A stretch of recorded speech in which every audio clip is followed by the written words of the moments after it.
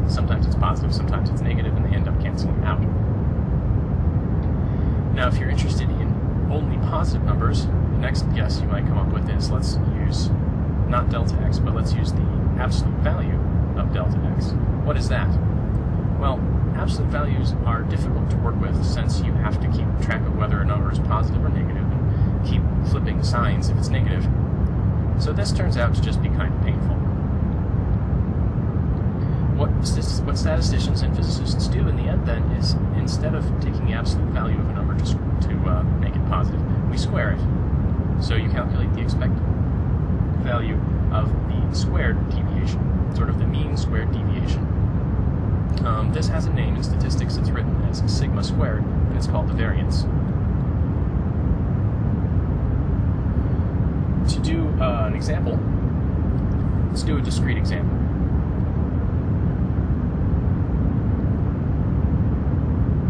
Suppose I have two probability distributions, all with equally likely outcomes.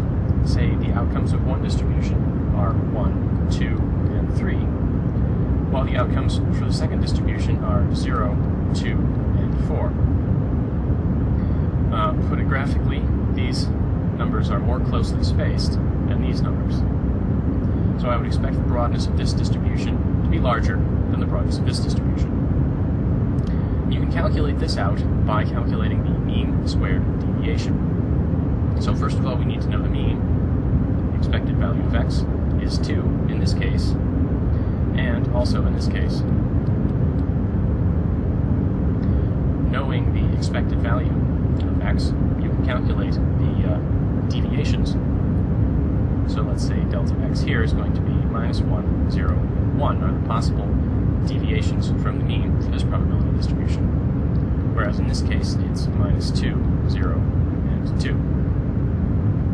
Then we can calculate the delta x squareds that are possible, and you get 1, 0, 1 for this distribution, and 4, 0, and 4 for this distribution. Now when you calculate the mean of these squared deviations, in this case, the expected value of the squared deviation is 2/3, whereas in this case, the expected value of the squared deviation is 8/3. So indeed, we did get a larger number for the variance in this distribution. So you can think of that as the definition. This is not the easiest way of calculating the variance, though. It's actually much easier to calculate the variance as an expected value of a squared quantity and minus the square of the expected value of the quantity itself. So the mean of the square minus the square of the mean. That helps you to remember it. You can see how this results fairly easily by plugging through some basic algebra. So given our definition, the expected value of delta x squared, we're calculating an expected value. So suppose we have a continuous distribution. Continuous distribution expected value has an integral in it. So we're going to have the integral of delta x squared times rho of x dx. Now delta x squared, we know what delta x is. Delta x is x minus the expected value of x. So we can plug that in here, and we're going to get the integral of x minus expected value of x squared times rho of x dx. I can expand this out, and I'll get integral of x squared minus 2x expected value of x plus expected value of x quantity squared rho of x dx. And now I'm going to split this integral up into three separate pieces. First piece, integral of x squared rho of x dx. Second piece, integral of 2x expected value of x rho of x dx. And third piece, integral of expected value of x squared rho of x dx. Now this integral you recognize right away. This is the expected value of x squared. This integral I can pull this out front since this is a constant. This is just a number. This is the expected value. So this integral is going to become 2. I can pull the 2 out, of course, as well. 2 times the expected value of x, and then what's left is the integral of x, rho of x, dx, which is just the expected value of x. This integral, again, this is a constant, so I can pull it out front. And when I do that, I end up with just the integral of rho of x dx. And we know the integral of rho of x dx over the entire domain. I should specify that this is the integral from minus infinity to infinity now. All of these are integrals from minus infinity to infinity. The integral of minus infinity to infinity of rho of x dx is 1. So this, after I pull the expected value of x quantity squared out, is just going to be the expected value of x quantity squared. So this is expected value of x squared. This is, well, I can simplify this as well. This is the expected value of x quantity squared as well. So erase that and say squared there.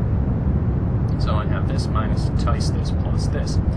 And in the end, that gives you expected value of x squared minus the expected value of x squared. So mean of the square minus the square of the mean. To check your understanding of how to use this formula, I'd like you to complete the following table. Now, I'll give you a head start on this. If your probability distribution is given by 1, 2, 4, 5, and 8, all equally likely, you can calculate the mean.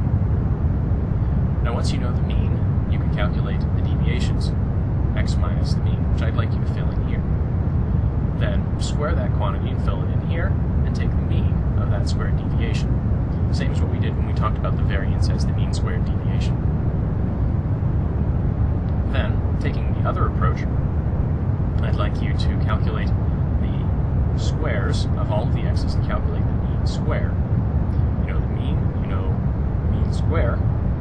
You can calculate this quantity, mean of the square minus the square of the mean, and you should get something that equals the mean squared deviation.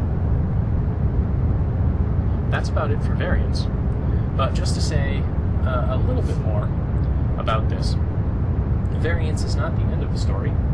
It turns out there's more.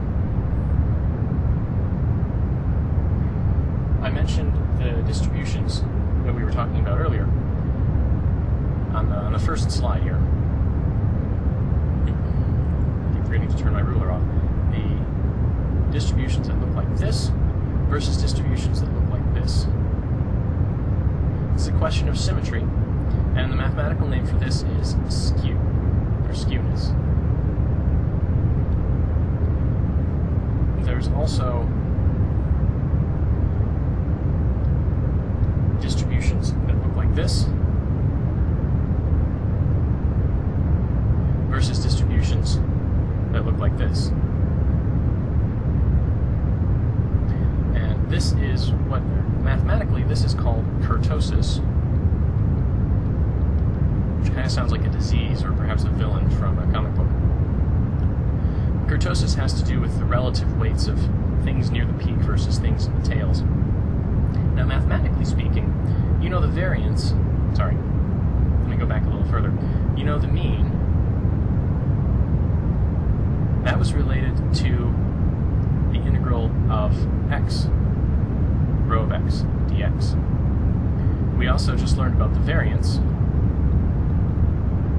which was related to the integral of x squared, rho of x, dx.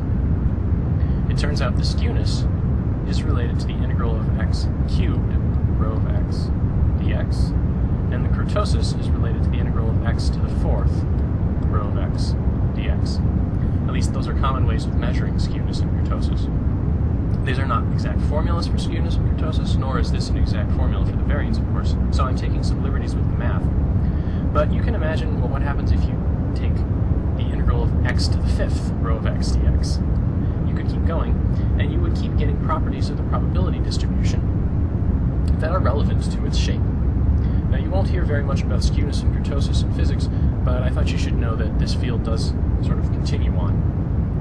For the purposes of quantum mechanics, what you need to know is that variance is related to the uncertainty, and we will be doing lots of calculations of variance on the basis of probability distributions derived from wave functions in this class. We talked a little bit about the probabilistic interpretation of the wave function psi. That's one of the really remarkable aspects of quantum mechanics, that there are probabilities rolled up in your description of the physical state.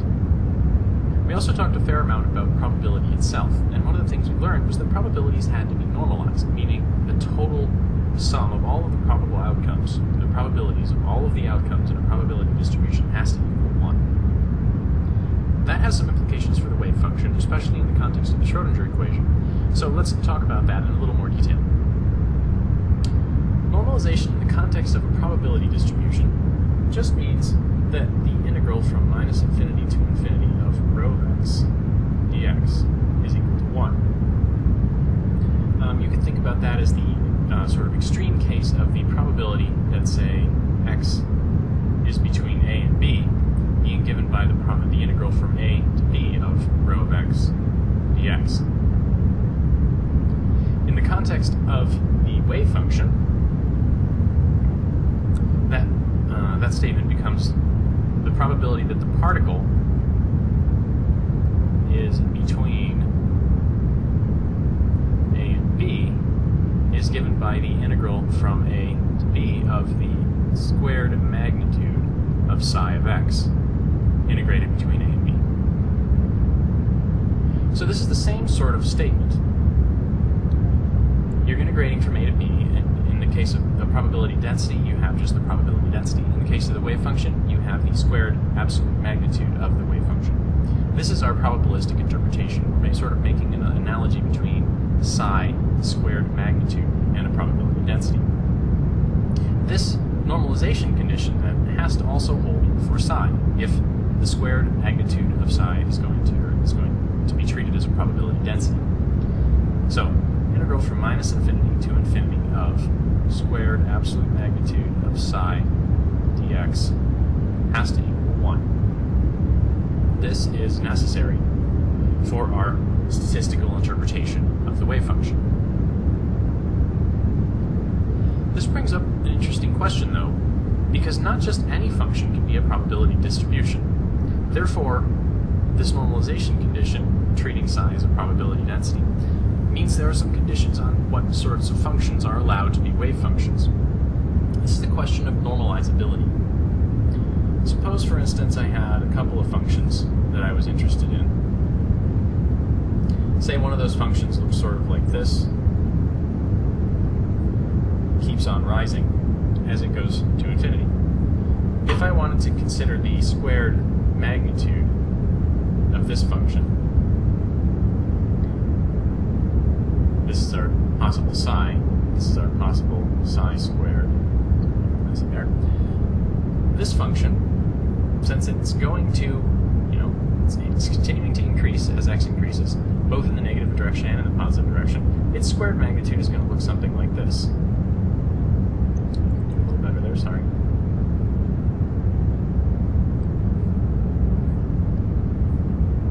If I tried to, say, calculate the integral from minus infinity to infinity of this function, I've got a lot of area out here from, say, 3 to infinity, where the wave function is positive. This would go to infinity, therefore. What that means is that this function is not normalizable. Not all functions can be normalized.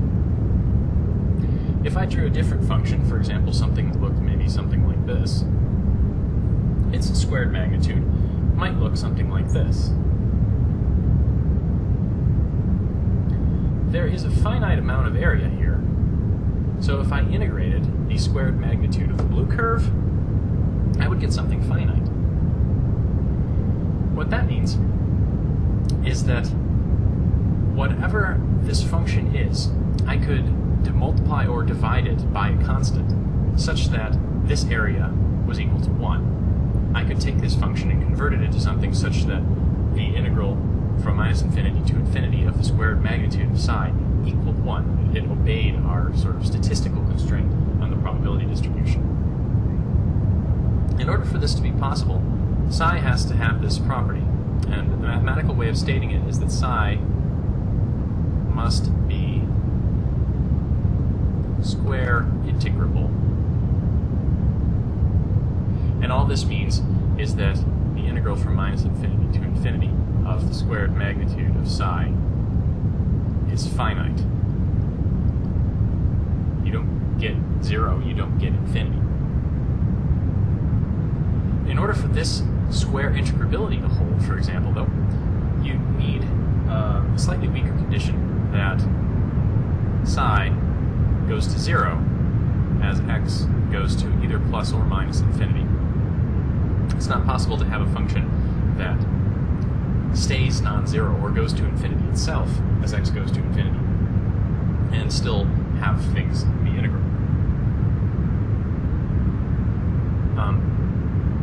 Like I said, if this holds, if this integral here is finite, you can convert any function into something that is normalized by just multiplying or dividing by a constant. Is that possible, though? In the Schrödinger equation, does multiplying or dividing by a constant do anything? Well, the Schrödinger equation here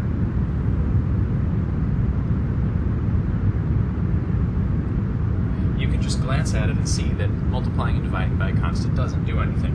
The Schrödinger equation is I h bar partial derivative with respect to time of psi equals minus h bar squared over 2m second derivative of psi with respect to position plus the potential times psi. Now, if I made the substitution psi went to some multiple or some constant a multiplied by psi, you can see what would happen. Here I would have psi times a, here I would have psi times a, and here I would have psi times a. So I would have an a here, an a here, and an a here. So I could divide through this entire equation by a, and all of those a's would disappear, and I would just get the original Schrödinger equation back. What that means is that if psi solves the Schrödinger equation, a psi does too. I'll just say a psi works.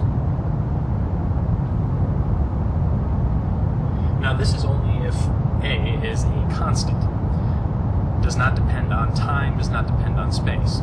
If a depended on time, I would not be able to divide it out of this partial derivative because the partial derivative would act on that a. Same goes for if a was a function of space. If a was a function of space, I wouldn't be able to divide it out of this partial derivative with respect to x. So this only holds if a is a constant. That means that I might run into some problems with time evolution. I can choose a constant and I can multiply psi by that constant such that psi is properly normalized at, say, time t equals 0, but will that hold for future times? It's a question of normalization in time evolution. What we're really interested in here is the integral from minus infinity to infinity of psi of x and time squared dx. If this is going to always be equal to 1, supposing it's equal to 1 at some initial time, what we really want to know is what the time derivative of this is. If the time derivative of this is equal to 0, then we'll know that whatever the normalization of this is, it will hold throughout the evolution of the wave function. Now I'm going to make a little bit of simplifying notation here, and I'm going to drop the integral limits since it takes a while to write. And we're going to manipulate this expression a little bit. We're going to use the Schrödinger equation. We're going to use the rules of complex numbers. We're going to use the rules of differential calculus. And we're going to get something that will show that indeed this does hold. So let's step through that. Manipulations of the Schrödinger equation like this are a little tricky to follow, so I'm going to go slowly. And if it seems like I'm being extra pedantic, please bear with me. Some of the details are important. So the first thing that we're going to do, pretty much the only thing we can do with this equation, is we're going to exchange the order of integration and differentiation.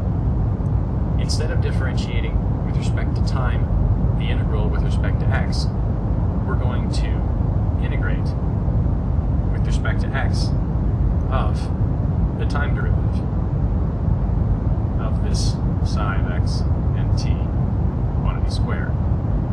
Basically, I've just pushed the derivative inside the integral. Now, notationally speaking, let me move some stuff around here, give myself room. Notationally, need to change the colors. Notationally speaking here, the d dt became a partial derivative with respect to time. The total derivative, d by dt, is now a partial. What the notation is keeping track of here is just the fact that this is a function only of time, since you've integrated over x and you've substituted in limits. Whereas this is a function of both space and time. So whereas this derivative is acting on something that's only a function of time, I can write it as a simple d by dt, total derivative. In this case, since what the derivative is acting on is a function of both position and time, I have to treat this as a partial derivative now. So, the next thing that we're going to do, aside from after pushing this derivative inside and converting it to a partial derivative, is rewrite this squared absolute magnitude of psi as psi star times psi. Now, the squared absolute magnitude of a complex number is equal to the complex number times its complex conjugate. It's just simple complex analysis rules there. So what we've got is the integral of the partial derivative with respect to time of psi star times psi, integral dx. Now we have a time derivative applied to a product. We can apply the product rule from differential calculus. And what we end up with is the integral of the partial derivative with respect to time of psi star times psi plus psi star partial derivative of psi with respect to time. That's integrated dx. Now what I'm going to do is I'm going to notice these partial derivatives with respect to time. And I'm going to ask you to bear with me for a minute while I make a little more space. It's probably a bad sign if I'm running out of space on a computer where I have effectively infinite space. But bear with me. The partial derivatives with respect to time appear in the Schrödinger equation. I h bar d by dt of psi equals minus h bar squared over 2m partial derivative, second partial derivative of psi with respect to position plus potential times psi. These are the time derivatives that I'm interested in. I can use the Schrödinger equation to substitute in, say, the right-hand side for these time derivatives, both for psi star and for psi.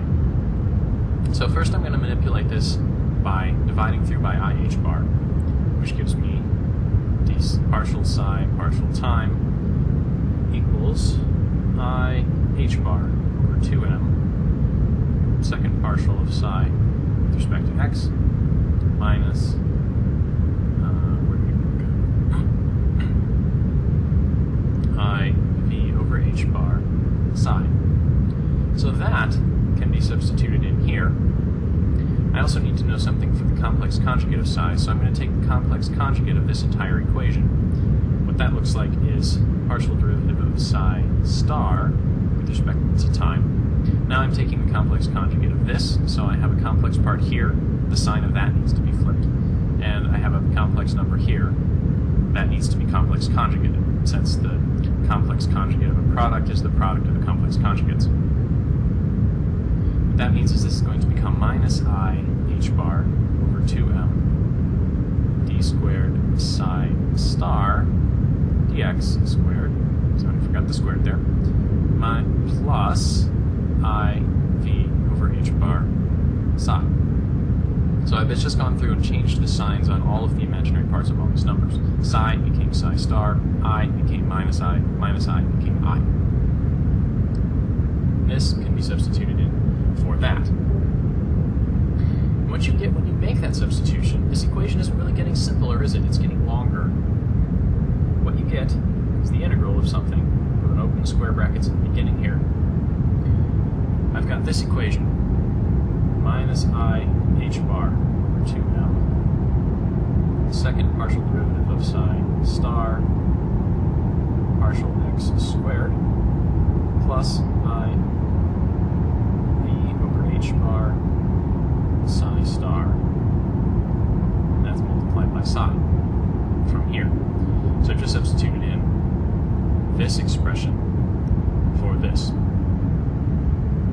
Now the next part I have plus psi star and whatever I'm going to substitute in from this, which is what I get from this version of the Schrodinger equation here. I h bar over 2m, second partial derivative of psi with respect to x, minus I v over h bar psi. Close parentheses and close square brackets, and I'm integrating dx. Now, this doesn't look particularly simple, but if you notice what we've got here, this term, if I distributed this psi in, would have I v over h bar psi star times psi. This term, if I distributed this psi star in, would have an I v over h bar psi star and psi. This term has a plus sign, this term has a minus sign. So these terms actually cancel out. What we're left with, then, to rewrite things, both of the terms that remain have this minus I h bar over 2m out front. So we're going to have equals to I h bar over 2m. And here I have a minus second partial derivative of psi star with respect to x times psi. And here I have plus psi star times the corresponding second partial of psi with respect to x. And this is integrated dx. Is that all right? Yes. Now, what I'd like you to notice here is that we've got d by dx and we've got an integral dx. We don't have any time anymore, so we're making progress, and we're actually almost done. Where did we get so far? We started with the time derivative of this effective total probability, which should have been equal to 1, which would be equal to 1 if this were a proper probability distribution, but we're just considered with the time evolution. Since we know that whatever psi is, we can multiply it by some constant to make it properly normalized at a particular time. Now we're interested in the time evolution. We're looking at the time derivative of this, and we've gotten to this expression, which has complex conjugates of psi and second partial derivatives with respect to x. Now, what I'd like you to do, and this is a check your understanding question, is think about why this statement is true. This is the partial derivative with respect to x of psi star d psi dx minus d psi star dx. I'm sorry, I'm saying d, I should be saying partial. These are partial derivatives. This is true, and it's up to you to figure out why. But since this is true, what we're left with is we have our I h bar over 2m, an integral over minus infinity to infinity of this expression, partial with respect to x of psi star partial psi partial x minus partial psi star partial x psi. We're integrating dx now. And this is nice because we're integrating dx of a derivative of something with respect to x. So that's easy. Fundamental theorem of calculus. We end up with I h bar over 2m psi star partial psi partial x minus partial psi star, partial x psi, evaluated at the limits of our integral, which are minus infinity to infinity. Now, if psi is going to be normalizable, we know something about the value of psi at negative and positive infinity.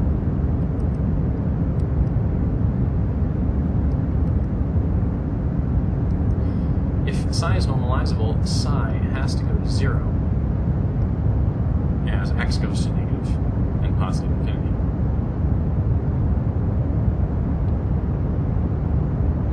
What that means is that when I plug in the infinity here, psi star, d psi dx, d psi dx, and psi, everything here is going to be 0. So when I enter in my limits, I'm just going to get 0 and 0.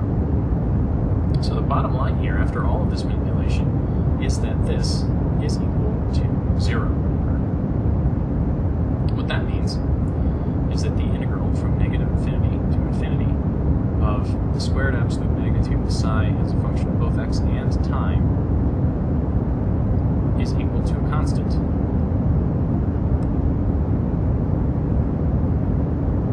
Put another way,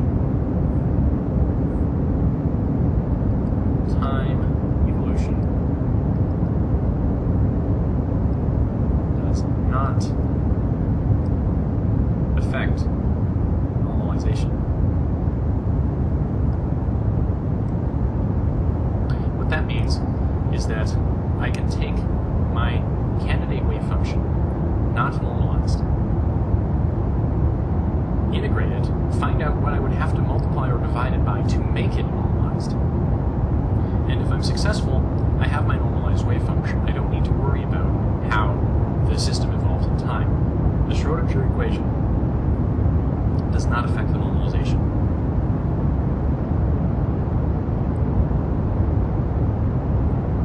So this is that check your understanding question I mentioned.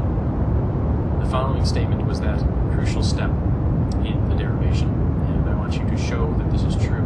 Explain why in your own words. Now, to do an example here, normalize this wave function. What that means is that we're going to have to find a constant, and I've already put the constant in the wave function a, such that the integral from minus infinity to infinity of squared absolute magnitude of psi of x, in this case I've left the time dependence out, is equal to 1. And same as in the last problem, the first thing we're going to do is substitute the squared absolute magnitude of psi for psi star times psi. The other thing I'm going to do before I get started is notice that my wave function is 0 if the absolute value of x is greater than 1, meaning for x above 1 or below negative 1. So instead of integrating from minus infinity to infinity here, I'm just going to focus on the part where psi is non-zero and integrate from minus 1 to 1. Integral from minus 1 to 1 of psi star, which is going to be a e to the ix is going to become minus ix, and 1 minus x squared is still going to be 1 minus x squared. Now, I haven't complex conjugated a because part of the assumption about normalization constants like this is usually that you can choose them to be purely real. So I'm not going to worry about taking the complex conjugate of a just to make my life a little easier. Psi, well, that's just right here. A e to the ix, 1 minus x squared. I'm integrating dx. This is psi star, this is psi, integral dx from minus 1 to 1. Should be equal to 1. So let's do this. We end up with a squared times the integral from minus 1 to 1 of e to the minus ix and e to the ix. What's e to the minus ix times e to the ix? Well, thinking about this in terms of the geometric interpretation, we have e to the ix, which is cosine theta plus I sine theta. You can think about that as being somewhere on the unit circle at an angle theta.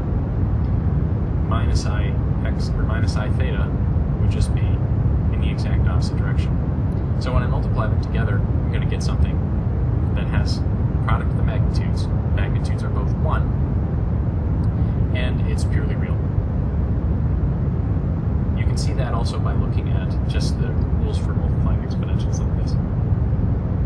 E to the minus ix times e to the plus ix is e to the minus ix plus ix, or e to the 0, which is 1. So I can cancel these out.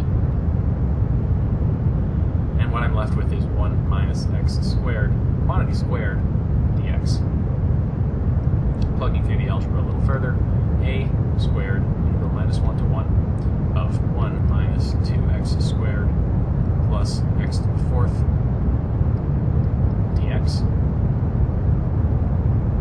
You can do this integral equals a squared 2,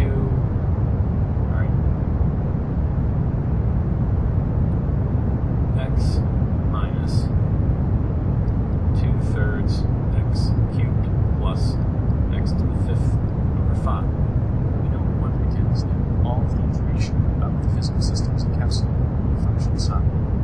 Psi then ultimately equals to physical quantities, for example, position, velocity, momentum, and particle. We know a little bit about the position. We know how to calculate things like the expected value of the position, and we know how to calculate the probability of particles within a particular range of positions. But what about other dynamic variables like velocity and momentum? The connection with velocity and momentum brings us to the point where we really have to talk about operators. Operators are one of the fundamental concepts of mechanics, and they connect the wave function with physical quantities. But let's take a step back first and think about what it means for a quantum system to move. The position of a particle, we could also say the integral from b with the squared magnitude of the wave function dx gives us the probability of particles between a and b. And we know that the expected position is given by a simple expression, the integral from minus infinity to infinity of psi star x times psi x dx. Now these expressions are related, by the fact that the squared magnitude psi is the probability density function describing position, and this is really just the calculation of the expected value of x given that probability density function. Now what if I want to know what the motion of the particle is?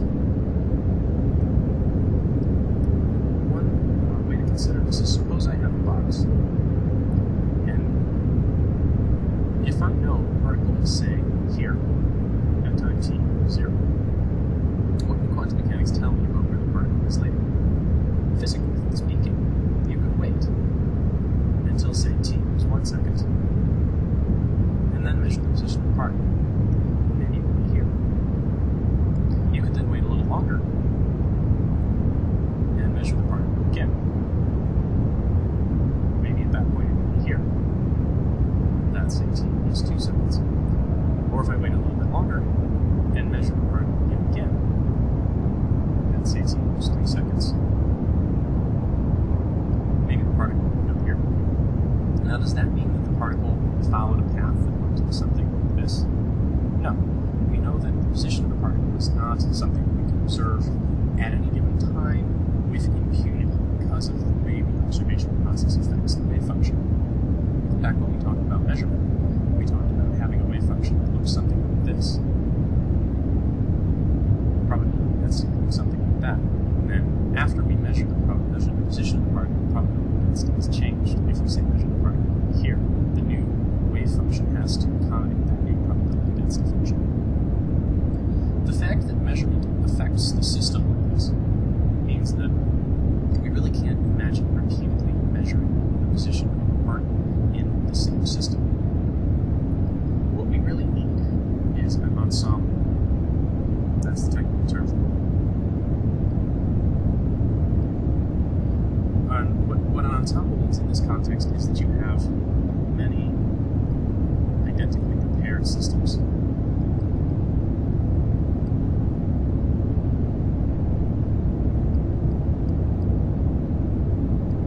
Now, if I had many identically paired systems, I could measure the position over and over and over and over again. Once per system. If I have systems, I could measure the position 100 times, and that would give me a pretty good feel for what the probability density for position measurements is at the particular time when I make those measurements. If I want wanted to know about the motion of the particle, I could do that again, except instead of taking the 100 measurements all at the same time, I would take them at slightly different times. So instead of this being the same system, these would all be different systems that have been allowed to evolve for different amounts of time. And as such, the motion of the particle isn't going to end up looking something like that.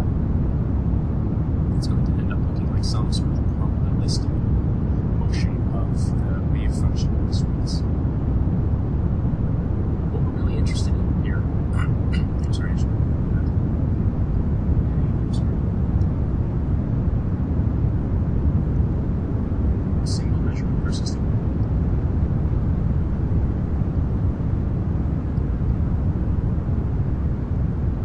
this notion of averaging over many identically paired systems is important to quantum mechanics because of this effect that measurement has on the system. So what we're interested in now, in the context of something like motion, is what can we predict this? Can we predict where the particle is likely to be as a function of time?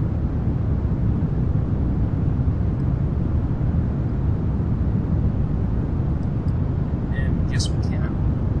And what I'd like to do to talk about that is to consider a quantum mechanical calculation that we can actually do. A time derivative of the expected value of position. This time derivative tells us how the center of the probability distribution, if you want to think about it that way, how the center of the wave function moves with time.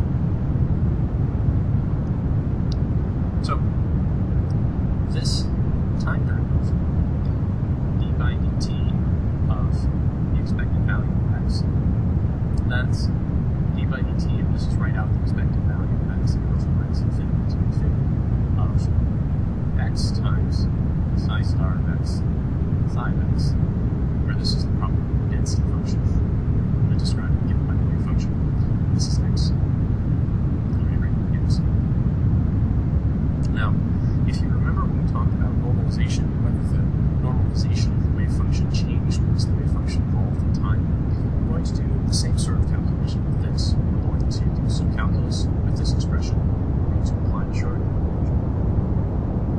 But, as before, the first thing we're going to do is move this derivative inside the equation. This is the total time derivative of something that's a function of, in principle, position and time. I should write these as functions of x. T. And what you get when you push that in is, as before, the integral total derivative becomes a partial derivative. Since x is just coordinate x in this context of functions of both the space and the time, the total time derivative will not affect the coordinate x, it becomes a partial derivative. So we'll end up with this x times the partial time of psi star psi integral x. I'm not going to write the integral from x infinity to infinity here just to save myself some time. Now, if you remember this expression, the integral, not the full integral, just the partial time derivative of psi star psi, that was what we worked with in the lecture on normalization. So if we apply the result from the lecture on normalization in this equation, 126 is what we're going to look. If we apply that, you can simplify this down a lot right off the bat. Then what you end up with is I h bar over 2m times this integral x, and then what we substitute in is the equation 126 gives an expression for this highlighted part here. It is the partial derivative with respect to x of psi star partial of psi with respect to x minus partial of psi star with respect to x times psi. Integral still with respect to the x, of course. Now, if we look at this equation, we're making the same sort of progress we made when we did the normalization equation. We had time derivatives here. Now we have space derivatives. We have space derivatives in an integral over space. So this is definitely progress.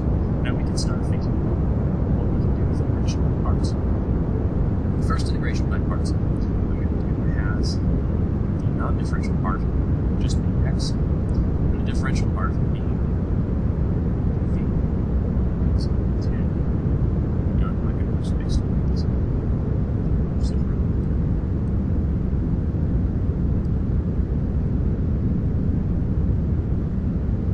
So the differential part is v is the partial derivative that's left in this equation, the partial derivative with respect to x of psi star psi dx minus psi dx psi star dx psi.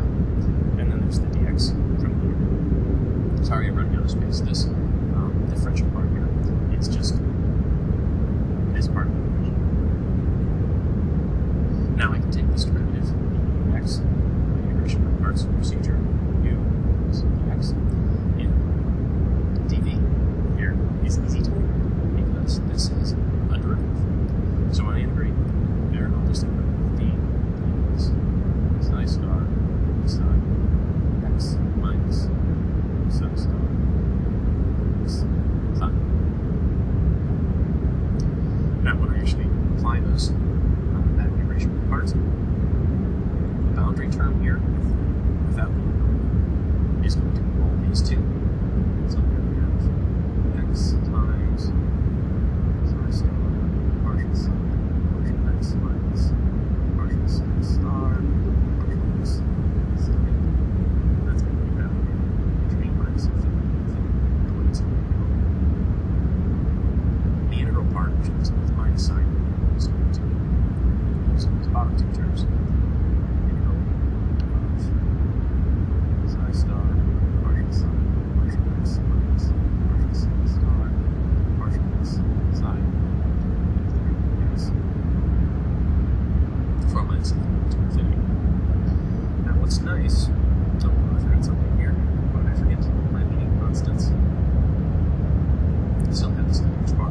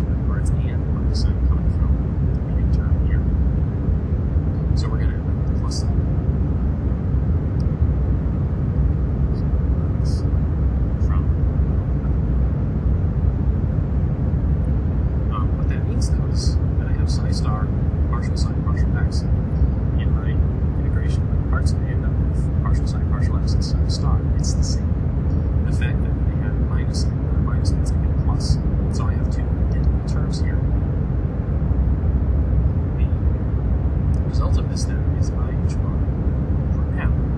Cutting it half and half and getting 1 basically, times the integral of psi star, partial psi, partial x, dx.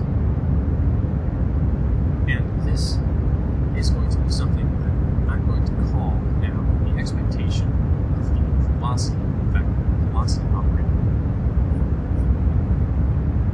This is the sort of thing that you get out of operators in quantum mechanics. You end up with expressions like this. And this I'm sort of equating just by analogy with the expectation of a velocity operator. This is not really a probability distribution anymore, at least not obviously. We started with probability distribution due to psi, absolute magnitude of psi squared. And we end up with the partial derivative on one of the sides. So it's not obvious that this is a probability distribution anymore. Well, it's the probability distribution of the velocity that's giving you the expected velocity in some sense, in a quantum mechanical sense. So this is really a more general sort of thing. We have velocity operator, the expectation of the velocity operator. Oh, and operator-wise, we try to put hats on things. I probably forget. I don't have that much attention to detail. Making butchers things. The hat notation means operator.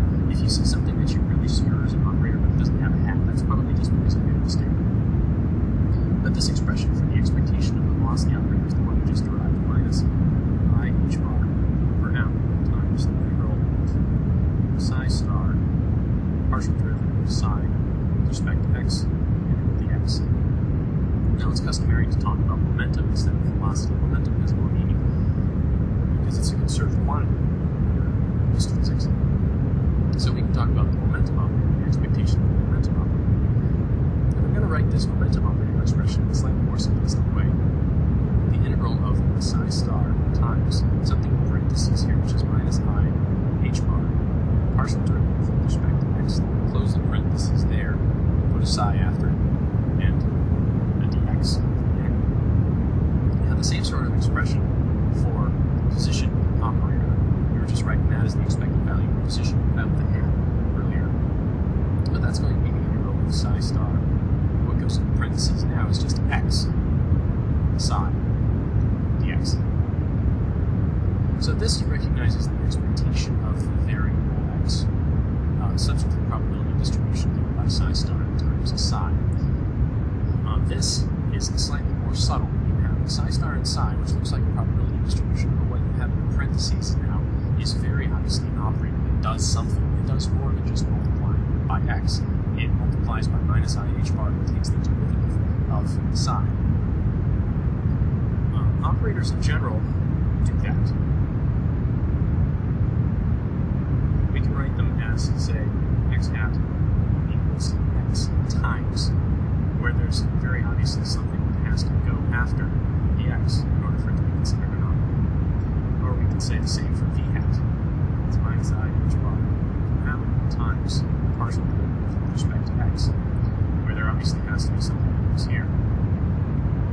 Likewise for momentum,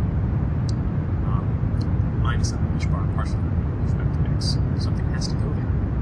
Another example of an operator is the kinetic energy operator. Usually that's written as T. And that's minus h bar squared to, you can think of it as the momentum operator squared. It's got a second derivative with respect to x. And again, there very obviously has to be something that goes there. The operator acts on the wave function. That's what I said back when we talked about the fundamental concepts of quantum mechanics. This is what it means for the operator to act on the wave function. The operator itself is not meaningful. It's only meaningful in the context of when it's acting on a wave function. In general,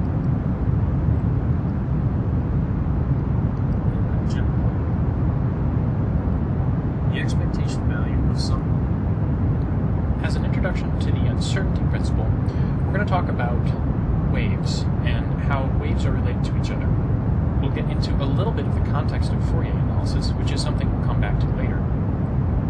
But the overall context of this lecture is the uncertainty principle, and the uncertainty principle is one of the key results from quantum mechanics, and it's related to what we discussed earlier in the context of the boundary between classical physics and quantum physics.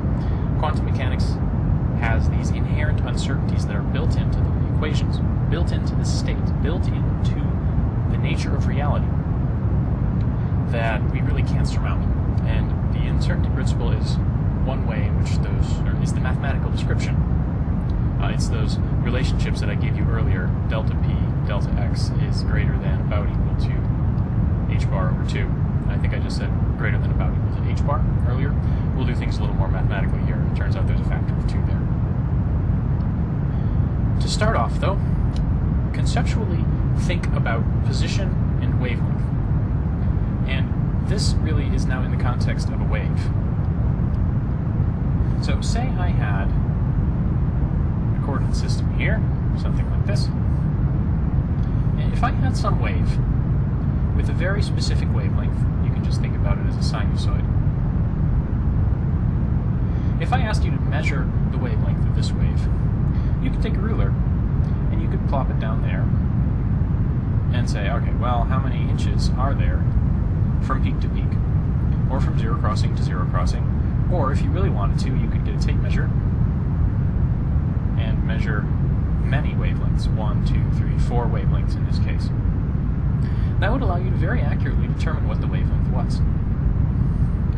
If, on the other hand, the wave looked more like this, maybe another coordinate system here, the wave looked something like this,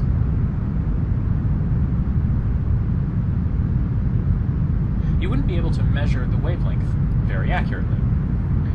You could, as usual, put your ruler down on top of the wave, for instance, and count up the number of inches or centimeters from one side to the other, but that's just one wavelength. It's not nearly as accurate as, say, measuring 4 wavelengths, or 10 wavelengths, or 100 wavelengths. You can think of some limited cases. Suppose you had a wave with many oscillations. It looks like I'm crossing out the wave underneath there, so I'm going to erase this in a moment. But if you had a wave with many wavelengths, and you could measure the total length of many wavelengths, you would have a very precise measurement of the wavelength of the wave. The opposite is the case here. You only have one wavelength, you can't really measure the wavelength very accurately. What you can do, however, is measure the position very accurately. Here, I can say pretty certainly the wave is there, plus or minus a very short spread in position. On the other hand, here, I cannot measure the position of this wave accurately at all. If this thing continues, I can't really say where the wave is. It's not really a sensical question to ask, where is this wave? This wave is everywhere. These are the sorts of built-in uncertainties that you get out of quantum mechanics. Where is the wave? The wave is everywhere. It's a wave. It doesn't have a local position. It turns out, if you get into the mathematics of Fourier analysis, that there is a relationship between the spread of wavelengths and the spread of positions. If you have a series of waves of all different wavelengths and they're added up, the spread in the wavelength is related to the spread in positions of the sum. And we'll talk more about Fourier analysis later, but for now, just realize that this product is always going to be greater than or equal to about 1. Wavelength is something with units of inverse length and length, and the position, of course, is something with units of length. So the dimensions of this equation are sort of a guideline.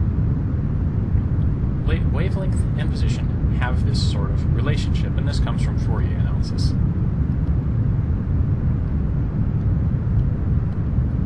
So how do these waves come into quantum mechanics? Well, waves in quantum mechanics really first got their start with Louis de Broglie. I always thought his name was pronounced de Broglie, but it's, he's French, so there's all sorts of weird pronunciations in French. De Broglie is my best guess at how it would probably be pronounced. De Broglie proposed that matter could travel in waves as well. And he did this with an interesting argument on the basis of 3 fundamental equations that had just recently been discovered when he was doing his analysis. This was in his PhD thesis, by the way. E equals mc squared. You all know that equation. You all hopefully also know this equation. E equals hf. Planck's constant times the frequency of a beam of light is the energy associated with a quanta of light. This was another one of Einstein's contributions, and it has to do with his explanation of the photoelectric effect. The final equation that de Broglie was working with was C equals f lambda. The speed of light is equal to the frequency of the light times the wavelength of the light. And this is really not true just for light. This is true for any wave phenomenon. The speed, the frequency, and the wavelength are related. Now, if these expressions are both equal to waves, or are both equal to energy, then I ought to be able to say mc squared equals hf. And this expression tells me something about f. It tells me that f equals c over lambda. So I can substitute this expression in here and get mc squared equals hc over lambda. Now I can cancel out one of the c's, and I'm left with mc equals h over lambda.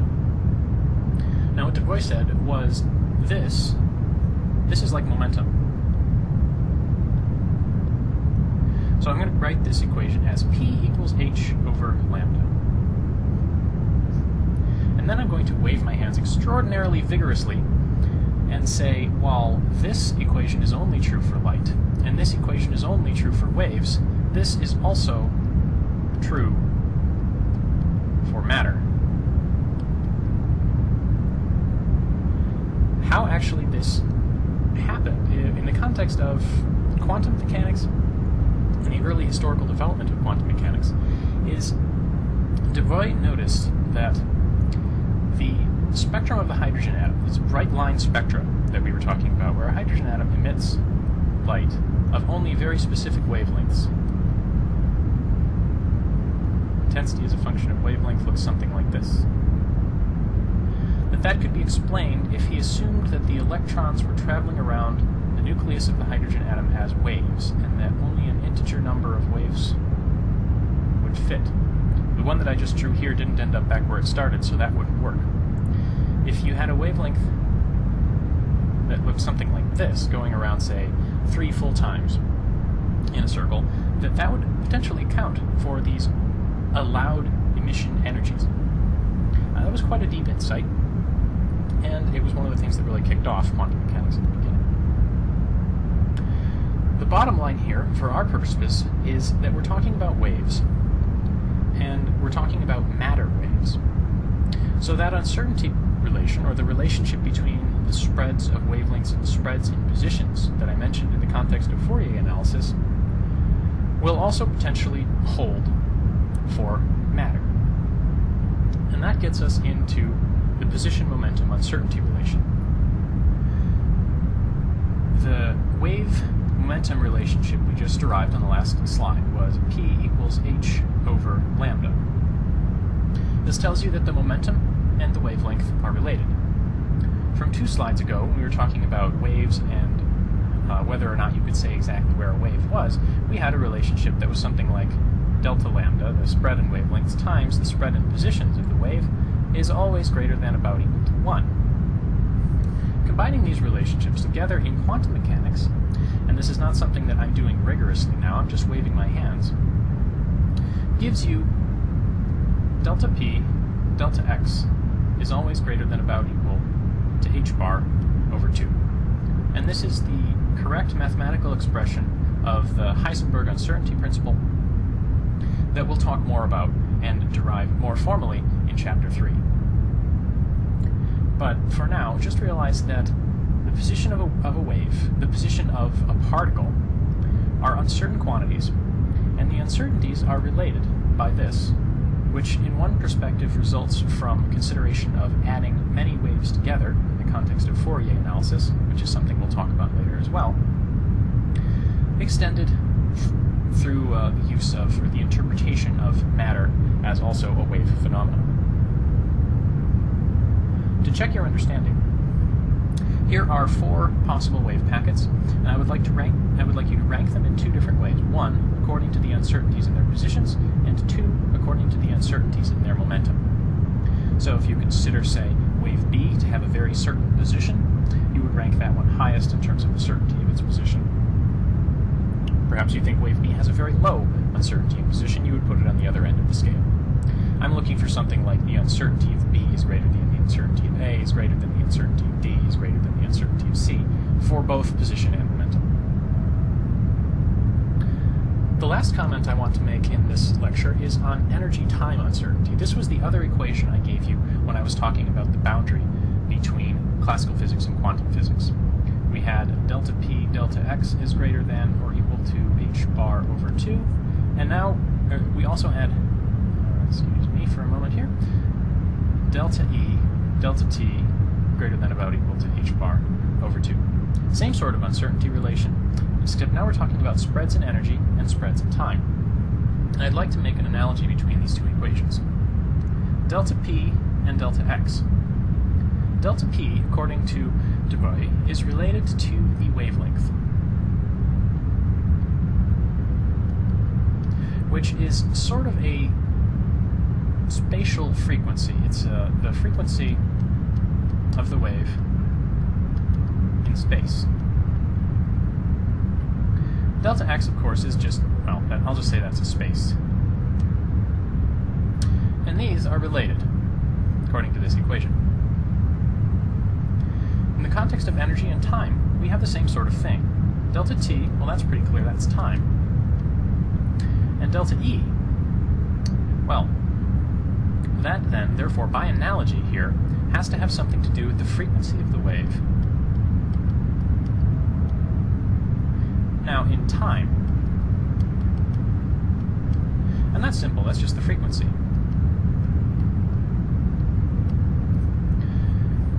The fact that these are also related by an uncertainty principle tells you that there's something about energy and frequency in time. And this is something that we'll talk about in more detail in the next lecture when we start digging into the Schrödinger equation. The time-dependent Schrödinger equation and deriving the time-independent Schrödinger equation, which will give us the relationship exactly.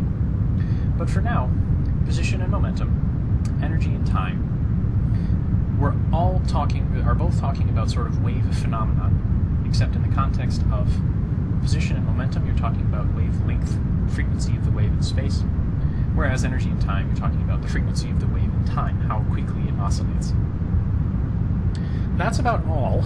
The uncertainty principle, as I've said, is something that we'll treat in much more detail in Chapter 3.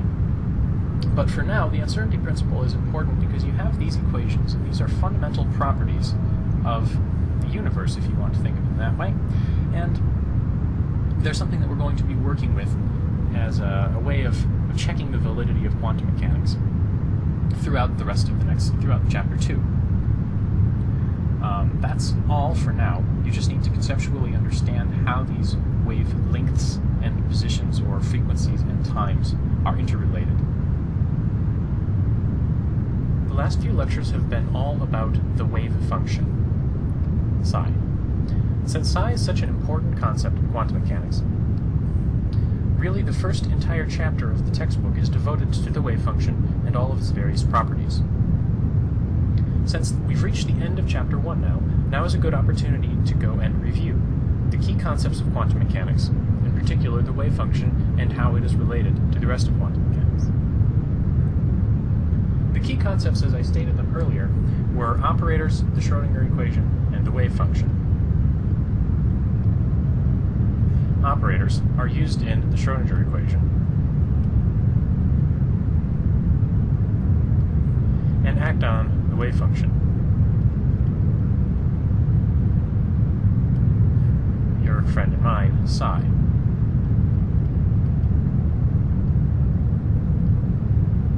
What we haven't really talked about a lot yet is how to determine the wave function, and the wave function is determined as the solutions to the Schrödinger equation. That's what Chapter 2 is all about, solving the Schrödinger equation for various circumstances. The key concepts that we've talked about so far, operators and the wave function, conspire together to give you observable quantities. Things like position or momentum, or say the kinetic energy of a particle. But they don't give us these properties with certainty. In particular, the wave function really only gives us probabilities.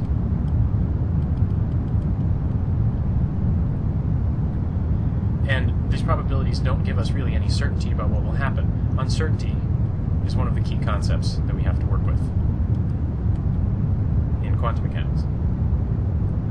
So let's take each of these concepts in turn and talk about them in a little more detail, since now we have some actual results that we can use, some mathematics.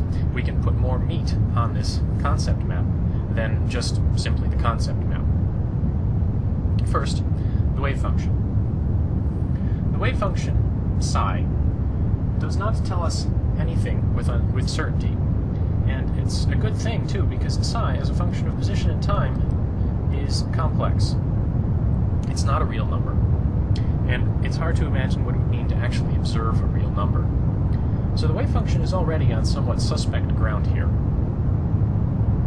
But it has a meaningful connection to probability distributions if we more or less define the squared modulus, the absolute magnitude of the wave function, to be equal to a probability distribution. And this is the probability distribution for what? It's the probability distribution for outcomes of measurements of position, for instance. You can think about this as a probability distribution for where you're likely to find the particle should you go looking for it. This interpretation as a probability distribution requires the wave function to be normalized. Namely, that if I integrate the squared magnitude of the wave function over the entire space that I'm interested in, I have to get 1. This means that if I look hard enough for the particle everywhere, I have to find it somewhere. The probability distributions, as I mentioned earlier, don't tell you anything with certainty. In particular, there's a good deal of uncertainty, which we express as a standard deviation or variance. For instance, if I'm interested in the standard deviation of the uncertainty, or standard deviation of the position, it's most easy to express as the variance, which is the square of the standard deviation. And the square of this standard deviation, or the variance, is equal to the expectation value of the square of the position minus the square of the expectation value of the position. And we'll talk about expectation values in a moment. Expectation values are calculated using expressions with operators that look a lot like these sorts of integrals. In fact, I can re-express this as the expectation of the square in terms of a probability distribution is just the x squared times multiplied by the probability distribution with respect to x, integrated over all space. This is the expectation of x squared. I can add to that, or subtract from that, the square of the expectation of x, which has a very similar form, and that gives us our variance. So our wave function, which is complex, gives us probability distributions, which can be used to calculate expectation values and uncertainties. This probabilistic interpretation of quantum mechanics gets us into some trouble pretty quickly. I'm going to move this up now, give myself some more space. Namely with the concept of wave function collapse.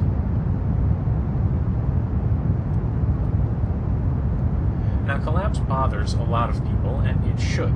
This is really a philosophical problem with quantum mechanics, that we don't really have a good interpretation of what quantum mechanics really means for the nature of reality. But the collapse of the wave function is more or less a necessary consequence of the interpretation of the wave function as a probability distribution.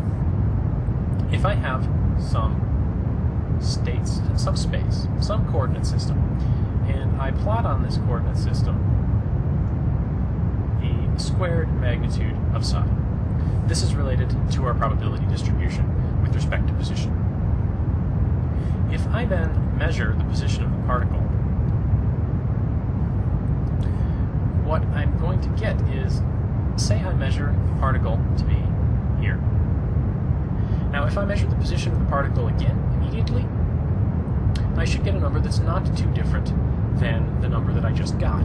This is just sort of to make sure that if I repeat a measurement, it's consistent with itself, that I don't have particles jumping around truly randomly. If I know the position, I know the position. That's a reasonable assumption. What that means is that the new probability distribution for the position of the particle after the measurement is very sharply peaked about the position of the measurement. If this transition from a wave function, for instance, that has support here to a wave function that has no support here did not happen instantaneously. It's imaginable that if I tried to measure the particle's position twice in very rapid succession, that I would have one particle measured here and another particle measured here. Does that really mean I have one particle, or do I have two particles? These particles could be separated by quite a large distance in space, and my measurements could be not separated by very much in time, so I might be getting into problems with special relativity and the speed of light. And these sorts of considerations are what leads to the Copenhagen interpretation of quantum mechanics, which centers on this idea of wave functions as probability distributions and wave function collapse as part of the measurement process. Now, I mentioned operators in the context of expectation values.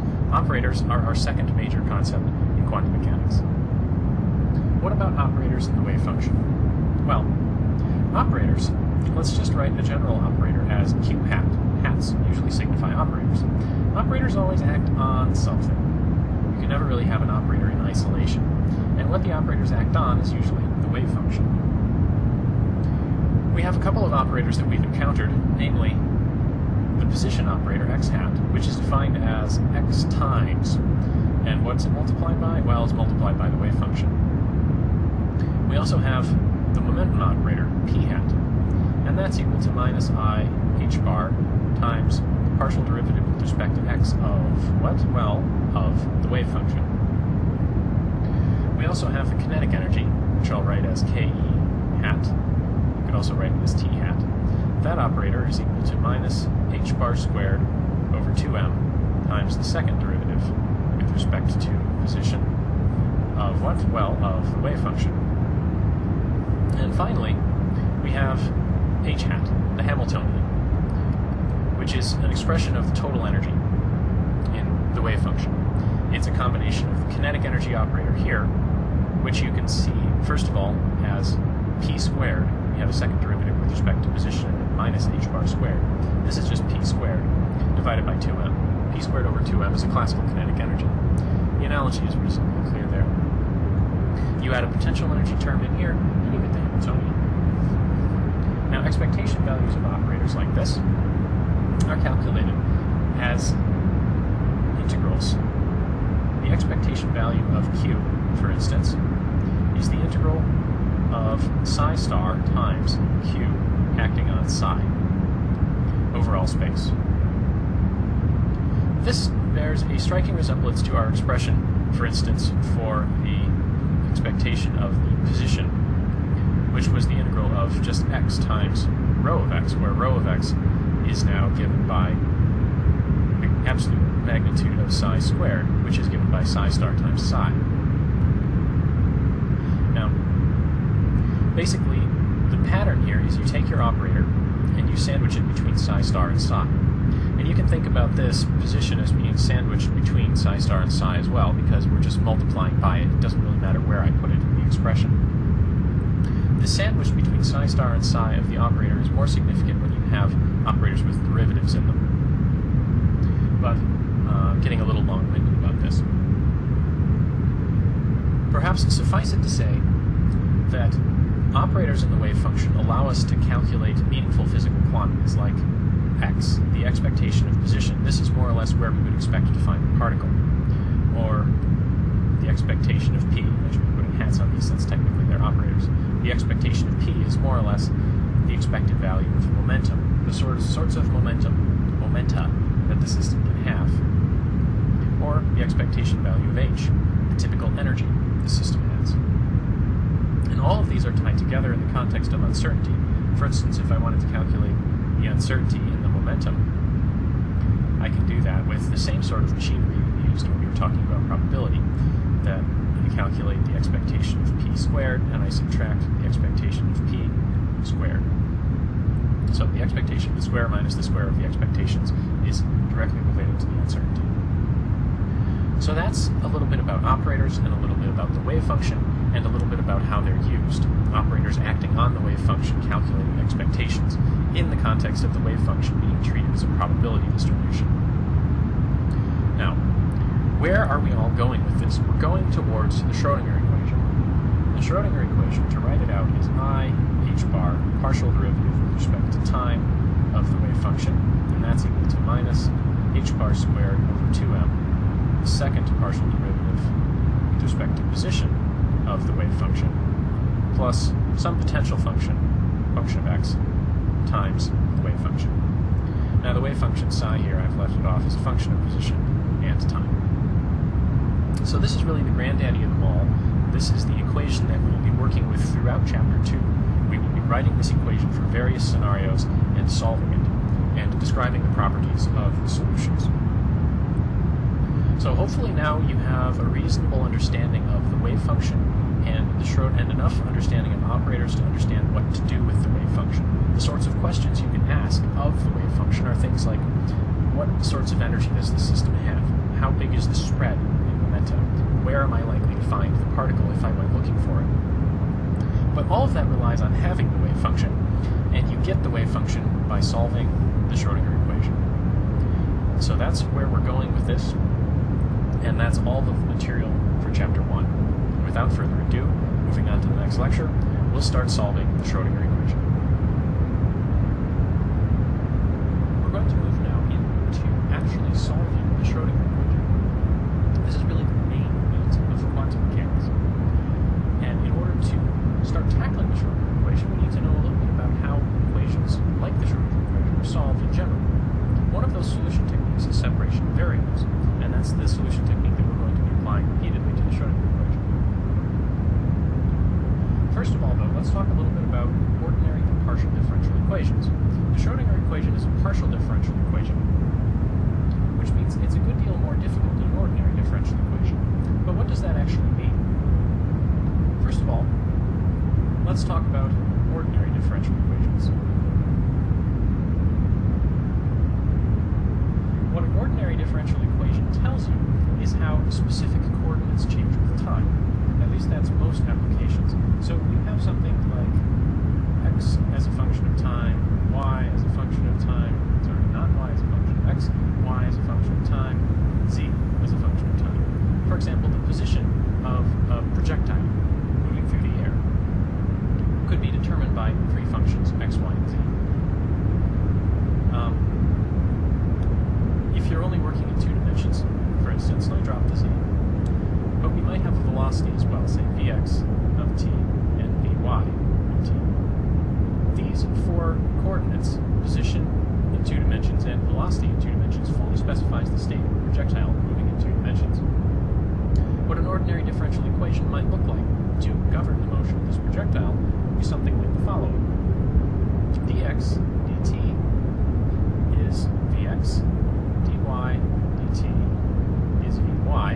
Nothing terribly shocking there. The position coordinates change at a rate of change given by the velocity.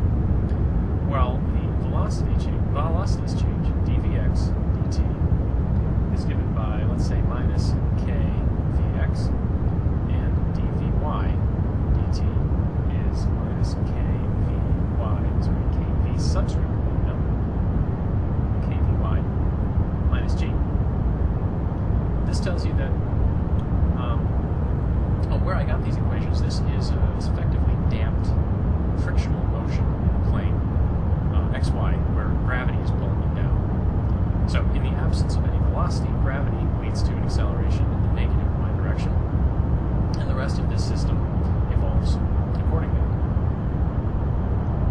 What that tells you, though, in the end, is the trajectory of the particle. If you launch it as a function of time, tick, tick, tick, tick, tick, tick, tick, tick, tick, as a projectile moves through the air in, say, x, y space. Partial differential equations, on the other hand, PDEs, you have several independent variables.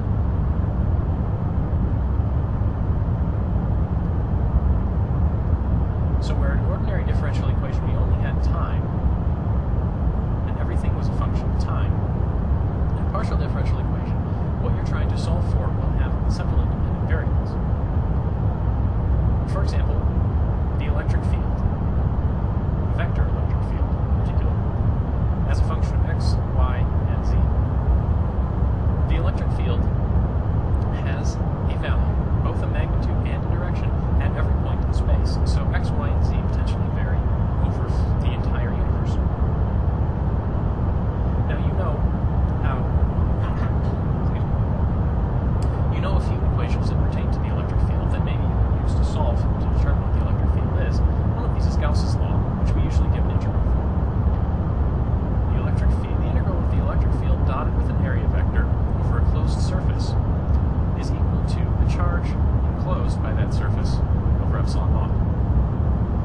hopefully you also know there is a differential form for Gauss's law, and it usually is written like this.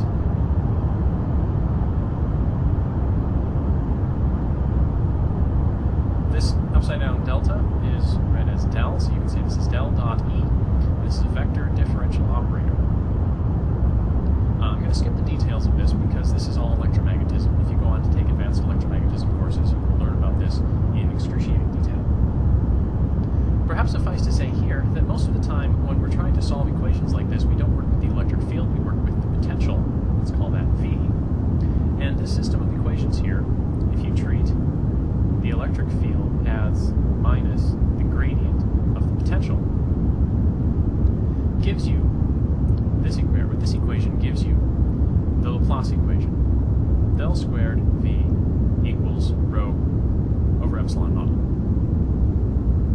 What that actually writes out to, if you go through all of the vector algebra, is the second derivative of V with respect to x plus the second derivative of V with respect to y plus the second derivative of V with respect to z, and I've left off all my squares in the denominator here, is equal to rho over epsilon naught. This is a partial differential equation, and if we had some machinery for solving partial differential equations, we would be able to determine the potential at every point in space. And that would then allow us to determine the electric field at every point in space. This is just an example, and hopefully you're familiar with some of the terms I'm using here. The main solution technique that is used for partial differential equations is separation of variables. And separation of variables is fundamentally a guess. Suppose we want to find some function. In the case of electromagnetism, it's the potential x, y, and z. The potential is a function of x, y, and z. Let's make a guess that v of x, y, and z can be written as x of x times y of y times z of z. So instead of having one function of three variables, we have the product of three functions of one variable each. Does this guess work? Well, it's astonishing how often this guess actually does work. This is a very restrictive sort of thing, but under many realistic circumstances, this actually tells you a lot about the solution. For example, the wave equation. The wave equation is what you get mathematically if you think about, say, having a string stretched between two solid objects. Now, under those circumstances, if you zoom in on, if you say, pluck the string, you know it's going to vibrate up and down. Mathematically speaking, if you zoom in on a portion of that string, say it looks like this, you know the center of this string is going to be accelerating downwards. And the reason it's going to accelerate downwards is because there's tension in the string. The tension force pulls that direction on that side, and that direction on that side.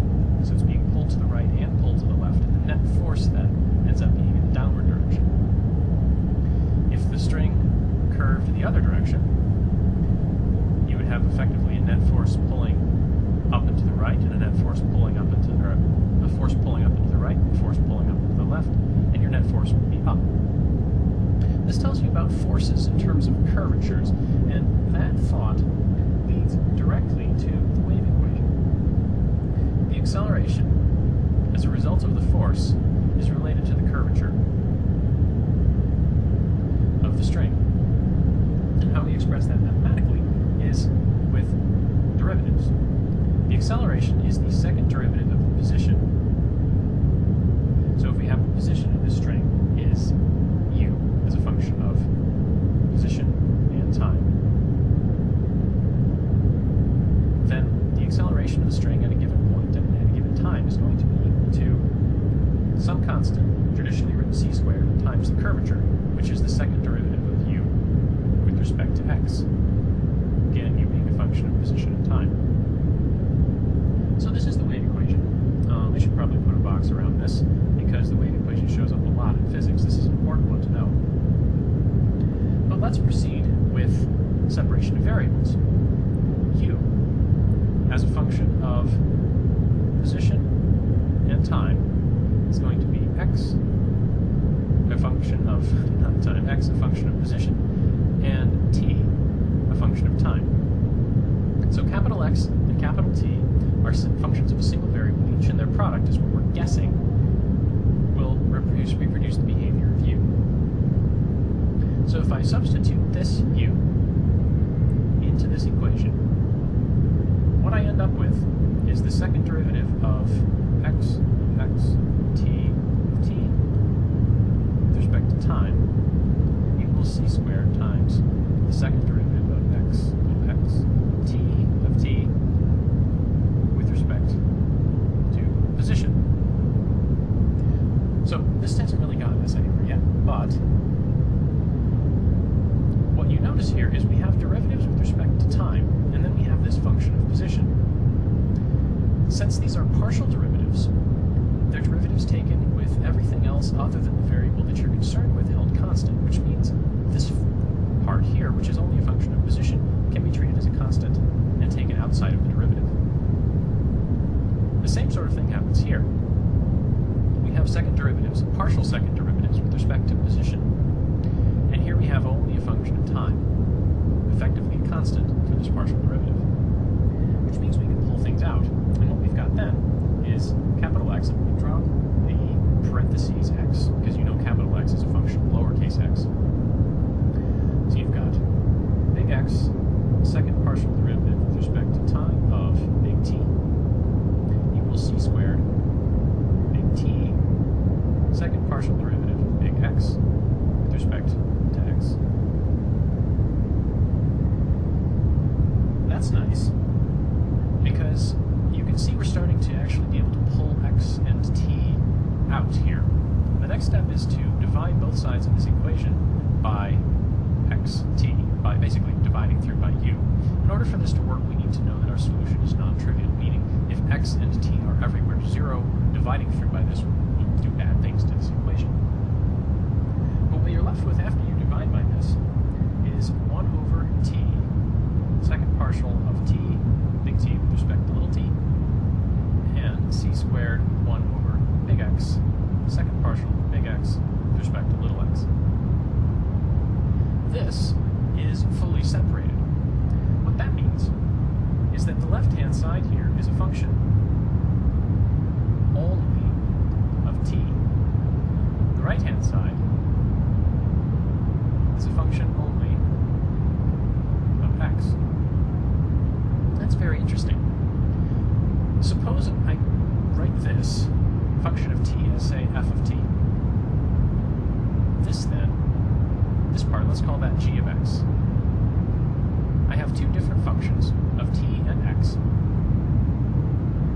Normally you would say, oh, I have f of t and I have g of x, and I know what those forms are. I could, in principle, solve for t as a function of x.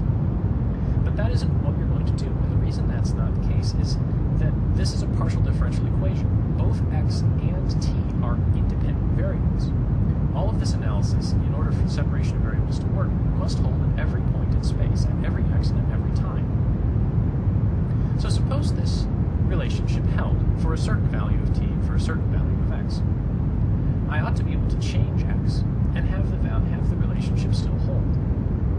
So if I change x without changing t, the left-hand side of the equation isn't changing. If changing x led to a change in g of x, then my relationship wouldn't hold anymore.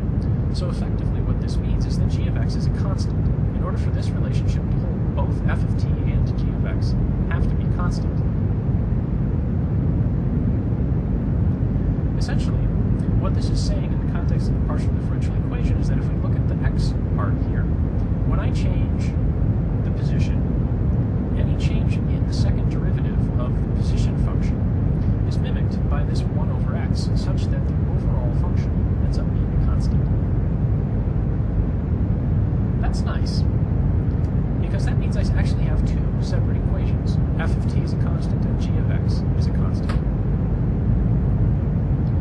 What these equations actually look like, this was my f of x, this is my g, or f of t, this is my g of x.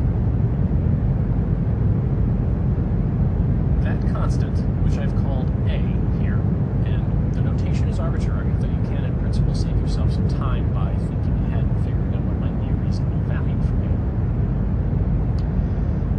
what's especially nice about these is that this equation is now only an ordinary differential equation.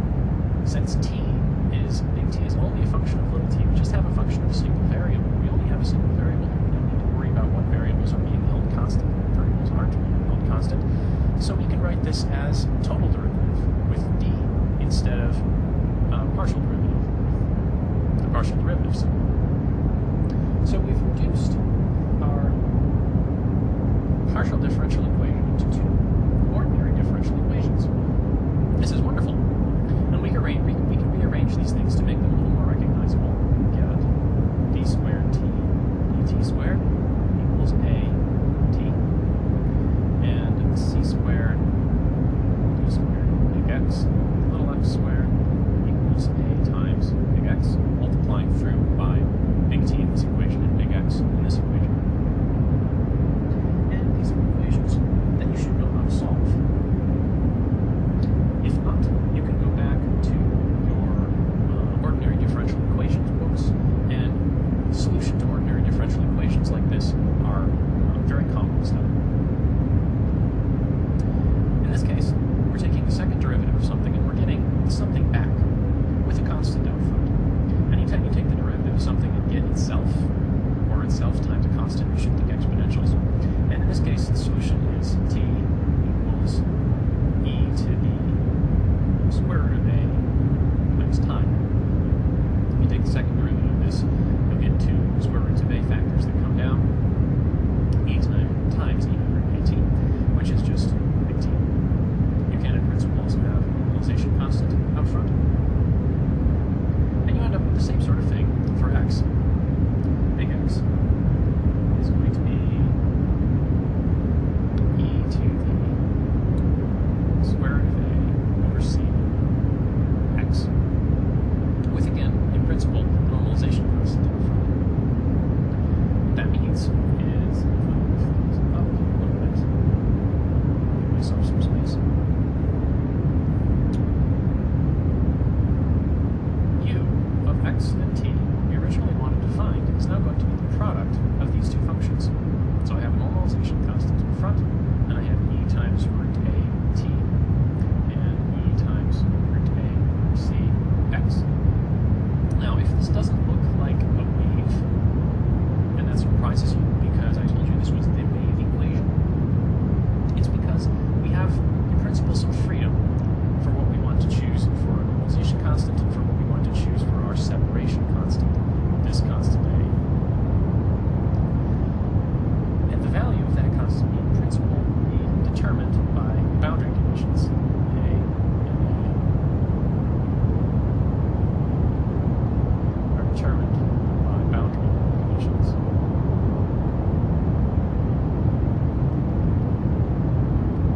Consideration of boundary conditions and initial condition and partial differential equations is subtle. I don't have a lot of time to fully explain it here, but if what you're concerned with is why this doesn't look like a wave equation, what actually happens when you plug in to your initial conditions and your boundary conditions to find your normalization constants and your actual value for the separation constant, you'll find that A is complex.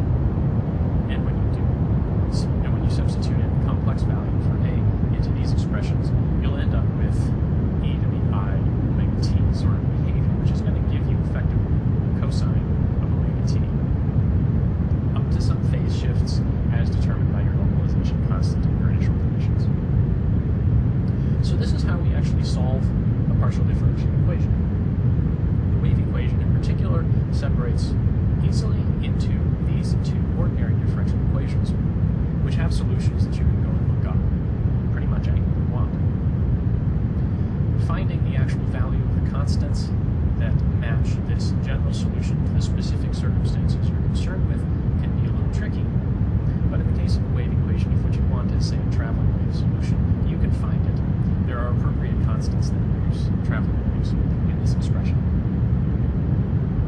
So to check your understanding, what I'd like you to do is go through that exercise again, performing separation of variables to convert this equation into, again, two ordinary differential equations. This equation is called the heat equation, and it's related to the diffusion of heat throughout a material.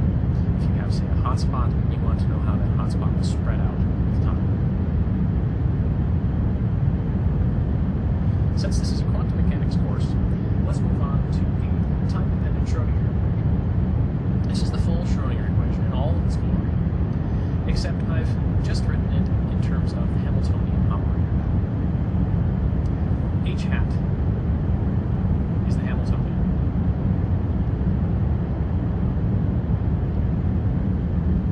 The Hamiltonian is related to the total energy. We evidently can't spell total energy of the system, meaning it's, kinetic energy plus potential. And we have a kinetic energy operator, and we have, we will soon have a potential energy operator. What H hat actually looks like is this kinetic energy operator, which, if you recall correctly, is minus h bar squared over 2m times the second derivative with respect to position. And the potential energy operator is just it looks a lot like the position operator. It's just multiplying by some potential function, which here I'll consider to be a function of x. Now this is an operator, which means it acts on something, so I need to substitute in a wave function here. And when you do that in the context of the Schrodinger equation, you end up with the form that we've seen before. I h bar d psi dt equals minus h bar squared over 2m d squared psi dx squared plus v of x psi. So that's our Schrodinger equation. How can we apply separation variables to this? Well, we make the same sort of guess as we made before. Namely, psi is going to be xt, where big X is a function of position, big T is a function of time. If I substitute psi equals xt into this equation, you get pretty much what you would expect. I h bar. Now, when I substitute xt in here, big X, big T, big X is a function only of position. So I don't need to worry about the time derivative acting on big X. So I can pull big X out. And what I'm left with then is a time derivative of big T. This is then going to be equal to minus h bar squared over 2m times the same thing. When I substitute xt in here, the second derivative with respect to position is not going to act on the time part. So I can pull the time part out. T, second derivative of big X with respect to position. And substituting an xt here doesn't really do anything. There's no derivatives here, so this is not it's not a particularly interesting term. So we're getting v x t. All right. Now the next step in separation of variables is to divide through by your solution, xt, assuming it's not zero, that's okay. And you end up with I h bar 1 over big X, or 1 over big T, canceling out the X, and you're just left with big T. 1 over T, partial of T dt. And then on the right-hand side, we have minus h bar over 2m, h bar squared over 2m, 1 over big X, second partial of X with respect to position, plus V. X and T are fully canceled out in this term. Now, as before, this is a function of time only, and this is a function of space only. Which means both of these functions have to be constant. And in this case, the constant we're going to use is E. And you'll see why once we get into talking about the energy in the context of the wave function. So we have our two equations. One, I h bar over t, first partial derivative of big T with respect to time, is equal to E. And on the right-hand side, from the right-hand side, we get minus h bar squared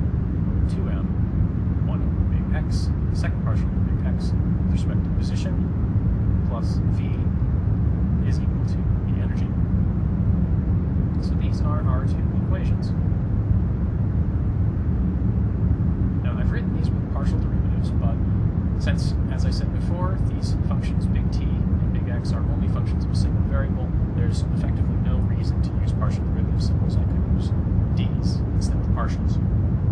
Essentially, there's no difference if you only have a function of a single variable, whether you take the partial derivative or total. So, let's take these equations one by one. The first one, the time part. This we can simplify by multiplying through by big T, as before, and you end up with I h bar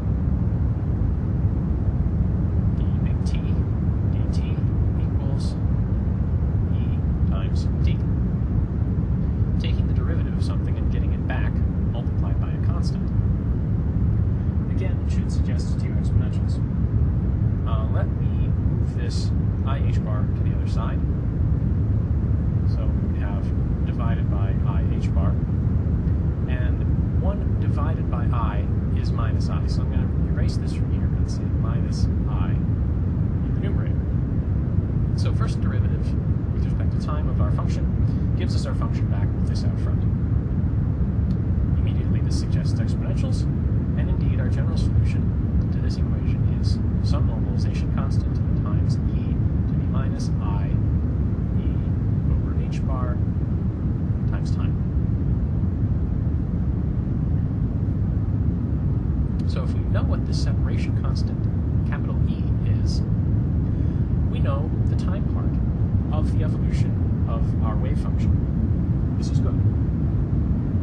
What this tells us is that our time evolution is actually quite simple. It's in principle a complex number.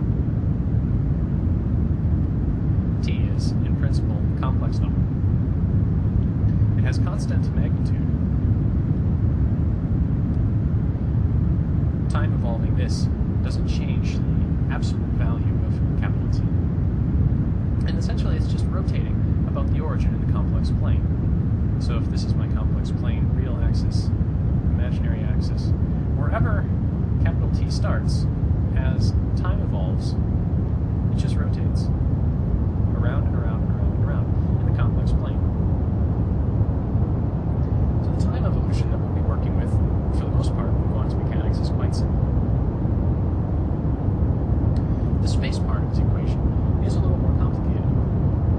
All I'm going to be able to do now is rearrange it a little bit by multiplying through by capital X, just to get things on top, and change the order of terms a little bit to make it a little more recognizable. Minus h bar squared over 2m, second derivative of capital X with respect to position, plus v times capital X is equal to e times capital X. And this is all the better we can do. We can't solve this equation because we don't know what v is yet. V is where the physics enters this equation, where the wave function from one scenario differs from the wave function for another scenario. Essentially, the potential is where you encode the environment into the Schrodinger equation. Now, if you remember back a ways, when we were talking about the Schrodinger equation on the very first slide of this lecture, what we had was the Hamiltonian operator acting on the wave function. And this is that same Hamiltonian. This is h hat, not acting on psi now, just acting on x. So you can also express the Schrodinger equation as h times x equals e times x. The Hamiltonian operator acting on your spatial part is the energy of, is the separation constant E, which is related to the energy, times the spatial part. So this is another expression of the Schrodinger equation. This equation itself is called the time-independent Schrodinger equation, or TISE if I ever use that abbreviation. And this is really the hard part of any quantum mechanics problem. To summarize what we've said so far, starting with the Schrodinger equation, which is this: time derivatives with complex parts in terms of Hamiltonians and wave functions gives you this, substituting in the actual definition of the Hamiltonian, including the potential of V. And applying separation of variables gets us this pair of ordinary differential equations. The time part here gave us numbers that just basically spun around in the complex plane. The imaginary part is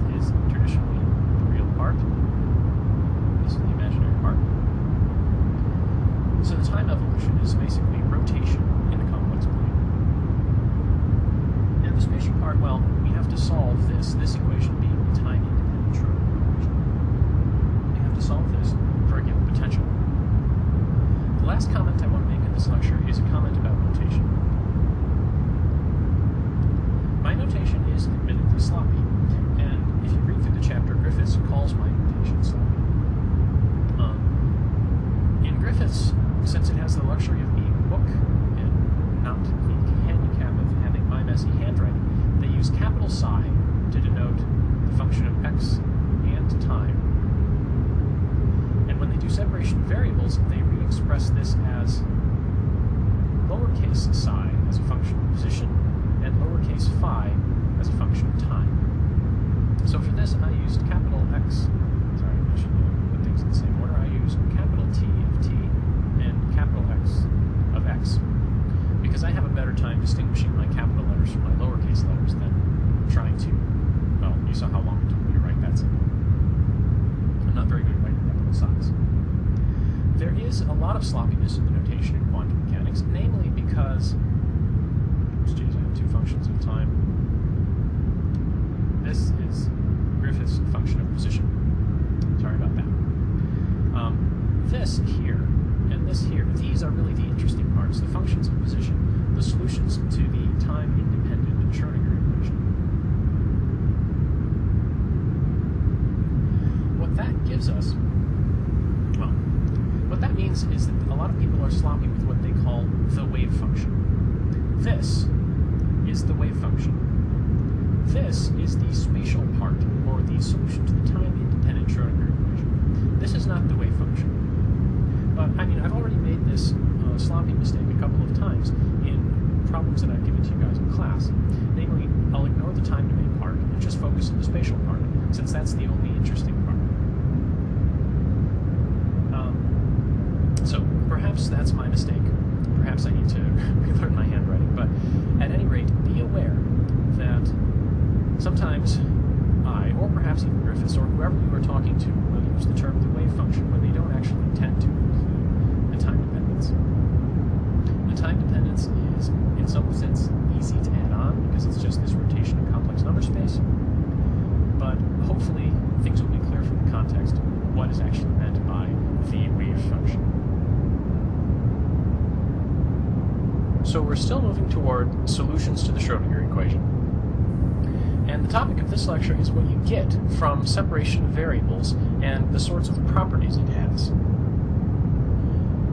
To recap what we talked about last time, the Schrödinger equation, I, h bar, partial derivative of psi with respect to time, is equal to minus h bar squared over 2m, second partial derivative of psi with respect to position, plus v times psi, where this is essentially the kinetic energy and this is the potential energy as part of the Hamiltonian operator.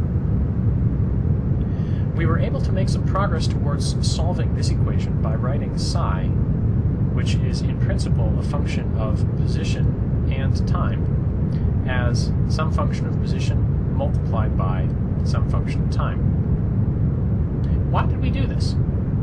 Well, it makes things easier. We can make some sort of progress, but haven't we restricted our solution a lot by writing it this way?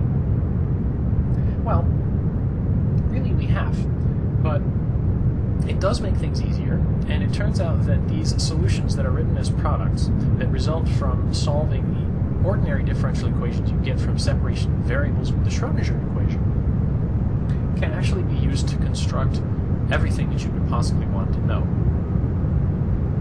So let's take a look at the properties of these separated solutions. First of all, these solutions are called stationary states. What we've got is psi as a function of position and time is equal to some function of position multiplied by some function of time. And I wrote that as capital T on the last slide, but if you remember from the previous lecture, the time evolution equation was a solvent, and what it gave us was a simple exponential, e to the minus I times e times t divided by h bar. So this is our time evolution part, this is our spatial part. What does it mean for these states to be stationary? Well, consider, for instance, the probability density for the outcome of position measurements. Hopefully you remember this is equal to the squared absolute magnitude of psi, which is equal to the complex conjugate of psi times psi. Now if I plug this in for psi and its complex conjugate, I end up with the complex conjugate of big X as a function of position times the complex conjugate of this. The only part that's complex about this is the I here in the exponent, so we need to flip the sign on that, and we'll have e to the I, positive I now, e t over h bar.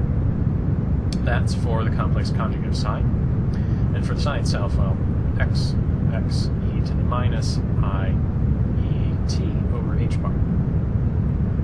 Now, multiplying these things together, there's nothing special about the multiplication here, and this are complex conjugates of each other, so they multiply together to give the magnitude of, the squared magnitude of each of these numbers together, which, since these are just complex exponentials, is magnitude 1. So what we end up with here is x star x, essentially the squared magnitude of just the spatial part of the wave function. There's now no time dependence here, which means the probability density here does not change as time evolves. So that's one interpretation of these, or one meaning of these things being called stationary states.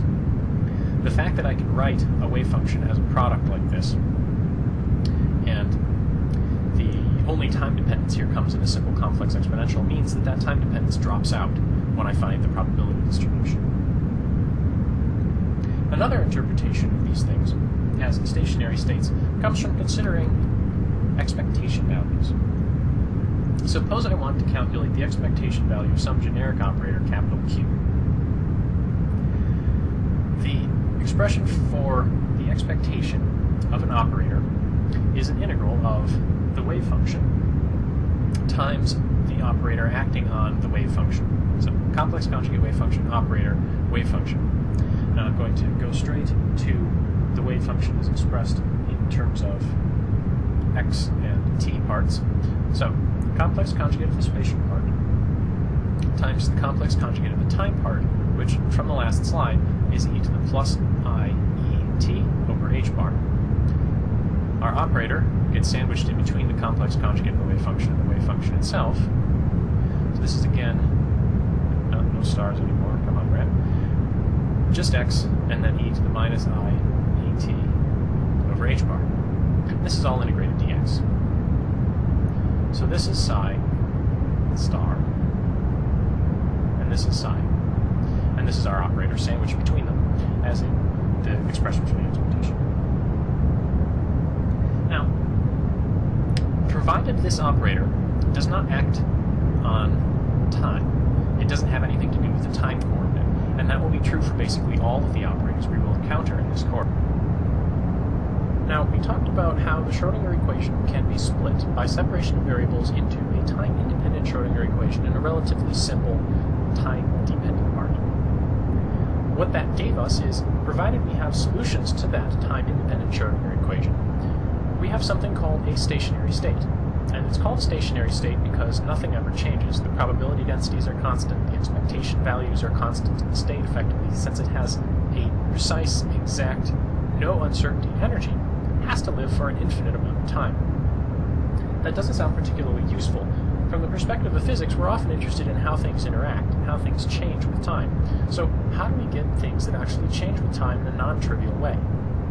Well, it turns out that these stationary states, while their time dependence is trivial, the interaction of their time dependence when added together in a superposition is not trivial. And that's where the interesting time dynamics of quantum mechanics comes from. Superpositions of stationary states. Now we can make superpositions of stationary states because of one fundamental fact, and that fact is the linearity of the Schrödinger equation. So the Schrödinger equation, as you hopefully remember it by now, is I h bar partial derivative of psi with respect to time is equal to minus h bar squared over 2m second derivative of psi with respect to x. And that's really a psi. Must fix. Second derivative of psi with respect to position plus v times psi. So this is our Hamiltonian operator applied to the wave function, and this is our time dependence part. Now, in order for an equation to be linear, what that means is that if psi solves the equation, psi plus some other psi that also solves the equation will solve the equation. So, if, say, let's call it A, solves the Schrödinger equation, and B solves the Schrödinger equation. And let me write this out in a little more detail. First of all, I'm talking about A is a function of position and time, as is B. If A and B both solve the Schrödinger equation, then A plus B must also solve the Schrödinger equation. And we can see that pretty easily. Let's substitute psi equals A plus B into this equation. The first step, I h bar, partial derivative with respect to time of A plus B, is equal to minus h bar squared over 2m. Second partial derivative with respect to space of A plus B, plus potential V times A plus B. Now the partial derivative of the sum is the sum of the partial derivatives. That goes for the second partial derivative as well. And, well, this is just the product of the potential with the sum is the sum of the product of the potential with whatever you're multiplying out. Squeeze things a little bit more here.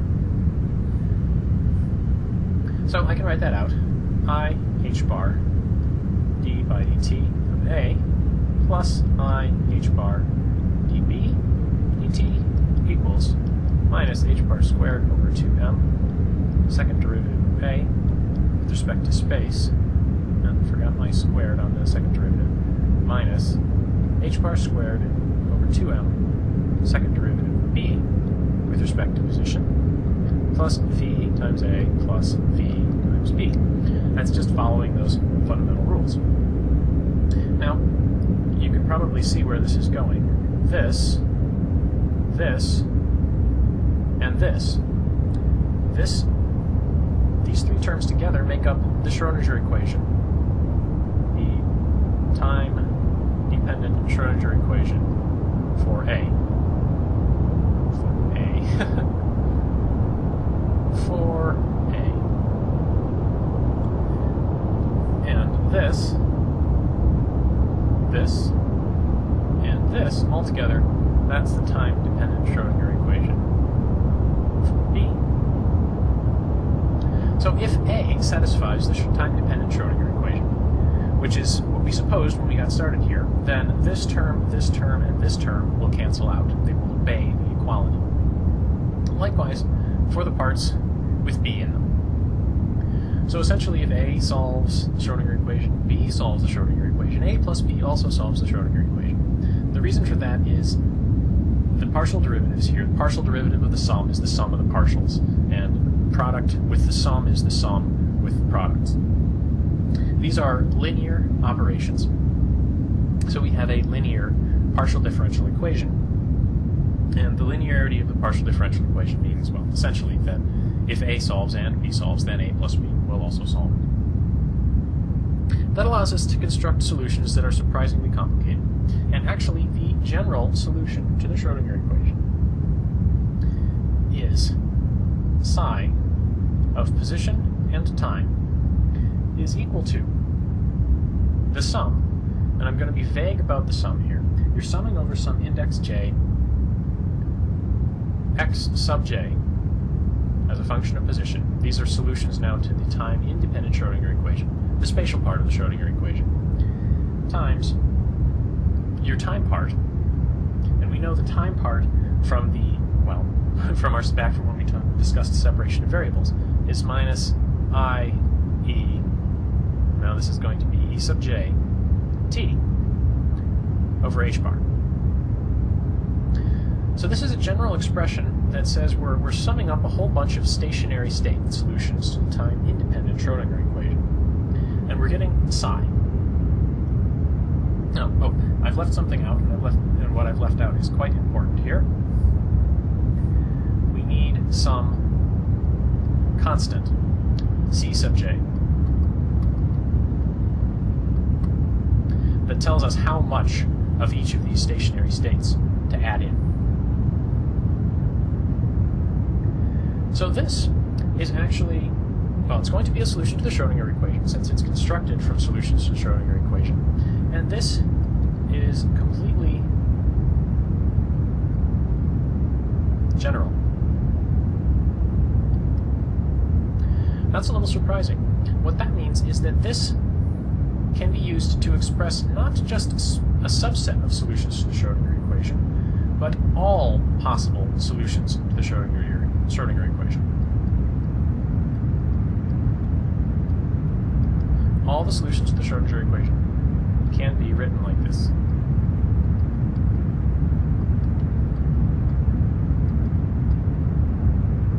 That's a remarkable fact, and it's certainly not guaranteed. You can't just write down any old partial differential equation, apply separation of variables, and expect the solutions that you get to be completely general and superposable to make any solution you could possibly want.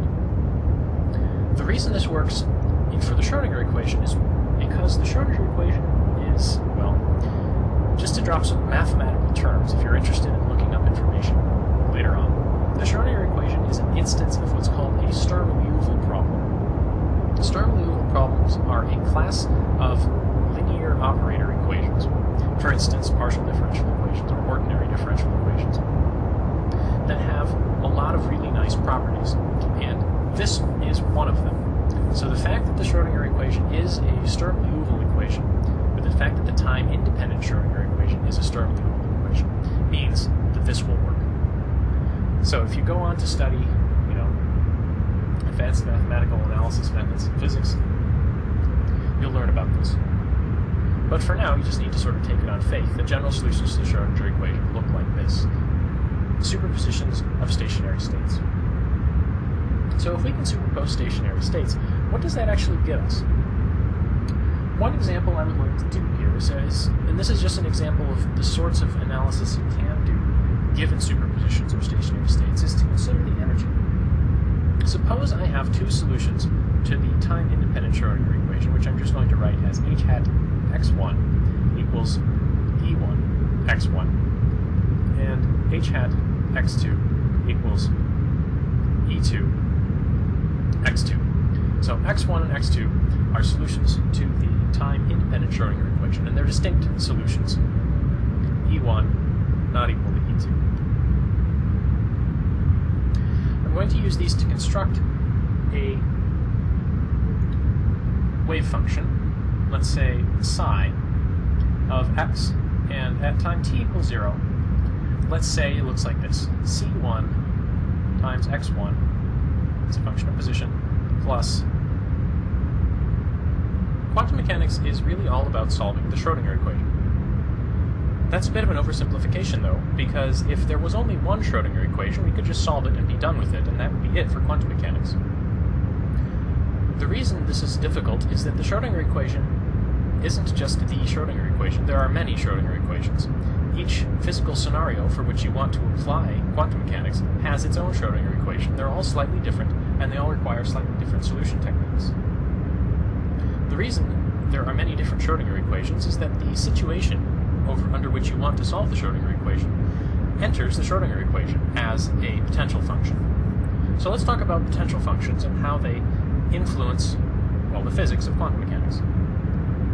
First of all, where does potential appear in the Schrodinger equation? This is the time-dependent Schrodinger equation. And the right-hand side here, is giving the Hamiltonian operator acting on the wave function. Now the Hamiltonian is related to the total energy of the system, and you can see that by looking at the parts. This is the kinetic energy, which you can think of as the momentum operator squared over 2m, sort of a quantum mechanical analog of p squared over 2m in classical mechanics. And the second piece here is, in some sense, the potential energy. This V of x is the potential energy as a function of position, as if this were a purely classical system. For instance, if the particle was found at a particular position, what would be its potential energy? That's what this function v of x encodes. Now we know in quantum mechanics we don't have classical particles that can be found at particular positions. Everything is probabilistic and uncertain. But you can see how this is related. This is the time-dependent Schrödinger equation, which is a little bit unnecessarily complicated. Most of the time, we work with the time-independent Schrödinger equation, which looks very similar. Again, we have a left-hand side given by the Hamiltonian. We have a kinetic energy here, and we have a potential energy here. If we're going to solve this time-independent equation, note now that the wave functions here are expressed only as functions of position, not as functions of time. This operator gives you the wave function itself back multiplied by e, which is just a number. This came from the separation of variables. It's just a constant. And we know from considering the expectation value of the Hamiltonian operator, which is related to the energy, for solutions to this time-independent Schrödinger equation, that we know this is essentially the energy of the state.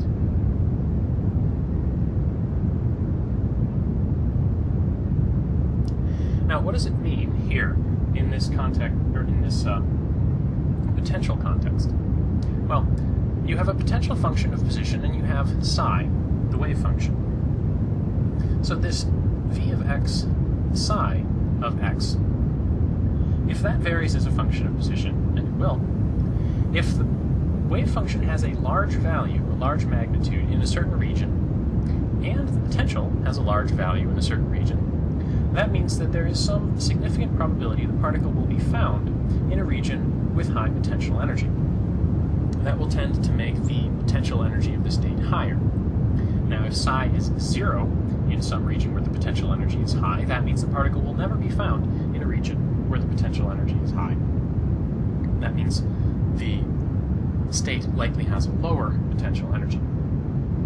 This is all a very sort of heuristic qualitative argument, and we can only really do better once we know what these solutions are and what these actual potential functions look like. What I'd like to do here, before we move on, is to rearrange this a little bit to show you what effect the potential energy related to the energy and how it's related to the energy of the state, what effect that has on the wave function. And in order to do that, I'm going to multiply through by this h bar squared over 2m and rearrange terms a little bit. What you get when you do that is the second derivative of psi with respect to x. Here's my eraser.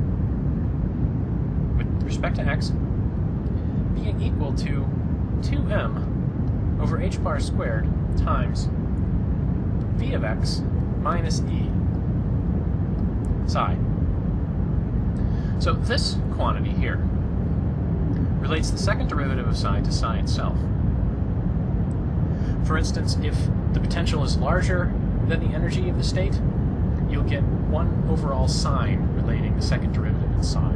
Whereas if energy is larger than potential, then you'll end up with a negative quantity here relating the second derivatives of psi with itself.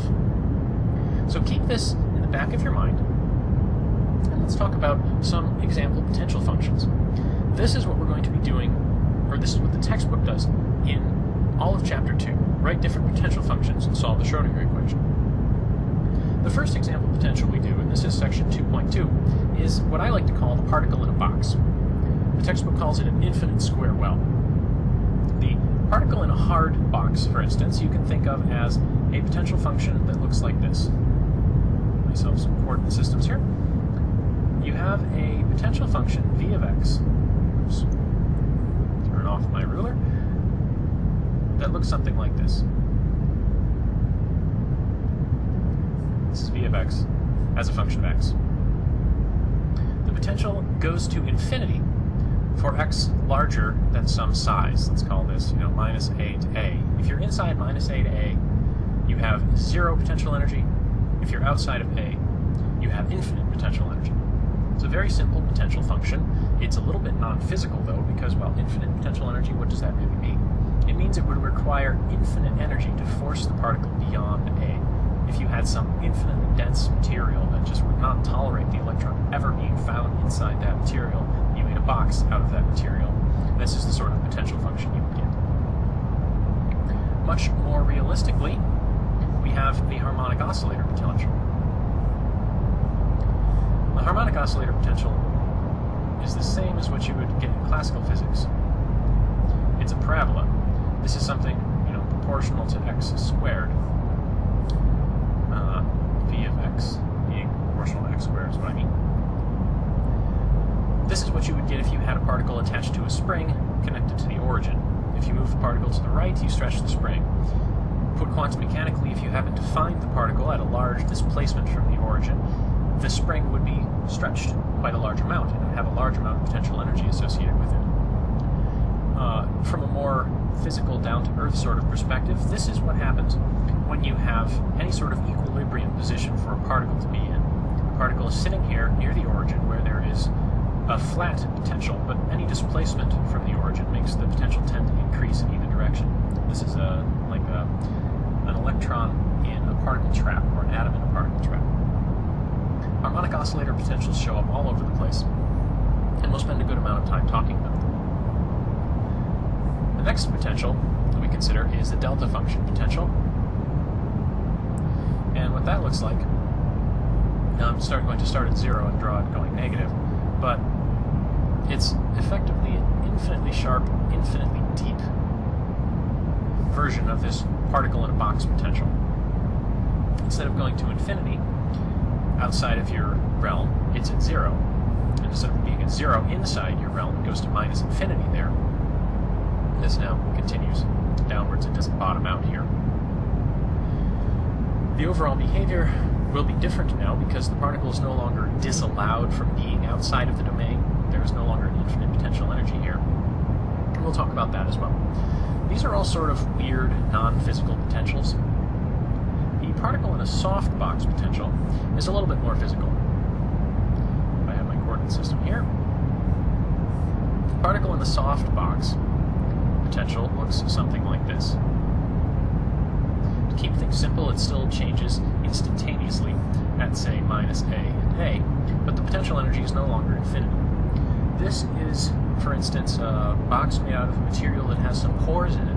The electron, or whatever particle you're considering to be in the box, doesn't like being in those pores. So there's some energy you have to add in order to push the particle in. Once it's in, it doesn't really matter where it is. You've sort of made that energy investment to push the particle into the box. And we'll talk about the quantum mechanical states that are allowed by this potential as well. And finally, we will consider what happens when there's no potential at all. Essentially, your potential function is constant. That actually has some interesting implications for the form of the solutions of the Schrödinger equation. And we'll talk about that in more detail. To map this onto textbook sections, this is section 2.2. Harmonic oscillator is section 2.3. The delta function potential is section 2.5. Particle box is section 2.6. Particle in a soft box is 2.6. And particle with no potential, or an overall constant potential everywhere in space, is section 2.4. So these are some example potentials that we'll be talking about in this chapter. What do these potentials actually mean, though? How do they influence the Schrödinger equation and its solutions? Well, the way I wrote the Schrödinger equation a few slides ago, the second derivative of psi with respect to x is equal to 2m over h bar squared, just a constant, times v of x minus e psi. This is now the time-independent Schrödinger equation, so we're just talking about functions of position here. And E, keep in mind, is the energy of the state. If we're going to have a solution to the time-independent Schrödinger equation, this E exists, and it's just a number. So what does that actually mean? Let's think about it this way. We have a left-hand side determined by the right-hand side of this equation. The left-hand side is just the second derivative with respect to position of the wave function. This is related to the curvature of the wave function. I could actually write this as a total derivative, since this is just psi is only a function of position now. So there's no magic going on with this partial derivatives. It's going to behave same as the ordinary derivative that you're used to from calculus class. The second derivative is related to the concavity of a function, whether something's concave up or concave down. So, let's think about what this means. If you have a potential v of x that's greater than your energy, if v of x is greater than e, what does that mean? That means v of x minus e is a positive quantity. That means the right-hand side here will have whatever sign psi has. And I'm being a little sloppy since psi here is in general a complex function. But if we consider it to just be, say, positive, which isn't as meaningful for a complex number as it is for a real number, you would have psi of x. If psi of x is positive and this number is positive, then the second derivative is positive. Which means that if psi is, say, here, psi is positive, and it's multiplied by is positive, then the second derivative is positive. It curves like this. Whereas if psi is down here, psi is negative, this is positive, second derivative of psi is negative. It curves like this. What this means is that psi curves away from our axis, away from this psi equals 0 line. On the other hand, if v of x is less than the energy, this quantity will be negative, and we get the opposite behavior. If psi is up here, positive, it's multiplied by a negative number, and the second derivative is negative, you get something that curves downwards. If psi is on the other side of the axis, it curves upwards. Psi curves toward the axis. So this helps us understand a little bit about the shape of the wave function. For instance, let me do an example here in a little bit more detail. Suppose I have, do it over here, coordinate system. If I have a potential function, let's do the sort of soft particle in a box. Be better than that. Soft particle in a box. So v of x is constant outside your central region and constant inside your central region, and has a step change at the boundaries of your region. Let's think about what our wave function might look like under these circumstances. So we have our boundaries of our region here.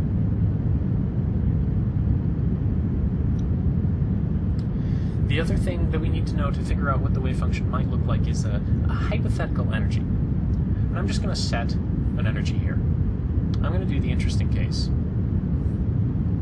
Let's say this is the energy. And I'm plotting energy on the same axis as the potential, which is fine. This is the energy of the state. This is the potential energy as a function of position, so they have the same units.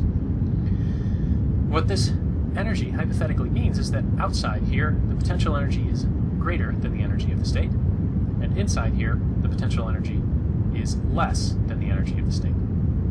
So we'll get different sign sort of behaviors, different curvatures of the wave function.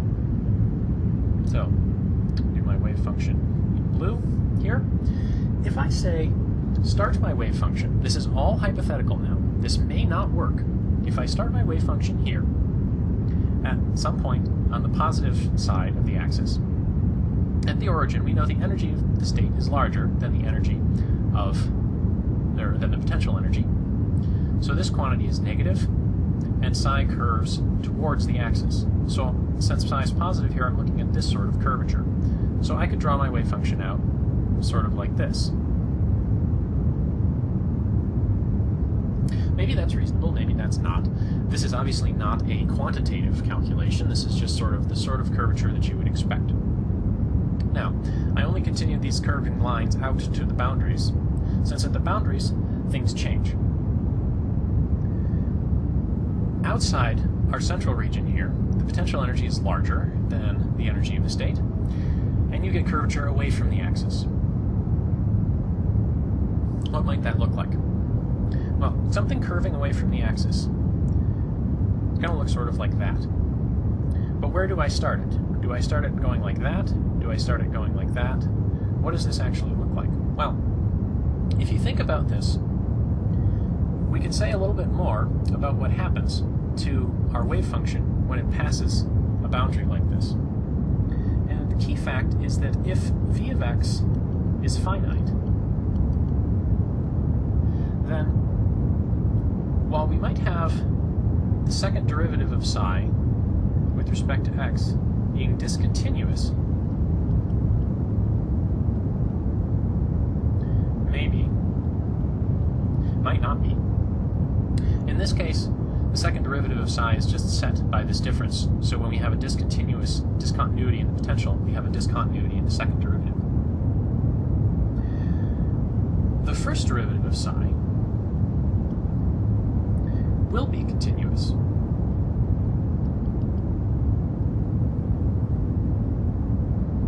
Think about integrating a function that looks like this. I integrate it once, I get something maybe with large positive slope going to slightly smaller positive slope. There will be no discontinuity in the first derivative. What this means for psi is that it's effectively smooth. And that by that I just sort of mean no corners. The first derivative of psi won't ever show a corner like this. It will be something like that, for example. No sharp corners to it. What that means in the context of a boundary like this is that if I have psi going downwards at some angle here, I have to keep that angle as I cross the boundary. Now once I'm on the other side of the boundary here,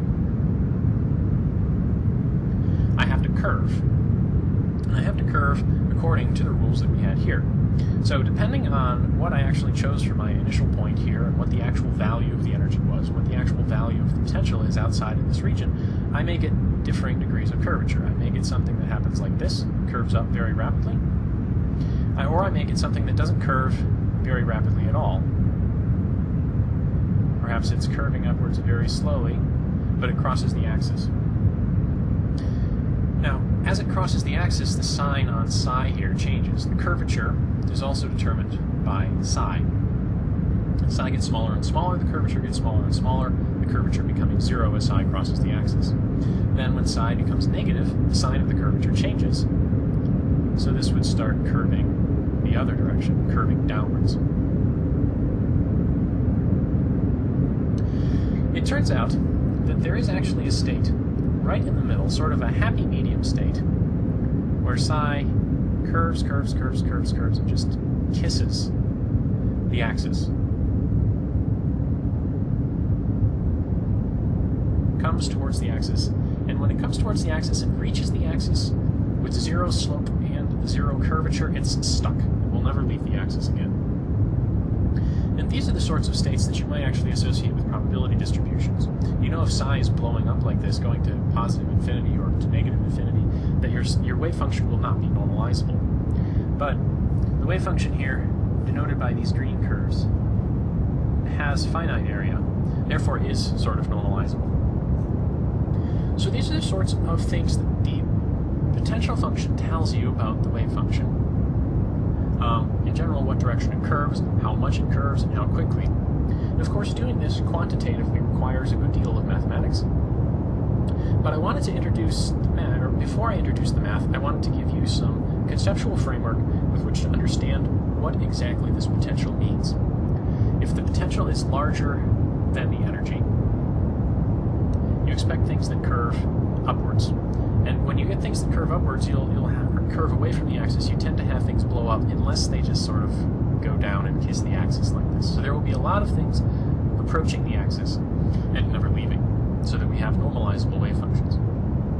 On the other hand, if the potential energy is less than the energy of the state, you get things that curve towards. And, well, if you have something that curves towards, it tends to do this.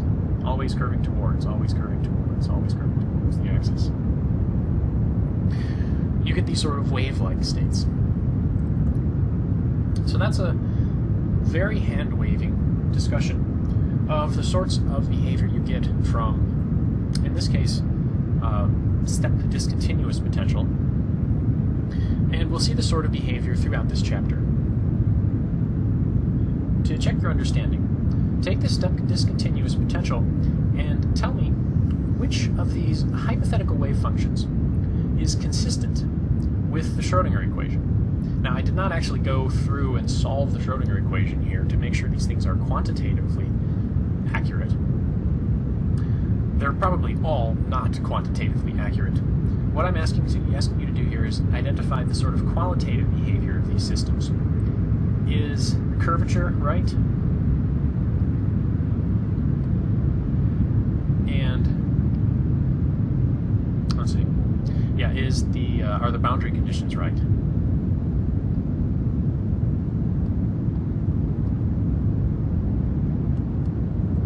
In particular, does the wave function behave as you would expect as it passes from the sort of interior region to the exterior region? We've been talking about solving the Schrödinger equation and how the potential function encodes the scenario under which we're solving the Schrödinger equation. The first real example of a solution to the Schrödinger equation and a realistic wave function that we will get comes from this example, the infinite square well, which I like to think of as a particle in a box. The infinite square well is called that because its potential is infinite and, well, square. What the potential ends up looking like is, if I plot this, going from 0 to A, the potential is infinity if you're outside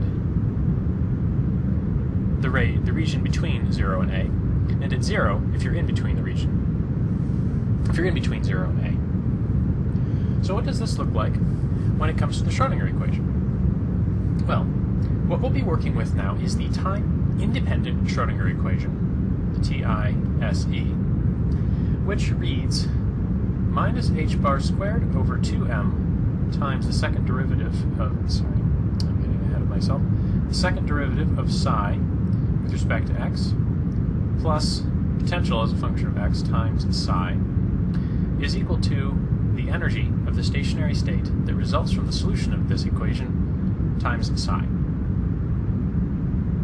Now, this equation doesn't quite look right if we're outside the region. Bad things happen. You end up with an infinity here for v of x if x is not between 0 and a.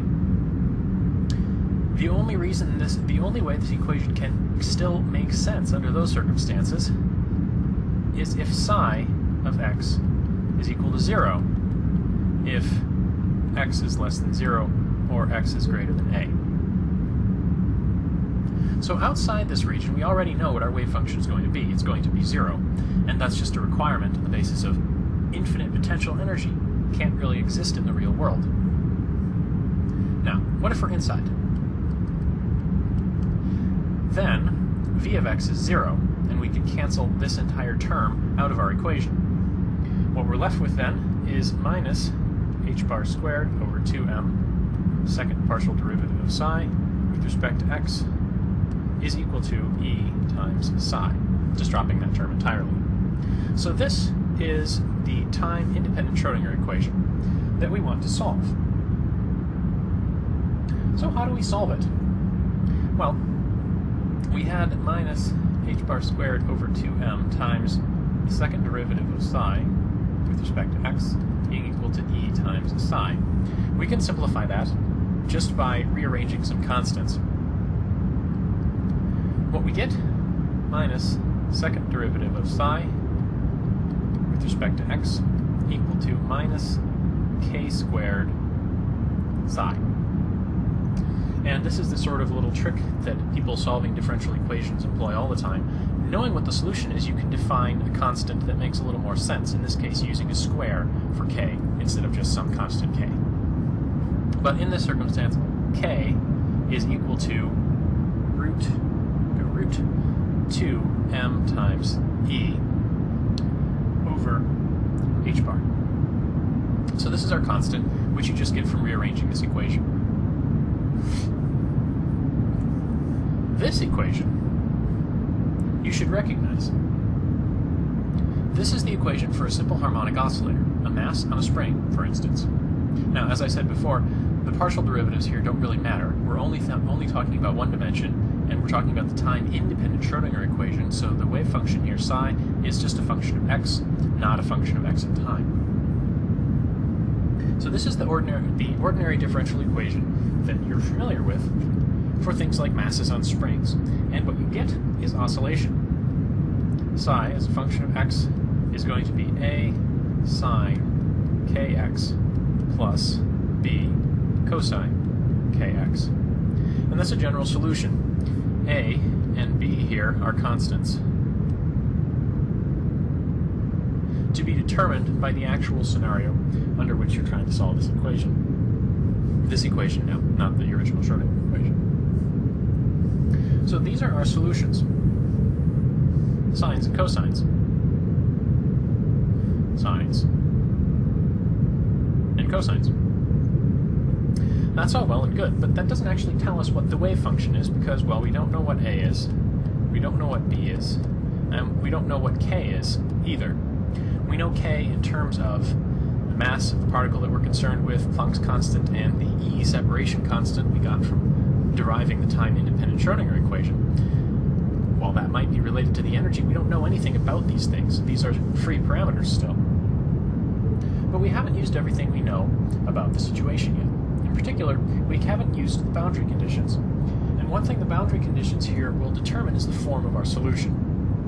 Now, what do I mean by boundary conditions? Well, the boundary conditions are what you get from considering the actual domain of your solution and what you know about it, in particular at the edges. Now, we have a wave function that can only be non-zero between 0 and A. Outside that, it has to be 0. So we know right away our wave function is 0 here and 0 here. So whatever we get for those unknown constants, A, B, and K, it has to somehow obey this. We know a couple of things about the general form of the wave function.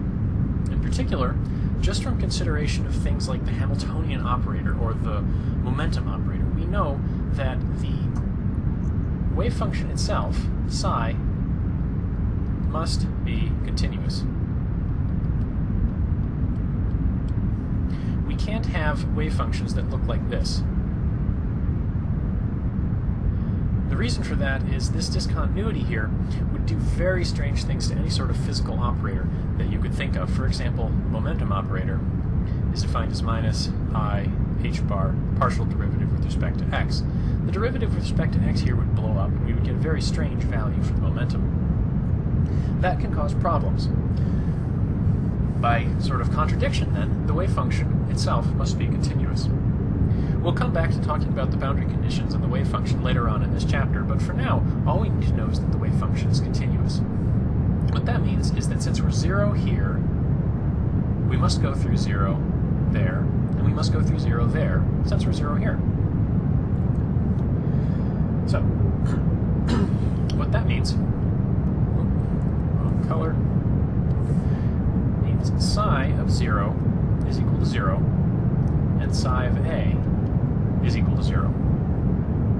What does that mean for our hypothetical solution psi of x equals A sine kx plus B cosine kx? Well, first of all, consider this one. The wave function at 0 equals 0. When I plug 0 into this, the sine of 0, k times 0 is going to be 0. The sine of 0 is 0. But the cosine of 0 is 1. So what I'll get if I plug in 0 for psi is 1 times b. So I'll get b. Now if I'm going to get 0 here, that means b must be equal to 0. So we have no cosine solutions.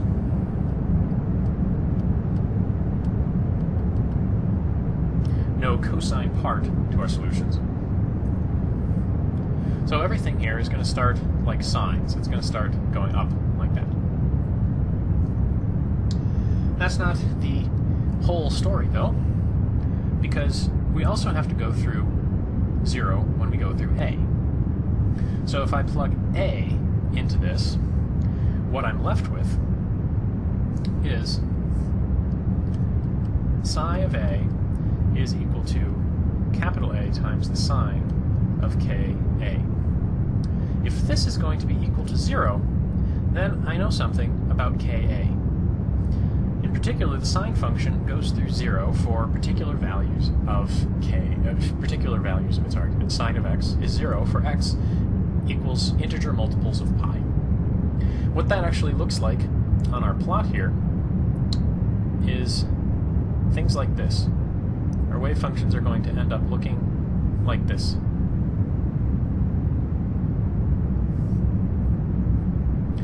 So let me spell that out in a little more detail. Our psi of A wave function is A times the sine of K times A. And if this is going to be equal to 0, Ka has to be either 0, plus or minus pi, plus or minus 2 pi, plus or minus 3 pi, etc. This is just coming from all of the places where the sign of something crosses 0, crosses the axis. Now it turns out this is not interesting. This means psi is 0 everywhere, since the sine of 0 is, well, sine K times A. If Ka is going to be 0, then everything. If Ka is 0, K is 0. So the sine of K times x is going to be 0 everywhere. So that's not interesting. This is not a wave function that we can work with.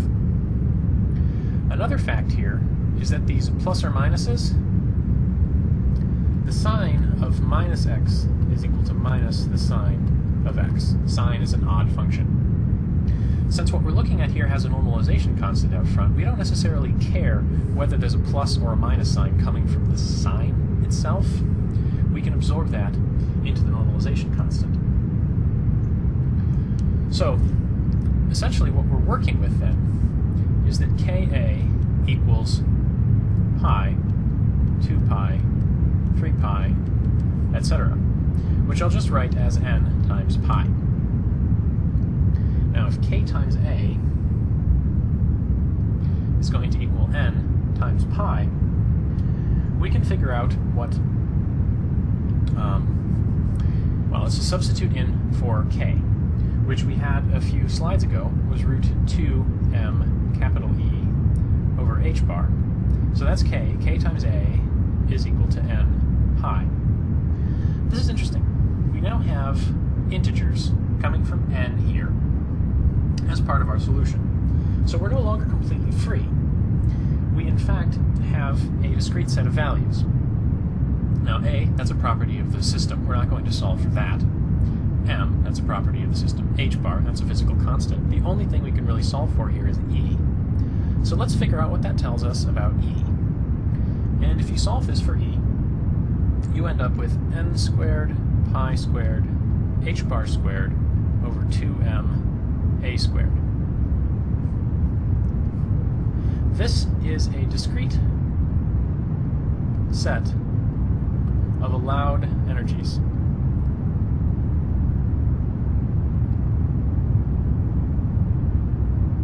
I keep talking about solutions to the time-independent Schrödinger equation and how they have nice mathematical properties. What that actually means is, well, what I'm referring to are the orthogonality and completeness of solutions to the time-independent Schrödinger equation. What that actually means is the topic of this lecture.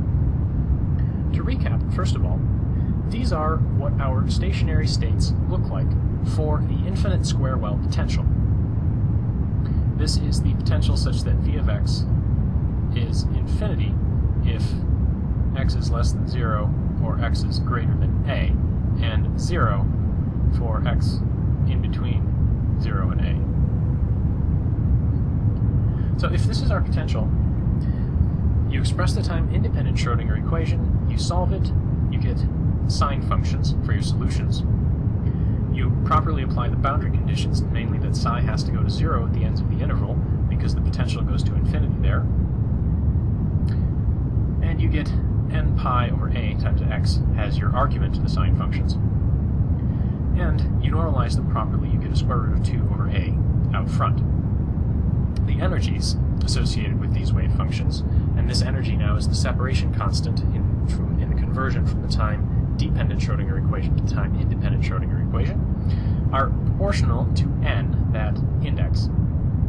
The wave functions themselves look like sine functions, and they have an integer number of half wavelengths, or half cycles, in between 0 and a. So this orange curve, this is n equals 1, the blue curve is n equals 2, the purple curve is n equals 3, and the green curve is n equals 4. If you calculate the squared magnitude of the wave functions, they look like this. 1 hump for n equals 1, 2 humps for the blue curve, n equals 2, 3 humps for the purple curve, n equals 3, and 4 humps for the green curve, n equals 4. So you can see just by looking at these wave functions that there's a lot of symmetry. One thing we talked about in class is that these wave functions are either even or odd about the middle of the box, and this is a consequence of the potential being an even function about the middle of the box. If I draw a coordinate system here, going between 0 and a, either the wave functions have a maximum, or they have a 0 at the middle of the box. So for n equals 1, we have a maximum, for n equals 2, we have a 0. And this pattern continues. The number of nodes is another property that we can think about, and this is the number of points where the wave function goes to 0. For instance, the blue curve here for n equals 2 has 1 node.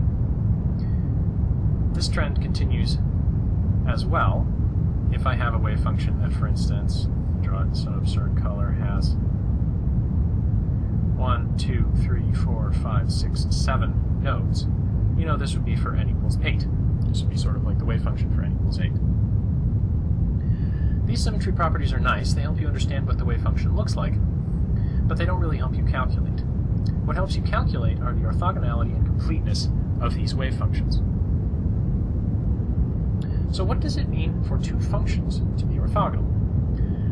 Let's reason at this from a perspective which you're more familiar, the orthogonality of vectors. We say two vectors are orthogonal if they're at 90 degrees to each other, for instance. So if I had a two-dimensional coordinate system, and one vector pointing in this direction, let's call that A, and another vector pointing in this direction, let's call that B, I would say those two vectors are orthogonal if they have a 90-degree angle separating them. Now that's all well and good in 2 dimensions. It gets a little harder to visualize in 3 dimensions, and, well, what does it mean for two vectors to be separated by 90 degrees if you're talking about a 17-dimensional space? In higher dimensions like that, it's more convenient to define orthogonality in terms of the dot product. And we say two vectors are orthogonal in that case if the dot product of those two vectors is 0. Now in 2 dimensions, you know the dot product is given by the x components of both vectors, ax times bx, plus the y component, so those two vectors multiply together, ay times by. If this is 0, we say these two vectors are orthogonal. In 3 dimensions, we can say plus az times bz.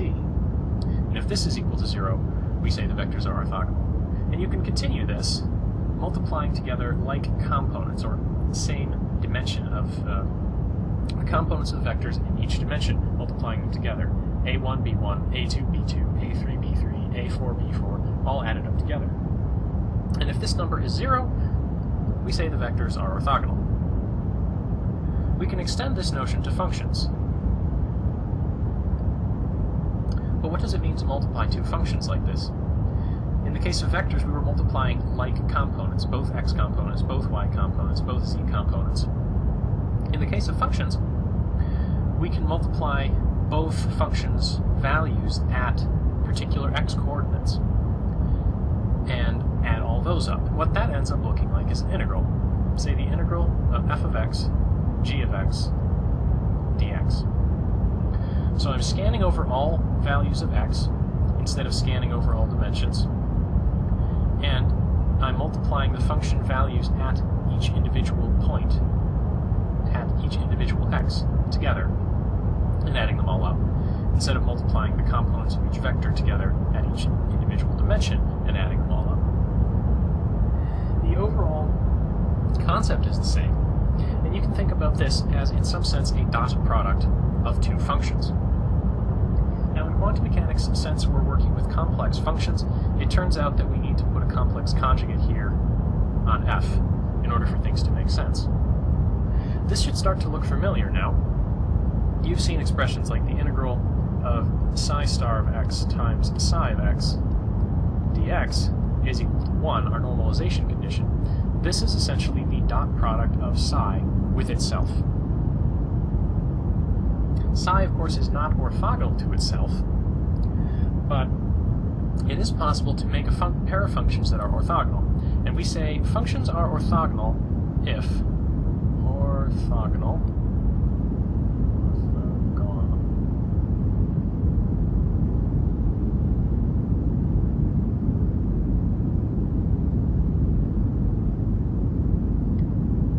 So, we've been working with solutions to the time-independent Schrödinger equation for the infinite square well potential, the particle in a box case. How do these things actually work, though?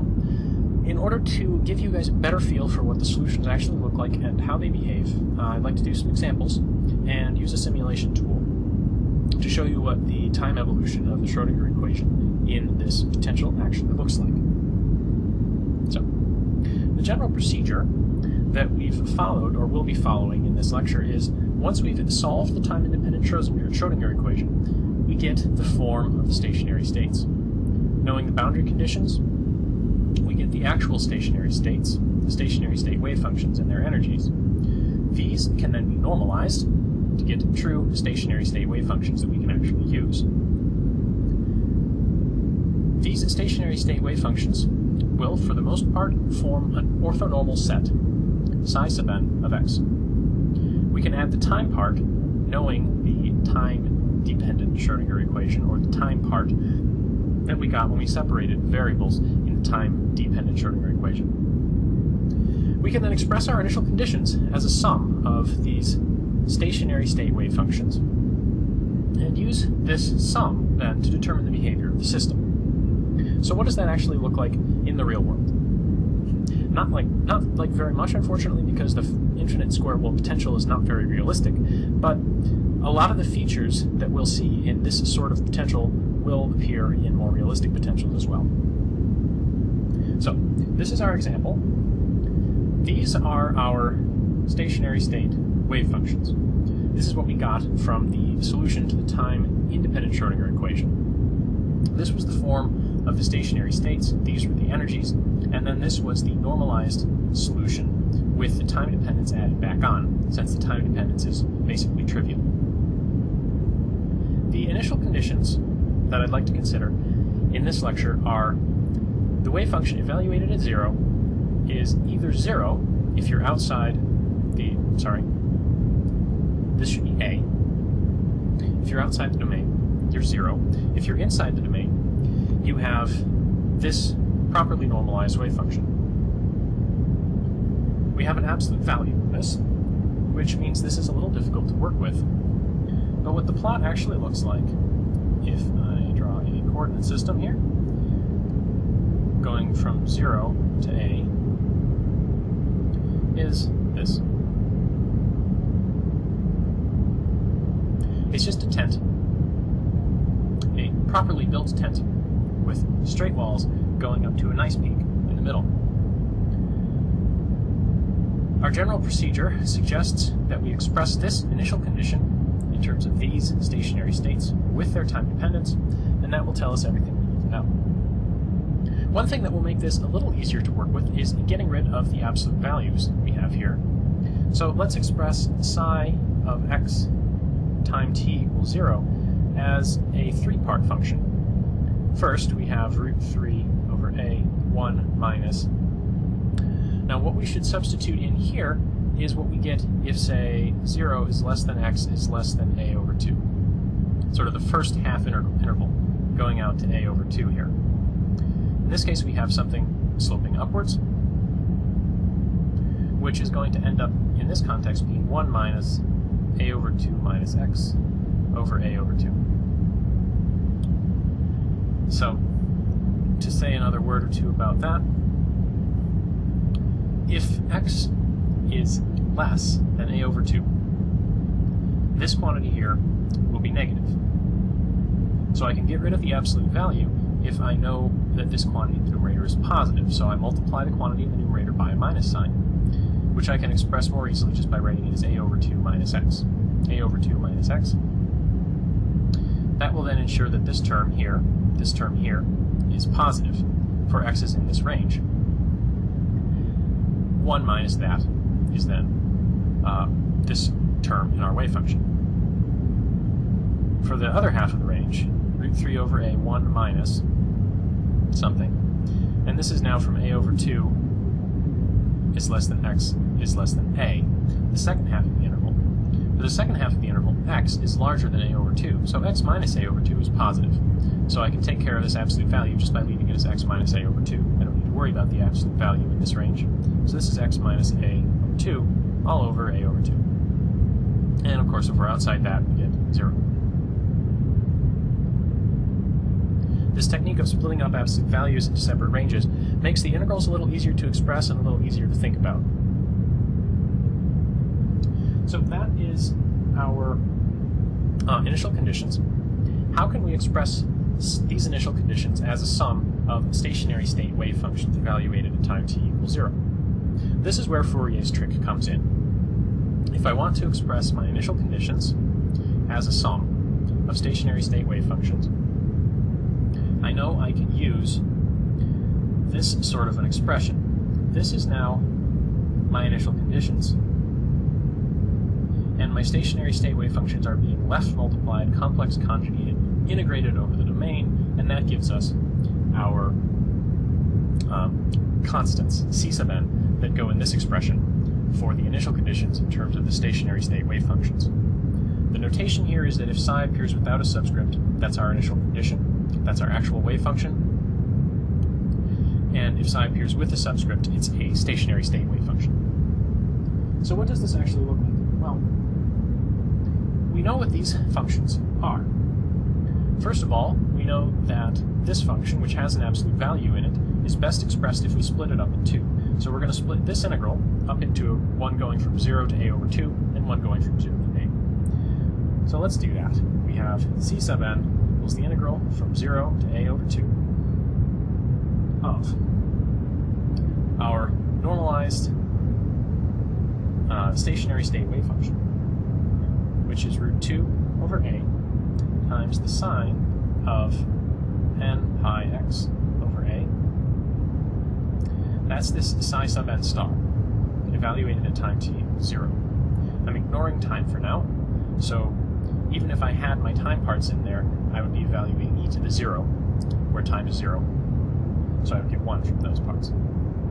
Then you have psi, our initial conditions, and our initial conditions for the first half of our interval was root 3 over a, 1 minus a over 2 minus x over a over 2. And I'm integrating that to x.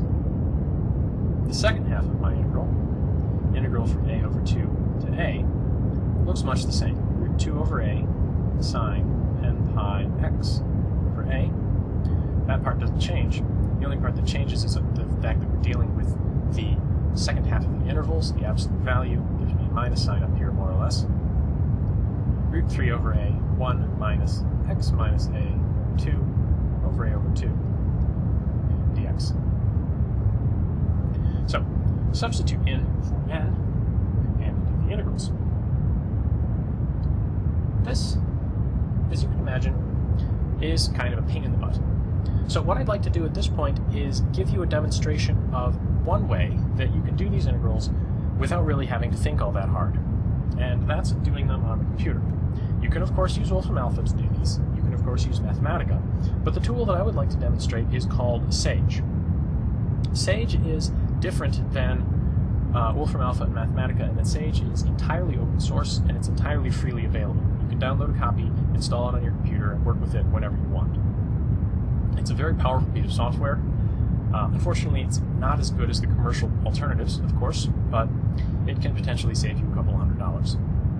The interface to this software that I'm using is their Notebook webpage. So you can use your Google account to log into this Notebook page, and then you have access to this sort of an interface. So if I scroll down a little bit here, I'm going to start defining the problem. A, here, that's our domain. Our domain goes from 0 to A. H bar, defining to be equal to 1, since that number is a whole lot more convenient than 10 to the minus 31st. N, X, and T, those are just variables, and I'm defining them as variables given by these strings, N, X, and T. Now we get into the physics. The energy, that's a function of what index you have, what your, which particular stationary state you're talking about. This would be psi sub n, this would be E sub n. E sub n is equal to n squared pi squared h bar squared over 2m a squared. That's an equation that we've derived. Psi of x and t, psi sub n of x and t in particular, is given by this. It's square root of 2 over a times this sine function times this complex exponential, which now uses the energy, which I just defined here. Psi star is the complex conjugate of psi, which I've just done by hand by removing the minus sign here. More or less just a copy paste.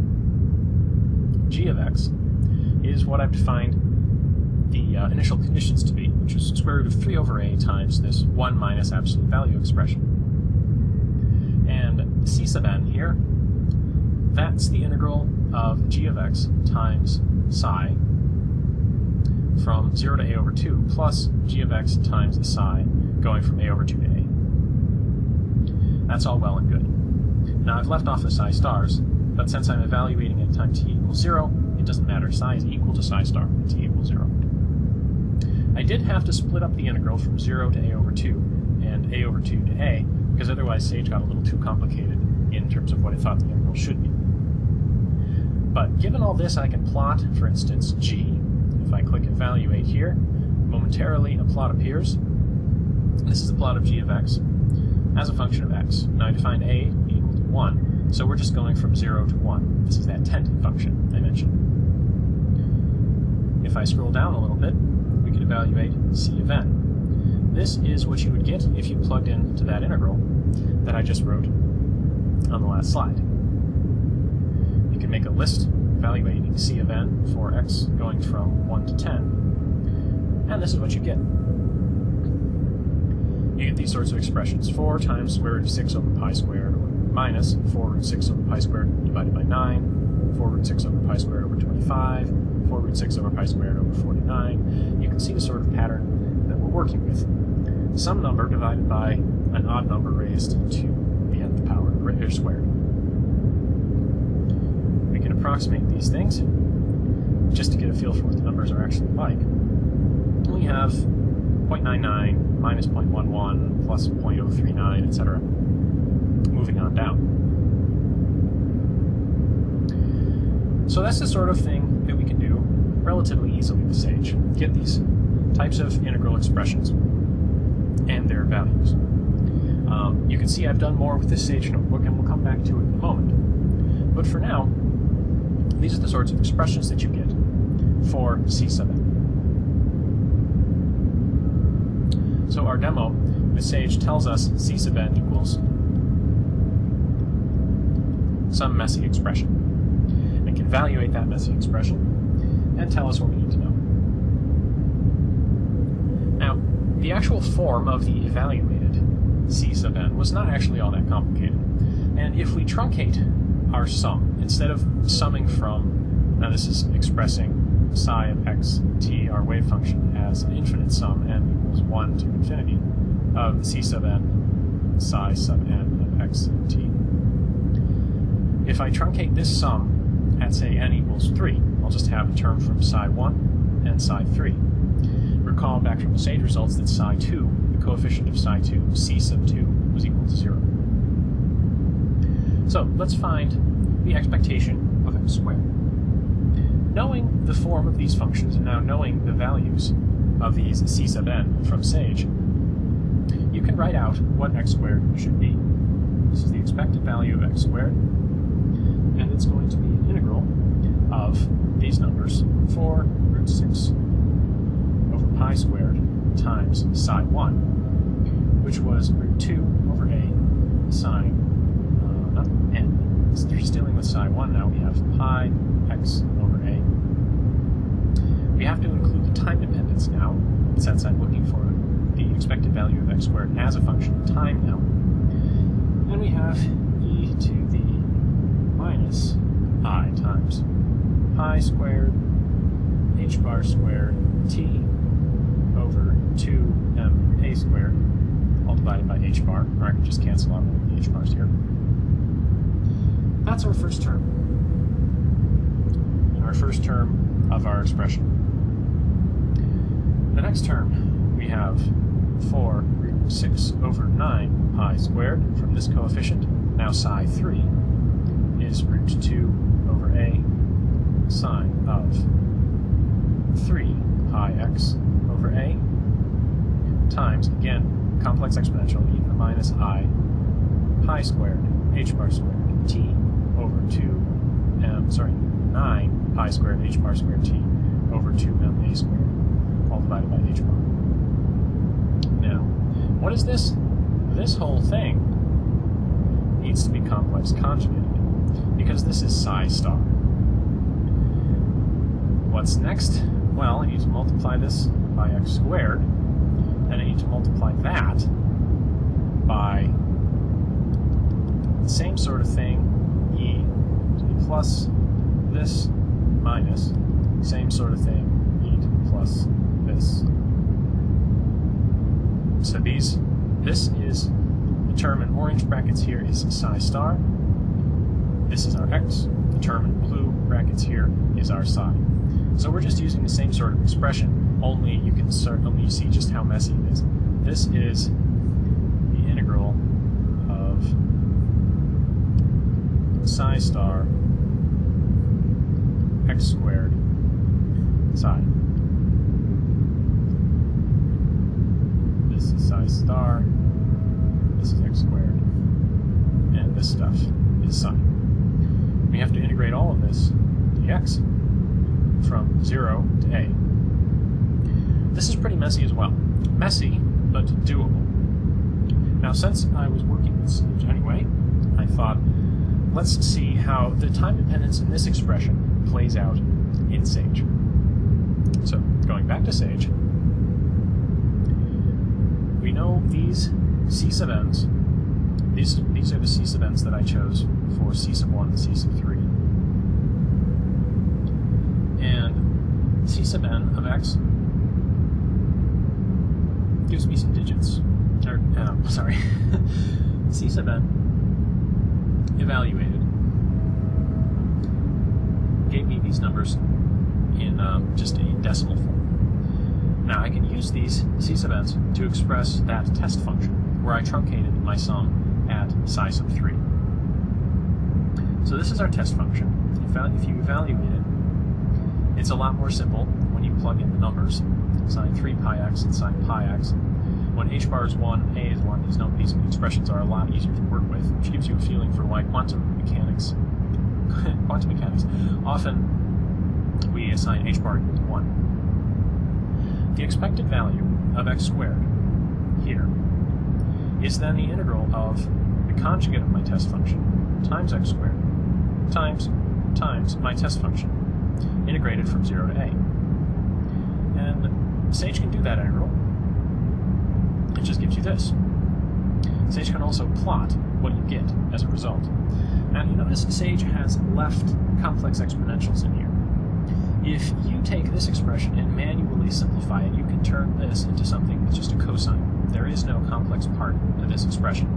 But Sage isn't smart enough to do that numerically, so I have to take the absolute value of this expression to make the complex parts, the tiny, tiny complex parts, go away.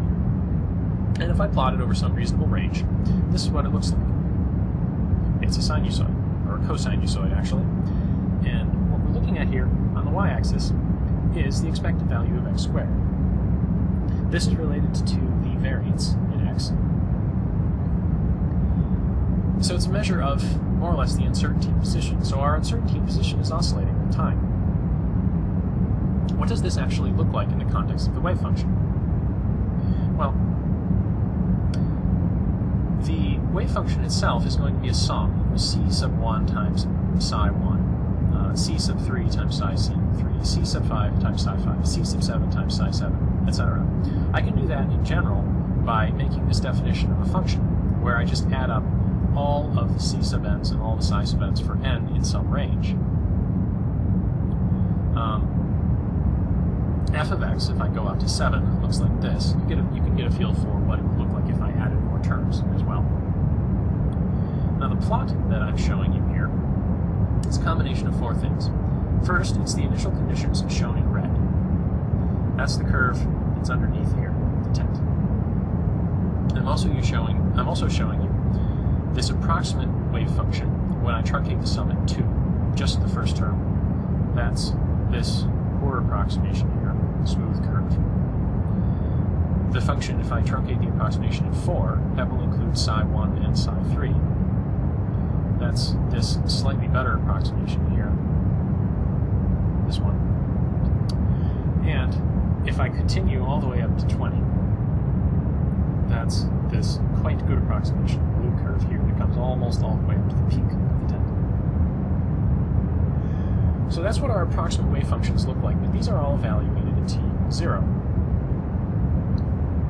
What does that look like, for instance, in terms of the probability density and as a function of time? So let's define the probability density, rho of xt, as the absolute value of our approximate function, and I'll carry the approximation all the way to n equals 20, absolute value squared. And I'm getting the approximate form with this dot n at the end. So this is our approximate form of the probability density calculated with the first 20 stationary state wave functions.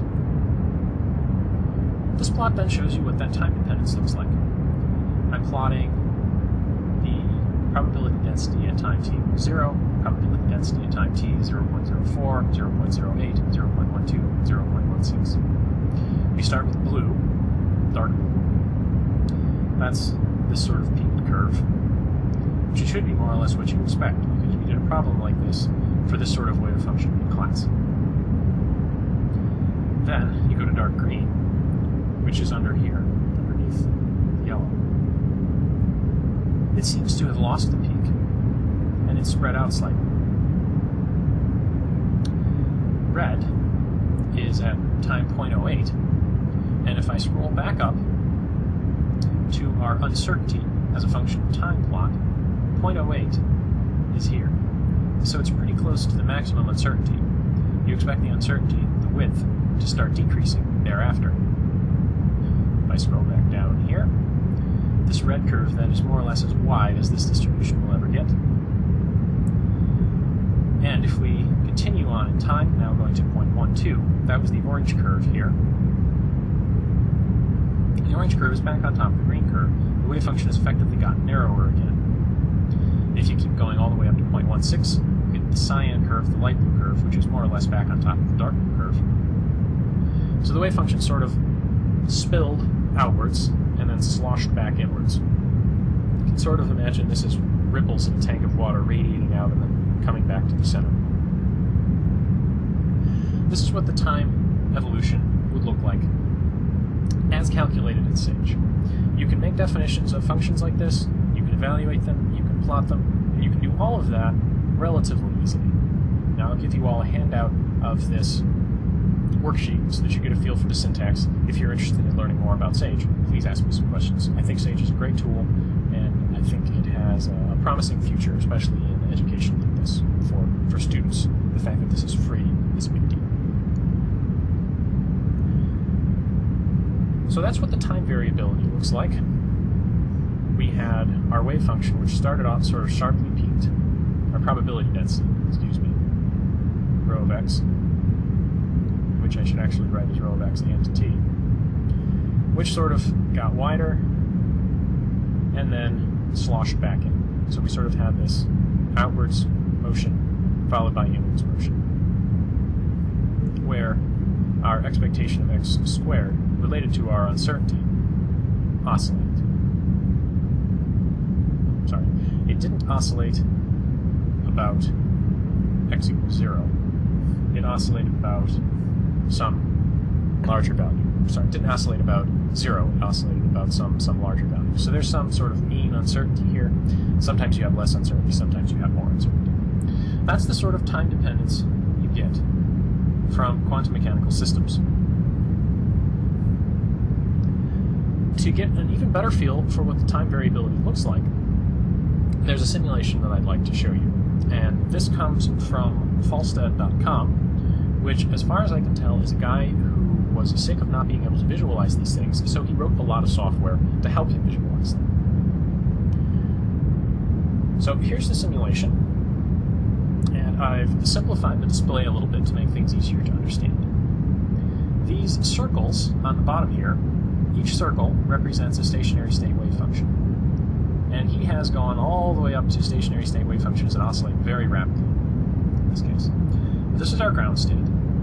This is our first excited state, second excited state, third excited state, etc. N equals 1, 2, 3, 4, 5, 6, 7, etc. Now, in each of these circles, there may or may not be a line. The length of the line represents the magnitude of the time part of the evolution of that particular stationary state. And the angle going around the circle here represents the phase as that evolution proceeds. So if I unstop this simulation, you can see this slowly rotating around. You're also probably noticing the color here changing. The color of this represents the phase. The vertical size of this represents the probability density, and the color represents the phase. So it's a representation of where you're likely to find it, and a sort of color-based representation of how quickly it's evolving. The vertical red line here in the center tells you what the expectation value for position is. And in this case, it's right down the middle. If I freeze the simulation and add a second wave function, this is now adding some component of the first excited state. And by moving my mice around here, I can add varying amounts. You're adding none or a lot, and I can add it in various phases. I'm going to add a lot of it, an equal amount as the ground state, and I'm going to do it in the same phase. I'm going to release and let that move. So you can see now probability density is sort of sloshing to the left and sloshing back to the right. And if you look at our amplitude and phases, you can see the ground state is still rotating. The first excited state is rotating, but the first excited state is rotating 4 times faster. So when they align, you have something on the right. When they anti-align, something on the left. They're aligned, they're anti-aligned. And this sloshing back and forth is one way where we can actually get motion out of stationary states. You notice the phase is no longer constant. You have some red parts, some purple parts, and things are sort of moving around in an awkward way. The colors are hard to read, but you know now that the phase of your wave function is no longer going to be constant as a function of position. So those exponential time parts may be giving you a wave function that's purely real here and purely imaginary here, or some combination of purely real and imaginary, some general complex number. And that complex number is not simply e to the I omega t. It's e to the I omega something that's a function of position as well as time. It's complicated. I can, of course, add some more wave functions here. And you get even more complicated sorts of evolution. Our expected value of x is now bouncing around fairly erratically. Our phase is bouncing around even more erratically. But what we're looking at here is just the sum of the first 1, 2, 3, 4, 5, 6 stationary states, each evolving with the same amplitude and different phases. Now I'm going to stop the simulation and clear it now. Another thing I can do with this simulation tool is put a Gaussian into the system. So I'm going to put a Gaussian in here. So this is sort of our initial conditions, and the simulation has automatically figured out, well, I want this much, I want a lot of the first of the ground state, side 1, a lot of side 3, a lot of psi 5, a lot of psi 7, a little bit of psi 9, a little bit of psi 11, etc. And if I play this, slow this down a little bit first. If I play this, see the wave function gets wide, becomes 2, gets narrower again, and sloshes back where it started. If you watch these arrows down here, you can tell when it comes back together, the arrows are all pointing in the same direction, and when it's dispersed, the arrows are sort of pointing in opposite directions. Since our initial conditions were symmetric, there's no reason to expect the expected value to ever be non-zero, not ever move away from the center of this well. But as your, say, psi 1, psi 3, psi 5, psi 7, etc., oscillate at their own rates in time, the superposition results in a relatively complicated dynamics for the overall probability density. And of course I can make some ridiculously wacky initial conditions that just sort of oscillate all over the place in a very complicated way. There are a lot of contributions to this wave function now, and no one contribution is particularly winning, but you can occasionally see little flashes of order in the wave function. I highly encourage you to play with these simulations just to get a feel for how time evolution in the Schrödinger equation works. There are a lot more than just the square well here. There's a finite well, harmonic oscillator, a pair of wells. There are lots of things to play with, and so you can get a reasonably good feel with how the Schrödinger equation behaves in a variety of physical circumstances. So that's our simulation, and hopefully you have a better feel now for what solutions to the Schrödinger equation actually look like. To check your understanding, explain how these two facts are related. Time variability in quantum mechanics happens at frequencies given by differences of energies, whereas in classical physics, you can set the reference level for potential energy to whatever you want, sort of equivalent to saying, I'm measuring gravitational potential from ground level versus from the bottom of this well. The system we're considering in this lecture is the quantum harmonic oscillator.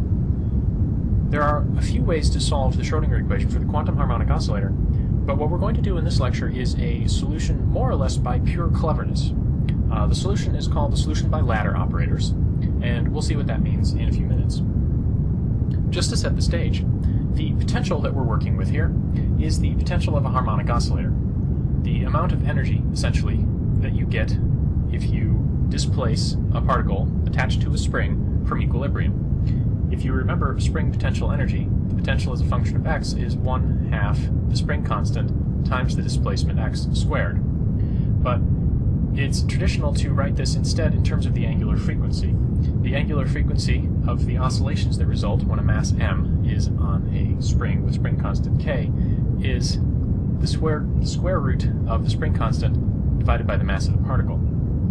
And if you substitute this in here and mess around with the simplification a little bit, you end up with 1/2 m omega squared x squared.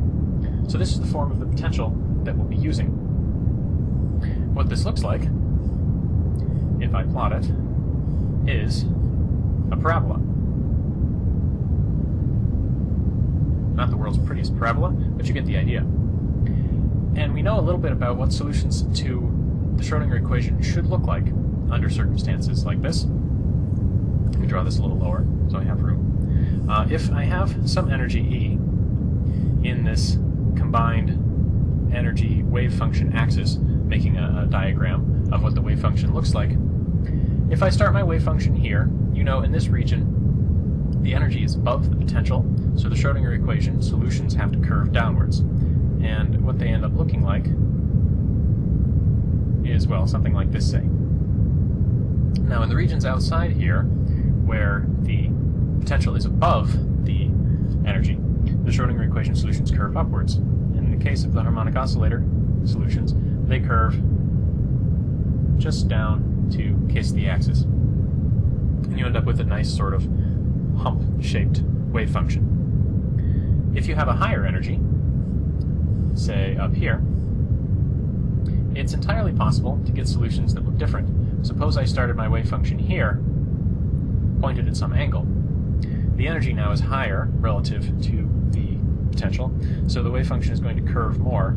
It's possible to make it curve down to the point where when it reaches this point now where the potential is higher than the energy and it starts curving back upward, you again get a wave function that just smoothly joins in with the axis, giving you a sort of nice normalizable wave function. So these are the sorts of solutions that we expect to get. If you want to get these solutions just by, well, like drawing them, like I just did, you can conceptually understand what they look like, but quantitatively you'll have to do a lot of fine-tuning to get these energy levels exactly right, to get the initial conditions here. I just started my wave function. How high up should I start my wave function? Or in this case, should I start it at the middle? Should I displace it? What should this angle here be? Fine-tuning like that is hard, and we'll see how to do that in the next lecture. But in this case, we're going to make a solution by cleverness instead of fine-tuning. To set that up, let's go back to the time-independent Schrödinger equation. This is the general time-independent Schrödinger equation, where now we're going to be substituting in the harmonic oscillator potential, 1/2 m omega squared x squared. That means the harmonic oscillator time-independent Schrödinger equation that we actually have to work with minus h bar squared over 2m times partial derivative of psi with respect to x squared plus 1/2 m omega squared x squared psi is equal to E psi. So this here is the Hamiltonian operator. The time-independent Schrödinger equation is also often just written as H psi equals E psi, and that's fine. Let's take a closer look at this Hamiltonian operator. Maybe we can do something with it. The cleverness comes in this step. Consider factoring the Hamiltonian. Well, I can simplify this a little bit by pulling out, for instance, a 2m here, and writing this as the momentum operator squared. This is essentially p squared over 2m, the kinetic energy part. This is the potential energy part. If I pull out an over 2m, what I get, 1 over 2m p hat squared plus m omega x quantity squared. This is suggestive. If we had numbers, and I had something like a squared plus b squared, I could factor that over the complex numbers as ia plus b times minus ia plus b. If you expand this out, you'll end up getting a plus a squared from multiplying these, a plus b from multiplying these, and similar to the cross terms in, say, a minus b times a plus b, the cross terms end up canceling out, and we would end up with what we started. Now, this is suggestive. You can't actually factor operators like this because they're not numbers, they're operators, and operators don't necessarily behave the same way numbers behave. We'll see what that means in a minute, but for now, let's just suggest looking at things like this. Plus or minus I times the momentum operator plus m omega x, where x now is the position operator. Now x, the position operator, just entails multiplying by x, so perhaps I should put a hat here, perhaps I shouldn't. Doesn't really matter. This is what we're considering now. I haven't justified this in any way beyond saying it kind of looks like maybe it would factor. Well, does it factor? These things are called ladder operators, and they're traditionally defined, just to make the notation a little bit simpler, a hat, and there's either a plus or a minus on this. Let me draw this a little bigger. A hat, plus or minus in the subscript. And these are defined to be 1 over the square root of 2 h bar m omega. The constant just makes things more nice overall. Times minus or plus I p hat plus m omega x. This is now the position operator x hat. So this is the traditional definition. Let's see. If we have something that properly factors, what we should have is that a hat minus times a hat plus is our Hamiltonian. Is this true? This is an operator algebra problem. And operator algebra problems are tricky to do without test functions, but initially we can just write this out.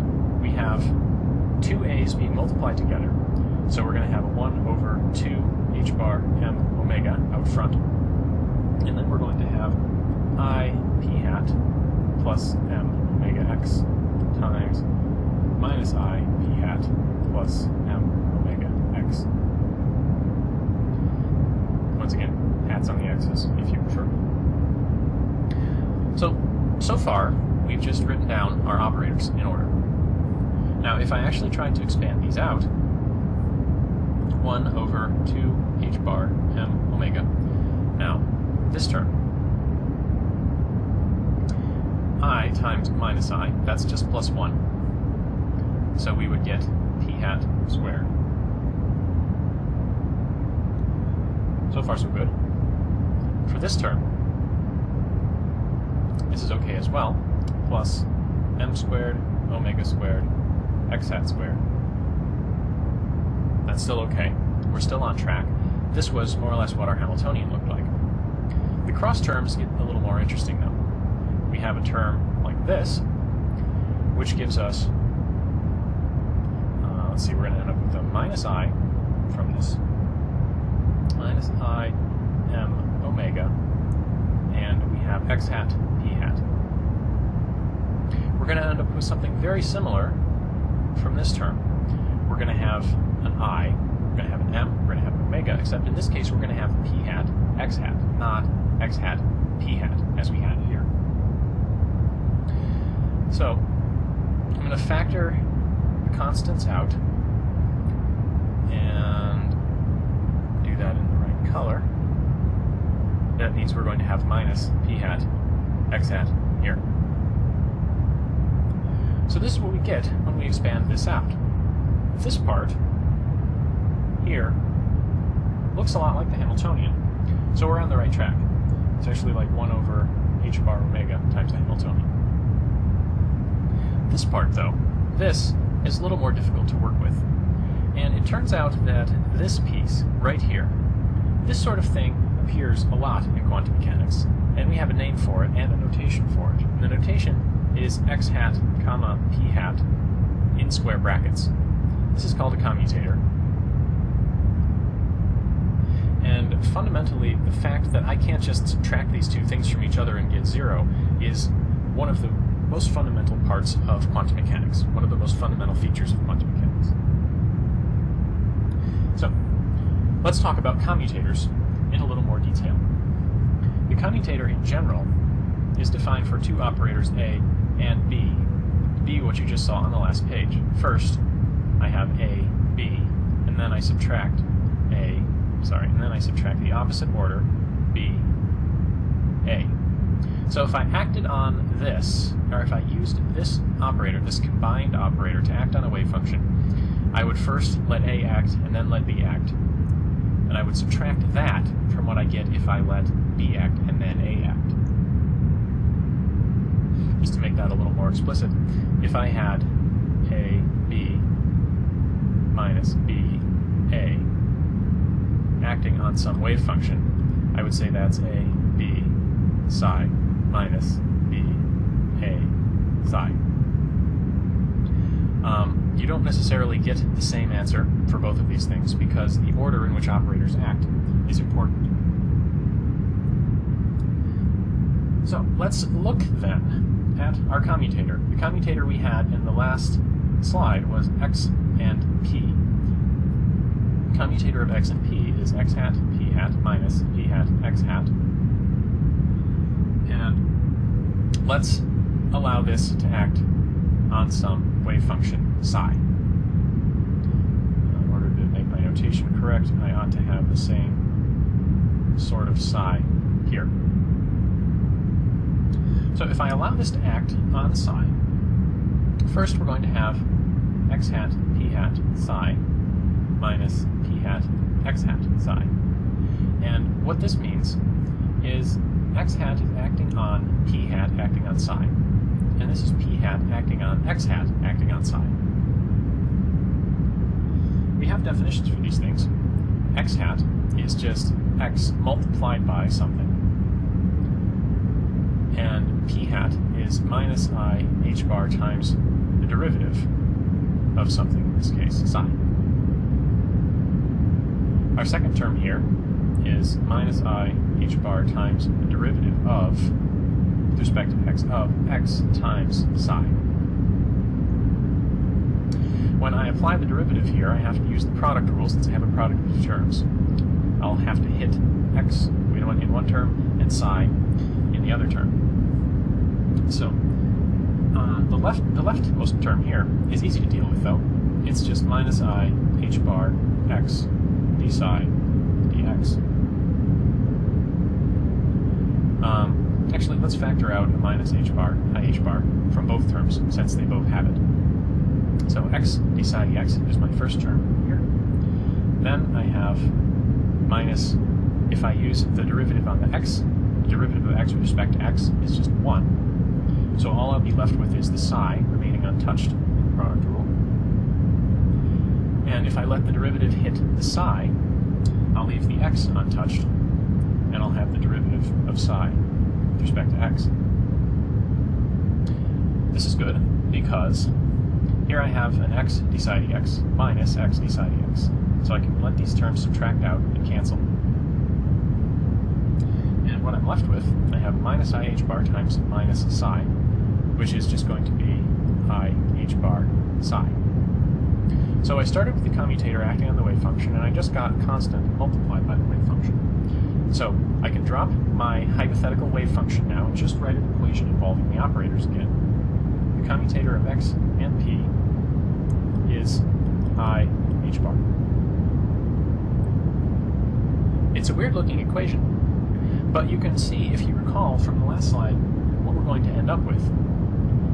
When we evaluated a minus hat, a plus hat, we ended up with 1 over h bar omega times the Hamiltonian, plus some constants. And if you flip back a slide, the I h bars end up actually canceling out, and we just end up with plus a half for our constant. So while we did not succeed in fully factoring the Hamiltonian, we did get the Hamiltonian back, plus a constant. And if you reverse the order and repeat the algebra, a hat plus a hat minus, you end up with the same sort of thing. It looks very similar. You get 1 over h bar omega times the Hamiltonian minus a half instead. What this means is we can express the Hamiltonian in terms of these ladder operators as constants. What we get for the Hamiltonian, h hat, is h bar omega times a minus a plus operators minus a half. Or alternatively, the Hamiltonian is equal to h bar omega a plus a minus plus a half. So these are the sorts of things that we got from our operator algebra after attempting to factor the Hamiltonian. That was pretty clever, but it didn't actually get us a solution. It just got us a different expression of the problem. The cleverness really comes in considering ladder operators and energy. The time-independent Schrodinger equation here is h hat psi equals E psi.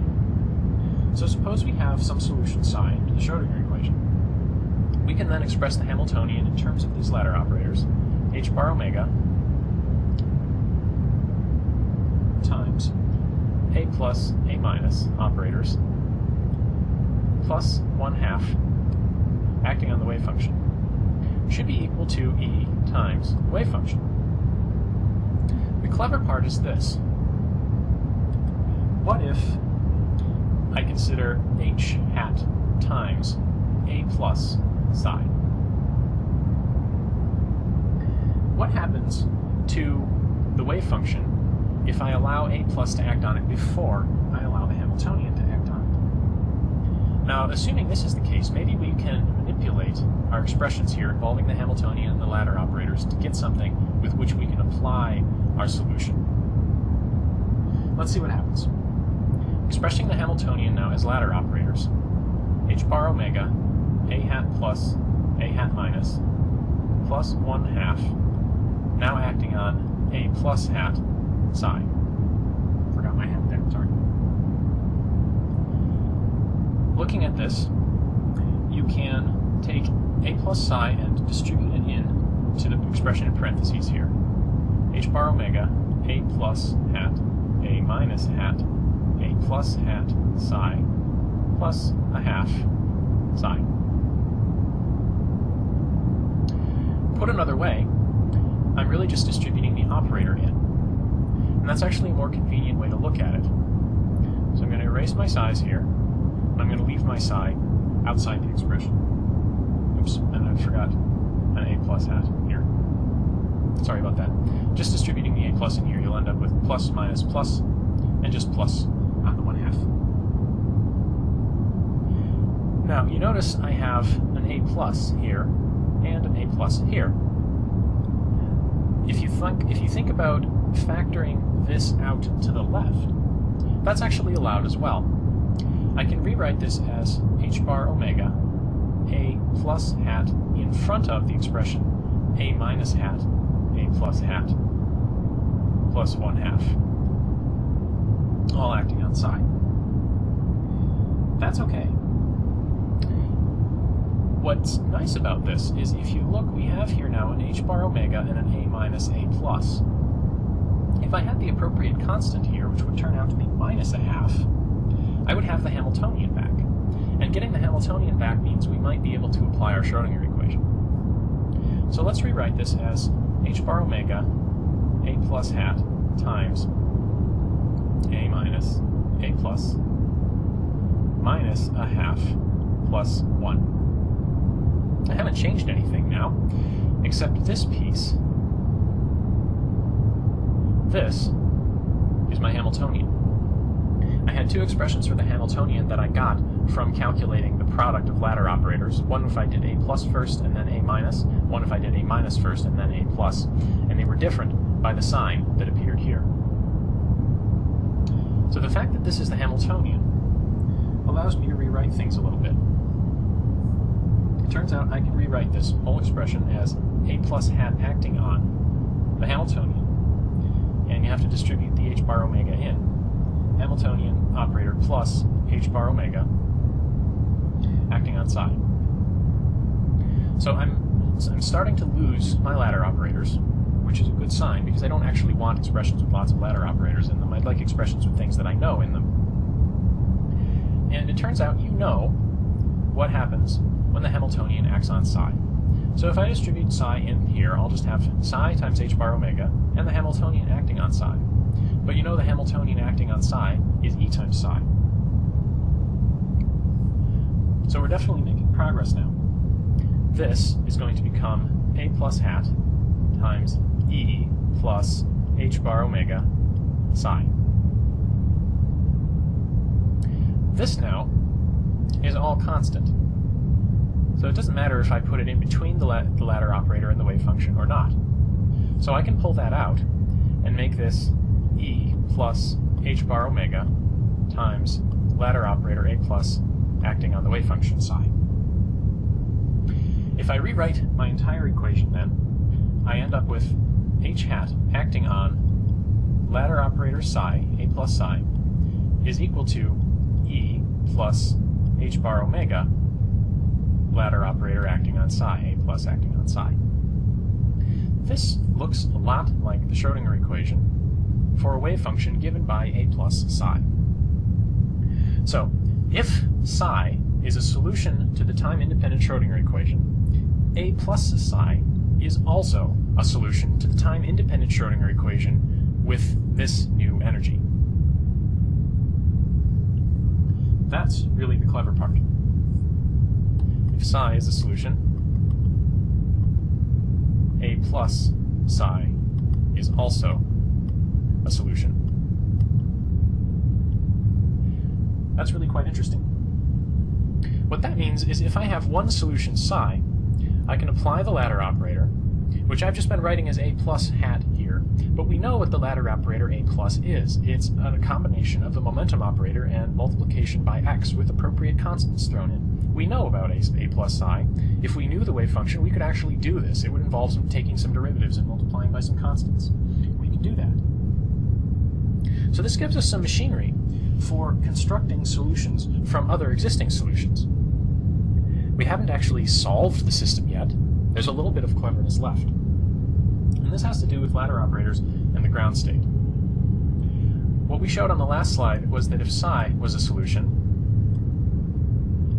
then A plus hat psi was a solution with energy E plus h bar omega. It turns out A minus hat psi, you can follow through the same algebra, is also a solution, but it has energy E minus h bar omega. So suppose we have some solution, psi, and I'll call it psi sub n now. If we apply the ladder operator, A plus psi, we'll end up with some wave function psi n plus 1. It's another solution to the Schrodinger equation. It has a slightly higher energy. The energy has been increased by the amount h bar omega here. I can repeat that process, and I'll get, say, something I would call psi n plus 2. And you can keep applying the ladder operator over and over and over, and you'll generate an infinite number of solutions with higher and higher and higher energies. We can also apply the ladder operator A minus hat, and you'll get something I'll call psi sub n minus 1 with slightly lower energy. The energy has been lowered by an amount h bar omega. You can apply the ladder operator A minus hat as many times as you want, of course, as well. You'll get psi sub n minus 2, or psi sub n minus 3, or psi sub n minus 4, or psi sub n minus 5. Every time you apply the lowering operator, the ladder operator A minus hat, you get another solution with lower and lower and lower energy. But we know if we have a wave function with very, very low energy, it's going to behave very strangely.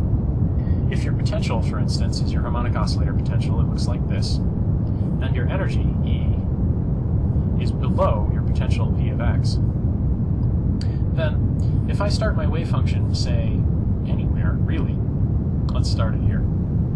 The fact that the energy is below the potential for the entire domain of the potential means that over the entire domain of the wave function is going to be curving away from the axis.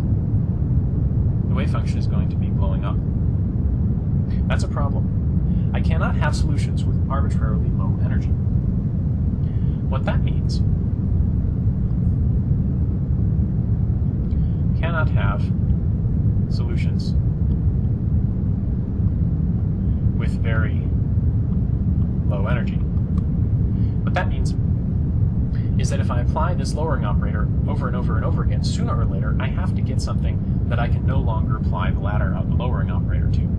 Something will no longer give me a meaningful solution.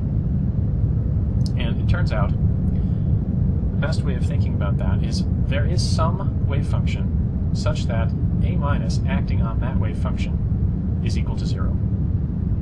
If we have a state like this, this will be our lowest energy state, and I'll call it psi sub 0. This is a necessary condition for getting a normalizable wave function. If we did not have this condition, we'd be able to keep applying the lowering operator, and we would sooner or later get solutions that were not allowed. That's a problem. So let's figure out what this actually implies. We know what the lowering operator is. We know what 0 is. We have to be able to solve this. This is going to be an ordinary differential equation, just given by the definition of the ladder operator. 1 over 2m h bar omega square root times momentum operator h bar d by dx plus m omega x acting on psi sub 0 is equal to 0. This we can solve.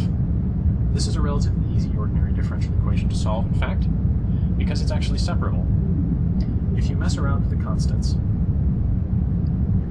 you can convert this into the differential equation. d psi dx is equal to minus m omega over h bar x psi.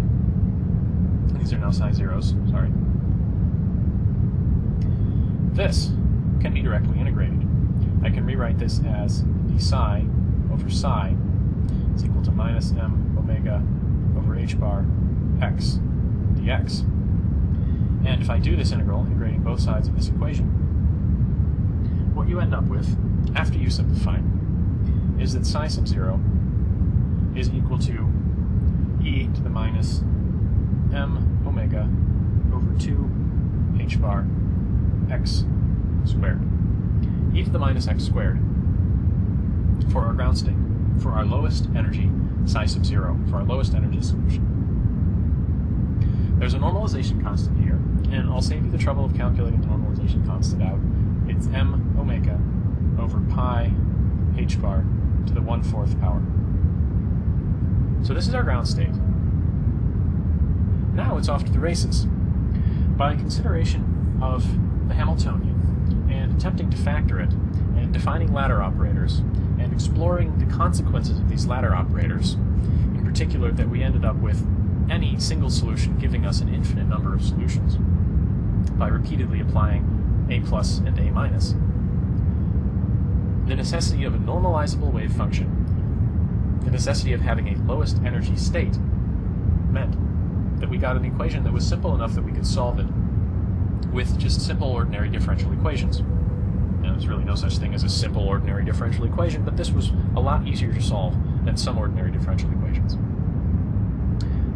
What that ended up giving us in the end was psi 0, our lowest energy state. We can then apply the raising operator, a plus, over and over and over again to construct an infinite number of states. To summarize, here's a slide with all of the definitions. The raising and lowering operators, the ladder operators, a plus and a minus, the expressions that you get from simplifying the Hamiltonian in terms of the ladder operators. I want to highlight these two expressions because I have not completely derived them. I have argued that the ladder operator a plus applied to some wave function psi sub n gives you psi sub n plus 1, but I haven't told you anything about the normalization.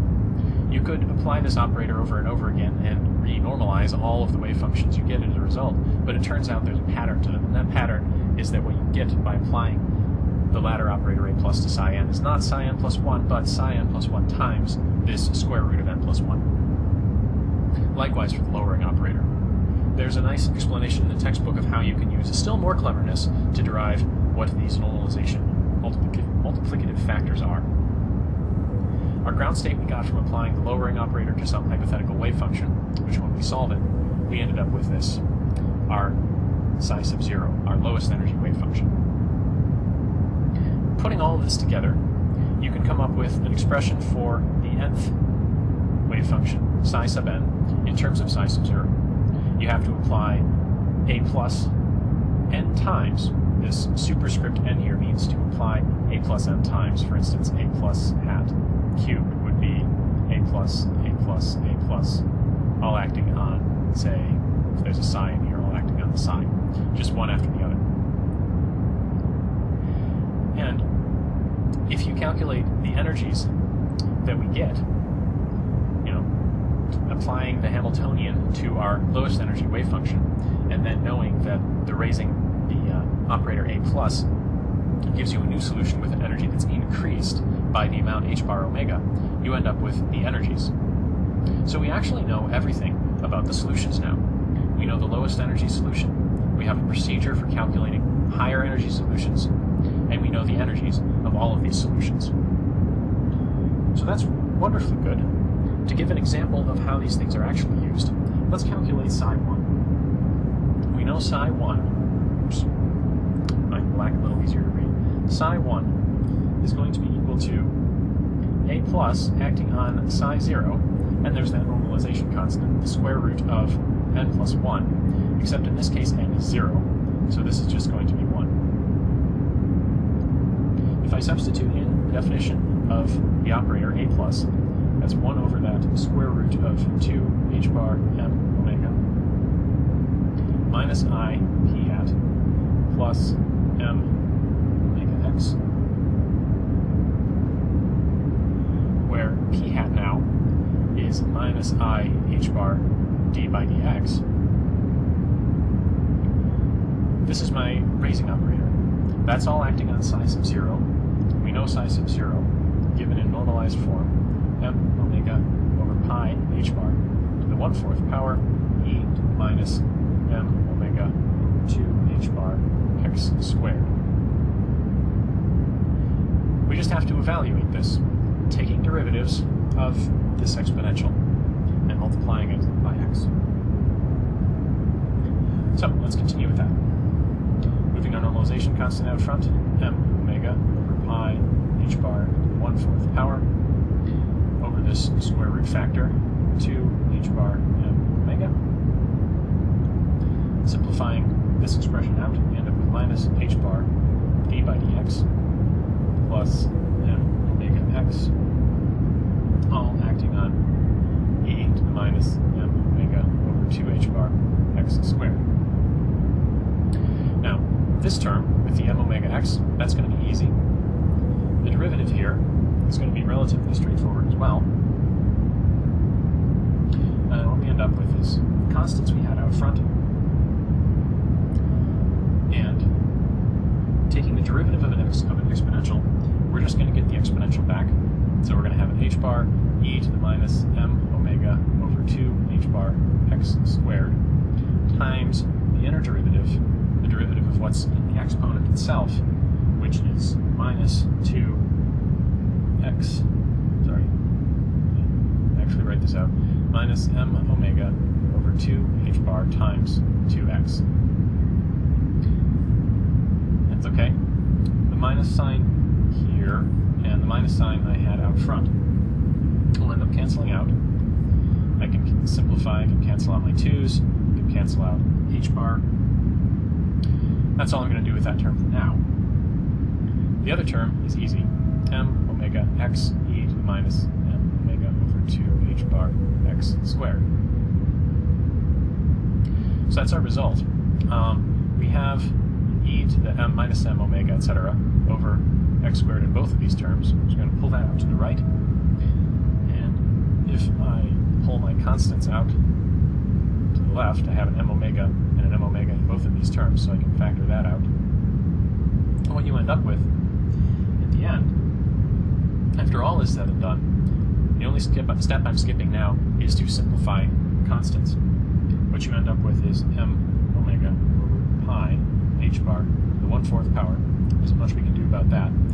Square root of 2 m omega over h bar x e to the minus m omega 2 h bar x squared.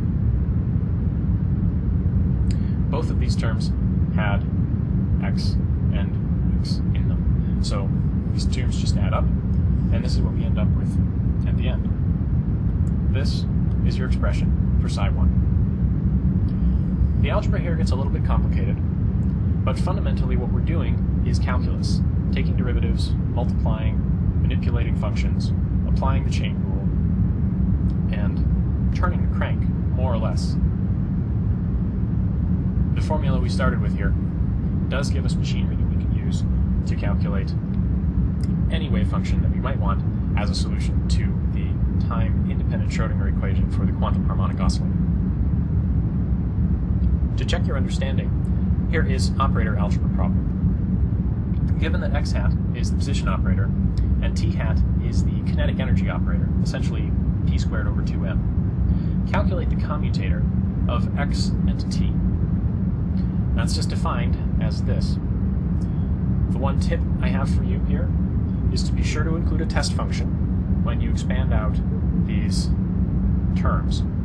And when you take second derivatives, do it as a sequence of 2 steps. Don't just try and take the second derivative twice in one step.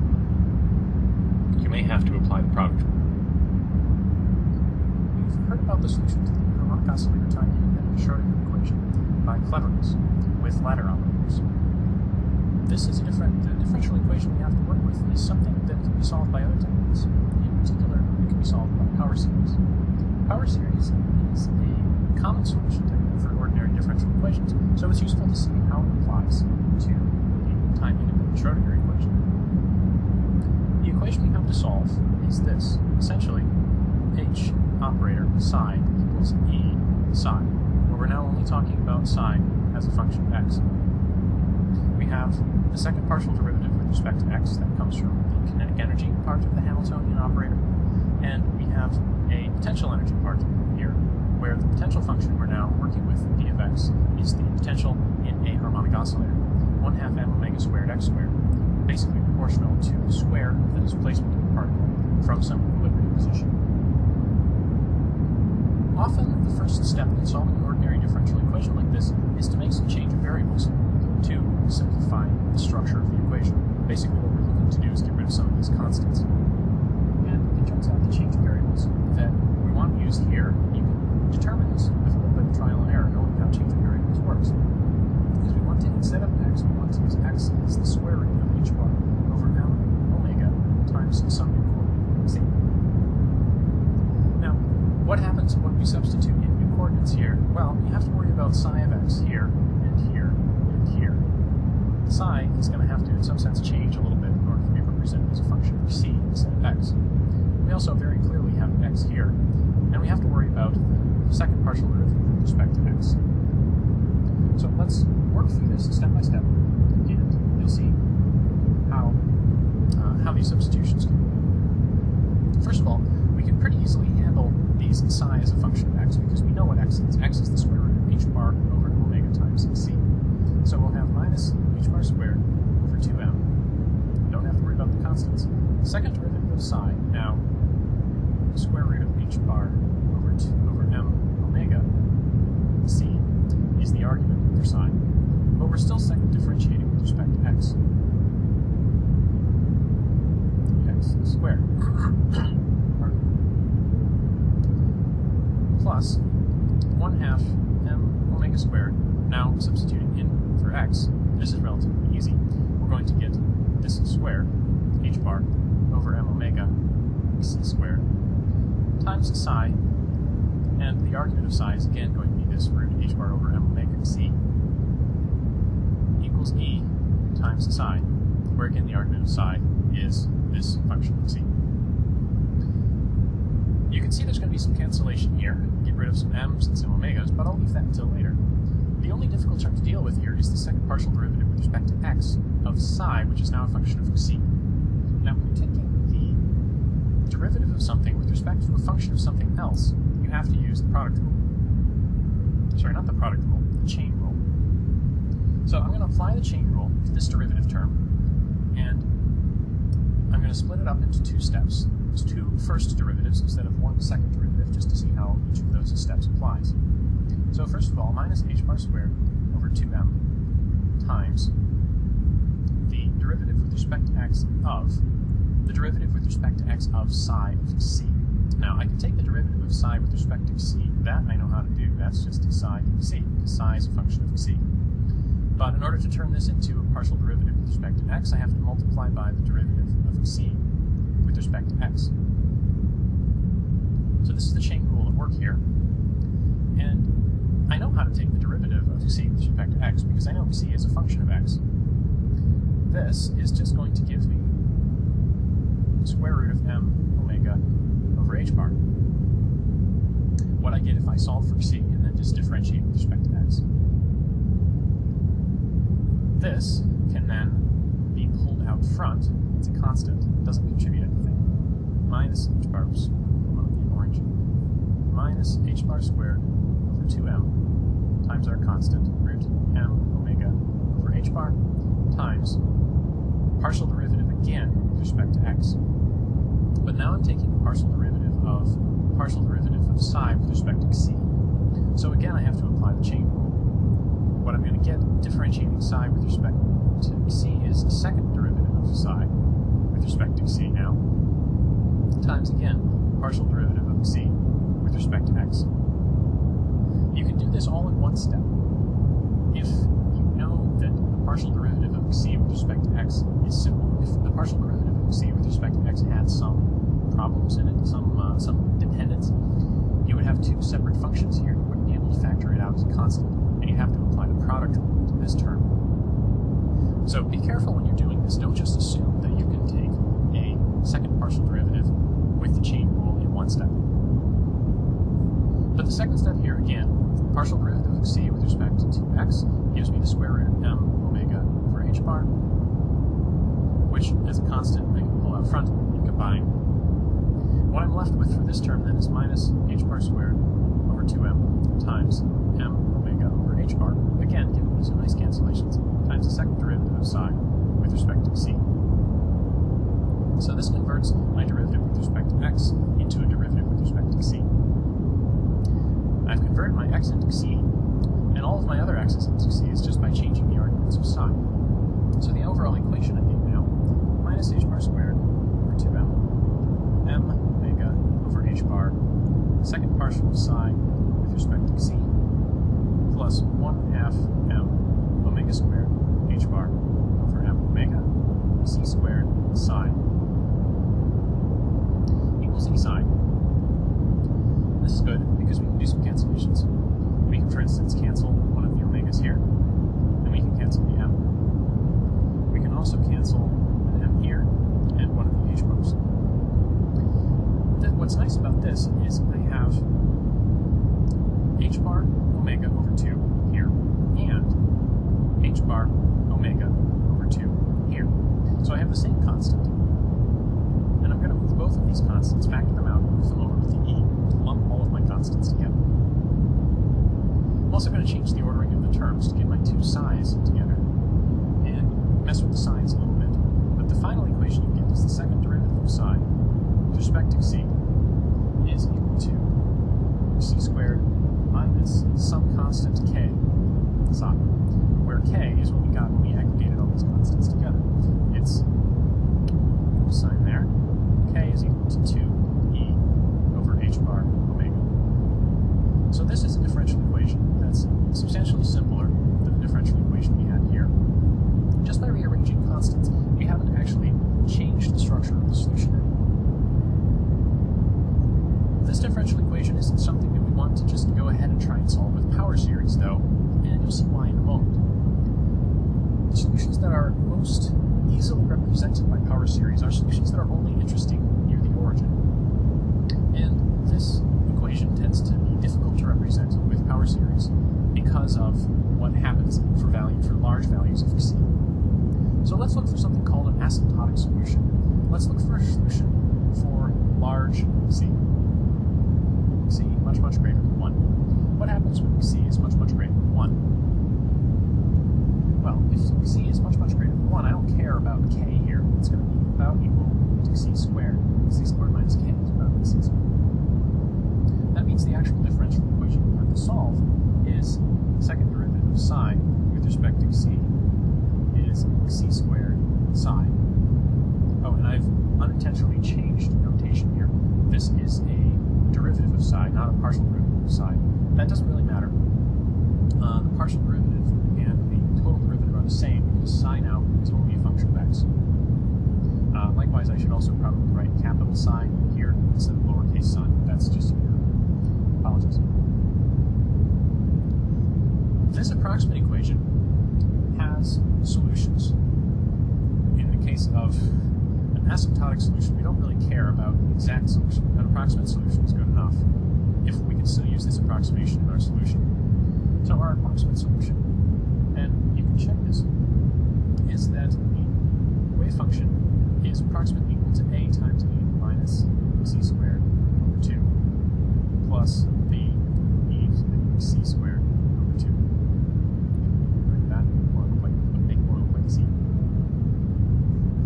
So this equation is an approximate solution to this equation. And you can see that by taking the second partial derivative of psi. I'll just look at this term, for instance. The second partial derivative of this term, d squared dc squared of e to the minus c squared over 2 is, plug this into whatever computational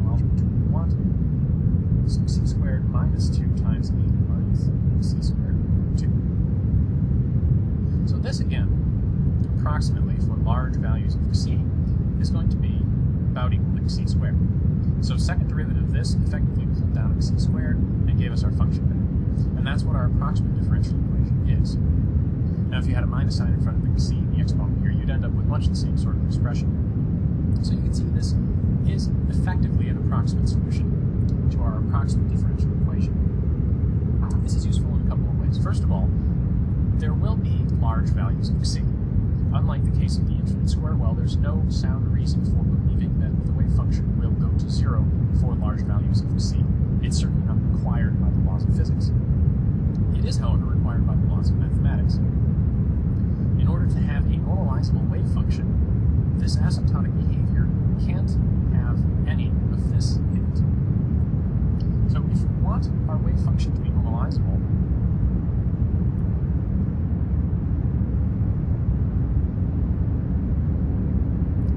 then E must equal 0.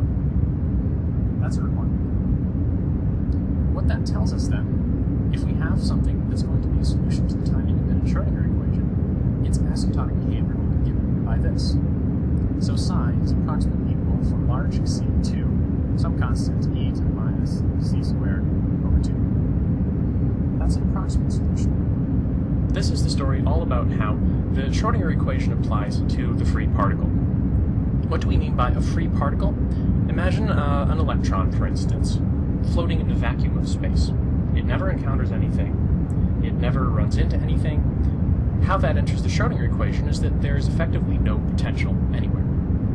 So the time-independent Schrödinger equation, we're back to one dimension now, so don't think about a particle floating around in the vacuum of three-dimensional space. It's floating around in the vacuum of one-dimensional space.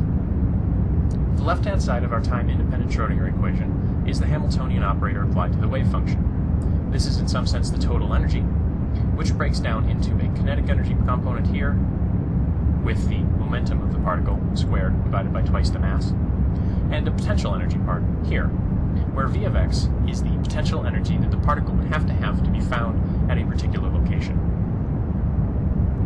In the context of the free particle, where there is no potential, what that means is that V of x is equal to 0 everywhere. That means we can just cross out this term entirely. We don't have to worry about it. What we're left with then for our time-independent Schrödinger equation is minus h bar squared for 2m times the second partial derivative of psi with respect to x equal to e psi. Now, we have some constants here, and we have a constant here, so let's lump them all together. And I'm going to shift the signs around a little bit as well, so that what we've got is the second derivative of psi with respect to x is equal to minus 2me over h bar squared times the wave function. So just lumped all our constants together and multiplied through by the minus sign. Now, you notice the second derivative here of the wave function giving you the wave function back. The fact that we're taking a second derivative suggests that the constant here perhaps is squared. So what I'm actually going to write this as is the second derivative of psi with respect to x is equal to minus some constant k squared times the wave function, where k, our constant, is the square root of 2me over Planck's constant.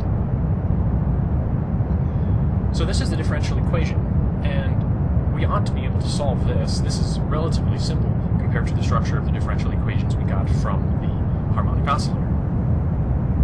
So how do we solve this? Well, what we have, second partial of psi with respect to x, is minus some constant squared times the wave function. Taking the second derivative gives you a constant squared.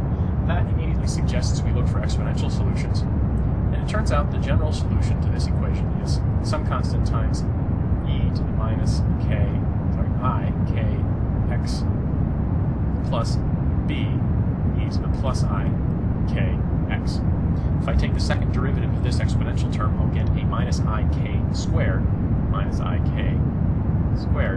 which you know is just minus k squared, applying the rules of complex numbers, which is what we get here. So when I take the second derivative of this term, I'll end up with minus k squared times this term. And I get the same sort of thing here if I take plus I k squared from the second derivative. That again gives me a minus k squared. So we're okay. This is our general solution. When we include time in this, since you know this is a solution to the time-independent Schrödinger equation, it's going to have time dependence given by the time part, the time equation that we got when we did separation of variables. What you end up with is psi of x and time now is equal to a e to the minus I kx times e to the I energy t over h bar plus b times e to the I kx e to the I energy time over h bar. And I've left off my minus signs here in the energy dependence, just conventional to include minus signs there. We can rewrite this a little bit as a e to the I k. Now, what I'm doing here is substituting in the definition of k, which if you remember was the square root of 2m e all over h bar, expressing energy in terms of this k.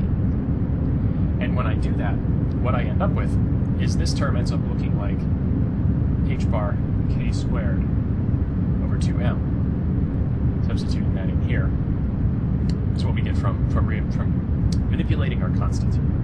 If I do that manipulation, the first term here, instead of having this product of two exponentials, I'm going to write it as a sum in the exponent.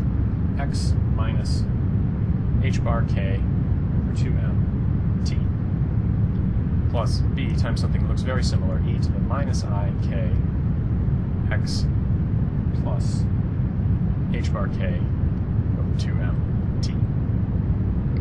So these are our general solutions to the full Schrödinger equation. Our full wave function is a function of both position and time. And these solutions are traveling waves.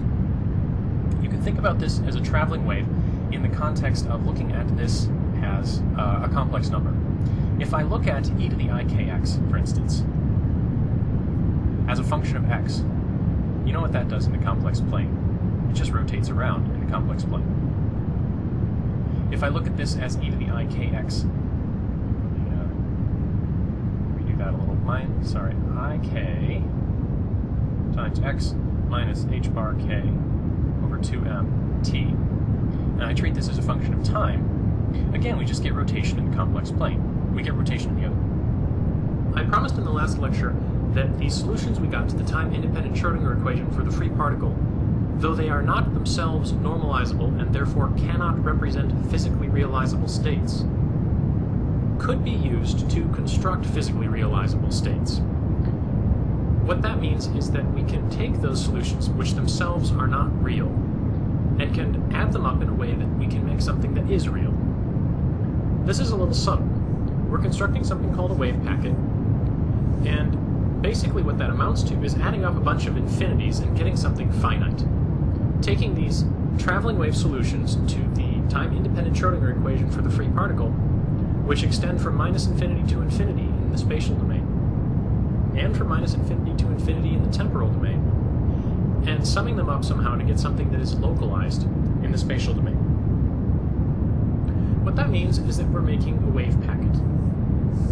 A wave packet, the features that we care about is that it's going to be 0 for, say, large negative values of x, 0 for large positive values of x, and only non-zero over some domain. What it might look like is, well, 0, some wave activity over a relatively limited region, and then going back to 0. We will see wave packets that look like this later on. I'll give a more concrete example and show some animations. But for now, let's think about the math. How would we go about constructing something like this? What we did in the case of the particle in a box, the infinite square well potential, was when we solved the Schrödinger equation, we got solutions.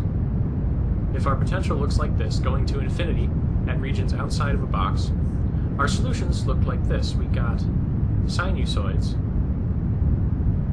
with an integer number of half wavelengths fitting in our box.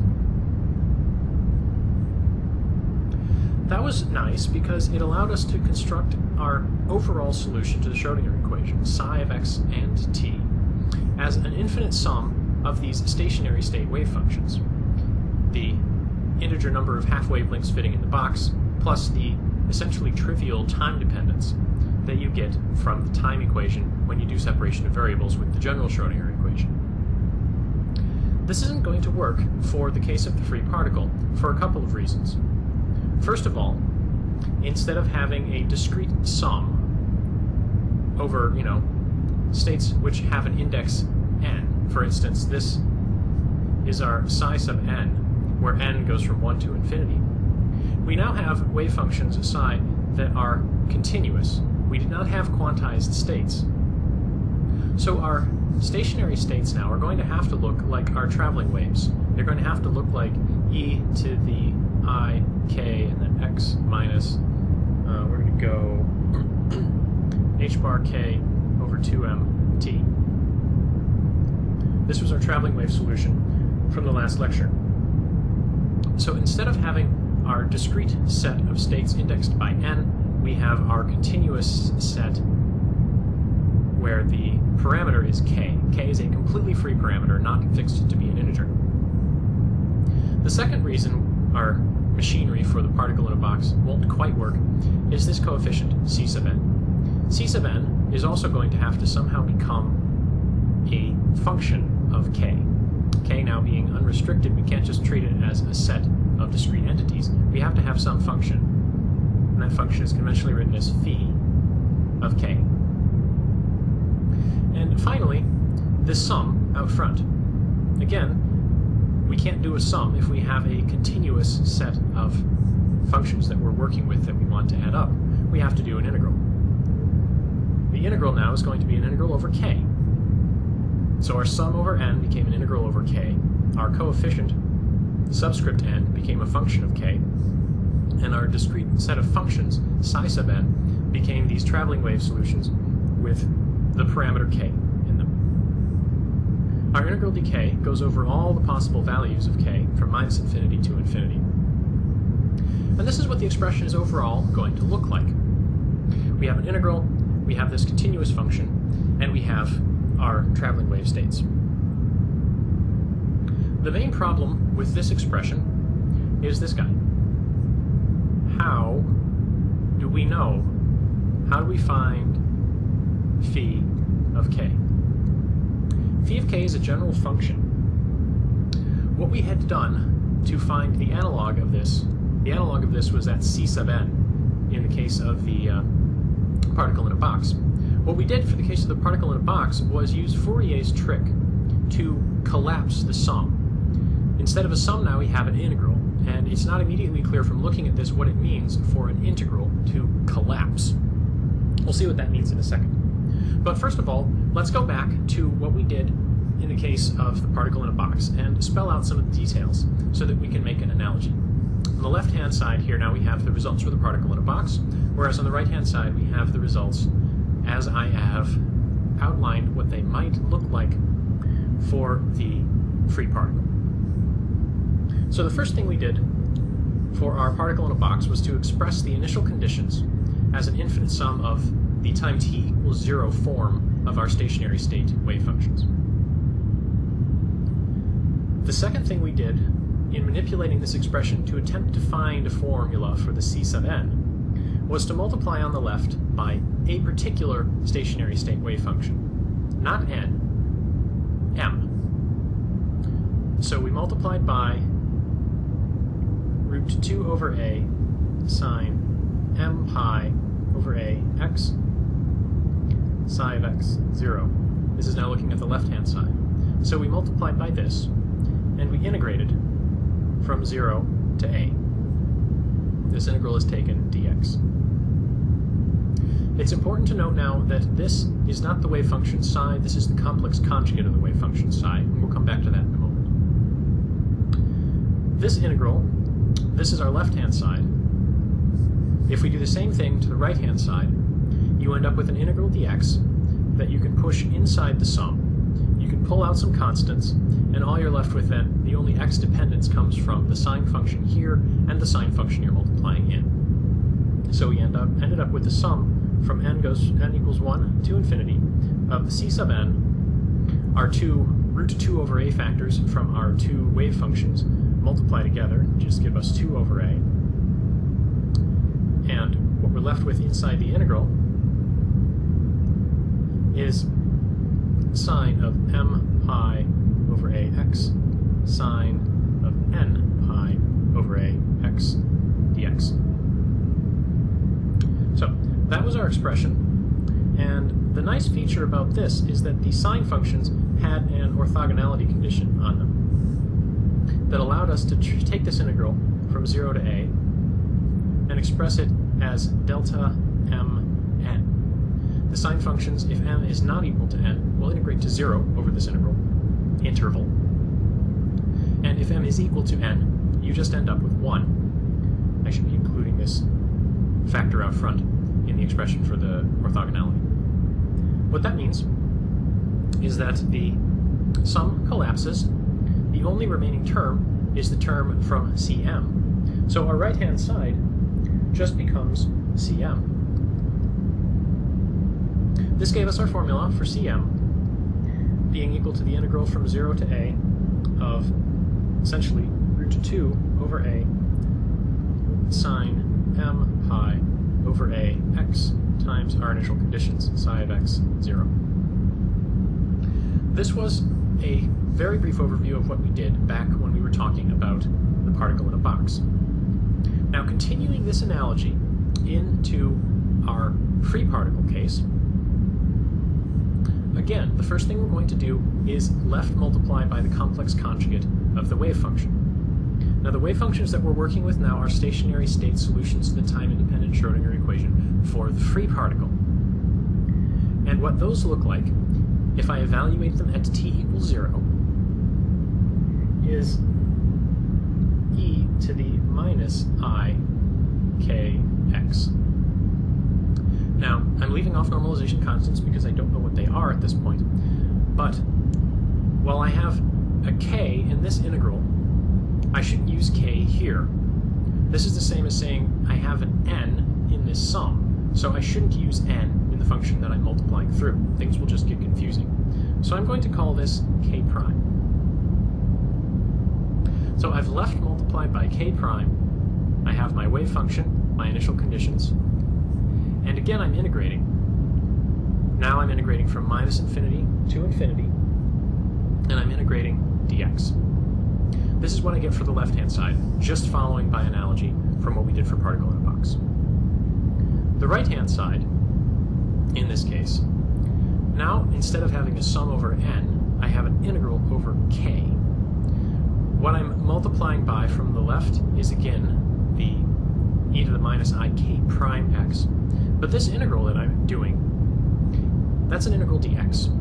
So I can exchange the order of integration by k and integration by x. So I'm going to write this right-hand side now a little differently. We have the integral of minus infinity to infinity dk. Then we have phi of k, which is not a function of x, so I can pull it out of my integral over x, same as I could pull my c sub n out of this integral dx.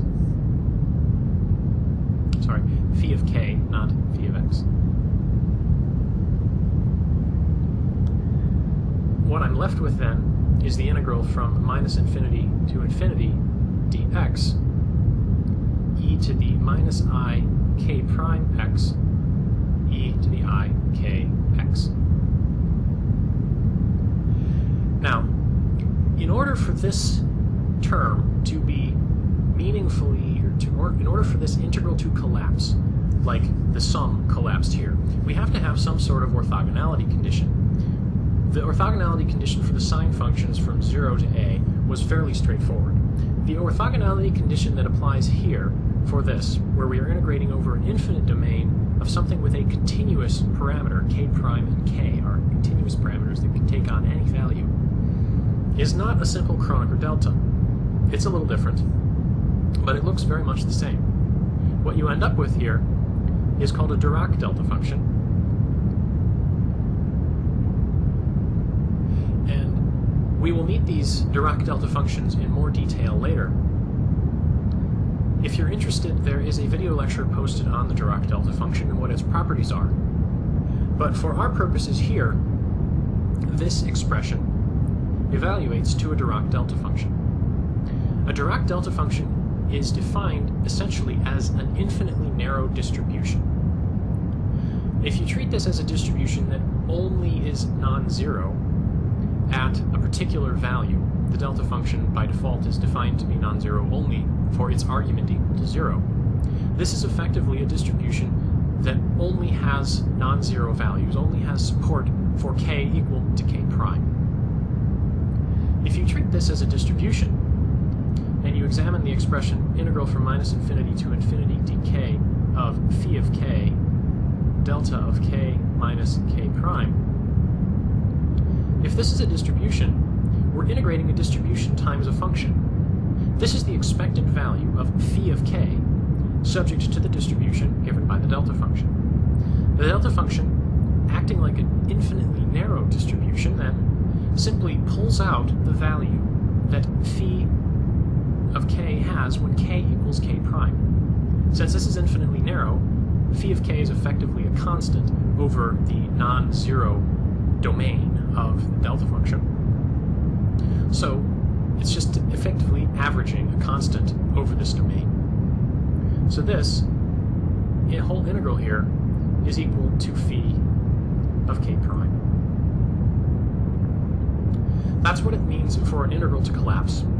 And like I said, if you're not entirely clear on how the delta function works, there's another video lecture on how to go about, or how to understand what the delta function can do for you. For now, notice that we can re-express this phi of k prime then in terms of our left-hand side. Phi of k prime is equal to the integral from minus infinity to infinity of e to the minus I k prime x psi of x 0 integral dx. This completely determines phi of k. This is the real genius behind what's called Fourier analysis. What we were talking about in the case of the particle in a box was really Fourier series, and now we're talking about Fourier analysis. The way the math behind this is usually defined is in terms of something called the Fourier transform. The top two equations here are essentially definitions of the Fourier transform. We have some function of x. This is like our wave function as a function of time, and it's being expressed as an integral of some function of k multiplied by e to the ikx, integral dk. This function f, capital F of k, can be determined by essentially what we did in the previous slide, an integral from minus infinity to infinity dx of the function lowercase f of x times e to the minus ikx. The 1 over root 2 pi factors here are customary. Some authors use them, some authors define them slightly differently. It depends on the specific definition of the Fourier transform that you're using. But you can see the nice symmetry between these two equations. You have your 1 over root 2 pi in both equations. You have an integral from minus infinity to infinity in both equations. You have e to the ikx here, positive, and e to the minus ikx here, negative. That's the only difference. Then you have a function of k, integral dk, function of x, integral dx. Up to labeling x and k differently, the only difference between these two equations is the sign in the exponent. There's a lot of really nice math that comes from using Fourier transforms. Just to give a very brief example, if you're interested in processing astronomical images, for example, or any images really, treating the image as a function of this k parameter, which is a spatial frequency parameter, instead of treating the image as a function of x, as a function of which pixel you're looking at, you can do some very powerful analysis to identify features, for instance. High spatial frequency features versus low spatial frequency features. Smoothly varying backgrounds versus the boundaries between objects where the image varies rapidly will have different behavior when expressed in terms of this function of the spatial frequency. From the perspective of quantum mechanics, what we're interested in is how to express our wave function as a function of position and time. Well, using the Fourier transform definition here, we can find this phi of k by the same sort of equation. Phi of k is determined by an integral dx of our initial conditions times a complex exponential. Knowing what phi of k is, we can then determine what phi of x and t is. So again, our initial conditions determine our constant multiples essentially of our stationary states, these complex exponentials, which then gives us our overall wave function and how it behaves. To check your understanding, here is a simple example problem that requires you to apply the formulas on the previous page to go from a particular initial condition. In this case, it's a constant. Our initial wave function looks something like this. 0 everywhere except for a region between minus a and a. Your task, find the phi of k that goes with this particular function. That's about it, but before we finish talking about how to superpose these solutions, I want to look at the solutions themselves in a little more detail. Let's talk about the wave velocity in particular. This is our traveling wave solution, and we can figure out what its velocity is by looking at this argument. Which direction is this wave going?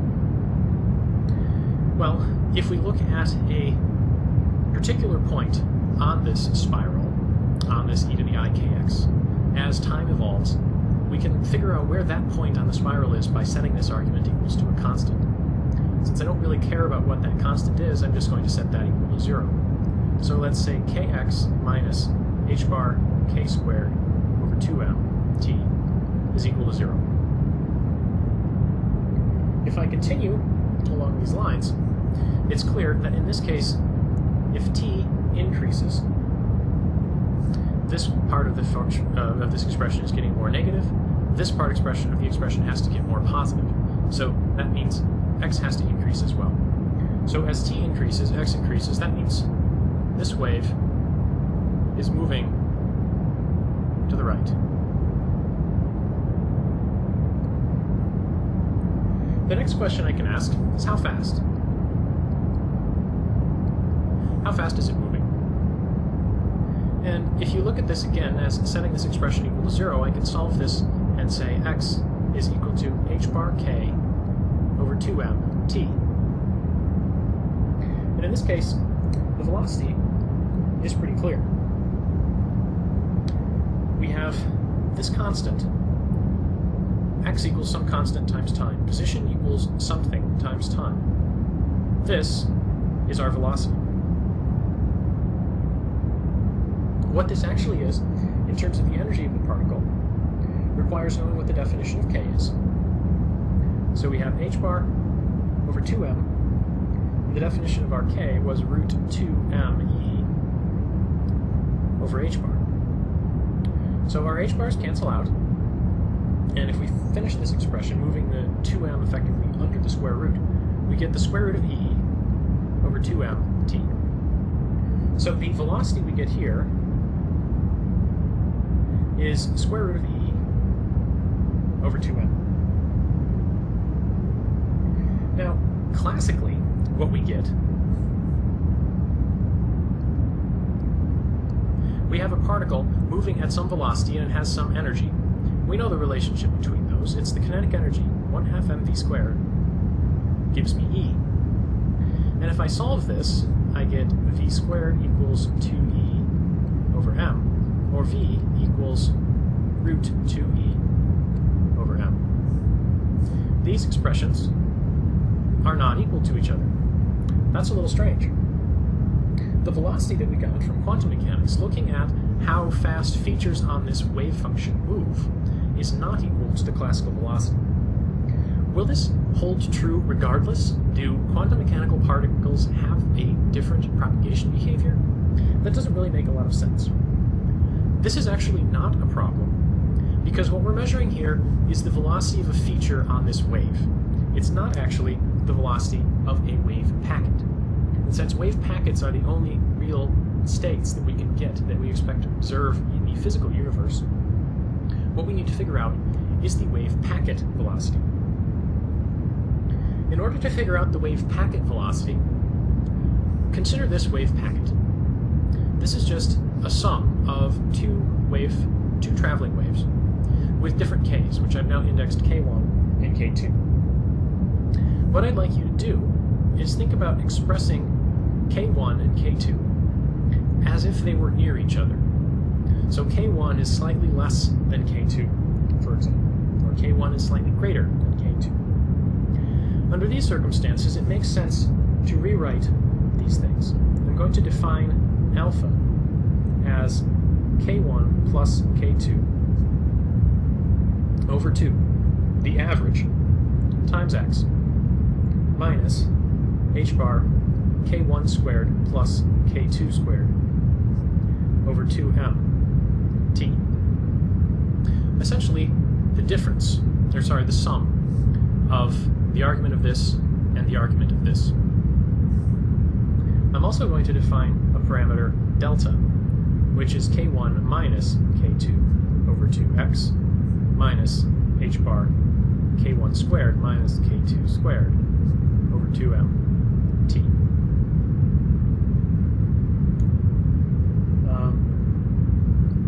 Actually, sorry, I don't mean 2m's here, I mean 4m's here. Because I have a factor of 2 from the over 2m, and I have a 1/2 essentially from the way I'm combining the two terms. So given these definitions, you can express this as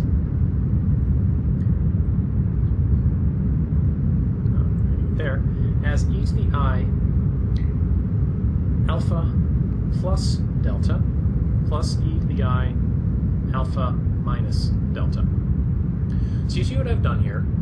I've just re-expressed the arguments here as sums and differences. This is getting into the idea behind sum and difference and product identities in trig functions, except I'm doing this with complex exponentials instead. If I write this function as alpha plus delta, when I add alpha and delta, for instance, this first term gets me k1 plus k2 plus k1 minus k2. The k2's drop out, and I end up with 2k1 over 2, which is just k1 times x. Just k1x, essentially, what you want to get from this. If I express these exponentials in that way, you can factor out the alpha part. Get an e to the I alpha times an e to the I delta plus e to the minus I delta. If you're familiar with the complex exponential form of trig functions, you can probably see where I'm going with this. This is going to end up equal to e to the I alpha times cosine. Actually, not just cosine, 2 cosine of delta. What this looks like in the context of our discussion of wave packets is if we have an axis there, we have this cosine factor, and it's the cosine of delta. If k1 and k2 are near each other, this will be a small number. This will also be a relatively small number. So delta evolves much more slowly with space and time than alpha. So if I was going to draw this wave function, I would have some slowly varying envelope like this. And superposed on top of that, multiplied by that slowly varying envelope, is e to the I alpha, which is the sum. So if k1 is close to k2, this is going to evolve much more rapidly. So my overall wave packet is going to look something like this, where you have zeros and areas with large amplitude, areas with small amplitude, areas with large amplitude, areas with small amplitude. As time evolves, this wave packet will propagate.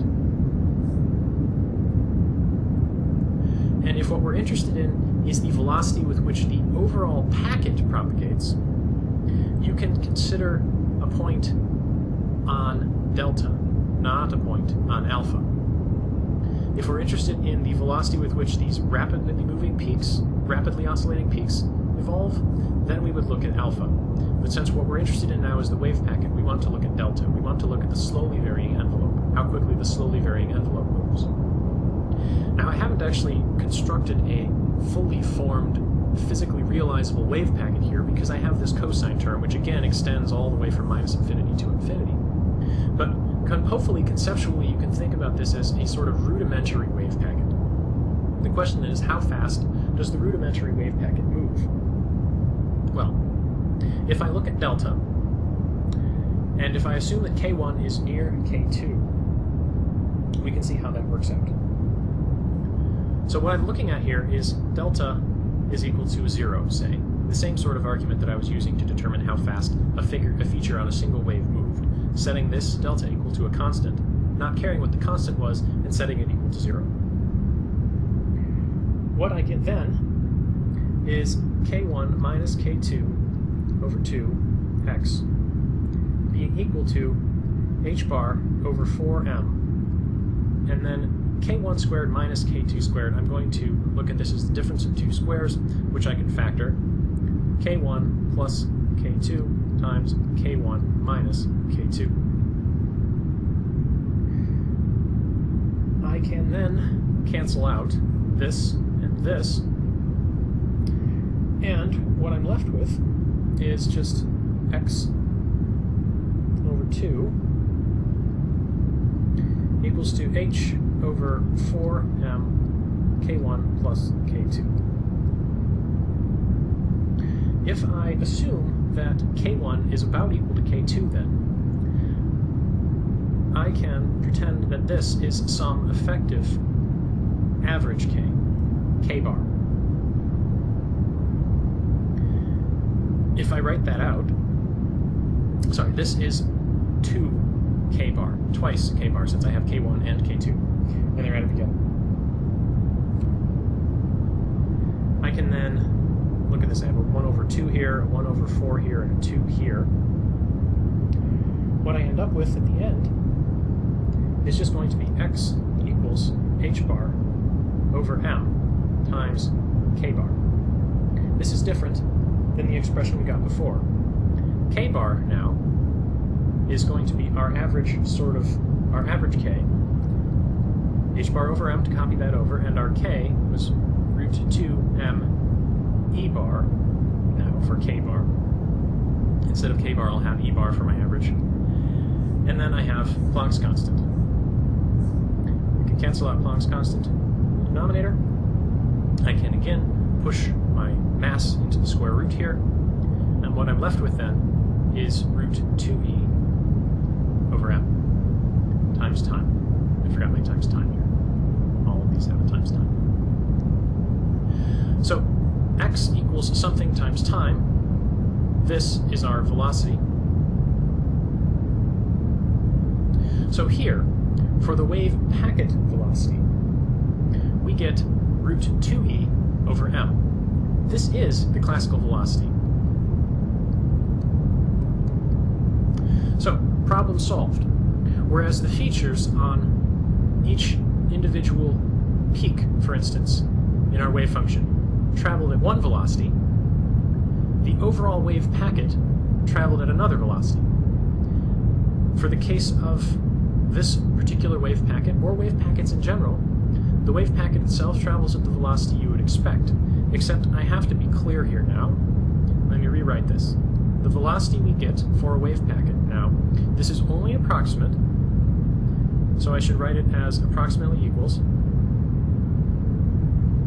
and it's not twice the energy, it's twice the average energy divided by mass in the square root. So this is not exactly the classical formula, because now we don't necessarily have a single energy.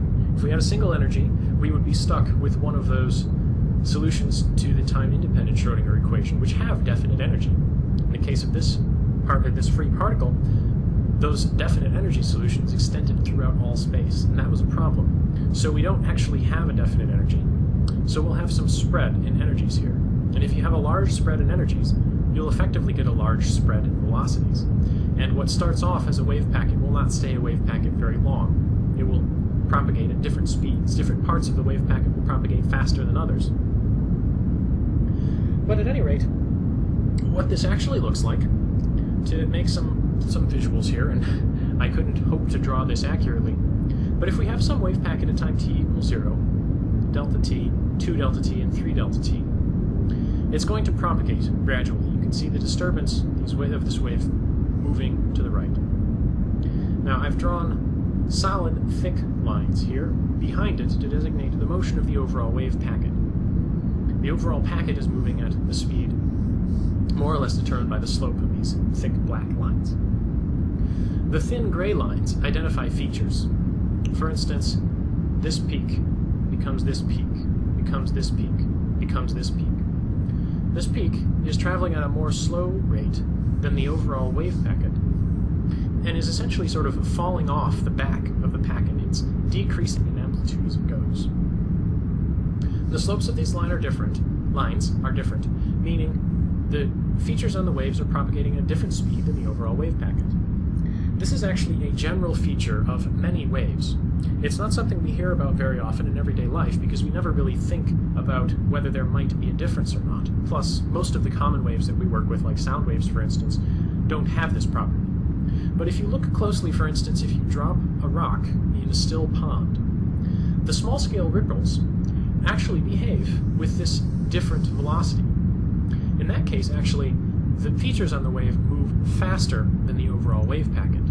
So in that case, you can view this as sort of time reversed, where the features start at the back of the wave packet and propagate forwards.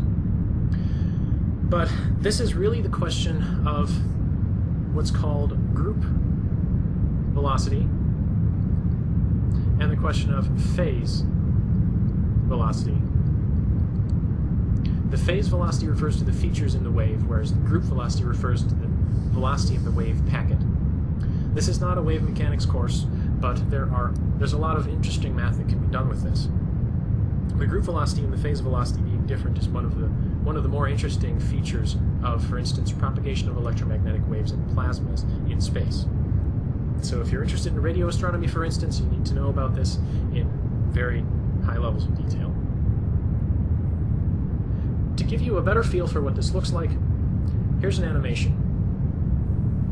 What we're looking at now are the real and complex parts, shown in red and blue respectively, of a hypothetical wave packet that might represent a solution to the Schrödinger equation. It doesn't actually represent a solution to the Schrödinger equation, but this is the sort of behavior we're looking at. If I track a particular pulse, say this one, I'm moving my hand to the right as I do so.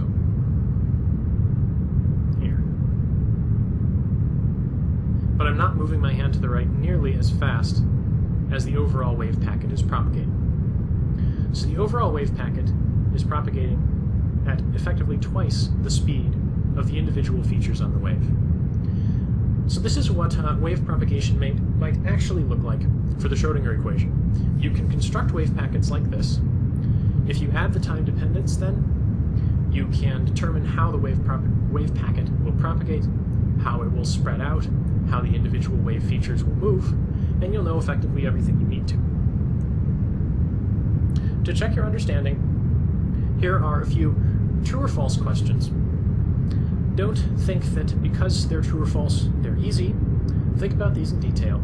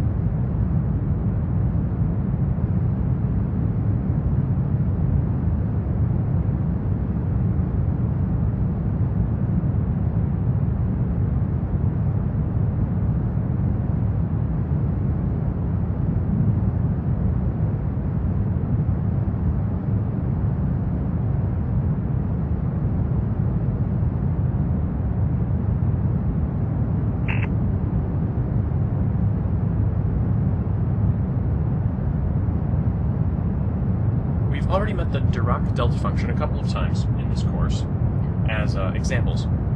So it's good at this point, since what we're going to be discussing next is the Dirac delta function as a potential, to discuss the general properties of the Dirac delta function, how it works from the mathematical perspective. What I want you guys to think of when you think of the Dirac delta function is the limit of a distribution. The Gaussian distribution, for example, rho of x is given by 1 over the square root of 2 pi as a normalization, sigma e to the minus, say, x squared over 2 sigma squared. The limit as sigma goes to 0 of this function gives you something that is very much like the delta function. This is not the only way to define the delta function, but if we start with, for instance, this purple curve here at large sigma, and this orange curve here at small sigma, as sigma gets smaller and smaller, the distribution gets narrower and narrower and taller and taller. As sigma gets smaller, for instance, the dependence here in the exponent of e to the minus x squared gets faster and faster, since I'm effectively multiplying the x squared by a larger and larger number. And the normalization constant out front, 1 over root 2 pi times sigma, gets larger and larger as sigma gets smaller and smaller. So thinking about this as the limit, in the limit, we have a distribution that is infinitely narrow and infinitely tall. It has absolutely no support for any values of x other than, say, x equals 0 here. So this would be, say, delta of x as a distribution. You often see delta functions written as, in terms of more conventional function notation, delta of x is equal to 0 for x not equal to 0, and infinity for x equals to 0. But this isn't a sufficiently accurate description because it doesn't tell you this property that the delta function is the limit of a distribution. It has specified integral. So you always have to add an extra condition here for something like, for instance, something like the integral from minus infinity to infinity of delta of x dx is equal to 1. That essentially sets the specific value of the infinity here, such that the integral equals 1. But thinking of it as the limit of a distribution is essentially the actual definition of the delta function. Knowing that the delta function acts like a distribution allows us to do things like calculate integrals with delta functions. This is where delta functions really shine. If you have an integral of minus infinity to infinity of any function, f of x, multiplied by the delta function, if we think of this as a distribution, this is effectively the expectation of x, of f of x, the expected value of f of x, subject to this distribution given by the delta function. Now, since the delta function has absolutely no support over any values of x other than x equals 0, essentially what this is telling you is the expected value of f of x, where the only region that we care about is the area very near 0. So this just gives us f of 0. Thinking about this in the context of a distribution, if we had a distribution with some very narrow width, if this width gets extraordinarily narrow, then no matter what f of x does out here, we don't care. And as the distribution becomes extraordinarily narrow, we're just zeroing in on the behavior of x over this region, which makes f of x basically look like a constant. And you know, the expected value of a constant, like if I wrote this as the expected value of f of 0, it wouldn't matter what the distribution was, it would just give you f of 0. So this is the same sort of concept. The infinitely narrow distribution effectively just pulls out the value of f of x at that point. So this is our first really useful formula with delta functions. If we integrate, it doesn't really matter what we integrate over, minus infinity to infinity will work. Delta of x times any function f of x integrating dx, we just get f of 0. We don't have to do the integral. Delta functions effectively make integrals go away. We can do this not just for the delta function of x, we can do it for delta functions of x minus anything, for instance x minus a. If we plotted this distribution, delta of x minus a, it's going to be 0, except for the point where x equals a. So at x equals a, the argument is delta function goes to 0. So effectively, we've just translated our delta function over by some distance a. Most clear notation. This is the x-axis, and this is a. So what this is going to do, and you can think about doing a change of variables, some sort of u substitution where u equals x minus a, it's just going to give you the value of f at the point where the delta function has support. So this is going to give us f of a. So if we have some way of expressing the delta function, or if we're just using the delta function itself translated, we can pull out the value of f at any point. We can do more with this, though. Instead of just subtracting values in the delta function, we can evaluate the delta function of a function. Again, what we're working with here is integrals multiplied by some other function, since that's how delta functions most often appear in this context. So, if I have coordinates, and what I'm interested in now is g of x, plotted as a function of x. Suppose g of x looks something like this. I have some places where g of x crosses the x-axis, where g of x equals 0. I know the delta function is going to be 0 for any argument that's non-zero. So essentially what this is going to do is home in on these regions where g of x is equal to 0. I drew 5 of them here. Doesn't really matter how many there are. As we consider a broader variety of potentials when we solve the time-independent Schrödinger equation, we get a broader variety of solutions. The potentials that we're considering next have a couple of unique conceptual features that I'd like to talk about in a little more detail. When you're trying to solve the time-independent Schrödinger equation for a complicated potential, for instance, a potential v of x that's defined as a function of one region and then another region having a separate function, you may end up with a well-defined solution in region 1 and a well-defined solution in region 2.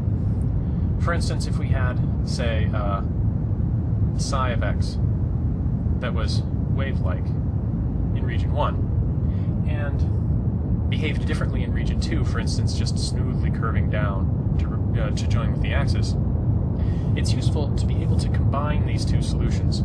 And the question then is, how do they match up at the boundary? This is the question of boundary conditions, which is the subject of this lecture. The boundary conditions that you need to match two solutions of the Schrödinger equation, the time-independent Schrödinger equation now, can be determined more or less from consideration of the time-independent Schrödinger equation. What is the allowed behavior of a solution? We've discussed the time-independent Schrödinger equation in detail. You know now that this is the kinetic energy operator, and this is in some sense the potential energy operator. But let's focus on the kinetic energy operator, since it has this second derivative of psi. That's where we're going to get a good notion for what's allowed of psi and what's not allowed of psi. Suppose we had a step discontinuity. Is that allowed? What our psi would look like under those circumstances is something like this. Maybe we have a psi that comes in on one side and goes out on the other. If this happens in an infinitely narrow region, we say psi is step discontinuous here. If we wanted to look at, for instance, the kinetic energy associated with a step discontinuity like this, we're going to need to take a second derivative of psi. So if I take the first derivative of psi, the first derivative of a step function is a delta function. If it's not obvious why that's the case, think about what you would get if you integrated from one side of the delta function to the other side of the delta function. If you integrate from, say, a point here to a point here, you'll get 0. If you integrate from a point here to a point here, you'll get 1. Or you'll get some multiple of 1, depending on if you're, say, multiplying by a delta function, like 3 times a delta function or 5 times a delta function. You get 3 or you get 5. So as a function of integrating from this point to this point, you would get 0, 0, 0, 0, 0, some constant, and then increasing your upper limit on your integration doesn't change your final answer. So integrating a delta function from some point on one side of the delta to some variable point gets you a step. And that's more or less, if you go back to the fundamental theorem of calculus, what you expect if you say integrate the derivative as a function of the upper limit of the integral. So the first derivative of our wave function psi here gives us a delta function. If I take then a further derivative, the second derivative with respect to x of my wave function psi, what I'm going to get is going to be the derivative of a delta function. It's going to be 0 away from. Over the past few lectures, we've developed the machinery necessary to solve the time-independent Schrödinger equation with a potential given by a delta function. We've talked about bound and scattering states, and the delta function potential will actually have both solutions, or both types of solution. And we've talked about boundary conditions, which will help us match solutions in the areas away from the delta function, where we can easily express the solutions, we'll be able to make those solutions match at the delta function itself.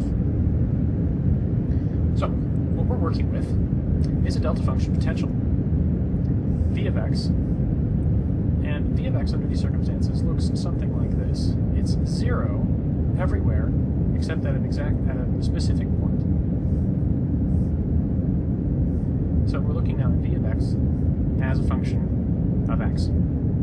It's 0 everywhere except at the origin here, x equals 0. And there, it goes to negative infinity. I'm defining v of x to be minus a times delta of x because we don't necessarily know exactly what the strength of this delta function potential is. You can have different strengths of delta function. If you treat a delta function as a normal, as a distribution, of course, it has to be normalized. But in this case, we're treating it as a representation of a potential. So we need some constant here which determines the strength of the potential relative to sort of a unit normalization, or unit normalized potential.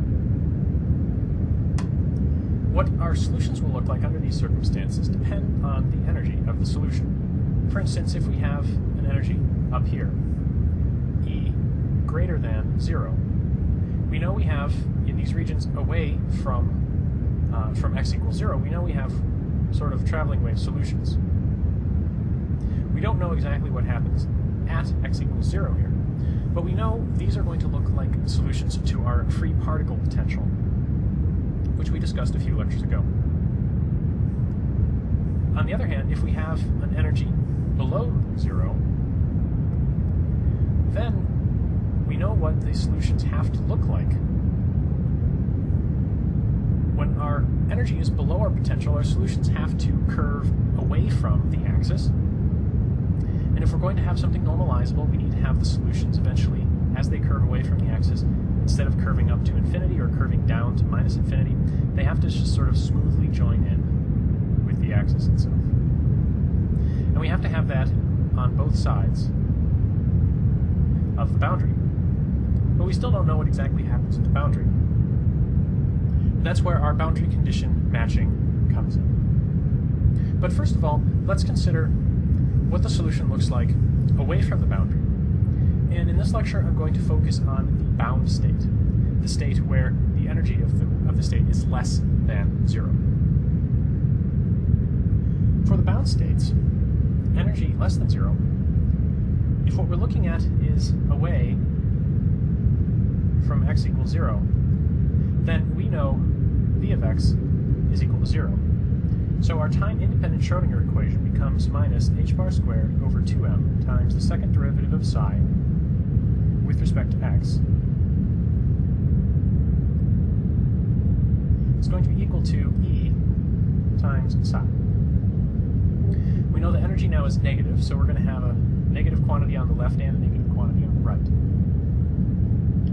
In order to consolidate some constants, let's consider moving the 2m over h bar squared over to the right-hand side here by multiplying through 2m over h bar squared. We'll end up then with d squared dx squared of psi is equal to k squared psi, where I'm defining k to be equal to something that looks a little strange, square root of minus 2me all over h bar. To make the signs clear here, energy is negative. So what we're actually looking at here is the square root of a positive number. We've got negative energy, positive mass, and negative from the minus sign, negative from the energy. So we're taking the square root of a negative quantity here. So our k constant here is going to be real. Looking at our equation here, you can look at this and think second derivative is giving me something squared times my wave function back. Well, I know what the solution to that sort of differential equation is. It's psi of x is equal to a e to the minus kx plus b e to the kx. This is our general solution. And as is typical in quantum mechanics, if what we're going to have is normalizable, then we can set some conditions on this. Our actual space looks like this. We have, as a function of x, our potential is blowing up at x equals 0. So we know we have a solution away from x equals 0. That's what we're trying to find here. If we want a solution on the right here for x greater than 0, and we want our wave function to be normalizable, we know we have to have b equals to 0. Because if we have a non-zero b, integrating, say, the squared modulus of the wave function from 0 to infinity will give us infinity, because we have something growing exponentially here. So for x greater than 0, we know b must be equal to 0. Similarly, for x less than 0, we have to have a equal to 0, because otherwise we have something growing exponentially as x goes to minus infinity. What our overall solution then will look like is in region 1 here, let's say psi 1 of x is going to be equal to a times e to the minus k, or to e to the kx. Whereas in region 2, we're going to have our solution psi 2 is equal to b e to the kx with the minus sign. So e to the minus kx over here, e to the kx over here. What our solution then is going to look like overall is something like this, and something like this. And we still don't know exactly what happens at the boundary. So let's figure out what actually happens at the boundary. Our boundary conditions, and we had two of them, was first of all that psi was continuous, and second of all that the first derivative of psi was continuous unless the potential went to infinity. Let's consider the first of those boundary conditions here. Psi continuous. In order to have psi continuous, what this means is that in our regions here we have psi 1 on the left and psi 2 on the right of x equals 0 here. If we're going to match these two conditions continuously, we have to have psi 1 of x equals 0 equal to psi 2 of x equals 0. If I evaluate my solution on the left at boundary and my solution on the right at boundary, I have to get continuity. I have to get equality. So if we go back to our general solution, we had our psi 1 was, flipping back a slide a moment to get my a's and b's straight, our psi 1 was a times an exponential growing with x, and psi 2 was b times an exponential decaying with x. So going forwards a slide, our solution in region 1 is a e to the kx. If I'm evaluating that at x equals 0, I have to get something that's equal to b times e to the minus kx, evaluated at x equals 0. Now when I evaluate the exponential parts here at x equals 0, I'm substituting in 0, the exponent of anything to 0 is 0, or sorry, is 1. So both of these terms become 1. Then I'm just left with a equals b. That helps a lot, but it doesn't tell us everything. Our second boundary condition was that the first derivative of the wave function, d psi dx, was continuous. But it's actually not continuous in this case. We had a condition on this boundary condition. We can only apply this boundary condition when the potential remains finite. And in this case, we have a delta function potential at the origin. So we're going to actually break this boundary condition in this case. We're not going to break it beyond all hope of recovery, though. The question is, what does d psi dx do at the boundary? The way to solve this problem is to go back to the Schrodinger equation, the time-independent Schrodinger equation, and keep in mind that our potential now is delta of x. It's a delta function. We actually had a minus sign and an a in front of it. So if we go back and think about what happens with delta functions. Delta functions are only really meaningful when you treat them as distributions and integrate. The trick here, then, is to think about integrating the Schrodinger equation. Where does it make sense to integrate the Schrodinger equation? Well, I don't know anything about the solution. Well, I know everything about the solution away from the boundary, but I don't know what happens at the boundary. So let's just integrate over the boundary. Let's integrate from, say, to minus epsilon to epsilon, just integrating over the boundary. To rewrite that, what we've got is minus h bar squared over 2m times the integral from minus epsilon to epsilon of second derivative of psi with respect to x squared. That's our first term. And substituting in for our delta function, we have minus a integral from minus epsilon to epsilon of delta of x, psi of x. And then on the right-hand side, we have an integral from minus epsilon to epsilon of energy, which is a constant to come out, psi of x. All of these integrals, I've left them off all over the place, are taken with respect to x. So we have three separate integrals here. And we can figure out what each of these terms look like. Our left-hand term, we have the integral with respect to x of the second derivative. So that's easy. We're just going to get the first derivative.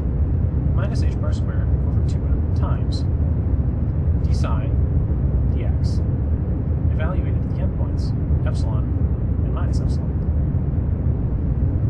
So far, so good. The second term here, we have minus a, and now we just have a delta function in an integral. Delta functions just pull out the value of whatever else is in the integral wherever the delta function, or wherever the argument of the delta function goes to 0. In this case, delta of x is going to pull out the x equals 0 value of psi. So this is just going to give me psi of 0. The right-hand side here, I'm going to get something. But the key point about this integral is that we're only integrating over the boundary. We're going from minus epsilon to epsilon. You can probably see where I'm going with this. I'm going to let epsilon be a very small number. As minus epsilon goes to epsilon, or as epsilon goes to 0, I'm essentially integrating this function psi from 0 to 0. So I'm not going to get anything meaningful here. I'm just going to get 0. So this is actually all right. What we've gotten from consideration of integrating the time-independent Schrodinger equation over the boundary with the delta function potential is a condition that tells us how much our first derivative changes at the boundary. If I rearrange this expression here, I'm getting derivative of psi with respect to x evaluated at epsilon minus what I get if I evaluate minus epsilon. That's just equal to rearranging my constants. Minus to 2ma over h bar squared times psi of 0. So that's actually pretty nice to work with. Try and move this over a little bit. Give myself more space to work. And what we're left with then is substituting our general expression for our solutions for psi now away from the boundary into this expression.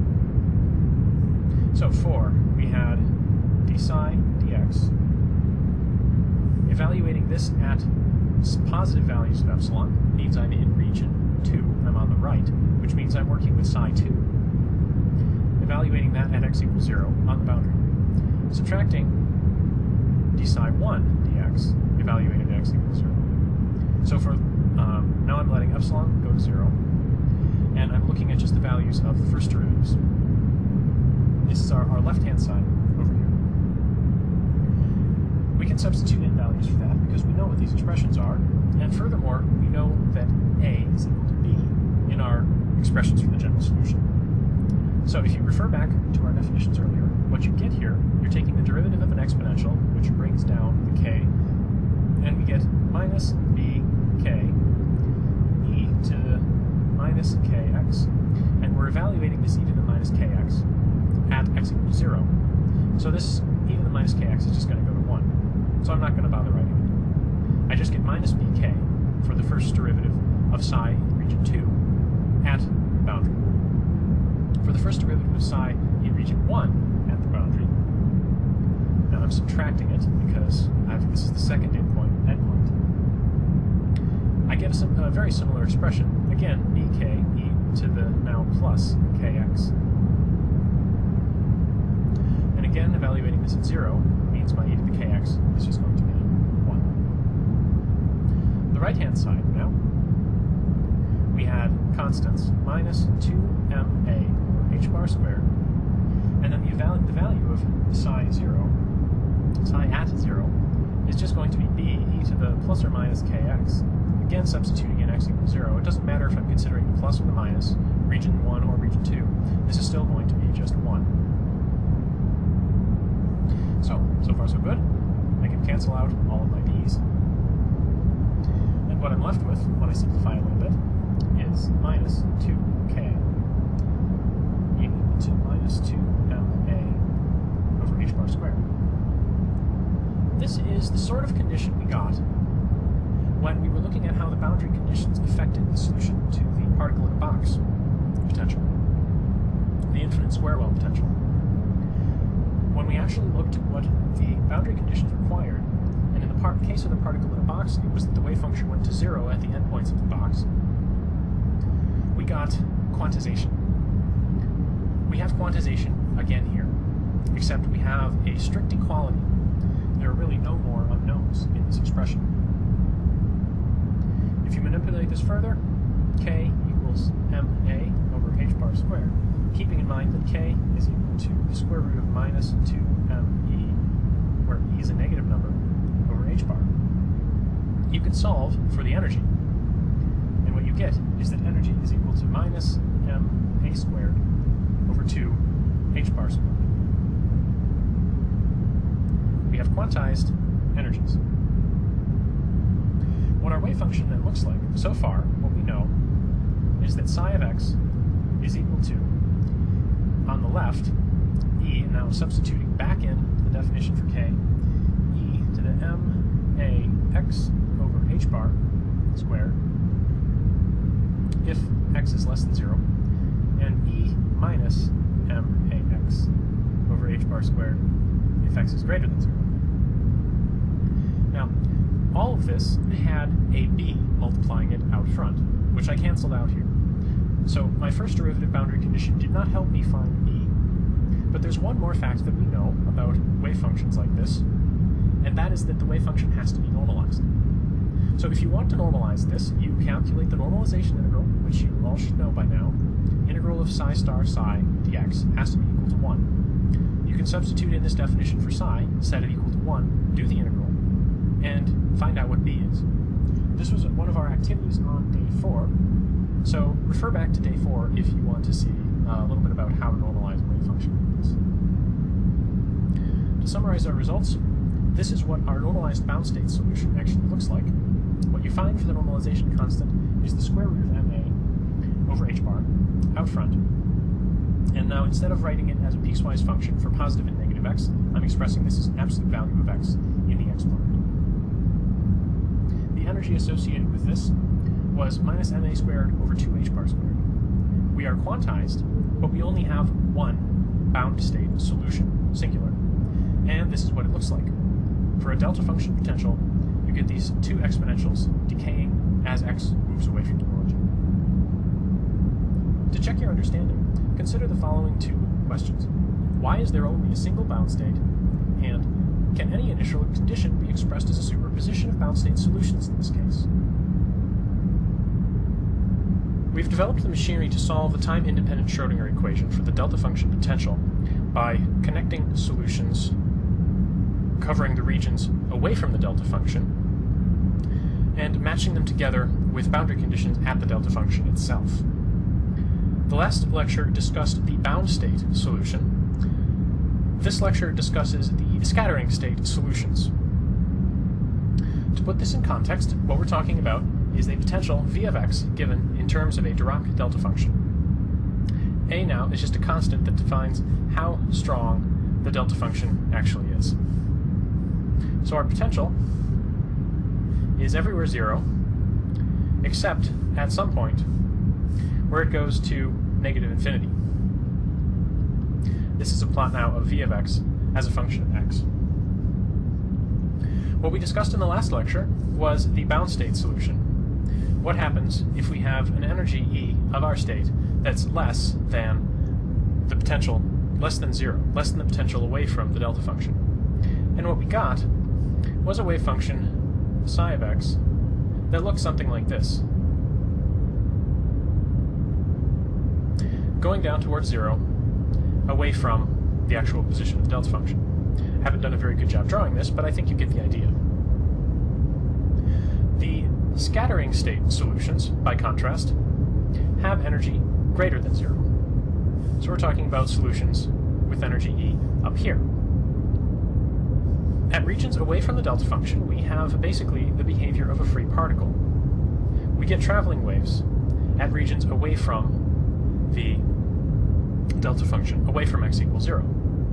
We don't really know what happens at the origin, but we know what our solutions should look like, and we should be able to use our boundary condition matching to figure out what happens at the origin. So what do our scattering states look like? Well, away from x equals 0, we have v of x is equal to 0. That means our Schrodinger equation, the time-independent Schrodinger equation, looks like minus h bar squared over 2m times the second derivative of psi with respect to x. No potential now is just equal to E times psi, where energy now is strictly greater than 0. We can manipulate our constants, much how we did when we were talking about the bound state, and express this as d squared psi dx squared equals minus k squared psi. Now I'm defining a slightly different k than when I was talking about the bound state solution because we have a different sign for the energy. Instead of having k be a negative or imaginary now, I'm going to again have k be positive and real by saying k is equal to the square root of 2me over h bar. If you recall, when I was talking about the bound state, I had e less than 0 and I had a minus sign inside this expression. Looking at this ordinary differential equation, we can write down the solution. And the solution is, let's say psi is equal to a e to the I kx plus b e to the minus I kx. When we take the second derivative of this exponential, we'll bring down an ik quantity squared, which will give us a minus k squared. Since we're talking only about regions away from the delta function, we really actually have two general solutions here. We have psi 1 for regions for, say, x less than 0, and we have psi 2 for x greater than 0. Psi 2 now, to the right of the delta function, is going to look very similar, and it's going to be f e to the I kx plus g e to the minus I kx.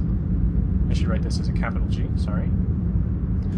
Instead of saying C and D, I've jumped ahead to F and G to eliminate any possible ambiguity if we have to assign future constants, for example, E. So, we have our two general solutions covering regions for negative x and for positive x. What happens at the boundary? How do we match these solutions up? Our boundary condition matching, in terms of these two general solutions, is a two-stage process. We have two distinct boundary conditions, and the first is that psi is continuous. What that means is that psi 1 of 0, our solution for negative x, evaluated at the boundary at x equals 0, must be equal to psi 2 of 0, our solution for positive x's evaluated at the boundary. If I substitute 0 in for these exponentials, for x in these exponentials, what I end up with here is reasonably straightforward. A plus B equals F plus G. That's the result of our continuity boundary condition. And it helps, but it doesn't help all that much. We only get a single equation out of this, so we need to do more. The first derivative boundary condition is that the first derivative of psi is continuous, provided that the potential is finite. However, in this case, our potential is given by delta of x, which does not remain finite at x equals 0. The trick that we used when we were discussing the bound state solution was to effectively integrate the Schrödinger equation dx from one side of the boundary, minus epsilon, to the other side of the boundary, plus epsilon. When we integrate this, we should still have an equality, integrating the terms on the left-hand side and integrating the terms on the right-hand side. And knowing the properties of the delta function, we can simplify this integral greatly. I refer you back to the notes for the last lecture to see what this actually works out to be. What it tells you is that d psi dx, the first derivative of psi, which we get from integrating the second derivative of psi, evaluated at epsilon, and then subtracting the value evaluated at minus epsilon, essentially the change in the first derivative as we go from one side of the boundary to the other, is equal to minus 2 times m times a, the strength of our potential, over h bar squared, times psi evaluated at 0. The right-hand side here we actually got from the integral of our delta function times psi. So this is our boundary condition here, appropriate for use with delta function potentials. This tells us about the behavior of the first derivative of psi as we cross the boundary. So we're going to need to know what our first derivatives actually are. Well, psi1 was equal to a e to the I kx plus b e to the minus I kx. So if I take the first derivative of this and evaluate it at effectively 0, some very small quantity, what I'm going to get for d psi1 dx evaluated at 0, essentially epsilon plus or minus epsilon.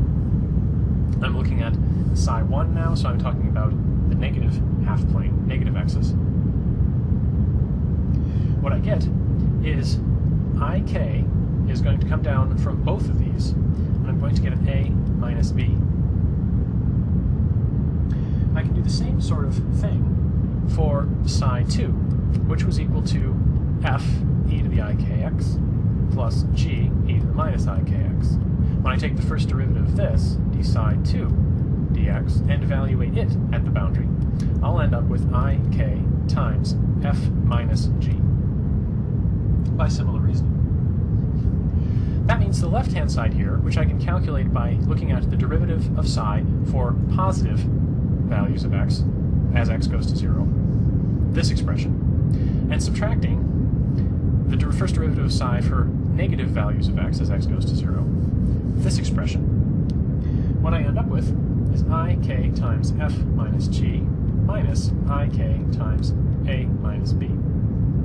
That's the left-hand side now of our expression up here. Our right-hand side is minus 2ma over h bar squared times the value of psi at x equals 0. Now, if you look at either one of these definitions, you can see what happens when we substitute in x equals 0. We get a plus b for this one, or f plus g for this one, and I have a bit of a choice as to which one I want to use. In this case, I'm going to use a plus b, and you'll see why in a moment. What we end up with now, if you manipulate this expression a little bit and define a useful constant, in this case the constant is going to be beta, just to save some writing. Beta is defined to be ma over h bar squared k. What we end up with is f minus g is equal to a 1 plus 2i beta minus b 1 minus 2i beta. And this is the result of our first derivative boundary condition. There's effectively no restriction on these solutions so far. We have something similar to what we had for the free particle. There were no boundaries that were terribly restrictive. We did not end up with a quantization condition. We did not end up with enough of a restriction on our solutions that we ended up with something straight normalizable. But we have our two equations now involving A, B, F, and G. That, unfortunately, is two equations to go with four unknowns. We have our definitions of psi in terms of A, B, F, and G, and these e to the I kx, e to the I minus kx, e to the minus I kx. And then we have our two equations relating A and B and F and G. It seems like we're not going to be able to come up with a very rigorous solution here. But we can actually do a little better if we start thinking about what the initial conditions might actually be. First of all, note that these solutions are the spatial part, and if we add a temporal part to come up with an overall solution for an overall wave function, we'll end up with the same sort of traveling wave states that we had for the free particle. The time dependence for those states was essentially e to the minus I e t over h bar. If you look at each of these terms, you can see this is a plus ikx going with the minus iet. As time increases, space must increase here in order to maintain a constant phase. So, as in our discussion of traveling waves, the plus ikx here, for positive values of k, is associated with the wave propagating to the right. So if you think about our boundary here at x equals 0, in the space to the left of the boundary, where we're considering psi 1, we have a wave coming in from the left, whose amplitude is given by a. Conversely, the term with b in it here is associated with e to the minus ikx. That represents a wave traveling away from our boundary with amplitude b.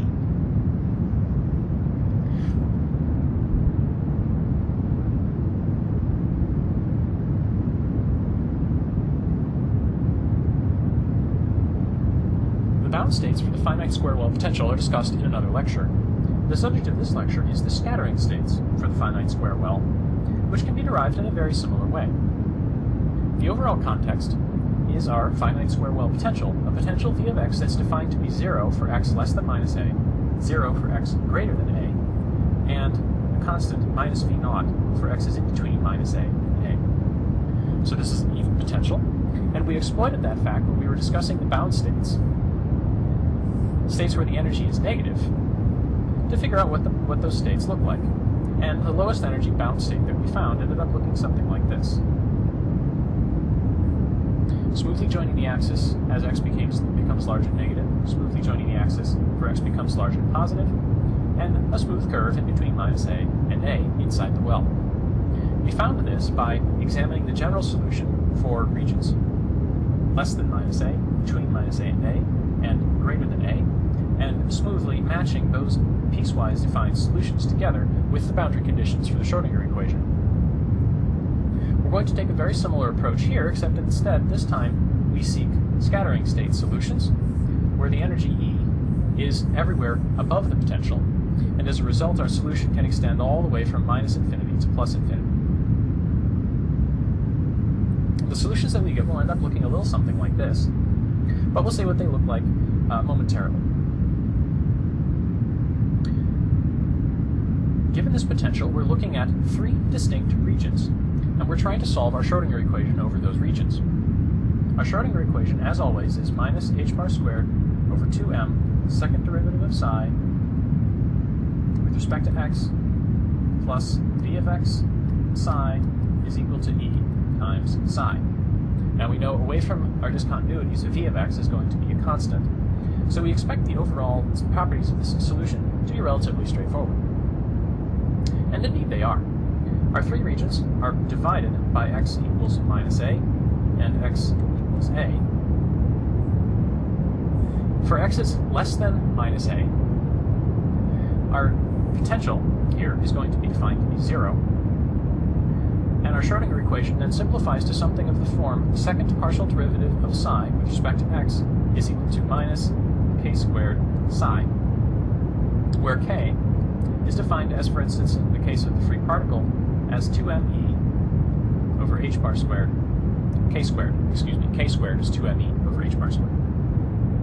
We know the solution to this case for the free particle gave us traveling waves, and we're going to reuse that form of our solution here. We'll have psi being equal to a e to the I kx plus b e to the minus ikx. Traveling waves moving to the right and traveling waves moving to the left.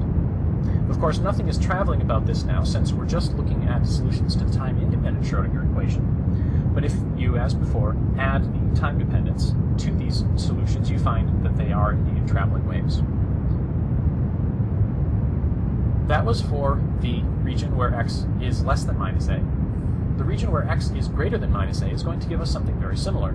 It's going to give us an exactly identical Schrödinger equation, and it's going to give us exactly identical solutions, except we'll be working with slightly different constants. Our wave function psi is going to be given by, in this case I'll call it f e to the I kx plus g e to the minus I kx.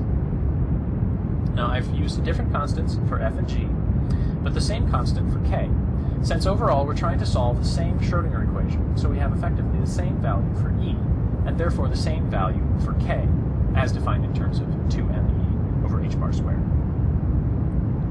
For the region in between minus a and plus a, we're going to have a slightly different Schrödinger equation. It's going to give us essentially the same sorts of solution, though, but I'm going to write them slightly differently. Our overall Schrödinger equation will become, as before, the second derivative of psi is equal to minus some constant times psi, but the constant is going to be different. The constant, instead of being 2me over h bar, is going to be 2m over h bar squared times e minus v. E minus v naught, but since, e minus v of x, let me step this out a little bit, e minus v of x, since v of x in the region between minus a and a is minus v naught, this is effectively e plus v naught. So we have our constants here, and in the case of these solutions, we could easily write them in terms of traveling waves with L instead of K. But it's actually slightly easier here to write them instead in terms of sines and cosines. This is just as general a solution, but let's write psi in this regime as c times the sine of Lx plus d times the cosine of Lx. Apologies for being messy here. These are then our three general solutions. We can call them psi 1, psi 2, and psi 3, if you like. But these are general solutions to the Schrödinger equation, the time-independent Schrödinger equation, for these three regions. The next step is to mesh these solutions together with our boundary conditions.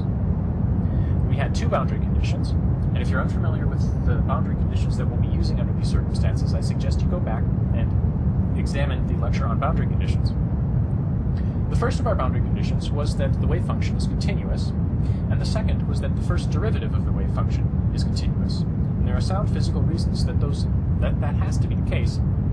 For instance, if the wave function itself is discontinuous, the expectation value for the kinetic energy of the wave function diverges to infinity and cannot be a physical state. But, considering the boundary at x equals minus a, ensuring that the boundary condition holds means meshing the value of this wave function at minus a and the value of this wave function at minus a. Excuse me. So, let's go ahead and plug that in. Our boundary condition at minus a here is going to give us a e to the minus I kx plus b e to the I kx, I'm sorry, not x, we're plugging in for x, minus I ka time, and then b e to the I ka, since I'm substituting in minus a for x. That's what I get for this region. That has to be equal to what I get for this region, which in this case I will write as minus c sine La plus d cosine La. Now if I substitute in minus a for x here, I would actually get the sign of minus La, but since the sine is an odd function, I'm pulling the minus sign out front and writing this as minus c times the sine of La, just to keep the arguments inside all of the trig functions consistent. So this is our boundary condition for the continuity of psi. We have another boundary condition for the first derivative of psi, and you can write that down more or less just as easily by noting that in either of these cases, taking the first derivative with respect to x is going to bring down an ik. So we'll end up with ik times the quantity, A e to the minus I k a plus b e to the I k a. And I've screwed up the minus signs already.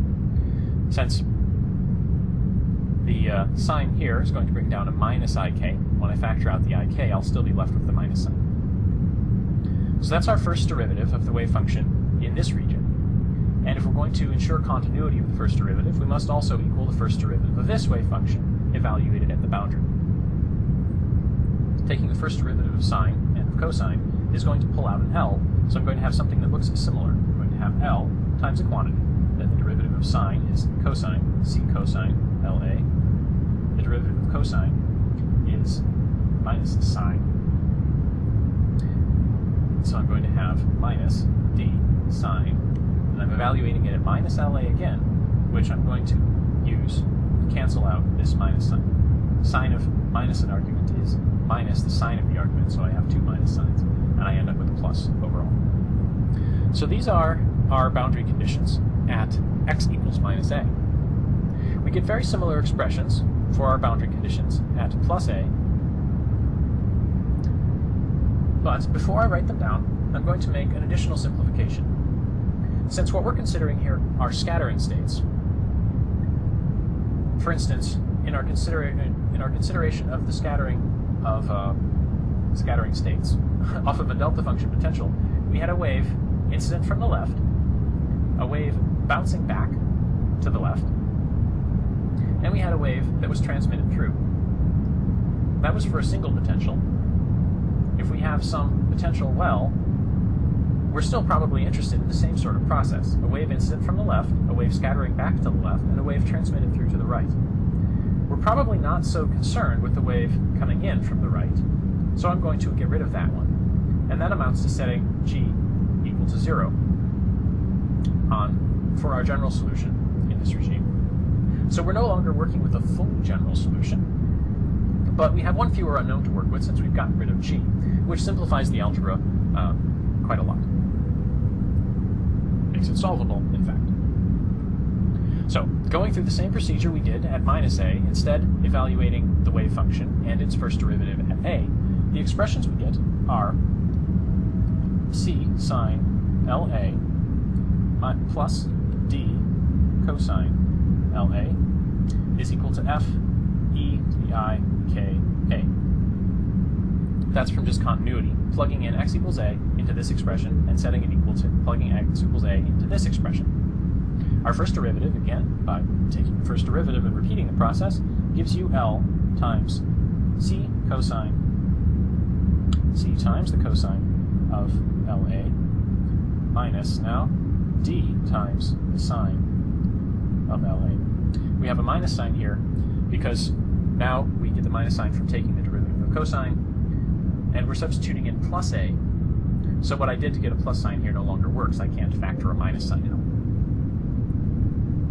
That's our left-hand side. And it's going to be equal to, first derivative of this brings down an ik, as before, ik f e to the I k a. So those are our general boundary conditions. And we have essentially 5 equations and 4 unknowns here. We have a, b, c, d, f, and k, all being unknown. K is determined entirely by the energy, and since what we're working with here are scattering states, linear algebra is very useful for quantum mechanics. We've already used a lot of the notation and terminology of linear algebra when we say, for instance, the two wave functions are orthogonal to each other. But quantum mechanics puts its own spin on things. In part, for instance, because we're not dealing with, say, three-dimensional Cartesian coordinates. We're dealing with a complex vector space that describes the state of a physical system. So dealing with complex numbers and dealing with vector spaces in a more general way is very useful, especially as we move away from simply solving the Schrödinger equation, but to manipulating solutions to the Schrödinger equation to infer the properties of physical systems. So linear algebra will be useful in the coming chapters. To justify why this is useful, I'm going to make a couple of analogies. There are some things that we could say on the basis of vectors. We have vectors A. We can make dot products between two vectors. We can express a vector A in, say, Cartesian coordinates, ax x hat plus ay y hat plus az z hat. We can also express some vector A in a different coordinate system. I'll call it a sub alpha, not x hat, excuse me, alpha hat plus a beta, beta hat plus a gamma, gamma hat. Where now, the hatted vectors here are unit vectors, and the numbers ax, ay, az, a alpha, a beta, and a gamma are simply coordinates, simply complements, they're simply numbers. If these x, y, z, alpha, beta, and gamma represent different coordinate systems, we can still say that this is the same geometrical object, A. The vector A is not changed by expressing it in different coordinate systems. It exists independent of any coordinate system. And of course, we can also take dot products of unit vectors with themselves and get 1. Quantum mechanically speaking, each of these expressions in terms of vectors has an element. The vector A, that's what we've been talking about so far as, say, psi of x. That's the state of the physical system, the wave function. Taking the dot product of two vectors, that's our integral from minus infinity of, say, psi sub a star of x times psi sub b star of x integral dx. Expressing a vector in terms of one coordinate system versus in terms of another coordinate system is essentially the difference between looking at the state of the system as the wave function psi of x versus the wave function in momentum space, the wave function phi of k, which we got by taking Fourier transforms back when we considered the free particle. Our whirlwind tour of linear algebra continues with linear transformations. Here, we'll write linear transformations with hats. For instance, t with a hat, capital letters especially, will be considered to be transformations. A linear transformation, quite simply, is a transformation that's linear. What it means for something to be linear is if I apply the transformation to A times the vector alpha plus B times the vector beta, I get A times the transformation T applied to the vector alpha plus B times T applied to the vector beta. If this sort of identity holds, the transformation you're working with is linear. It's difficult to work with transformations in general, so it's useful to consider what a transformation looks like if we have a vector in a particular basis. So suppose I have a set of basis vectors, x sub I. I'm not telling you how big this set of basis vectors is. But if we have our transformation applied to the basis vector x sub I, let's say x sub 1 in particular, that transformation applied to a basis vector given by another vector, which is in general going to be expressed as a sum of basis vectors. So x1 will be transformed into some number, which I'll write as t11, x1, vector x1, not xi, excuse me, tx1, plus some other number, t21 times the vector x2, plus t31 times the vector x3, etc., up to xn. If I have, say, x2, I get a similar expression, except I'm going to number things slightly differently. Say this is the t12 number, is the x1 component of the transformation applied to x2, plus, etc., t22 x2 plus t32 x3 plus, etc. So if I have some vector then, alpha, being expressed as a1 x1 plus a2 x2 plus a3. The mathematics of quantum mechanics is, technically speaking, linear algebra in an infinite dimensional vector space. Now, if that seems a little bit unfamiliar, don't worry, we will work through it step by step. It does turn out, however, to be an immensely powerful mathematical structure. There's a lot more going on behind the scenes to quantum mechanics than simply the wave function.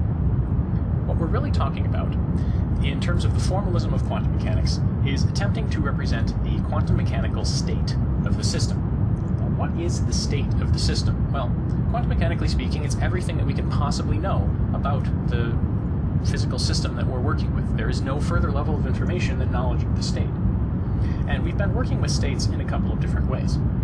The first way we worked with state was this notion of a wave function. Let's say psi of x into t. And to some extent you can write down sort of closed form mathematical expressions for psi. Let's say psi is equal to some sort of, maybe it's a Gaussian, or a sinusoid, or a complex exponential.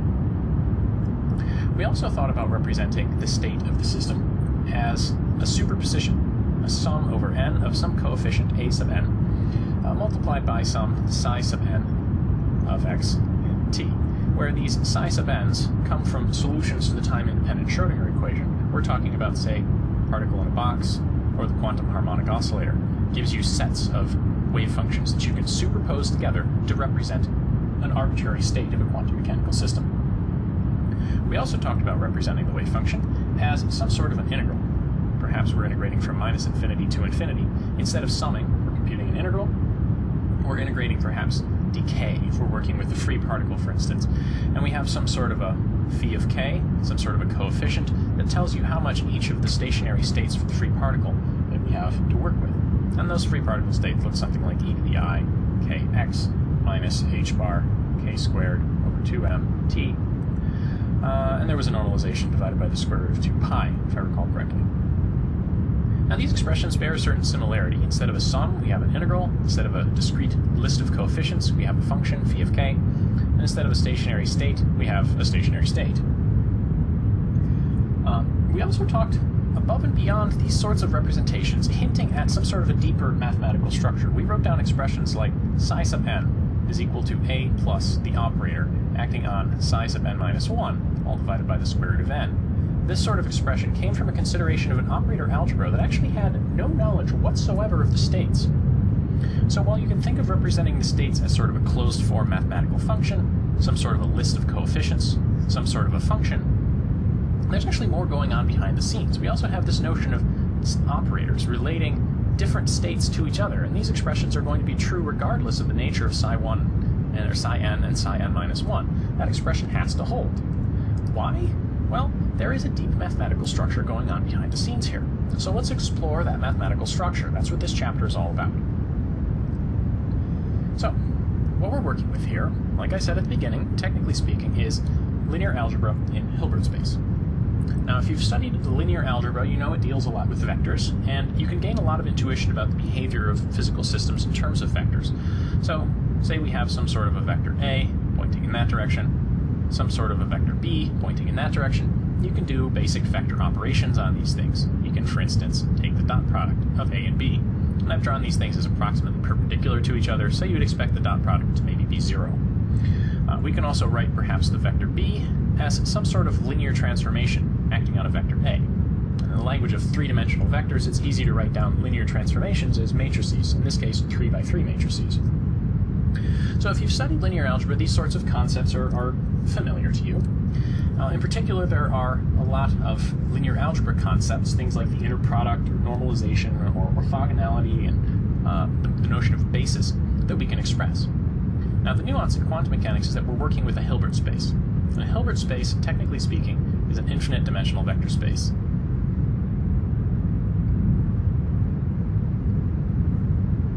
So the infinite dimensionality here, I think I've actually written infinite, but you get the idea.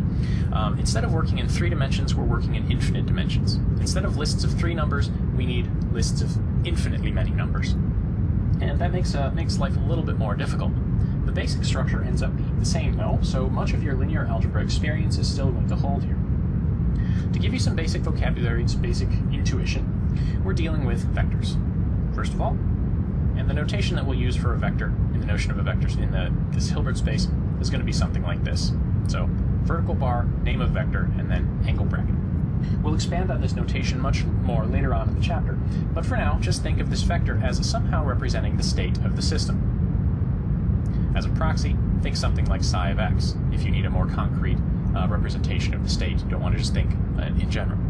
Now, I contend that when we're talking about linear algebra and Hilbert space as applied to quantum mechanics, this representation is actually more useful than the wave function. And we'll see why that's the case later on. Oftentimes, we don't need to know anything about the wave function to still make useful conclusions on the basis of the vectors themselves. So what else can we do in terms of linear algebra? Well, we can do inner products. The way we'll write that, this notation is BA, or beta alpha here, angle bracket, beta, vertical bar, alpha, angle bracket. In the language of states and wave functions, you can represent inner products like this as integrals. Minus infinity to infinity of, in this case, let's say, psi beta star as a function of x times psi alpha of x, all integrated to dx. This is that same sort of normalization and orthogonality integral that we've been dealing with a lot in the context of wave functions, but expressed in a more compact notation, in a more general mathematical form, that of linear algebra. With this notion for an inner product, we can also think about normalization. Something like the vector alpha inner product with the vector alpha would translate into wave function language as an integral from minus infinity to infinity of psi sub alpha of x, psi sub alpha of x, need to complex conjugate this one, sorry about that, dx. And in terms of normalization, this had better equal 1, and this had better equal 1. So the inner product of a vector in this Hilbert space with itself had better give you 1 if this is going to represent a valid quantum mechanical state, same as the wave function has to integrate in the squared modulus context to give you 1. We can also talk about orthogonality. Orthogonality, in the language of linear algebra, refers to the vectors being perpendicular to each other, if you're just thinking in 3 dimensions. Now, infinite dimensions, it's a little bit harder to express, a little bit harder to think about, but it's just as easy to write down. I can say alpha and beta equals 0. That means these vectors are orthogonal to each other. In the language of integrals here, integral from minus infinity to infinity of psi alpha of x, complex conjugate, psi beta of x is going to give you 0. If these come from, for instance, a solution to the time-independent Schrodinger equation, perhaps we have a set of wave functions to work with. I'll write that as a set of states, say psi sub n. I may be guaranteed that psi sub n inner product with psi sub m gives me a Kronecker delta. This would express orthonormality, that this set is every element in this set is orthogonal with every other element, and that each element of the set is properly normalized. We can also talk about the completeness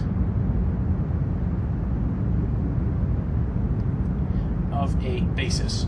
So, working with this sort of set, psi n, suppose it comes from solving the Schrodinger equation in the language of the wave function, I can express some arbitrary psi, arbitrary quantum mechanical state, as a sum of, let's say, n equals 1 to infinity potentially, of a sub I, a sub n, psi sub n. If this sort of expression is possible, these psi sub n's form a complete basis. And if you think about invoking the orthogonality and applying Fourier's trick to this sort of expression, that works out just as well. You can figure out that in this case a sub n is going to be what you get if you take the inner product of psi sub n with this arbitrary wave function that we're starting with. Now these expressions have corresponding versions in terms of the wave function as well, but since I'm running out of space on the slide, I'm not going to go into the details. This one is going to be an inner product, same sort of integral as we're working with here. Likewise, this is your infinite sum. I think I had that expression on the last slide. Now, within the language of linear algebra in Hilbert space, we have this sort of notation, these sorts of representations for what these states really are as they exist in the vector space, or in the Hilbert space. What can we do with these states? Well, the fundamental question in quantum mechanics generally has to do with the observable properties of a system. So what do we have in the language of observables? Well, observables, we know, are going to be real numbers, and they have some sort of statistical properties in quantum mechanics. For instance, we talked about the expectation value. Say I have some sort of observable Q, I can write the expectation value as Q inside a pair of angle brackets. The angle brackets here are not exactly the same as the angle brackets in the earlier expressions that we've been working with, but the connection is, there is a connection. We'll come back to that later. If you want to think about the expectation value, for example, in terms of some sort of quantum mechanical system, we're dealing with an operator. So the observable isn't just going to be the expectation value of some q, some quantity q. We've got some sort of an operator, which I'll write as capital Q with a hat. So what would our expectation value q look like in this language of angle brackets? Well, we know what it looks like in terms of inner products, or in terms of integrals of wave functions, for example. It's going to be an integral of the wave function, the state of the system, then the operator, then the wave function of the state of the system. And we have that same sort of notation in context of inner products in our vector space. So we would have the state of our system, psi, and we have our operator acting on psi. So the operator acting on psi gives you, in some sense, another state of the system. It's not really another state of the system, though. It's more a vector in this Hilbert space. Operators here, if I think about this Q operator acting on the state of the system, is going to give you some new vector in your Hilbert space. Now, we know that this sort of expectation value quantity or concept has to result in some sort of a real number. So you can think about this as, what happens if I take the complex conjugate of this? Well, if you're thinking about psi, q hat psi, complex conjugated, in the language of the integrals that we've been working with, this is going to be taking the complex conjugate of q hat psi. So instead of being a psi star q hat psi, it's going to be a q hat psi star multiplied by psi inside the integral. The same notation sort of holds here. Whenever you take the complex conjugate of an inner product like this in our Hilbert space, you swap the order of these things. Instead of the psi being on the left, the psi is on the right. The q hat psi on the right is on the left. So this notion of what appears on the left and what appears on the right is a useful way of keeping track of what's been complex conjugated. So q hat psi psi in our revised notation here. Now, this sort of substitution here, if this is going to be equal to the original expectation value of q, right? The complex conjugate of the expectation value has to be equal to the expectation value itself if this is going to be a real number. This expression has to be equal to this expression. And the equality of two operator expressions in the language of linear algebra like this, essentially the operator can act on the left or the operator can act on the right. The operator behaves the same when acting on a complex conjugate of the state as it does on the state itself. Complex conjugate of state with operator gives you the same result. That is only going to be true if the operator here is Hermitian. And there's lots more that can be said about the notion of Hermitian operators, and we'll come back to that in further lectures. But for now, know that there's a lot of mathematical formalism that goes along with linear transformations, such as vectors to new vectors in this space, especially associated with Hermitian linear transformations.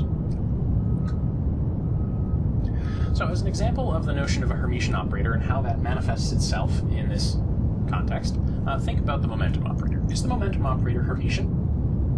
Well, if the momentum operator is Hermitian, we know that if I have some sort of a wave function f, the momentum operator acting on the wave function g has to be equal to momentum operator acting on f, inner product with the wave function g.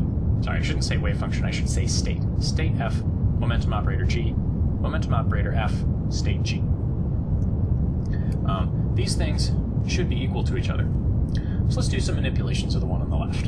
And just since we have a large amount of machinery for working with the notion of states in terms of wave functions, let's express this in terms of wave functions. So our inner product in terms of the wave functions is going to be the integral from minus infinity to infinity of some wave function f complex conjugated as a function of x multiplied by the momentum operator applied to our wave function g. And our momentum operator is minus I h bar partial derivative with respect to x. So this is acting on the function g of x, and we're integrating dx. Now this is an expression that looks a little bit difficult to work with. We have partial derivatives inside an integral, but whenever you see a derivative inside an integral, think integration by parts. So let's say I do integration by parts. I can define my variable u to be some sort of f complex conjugate, recognizing the part that I would like to differentiate. And the part that I would like to integrate would be, well, the part that's already been differentiated. So let's say dv is equal to partial g partial x with the dx tacked on. So identifying this part as my v and this part as my u. You can pull the constants out front if you want. So this is going to give me du would be the partial derivative of f star partial x, and my v when I integrate it, now it's the integral of the derivative, so fundamental theorem of calculus just gives me g. Integration by parts then says this whole thing is going to be equal to f of x, sorry, f star of x, g of x, evaluated at my boundary, minus infinity to infinity, minus the integral from minus infinity to infinity of these two guys, v du. So I have my partial f, partial x, and I have my g. And I'm integrating dx. So I forgot to, technically I should put a dx there. My integration by parts notation.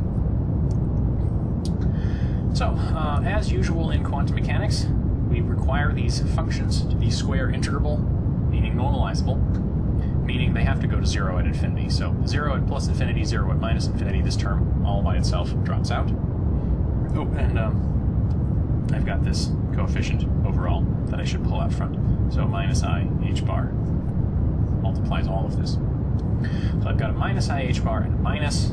The minus I h bar and the minus are going to cancel out if you want to simplify this, and I'll have I h bar. Let me put that inside the integral. I h bar, I have a partial derivative of f star, partial x, and g, I'm integrating dx. So we're almost there. This looks a lot like the momentum operator applied to the function f. So we've almost sort of closed the loop here. We've almost shown that p is Hermitian. What's missing here? Well, what's missing is the notion of this minus sign on the IH bar. This here itself doesn't look, it is not exactly the momentum operator applied to f. But what we want actually isn't exactly the momentum operator applied to f. It's the momentum operator applied to f, but then acting on the left in this inner product notation, which means we have to take the complex conjugate. So if I really wanted to write this out, I would have to say this is the integral, I should put some limits on here, minus infinity to infinity of minus I h bar partial f partial x, all complex conjugated, multiplied by g integrated to dx. And now we've actually gotten back to this original expression. This here is the operator p acting on f, complex conjugated, inner product with the function g. So that's the end result. We have sort of demonstrated by that our definition of minus I h bar partial g partial x here is indeed a Hermitian operator. And perhaps this goes a little bit of the way towards explaining why exactly you had a minus I h bar, or minus I, in the definition of the momentum operator. That minus I is a little bit perplexing at first, but it is required essentially by the notion that the momentum operator be Hermitian, by the notion that the expectation value of the momentum is always going to be a real number. As a further example of how we can manipulate these sorts of things, in the language of formal linear algebra, let's think about a state with no uncertainty. What sort of quantum mechanical state would have no uncertainty? These things are also called determinate states,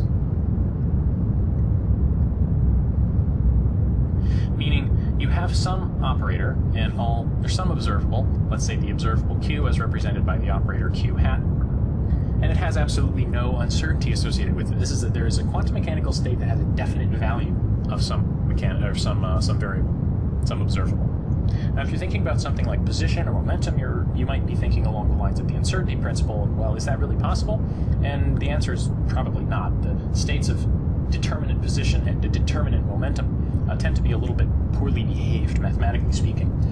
But in terms of energy, perhaps, you know states of determinate energy. They are the solutions to the time-independent Schrödinger equation. So there's certainly nothing wrong with them. In particular, I can write something like sigma q, the variance, sigma q squared, the uncertainty in a measurement of quantity q squared.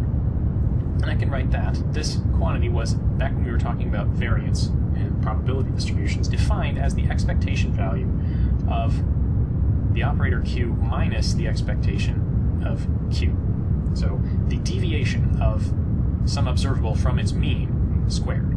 So the expected mean squared deviation, the mean squared deviation from the expected value. Now, in our language of linear algebra here, we can write this out as psi on the left, and then q hat minus the expected value of q acting on psi on the right. Oh, and this is squared, of course. So I can expand out the square, let's say psi on the left, and then q hat minus expected value of q hat minus expected value of q twice, acting on psi.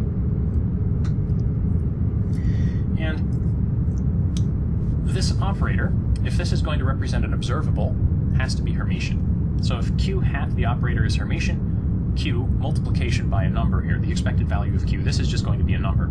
It's also, of course, going to be Hermitian. Multiplication by a number is going to be a Hermitian operator. It doesn't matter if you do it on the wave function on the right or the wave function on the left. I can take this whole thing and apply it on the left, since this is a Hermitian operator.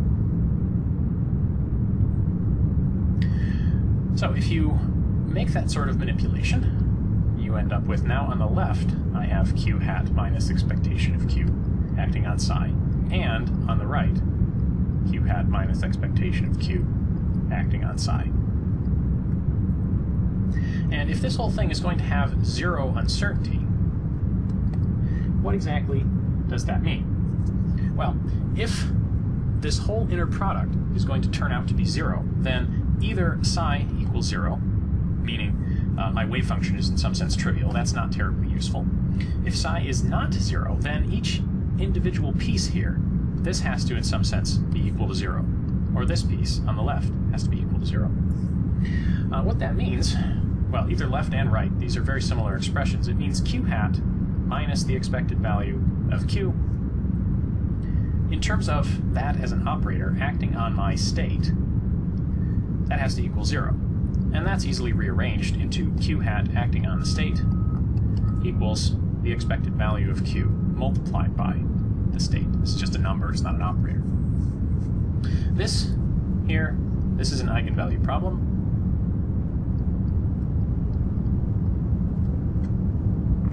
And there is yet another massive set of linear algebra machinery dedicated to solving eigenvalue problems. We've already done some of them. For example, the Hamiltonian operator acting on the state of the system is the energy times the state of the system. This is their time-independent Schrödinger equation. This gave us the states of definite energies, and that's the same sort of framework as you got here. So that's a taste of the sorts of things that we can represent and think about in the language of linear algebra as applied to quantum mechanics. We can express generalized states with no uncertainty and derive that they are going to be the states that are eigenstates of the linear operators that represent the observables. Now, we haven't really written down any linear operators in detail in the notation of linear algebra, or really in quantum mechanics. We've only really got a few operators that we can work with, like Hamiltonian and position and momentum and whatnot. But this is hopefully I have at least convinced you that there's more to quantum mechanics than just dealing with the wave function. We can do some interesting things with the linear algebra structure. So, to check your understanding here, let's consider a set of states that you get, stationary states from the quantum harmonic oscillator. That means the solutions to the time-independent Schrödinger equation, which if you wanted to write it out in terms of operators and linear algebra, is h bar psi sub I, let's say psi n actually, is equal to en psi n. So that would give us this set of solutions here. So in terms of the language of linear algebra, some basic notational questions, and in terms of whether or not observable operators are Hermitian or not, think about why the operator x hat, the position operator, would be Hermitian. Let's continue our discussion of the mathematical formalism of quantum mechanics by considering Hermitian operators and the eigenvalue and eigenvector problems that result from their consideration. What we're talking about here is a Hermitian operator in general. So, for a Hermitian operator, I'll just write q with some hat on it. And you can consider just this general operator to be Hermitian if the following condition holds. The inner product of some arbitrary function, arbitrary state in the Hilbert space, f, inner product with the operator acting on some arbitrary state in the Hilbert space, g, is going to be equal to the operator acting on the state f, inner product with the state g. So if this inner product and this inner product are equal to each other for all f and g, then the operator is Hermitian. These sorts of operators show up a lot in quantum mechanics because Hermitian operators are what we are considering if we're talking about observable quantities in quantum mechanics. Now, in terms of eigenvalue problems, the general statement of an eigenvalue problem looks like the operator applied to some general state is equal to some eigenvalue, which I'll write as lowercase q, in the case of the operator uppercase q, multiplied by that state. So applying the operator to the state doesn't really do anything, it only changes the overall scaling factor by some amount q. So these sorts of eigenvalue problems show up in quantum mechanics all over the time, or all over the place. For example, the time-independent Schrödinger equation is such an equation. We have the Hamiltonian operator acting on a state, giving you the energy multiplying the state h psi equals E psi. Now, solving the eigenvalue problem gives you one of two general kinds of solution. First of all, what we're going to get are going to be eigenstates.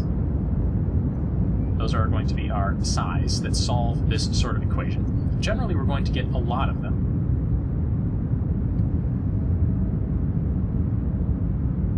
And we'll get some sort of eigenvalues. Those are going to be the values of q that result from application of this operator to a particular solution to the eigenvalue problem. And we're going to get many q's as well. Each solution to this problem, and there will be many, generally has its own distinct value of q in this sort of expression. And the sets of psi's and the sets of q's that solve these problems generally come in two discrete classes. We have discrete and we have continuous. The discrete case means that we have some explicit set of, let's say, psi sub n. There are a potentially infinite number of these psi sub n's, but we can write them down in a list. Psi 1, psi 2, psi 3, etc. We're also going to get some set of q sub n's, where q sub n goes with psi sub n. It's an example of where this has occurred already that you've seen, talking about the particle box, solving the time-independent Schrödinger equation gave us a set of stationary states and the associated energies. For the continuous case, things are a little bit more complicated. For an example of this that you've seen before, consider something like the momentum operator applied to the wave function, giving you the momentum, the value, multiplied by the wave function. This sort of eigenvalue expression came up in our consideration of the free particle. And under those circumstances, we didn't get a real nice set of solutions. We got wave functions that look something like, well, there was some free parameter k. Our wave function as a function of x looked something like the complex exponential NEBI kx minus h bar k squared 2m t for the time dependence. Probably we were dividing this by root 2 pi, if I remember correctly, to effectively normalize it within the language of the Fourier transform at least. So there's no way of writing down psi 1, psi 2, psi 3, psi 4. There is only psi k, and k can take on essentially any value. The eigenvalue that we got was, well, in the case of the momentum operator, h bar k. So, given the definition of k that we came up with in this consideration of the free particle, we have an infinite set of continuously variable solutions. This k value can be anything, as opposed to indexed by just an integer 1, 2, or 3 sort of setup. Now, the mathematics that results from a discrete spectrum, a discrete set of eigenvalues, versus a continuous spectrum, a continuous set of eigenvalues, are going to be a little bit different. But it's a little easier to understand the discrete case. It's a lot easier to write down mathematical expressions. So let's consider that case first. Most of the results will still hold, and we'll come back to the continuous case later on in the lecture.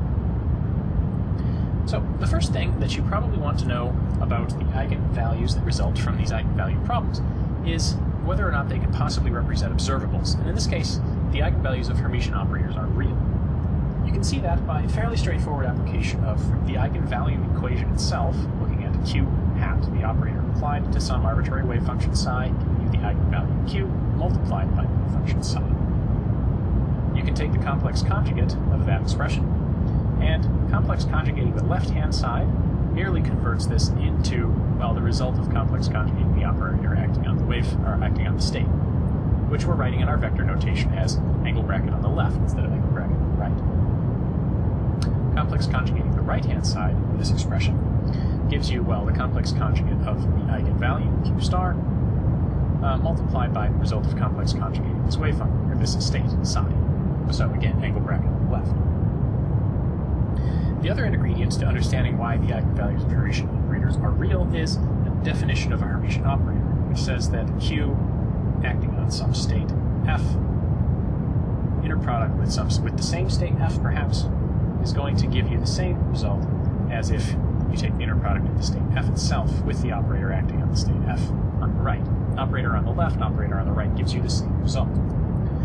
Now if I apply this sort of expression over here, and this sort of expression over here, you can see what's going to happen. Applying the operator on the left turns this into q complex conjugate f, inner product with f, and applying this expression on the right turns this part into q, the number, multiplying f. Now a number inside an inner product like this is just going to factor out. So we're left with q, the number, times f, inner product with f. And the inner product of a state with itself is always going to be non-zero. So I can effectively divide both sides of the equation by this, and thereby show that q star is equal to q. Therefore, our eigenvalues of the eigenvalue problem for a Hermitian operator is going to be a real number. Real numbers means that these are potentially feasible representations of observable quantities. So that's a step in the right direction. Now, we talked about a lot of other facets of solutions for the time-independent Schrödinger equation, for example. What about orthogonality and normalization and whatnot? We can talk about those within the language of eigenvectors, eigenvalues, eigenstates of a Hermitian operator. It turns out the eigenstates of a Hermitian operator are orthogonal to each other. Now, that's not a completely rigorous mathematical statement. I'll point out some of the difficulties with it later on. But in the context of orthogonality, we're talking about an inner product of two different states. So suppose I have q hat, and I'll say the state f gives me some eigenvalue qf, multiplying the state. And then I have a distinct state q, let's call it g, gives me the eigenvalue qg, multiplying the state g. These two eigenvalue problems are solved for the state f and for the state g. So in principle, I know f, I know g, or qf, I know g, I know qg. Now, if you consider the definition of a Hermitian operator in the context of the states f and g, I have f acting on q times g, and that has to be equal to q acting on f, inner product with g. This is our definition of a Hermitian operator. And we know, considering eigenvalues and our eigenvalue problems here, qg, I can write down that. That's just going to give me q sub g times the state g. So this is going to give me qg times the inner product of f and g. And qf on the left, we've talked about how to do that sort of thing on the last slide. This is just the complex conjugate of this sort of thing. So this is going to give me qf, complex conjugated, times the inner product of f and g. Now this looks a lot like the sort of expression we were talking about before, but in the case of showing that the eigenvalues were purely real, we were working with the state f and itself, not the state f and some other state g. So, we have some potential problems with this expression. If qg and qf are not equal to each other, and f and g, the inner product here, is non-zero, then we have the same expression on both sides. It can be divided out.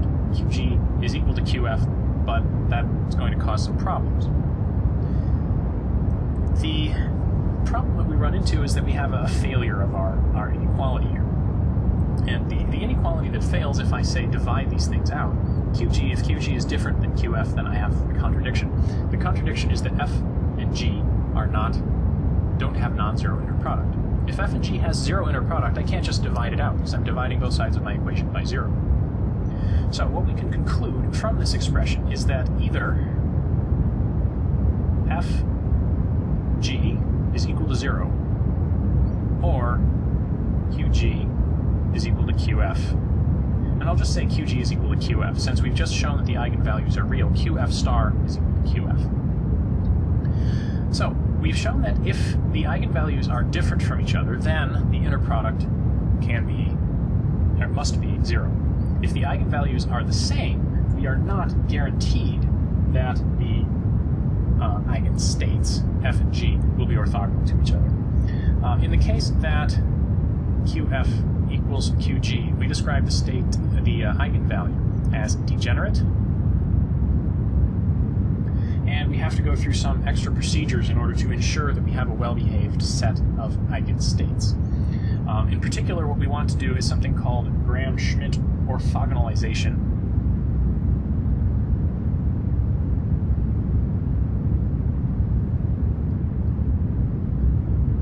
Aside from having a lot of letters in it, orthogonalization is simply the process of taking these two states, F and G, and converting them into two new states, F prime and G prime, that are constructed as superpositions of F and G, such that they are actually orthogonal.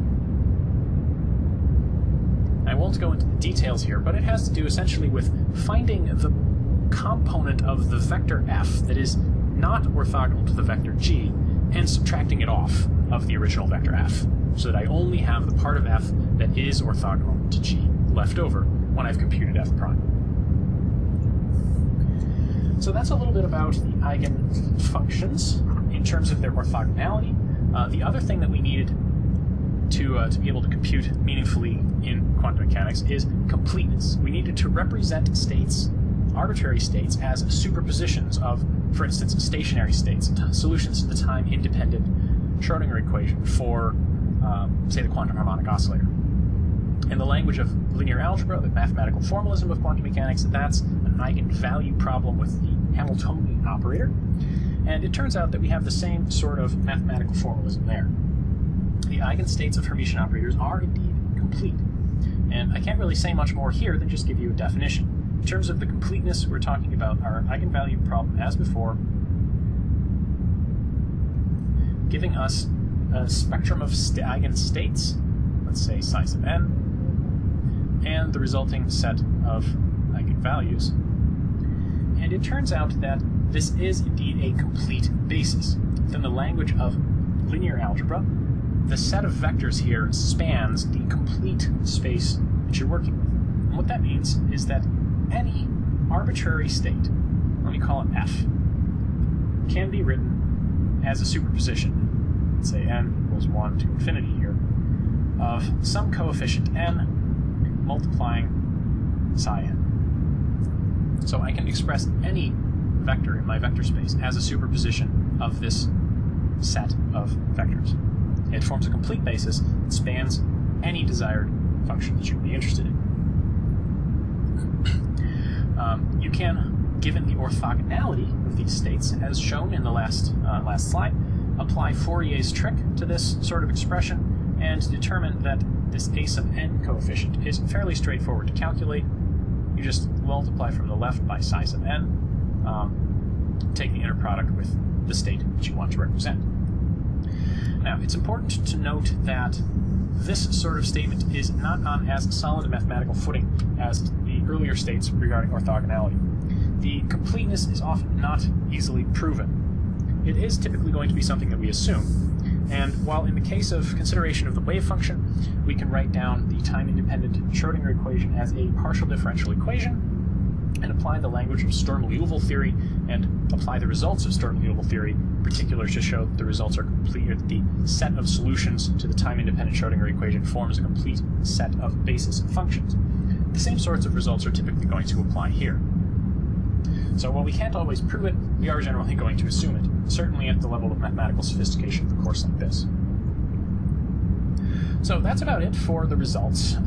One thing I did want to say before we close here is that all of what I've been stating so far are for discrete spectra. So what about continuous spectra? What if instead of getting a discrete set of eigenstates and eigenvalues, I get a continuous set of eigenstates and eigenvalues? The example I gave earlier was a consideration of the momentum operator as an eigenvalue problem. I have some arbitrary function, apply the momentum operator, and get that same function back. The solutions that we got looked something like e to the I kx minus h bar k squared 2mt, with eigenvalues that look like h bar k. Now, first problem, this is not normalizable.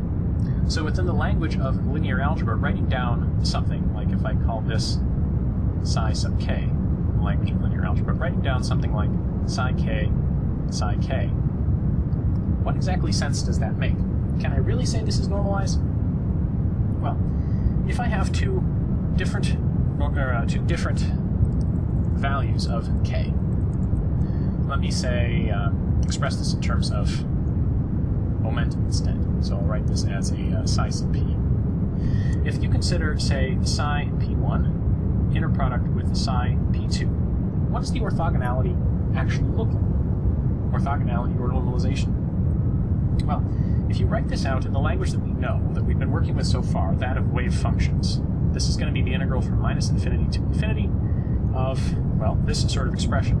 First of all, I've got psi sub p1 complex conjugated, so that's going to be e to the minus I k1x minus h bar k1 squared over 2mt multiplied by e to the plus I k2x minus h bar k2 squared over 2mt. This is all going to be integrated dx from minus infinity to infinity. So in the case that p1 equals p2, meaning this is really the same state, then the exponential argument here is the same, but has opposite signs. So I've got e to the plus something times e to the minus something, which is just going to give me 1. I'm going to get the integral of minus infinity from minus infinity to infinity of 1 dx.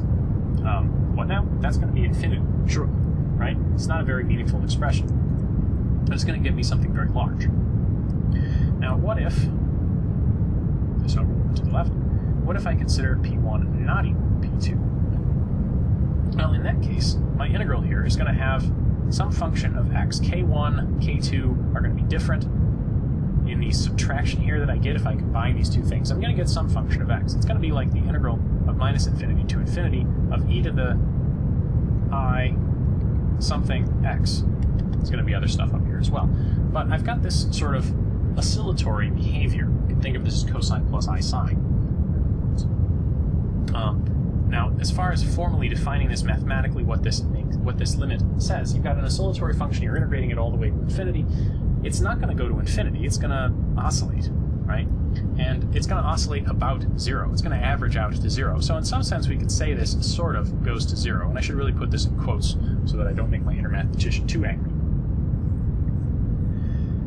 We do know, however, from working with these in the past, that these do form a complete basis.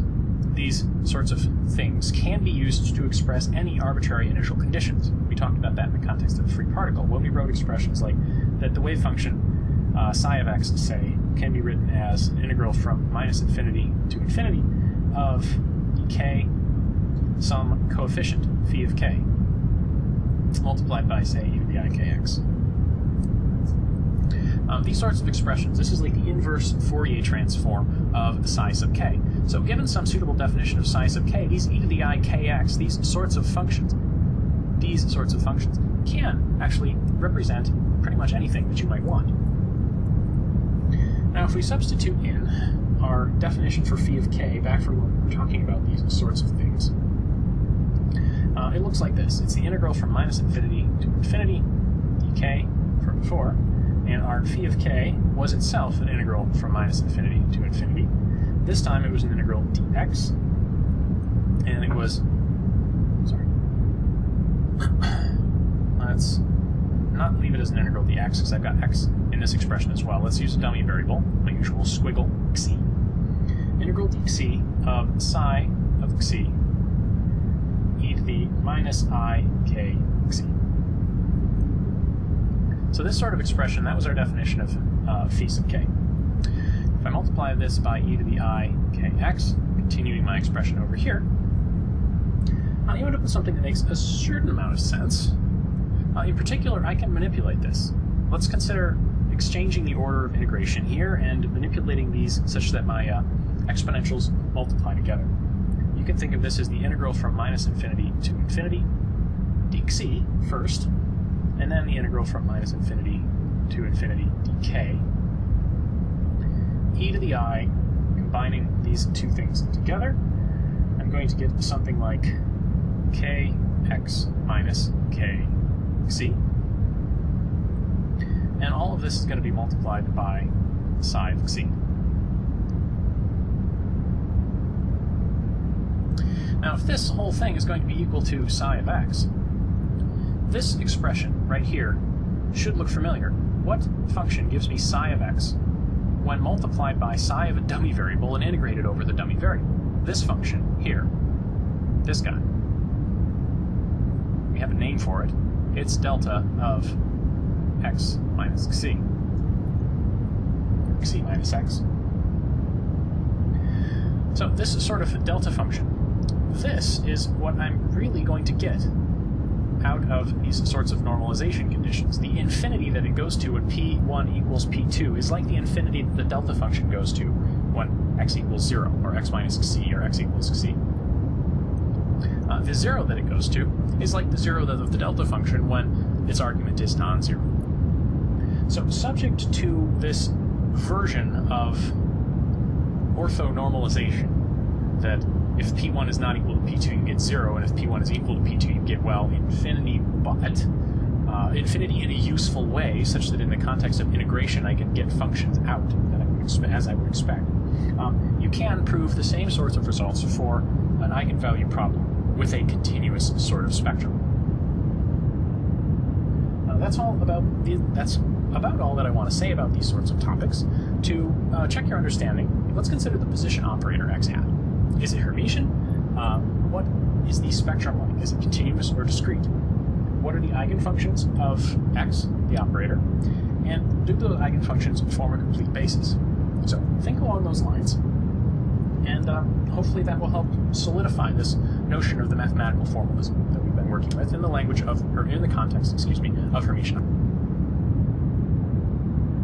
The formal mathematical structure of quantum mechanics can also, of course, be applied to determine the statistics, perhaps, of measurements made of quantum mechanical systems. These notions of statistics appear a lot in the context of uncertainty, for example, variance, and the overall average outcome, the expectation value. So let's consider how the formal mathematical structure of states in a Hilbert space can be used to determine statistical properties of quantum mechanical systems. What we're talking about here is some observation. So consider just some generalized observation, meaning I'm talking about some observable Q as represented quantum mechanically as an operator, Q hat. We've talked about, over the last couple of lectures, eigenvalue problems. Q hat applied to some state gives me Q, the eigenvalue, multiplied by that state. And we've talked about the results of these eigenvalue problems.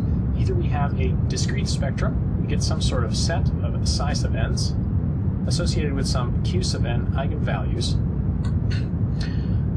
from which we can construct, for instance, any arbitrary state f, for example, as a superposition of a bunch of stationary states, or a bunch of states here, a bunch of psi sub n's multiplied by some sort of a coefficient. And we can determine that coefficient with Fourier's trick, left multiplying this overall expression by a particular psi sub I. So a sub I is going to be given by psi sub I f, coming from the left-hand side. The sum on the right-hand side collapses, etc. The usual Fourier's trick reasoning applies involving the orthogonality of the psi sub n's. We have this nice set of mathematical tools that we can use. We have a set of vectors that forms a complete basis for arbitrary functions. These are orthonormal basis vectors, basis states, and they can be used to construct anything. We also talked a little bit about what happens if you get a continuous set of solutions, not a discrete set. So let me just write this as some arbitrary psi of q. I'll write this as a state. It looks sort of like a function and a state. Think of this as a state that depends on some continuous parameter q. So each value of q plugged into some general structure gives me a distinct state, and I can think about the eigenvalue as q. Under those circumstances, the completeness of the basis states can be expressed as an integral. So I'm constructing the same sort of general quantum mechanical state as an integral over q of some sort of coefficient. You write it as f of q, multiplying this state psi of q. So I have some general function multiplied by some general coefficient, and I'm integrating up if I have some sort of continuous spectrum of eigenstates and eigenvalues. This f of q is determined by Fourier's trick using the Dirac orthonormalization of these sorts of states in much the same way. It's again going to be an inner product of psi of q with the state that we're trying to find, or with the state that we're trying to represent. Excuse me. Now, given this sort of mathematical structure, can we discuss the notion of measurement, or some sort of observation? What happens when we measure q? We've got some sort of device, we've put our quantum mechanical system into it, and it spits out a number. What numbers is it likely to spit out? Well, in the discrete case here, it's actually quite straightforward. You are going to get one of these eigenvalues. This is the generalized statistical interpretation of quantum mechanics. You're going to receive one of the q sub n's in that set of q sub n's. I should probably use a different index here. One particular value from that set, and you're going to get it with probability given by, well, if I get value q sub n, I'm going to get it with probability a sub n squared. So the coefficients that appear in this expansion, this representation of the state in terms of these basis vectors, is really the, well, square root, in some sense, of the probability of receiving each particular eigenvalue. So this is actually quite an interesting statement. When we measure q in a system with a discrete quantum mechanical spectrum, we always get one of the eigenvalues of the operator corresponding to the observable that we measure.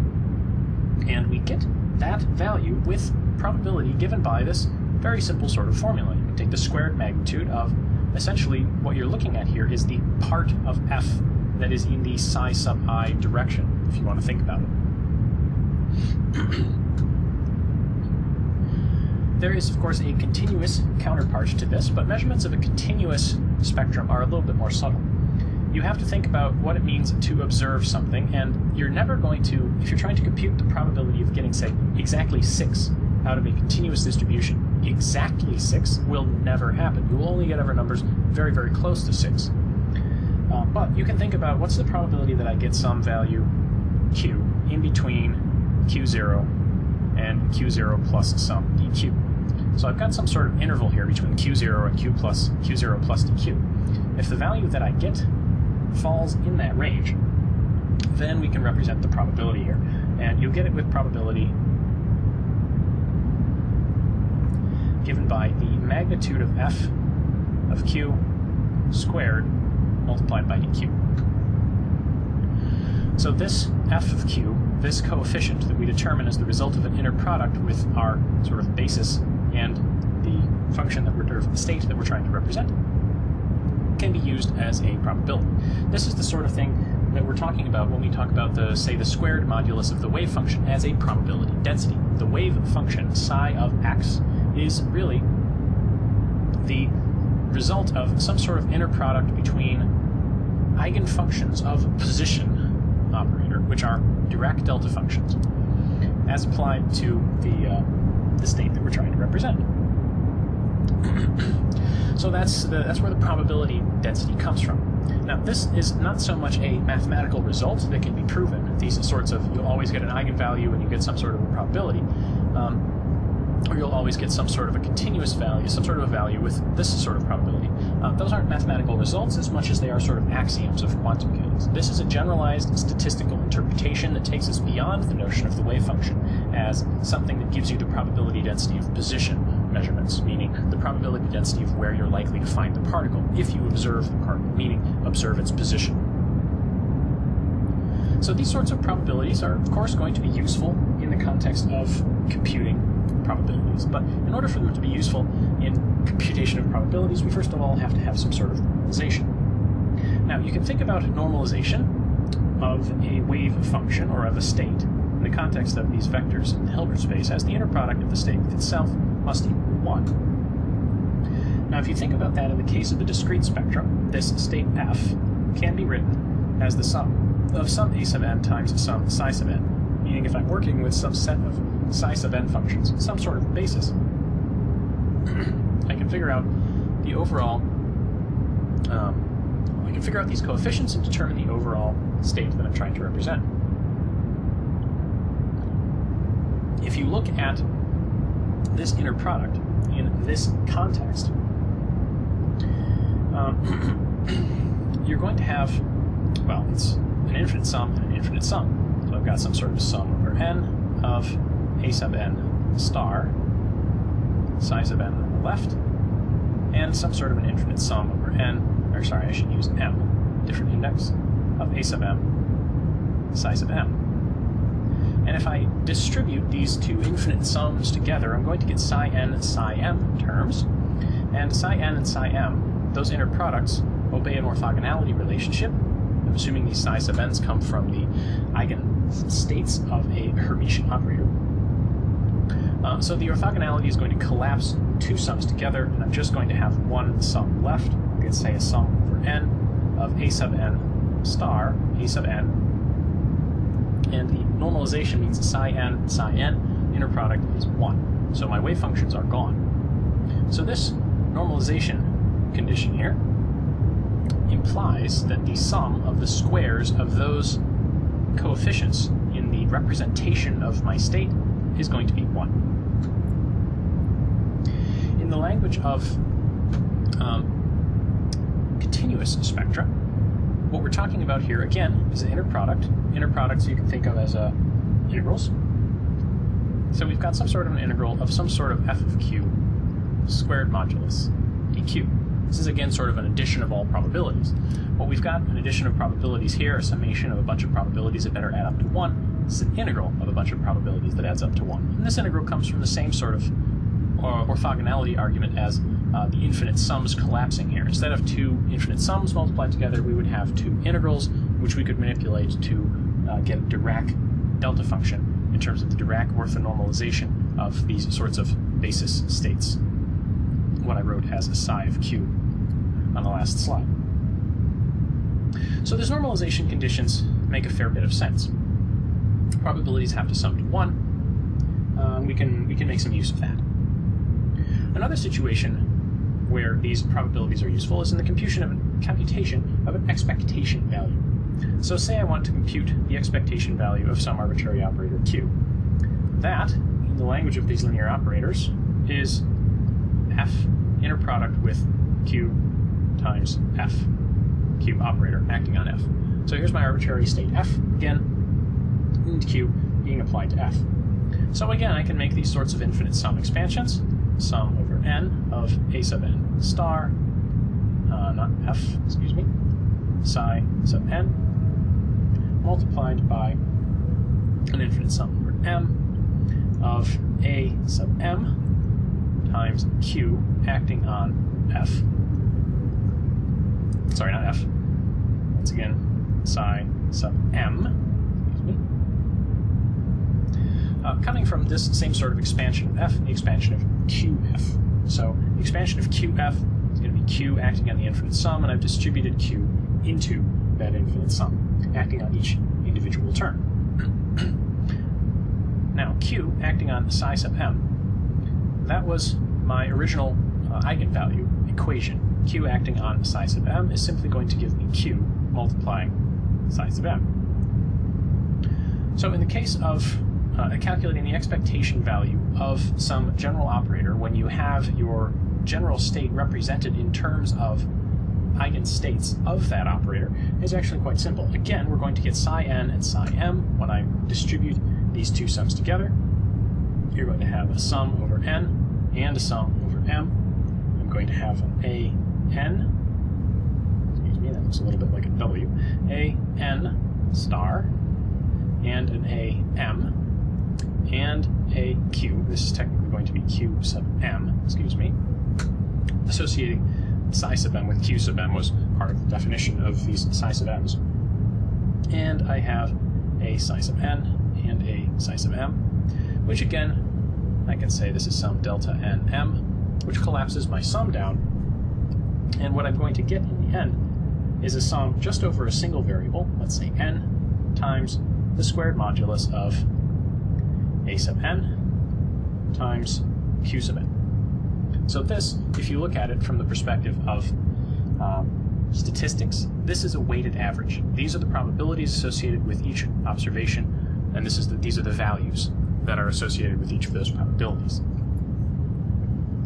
You can do the same sort of thing within the context of a continuous spectrum. Under those circumstances, you're going to have, I'll write it out under these circumstances, the expectation value of Q for a continuous case is the integral from minus infinity to infinity. Let's say I've got dq, right, so I'm constructing an integral representation of f. So let's say that's going to be an integral over q1, f of q1. I have to complex conjugate this. So this is my coefficient from the integral, from the representation of f complex conjugated. And then I've got my psi of q1, actual function. And definitely running out of space here. Shift this to the left a little bit. And that whole thing is going to be multiplied by a similar looking integral, except this time I'm going to be representing a q applied to f. So this is going to be an integral dq2, to use a different variable. I'm going to have a coefficient f of q2, again appropriate for representation of my state. I'm going to have my operator q multiplying my psi of q2. And close my state and close my parentheses off screen. Hopefully that's reasonably clear in terms of at least my handwriting. This is a representation of this, and this is a representation of q applies to that. You can make the same sort of arguments here. Q applied to my state is going to be q2 in this case, times psi of q2. That's my eigenvalue operation. And then I have the same sort of double integral becoming a delta function sort of thing as I had a double sum becoming a Kronecker delta over here. So this is going to give me, rearranging the order of these integrations a little bit, integral minus infinity to infinity dq1, integral minus infinity to infinity dq2, and I've got an f star of q1 and an f of q2 and q2 and an inner product of psi of q1 and psi of q2. Subject to these Dirac orthonormalization constraints that we have to have in order to make continuous spectra really make any sense, this is going to be a Dirac delta function of q1 minus q2. Applying that Dirac delta function in this integration means I can do one of these integrals, and what I'm going to get is the value of the integrand such that, or that occurs where the argument of the delta function is 0. So if I'm doing the integral dq2, I'm going to get the value where q2 has become q1. So all you're going to be left with is a single integral, minus infinity to infinity, dq1, and I've got an f star of q1 as before, and f of q, not 2 anymore, excuse me, f of q1. This, q2 becomes q1, is basically the whole point of applying the delta function. This is the result of doing a delta function integral. I've also got that q1 laying around from before, and that's it. That's all there is to it. So this, getting a little cramped in the right, is the integral from minus infinity to infinity of that squared modulus of f of q dq multiplied by, I'm sorry, not dq, let's say multiplied by q integral dq. So this is the same sort of expression here as you have here. So squared modulus times the value, squared modulus times the value, properly normalized, given the Dirac orthonormalization and the Kronecker delta sort of orthonormalization of these two sorts of sets. Either we have a discrete spectrum, in which case things are infinite sums, or we have a continuous spectrum, in which case things are integrals. So that's what your expectation values are going to look like. They're going to be sort of weighted averages with sums or weighted averages with probabilities, or with continuous functions as computed in integrals. You've seen expressions like this before in, for example, the computation of the expected value of the position operator. This is going to be an integral over position multiplied, an integral over position multiplied by the position multiplied by, sorry, this should be squared, the squared magnitude of the probability density of the wave function f of x. Now, of course, all of this is expressed in terms of some general operator q. So let's do an example. Let's think about measuring the momentum for the quantum harmonic oscillator ground state. Now, measurements of momentum means we're talking about the momentum operator. We know we're always going to get one of the eigenvalues of the momentum operator, so we have to, in principle, solve the eigenvalue problem. Momentum operator applied to some arbitrary state gives me the momentum, the number, multiplied by the state. And solving that eigenvalue problem is something we've done. You end up with something like e to the I px over h bar divided by square root 2 pi h bar, I think, goes in the denominator as well, associated with eigenvalue p. So these are my eigenstates expressed as wave functions, and these are my eigenvalues of those wave functions. Now, we've talked about these things before. This was e to the I kx over root 2 pi, and this was k h bar. How can we determine, for example, what the probability distribution of momentum measurements is going to be for a particle prepared in the ground state of the quantum harmonic oscillator? Well, we're going to get some value p, and we're going to get it with probability given by the magnitude of some function f of p squared. Right? We're not going to get p, we're actually going to get something between p naught and p naught plus delta p. Running out of space here. But the language sort of makes sense. I have some sort of a probability density multiplied by the size of the interval over which I am accepting values of p from p naught to p naught plus dp. And that's my sort of probability density. Now, within the language of the linear algebra that we're working with, this function f of p is going to be that psi of p function. Think about that as the complex conjugate of this, multiplied by psi 0. Psi 0 being the ground state of my quantum harmonic oscillator. And you can write out this inner product in terms of wave functions, if you know what these things are. Minus infinity and infinity. I'm integrating in dx. And I have my psi sub p on the left, meaning complex conjugated.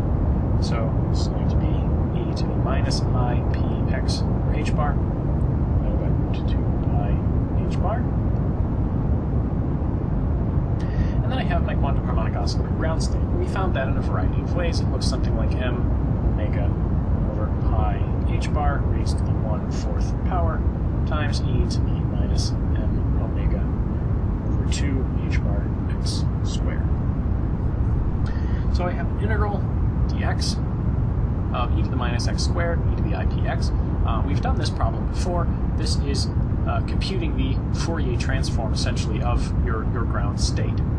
This Fourier transform is essentially a special case of the sort of transforms that we are making when we compute the sort of coefficients that appear in the expansions or representations of some arbitrary state in some arbitrary basis. In this case, we're working with the eigenstates of the momentum operator. We could also be working with eigenstates of the kinetic energy operator or eigenstates of any other Hermitian operator. They're all going to form a complete orthonormal basis for which these sorts of probability calculations work. So this integral is doable, not all that difficult. You end up with another Gaussian just as a function of momentum. It's a sort of closed form mathematical expression. So to check your understanding of these sorts of probabilistic interpretations or these probabilistic contexts, the results of, or as they result from the linear algebra in quantum mechanics, suppose you're considering a particle in a box. So we're solving the time-independent Schrödinger equation for the Hamiltonian, which is an eigenvalue problem for the Hamiltonian operator. We get a set of stationary states and a set of eigenvalues. Now suppose I'm telling you that some arbitrary state psi is prepared in this superposition of psi 1 and psi 2. Answer these questions. If you measure the energy, what's the probability of observing one of a couple of different energies? Double check that this shouldn't be F, sorry. I don't know why I always manage to make typos in these check your understanding questions. This should be psi. Is the inner product of psi with itself what you expect it to be? Does it make sense? And suppose I had some general observable with eigenvalues and eigenvectors, such that I have some eigenstate G7, which gives me eigenvalue Q7. If I observe Q, write down an expression for what I would expect in terms of the probability of getting Q7 as a result of that measurement. So that's a bit on the statistical interpretation of the formal mathematical structure of quantum mechanics. This basis allows us to construct probabilistic interpretations of way more than just position and momentum. And we'll continue on along those lines far more later on in the rest of the course. Given our discussion of the formal mathematical structure of quantum mechanics, let's think about the uncertainty principle. Usually we're talking about something like delta x, delta p is greater than or equal to h bar over 2 under those circumstances, but can we do better? Can we expand this beyond simple position momentum uncertainty? The linear algebra structure of quantum mechanics gives us a way to do that. What we're talking about here basically is the uncertainty in some observable quantity. Now, I'll leave it general and say Q here, meaning we have some sort of a Hermitian operator Q hat that we can use when we're talking about making measurements. The uncertainty in that physical quantity usually expresses the variance, sigma sub q squared, is expressed as an expectation value. So this outer pair of angle brackets is our usual representation, or usual notation for expectation value. What we're computing the expectation of is a quantity that's squared. So this is the mean squared deviation from the mean, q hat minus the expectation of q. Now this looks a little bit odd. We have one pair of angle brackets giving us the expectation of q. That's just some sort of a number. We can determine that before we even start computing. And then we have the outer pair of angle brackets that's going to give us the expectation of this overall expression, q minus the expectation of q. Let me simplify the notation a little bit here and write this number as just mu sub q. So this is the mean of q. So this is the deviation from the mean squared. This is the average mean squared deviation. That's our normal definition of the variance. Now you can expand this out using our notation for things like expectation values in the linear algebra structure of quantum mechanics. We have some sort of a wave function, q hat minus uq squared, acting on the wave function. So this, as an operator, we've got the operator q, we've got the operator mu q. Mu q treated as an operator just multiplies by mu. It's like saying 6 as an operator. It's just going to multiply the wave function by 6. You can expand this out.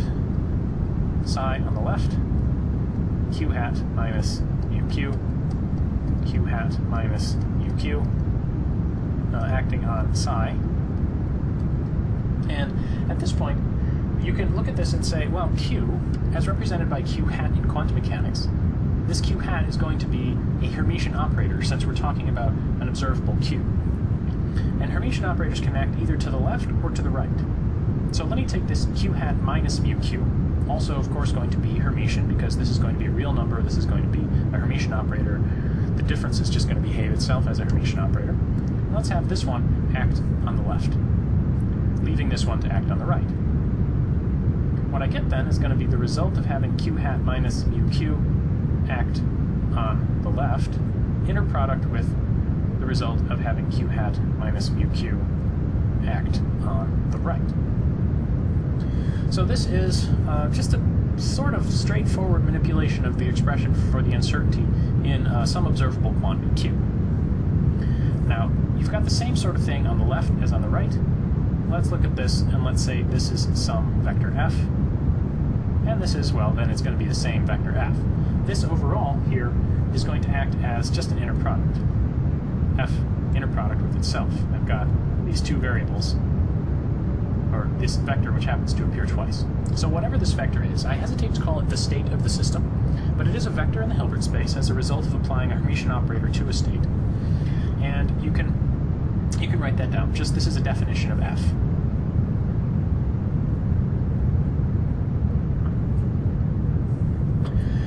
Now, in the context of uncertainty principles, we can always have determinate states. Any of the eigenvalues of q, or eigenstates of this Hermitian operator q, are going to have certain value of q. So it's certainly possible for sigma sub q to be equal to 0. But if we have a second observable, that's where we start talking about uncertainty principles. So suppose I have a second operator, or a second observable quantity, r, as represented by some Hermitian operator, r hat.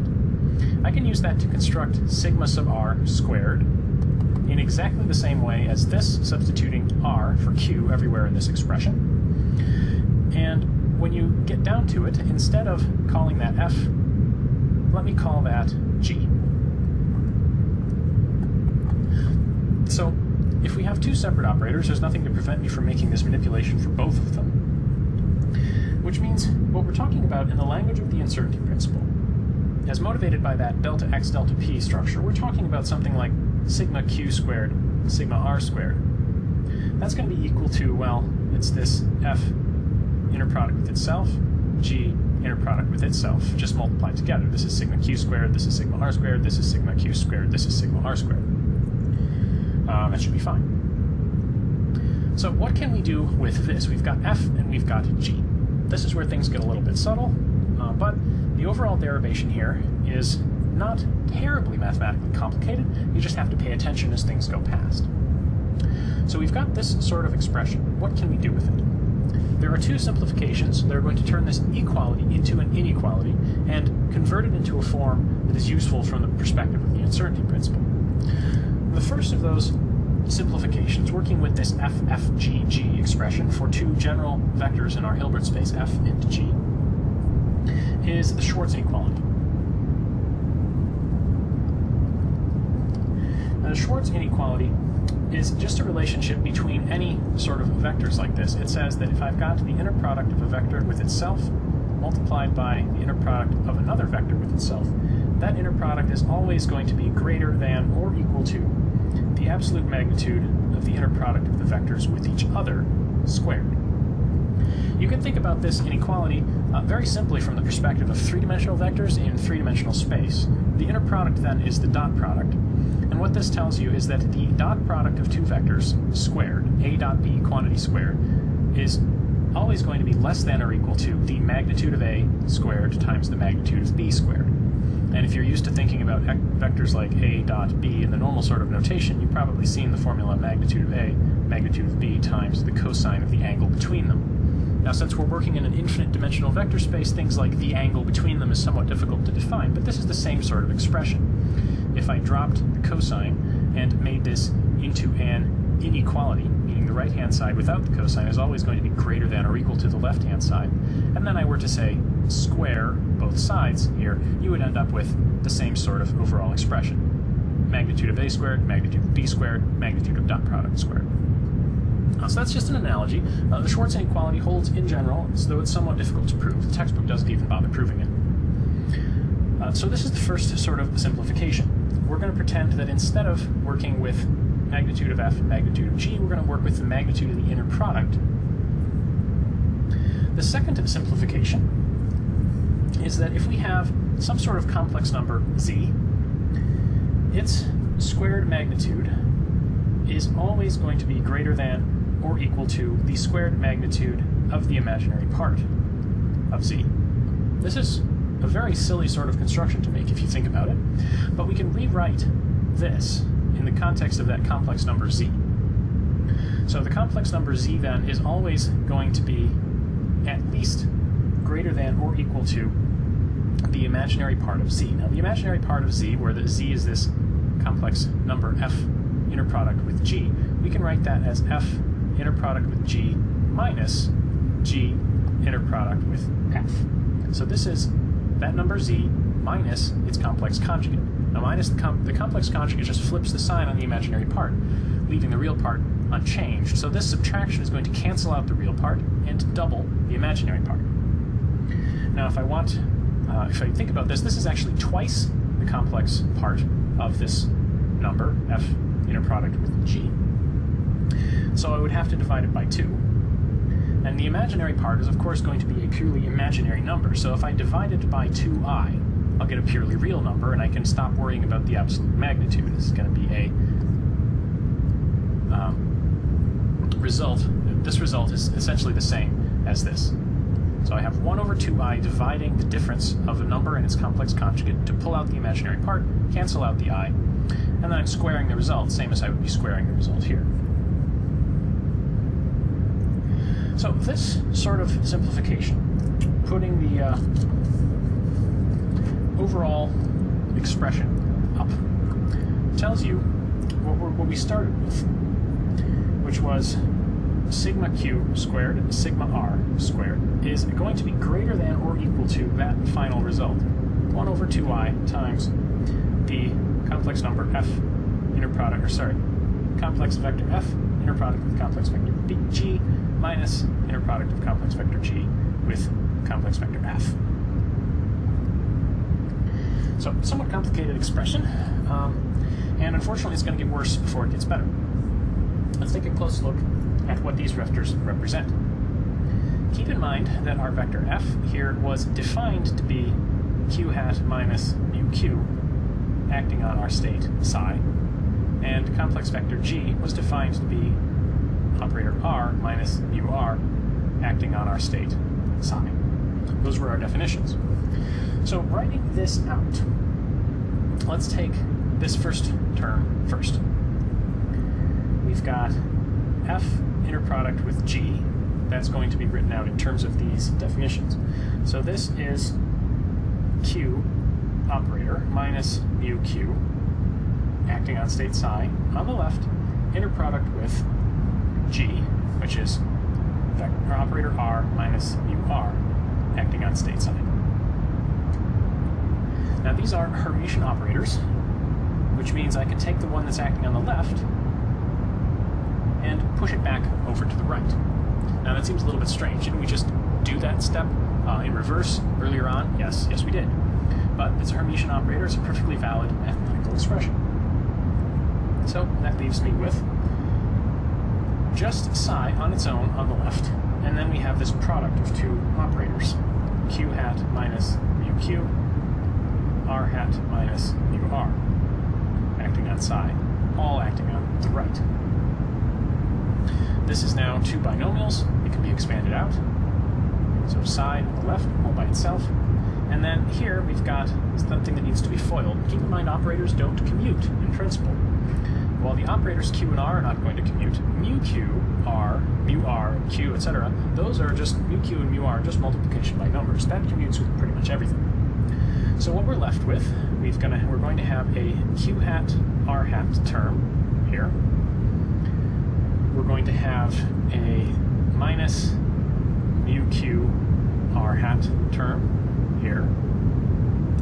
We're going to have a minus mu r q hat term from here, and we're going to have a plus mu q mu r term here. So there's our smiley face. We've accounted for all of our terms, got all of the signs correct. All of that is acting on psi. Right. Now this is just an operator expression with four terms in it, separated by addition. These are linear operators, meaning I can separate this out into four separate expressions. What you're going to have then is going to be psi, q hat, r hat, acting on psi, minus mu q can be factored out of this sort of resulting expression, mu q times psi acting on r hat psi, from the r hat acting on the psi, u hat being factored out. Likewise, mu r psi q hat psi plus mu q mu r psi psi. So we can simplify some of these terms right away. This guy is just 1. This is the normalization integral. If our state is properly normalized, this inner product is going to be 1. And the rest of these things, these are expectation values. This is the expectation value of q hat, r hat. This is the expectation value of r hat. This is the expectation value of q hat. So if I was to pull along constants, have them all come for the ride, this is q hat r hat minus mu q, expectation of r hat, minus mu r, expectation of q hat, plus mu q mu r. But r hat that's just UR. Q hat, that's just UQ. So I've got the expectation value of Q hat R hat, whatever it is, minus UQ mu R minus UR mu Q plus mu Q mu R. These are just scalar multiplications, they commute, so one of these is going to cancel out. Let's say that one. And what I'm left with is the expectation value of Q hat R hat minus mu Q mu R. So that's what I got for FG. Now FG, I've also got to work with GF. GF is going to end up very similarly. If you think about G and F, it's going to look essentially identical to this, except Q and R are going to be interchanged. So G and F here is going to give me the expectation value of R hat Q hat minus, again, mu Q mu R. Same sort of product of uncertainties, or product of means. So that, believe it or not, is all we need to get our main result. We have sigma q and sigma r in terms of these sorts of complex numbers, which are expressed in terms of expectation values of those fundamental operators. So if you substitute all of that back in, we had fg minus gf.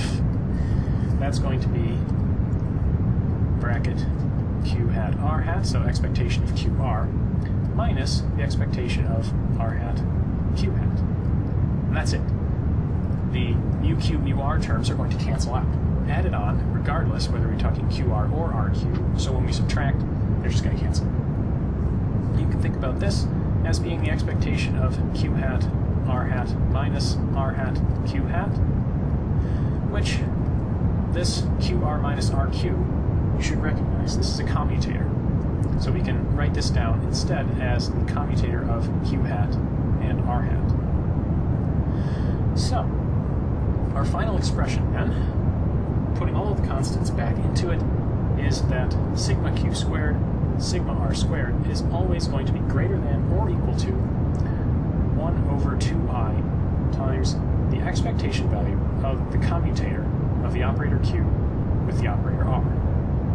All of that squared. That is our result. That is the generalized uncertainty principle. What this tells you is that any two operators, q and r, are going to have an uncertainty relation if they have non-zero commutator. So if the two operators commute, there's nothing wrong with knowing both of them precisely. They can both have zero uncertainty. But if they have non-zero commutator, meaning the expression qr minus rq does not have zero expectation value, then any two observables then those two observables will have non-zero uncertainty principle. There will be some minimum uncertainty. The obvious example to do here is position and momentum. We talked about the commutator of the operator x hat and the operator p hat before. It's just x hat p hat minus p hat x hat. And if you substitute in the definition of p hat as minus I h bar partial x, and the definition of the operator x hat as just x, multiplied by, and you insert some dummy wave functions on either side. That was an activity that we did earlier on in the course. You find that the commutator here is equal to just the constant, I h bar. It's a complex constant, which seems a little strange, but there's nothing wrong with complex numbers when you're mixing operators like this. It's only when you would make an observation of a single operator, single physical quantity, that you have to give real numbers.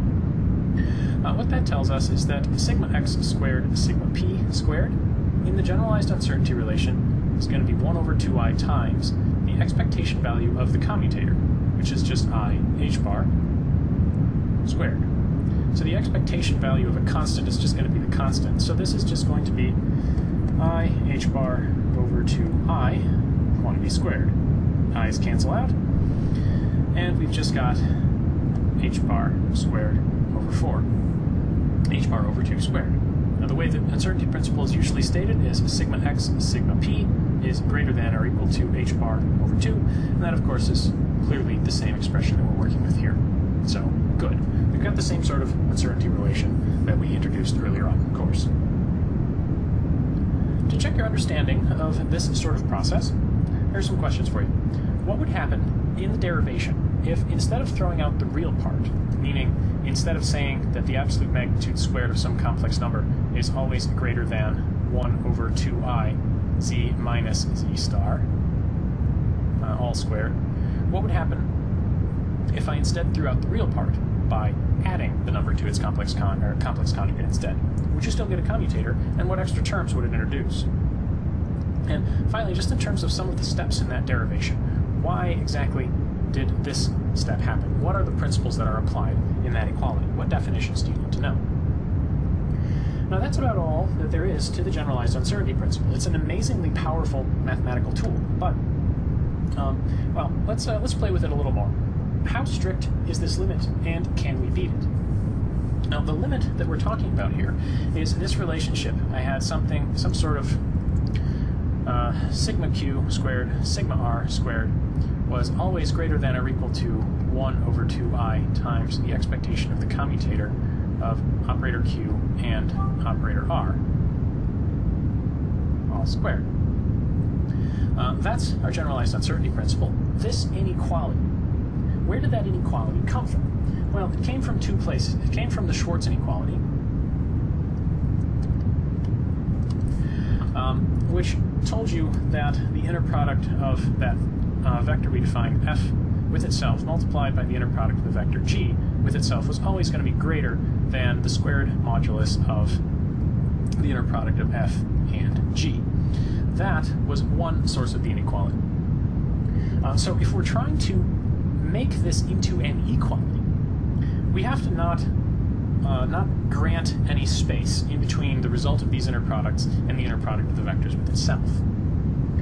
How can we make the Schwarz inequality into an equality, in other words? And that's rather straightforward if you think about it. The vector g is just going to be some constant, say c, times the vector f.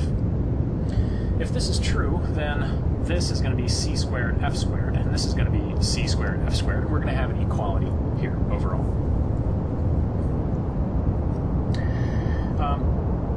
The second inequality we had was when we threw out the real part. We said the magnitude of that complex number, fg, in terms of its squared modulus, was always going to be greater than or equal to this 1 over 2I times fg minus gf, all of that squared. This statement, can we make this into an equality as well?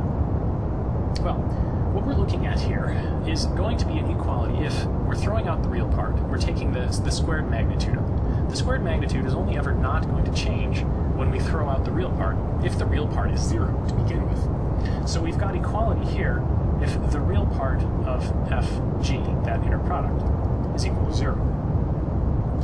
And that's reasonably straightforward. We're looking at fg, but we know g can be expressed in terms of c, so we're talking about the real part of f times g expressed as a cf gives me a c and another f. So the real part of c times this inner product of a function, or of a vector with itself, this inner product of a vector with itself is going to be a real number. No matter what you do, you're taking a complex conjugate, multiplying it by itself, essentially, you're going to get a real number. So this is only ever going to equal 0 if c is complex. C is, purely imaginary.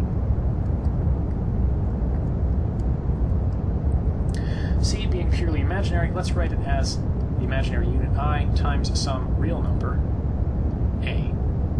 So given some c equals I times a, if we define our states, or if we define our operators and our states such that g is given by some complex unit times a times the state f for some real a, then we've turned both of our inequalities into equalities.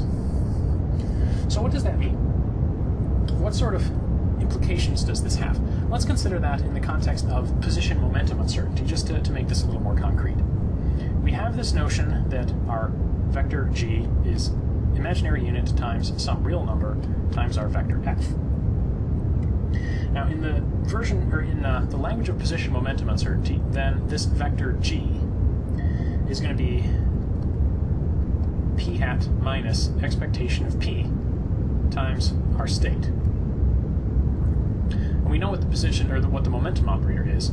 This is going to be minus I h bar, partial derivative with respect to x, minus expectation value of p. I'll just leave it as expectation value of p here. This is just going to be a number, so there's no magic there. And this is going to be multiplied by psi of x. If I'm writing out my momentum operator in terms of partial derivatives, I better write my wave function in terms of x instead of just as some arbitrary state vector. Likewise, we've got our vector f, and this has to be expressed in terms of our position. So this is going to be x hat minus expectation of x, acting on our state. And likewise, in terms of wave functions, this is going to be x multiplication minus expectation value of x, the constant, multiplying our wave function psi of x.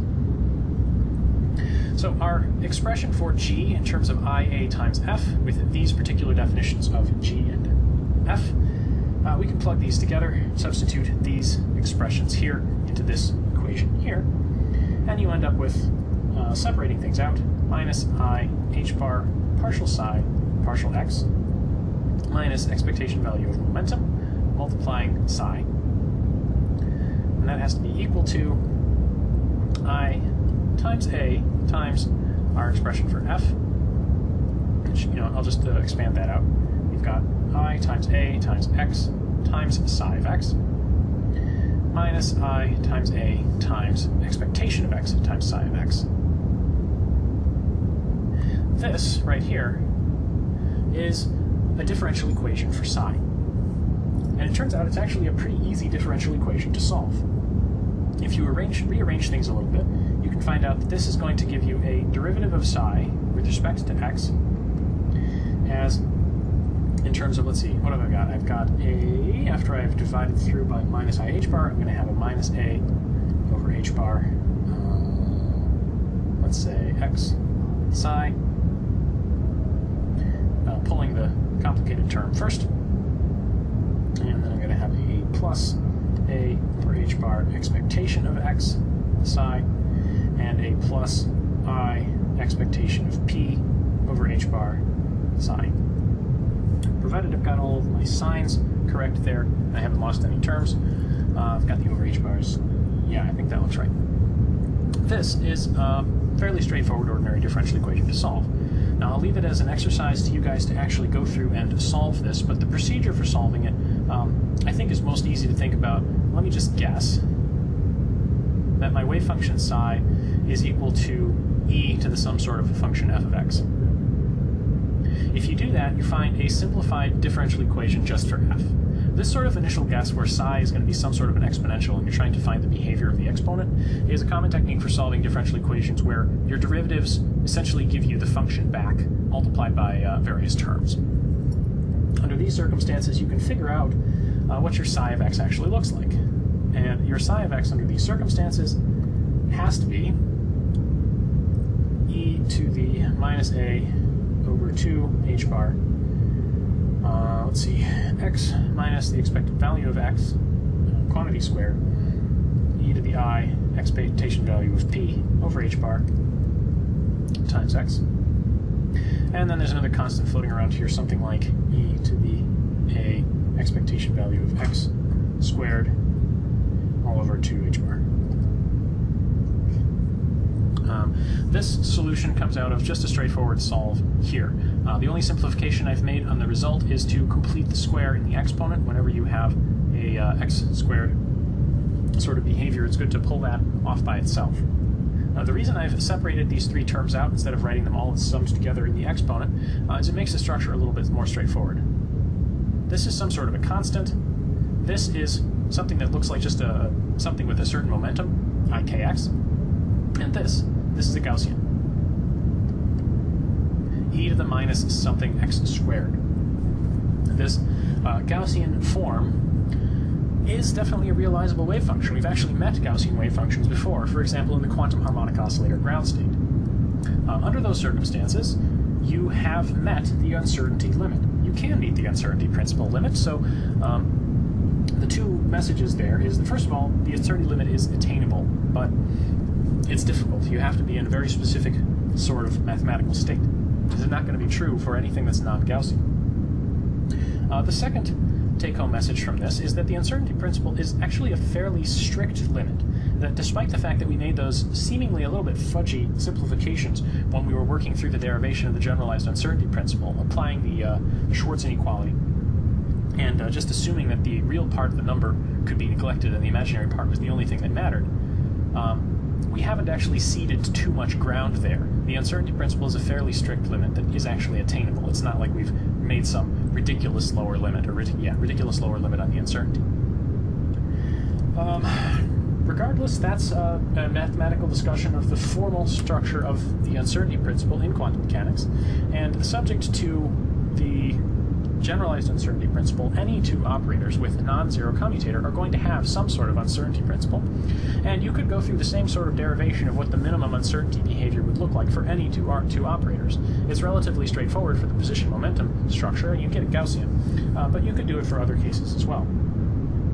I think that about sums it up, though. Generalized uncertainty in quantum mechanics is, like I said, a very powerful mathematical tool, so keep that one in your bag of tricks.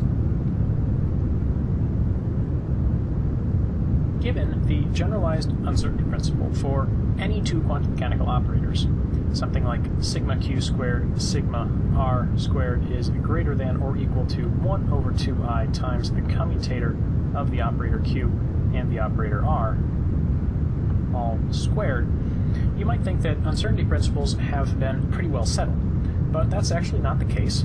While this does give a good and satisfying explanation of something like the classic sort of delta p delta x is greater than or equal to h bar over 2 sort of uncertainty relation, it doesn't cover the case delta e delta t is greater than or equal to h bar over 2. If you've seen this sort of uncertainty principle, it's also very useful in physics, but it is of a fundamentally different nature than position momentum uncertainty. And the fundamental reason for that is that there's something special about time. Time in quantum mechanics is a parameter that shows up in the arguments to your equations. It's not so much like momentum, where there's a well-defined momentum operator. So how can we handle energy-time uncertainty? Well, the notion of time in a quantum mechanical system is a little bit squishy.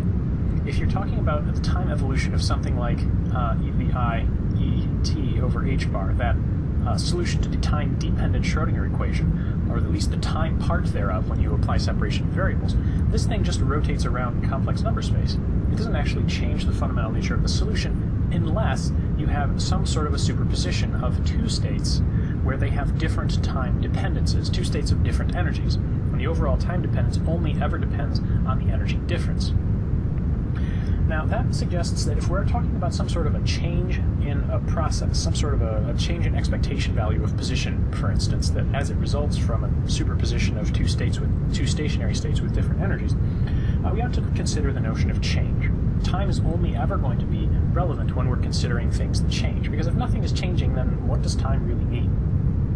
Well, if we're talking about change, we're talking about some sort of an operator, because we're talking about something that changes. We need to have an observable, so we need to have some operator, and as usual, I'll call that q hat, meaning the Hermitian operator that corresponds to some sort of quantity q. So let's consider time derivative of the expectation value of q. This gives us some sort of classical almost notion of how things change with time. Now, the expectation value in our generalized linear algebra formulation is a linear product of our state psi, our operator q hat acting on state psi. This inner product has three components to it. We've got a wave function on the left, an operator, which potentially has time dependence in it itself, and another wave function on the right, or another state on the right. And if you think about the inner product as written out in terms of an integral of wave functions, this is going to be a complicated integral, but it's got three things in it that are all going to potentially vary with time. So let me sweep some of the mathematical details under the rug here and rewrite this, more or less applying the product. So we've got a partial derivative of psi with respect to time, whatever that state may be, multiplying our inner product with q acting on psi. We have psi on the left acting on a partial derivative of q hat with respect to time, whatever that may be, that operator acting on psi, and we have psi acting on our inner product with q hat acting on partial psi, partial t. Now, this is a very suggestive notation. It feels like it's only ever going to be relevant if we're talking about psi as functions of time. What on earth does this notation mean to begin with? Not much, to be quite frank with you. There's a lot of somewhat dicey mathematical things that have happened behind the scenes in applying the, quote, product rule, unquote, to this sort of expression. If we're really going to write these things out as integrals, then these are well-defined mathematical operations, and you can apply the product rule and all of these sorts of things make sense. But if we're trying to do this in general, I've kind of swept a little bit too much under the rug. That said, I'm going to leave things in this general form. And the reason for that is it's a much more concise notation. So if you want a sort of behind-the-scenes idea of what's going on in each of these terms, try and translate it into an integral and figure out what exactly has happened in each of these steps. If you're willing to take me at my word that this is at least somewhat meaningful notation, we can write down, for instance, some of these terms with partial derivatives of psi in them can be simplified with the time-dependent Schrödinger equation. The time-dependent Schrödinger equation tells us that I, h bar, partial psi, partial t, is given by the Hamiltonian operator acting on psi. So really I ought to say this is a state, and my vector notation. But in this sort of context, you can simplify this sort of term and this sort of term. So let's do that. Let's substitute in for this and in for this. When you do that, these three sort of expectation value-like terms can be simplified a little bit. First of all, this partial psi partial t on the left, I've got a 1 over I h bar when I simplify to just get partial psi partial t by itself. So this is 1 over I h bar Hamiltonian applied to psi as our replacement for this overall state here on the left. And then I've got q hat psi on the right. This middle term here is just going to be the expectation value of partial q partial t. Now, what on earth is that? Can I take the partial time derivative of an operator? Yes, if the operator has explicit time dependence. If the operator doesn't have explicit time dependence, then it's not going to have any partial time derivative. This term is going to be 0, and we're about to say this term is equal to 0 in a few minutes anyway. To give you an example of a situation where this term would be non-zero, think about something like the potential energy in the harmonic oscillator, where the spring constant of the harmonic oscillator is gradually being tuned. The frequency of the oscillator is changing with time. Perhaps the spring is getting gradually weaker, or the temperature is changing, affecting the spring constant. Under those circumstances, this term would be non-zero. The operator for, say, the potential energy in that quantum harmonic oscillator would be a time-dependent operator, and taking the partial time derivative would give you something that's non-zero.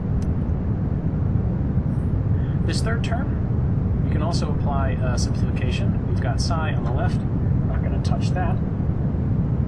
And on the right-hand side, we've got, let's see, 1 over I h bar. We've got a q hat and an h, and a 1 over I h bar there, acting on psi.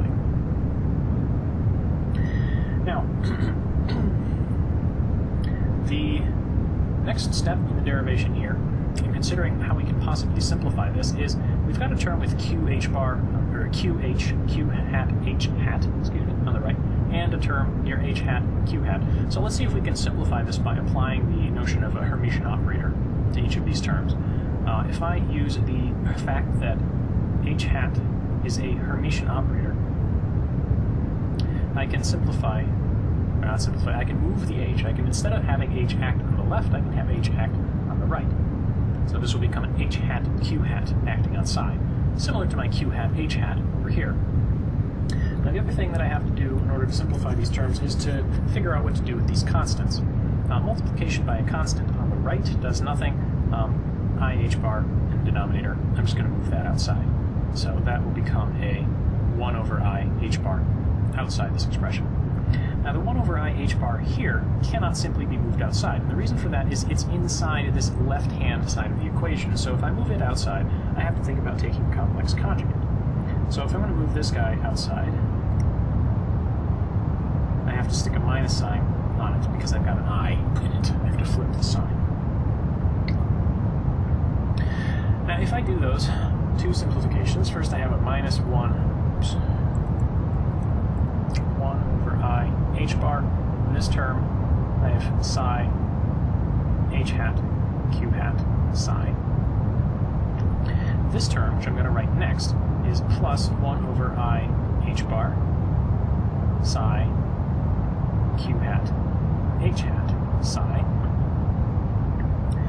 And my remaining term over here is partial q hat partial t, expectation of that, whatever it may be. Now this overall expression here can be simplified even further. Here I have a h hat q hat and a q hat h hat. If you're seeing a commutator on the horizon, you're thinking the right thought. Let's combine these two terms together, these two expectations together, essentially factoring out the psi on the left and the psi on the right. What we're going to be left with is something like minus 1 over I h bar psi, and then the operator here is going to be h hat q hat minus q hat h hat. Factored out a second minus from the q hat h hat term here. And I've got psi on the right. And as before, I've got my expectation of partial q hat partial t coming along to the right. So this term, now I can write that as I over h bar. If I multiply and divide both of these things by I, the numerator flips the sign. I have here the expectation of the commutator of h and q,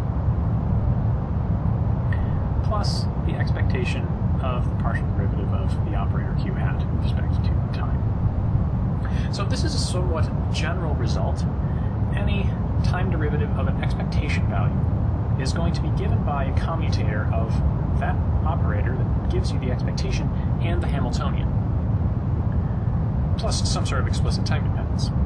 If there isn't any explicit time dependence in this, what this tells you is that if the operator and the Hamiltonian commute with each other, if the commutator is 0, in other words, if HQ is equal to QH, then there is potentially going to be no time dependence for your expectation value. Essentially, time evolution of system as given by the time-dependent Schrodinger equation essentially ignores the expectation value of the operator that you're considering. It's some sort of a conserved quantity. That's a very useful sort of thing to be able to figure out. So if you've got commutator is 0, you're going to have a conserved quantity.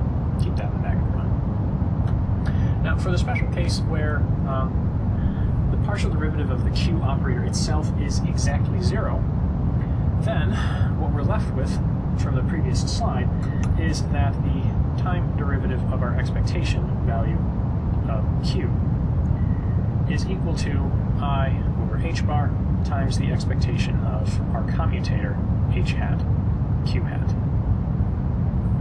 That was our general result. I just dropped the partial the expectation value of this sort of term.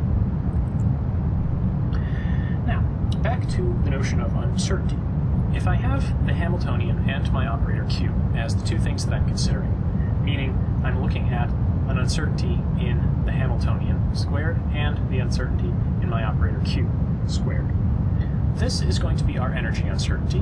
What is a sigma q going to be? Well, given this expectation of a commutator, that's the sort of thing that appears on the right-hand side of our generalized uncertainty principle. We had a 1 over 2i expectation of a commutator applied to this particular operator pair is going to be h hat q hat inside the commutator, all squared. So expectation of a commutator, I can rewrite that in terms of the time derivative of the expectation.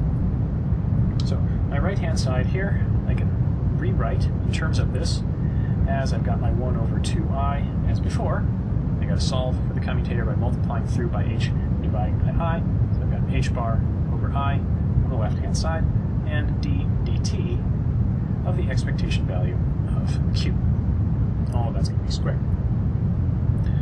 So simplifying this, I've got an I and an I, which is going to give you a minus 1 in the denominator, so I'm going to have a minus sign, but I'm squaring everything overall, so that's not going to change much. And what I've got for my right-hand side is h bar squared over, well, let me write it as h bar over 2, quantity squared, and then I've got my d dt of the expectation value of q squared. So what this tells you is that sigma h, sigma q, taking the square root of both sides of this equation, is going to be greater than or equal to h bar over 2 times this weird thing, the time derivative of the expectation value of q. I'll put that in absolute magnitude sign to cover my bases in terms of square roots of squares. What this tells you is that the uncertainty in the value of an operator, the uncertainty in the operator itself, is going to be related to the time derivative of the expectation value of that operator. Essentially what that's telling you is that your uncertainty in the outcome of a measurement is going to depend on how quickly the quantity that you're trying to measure is changing.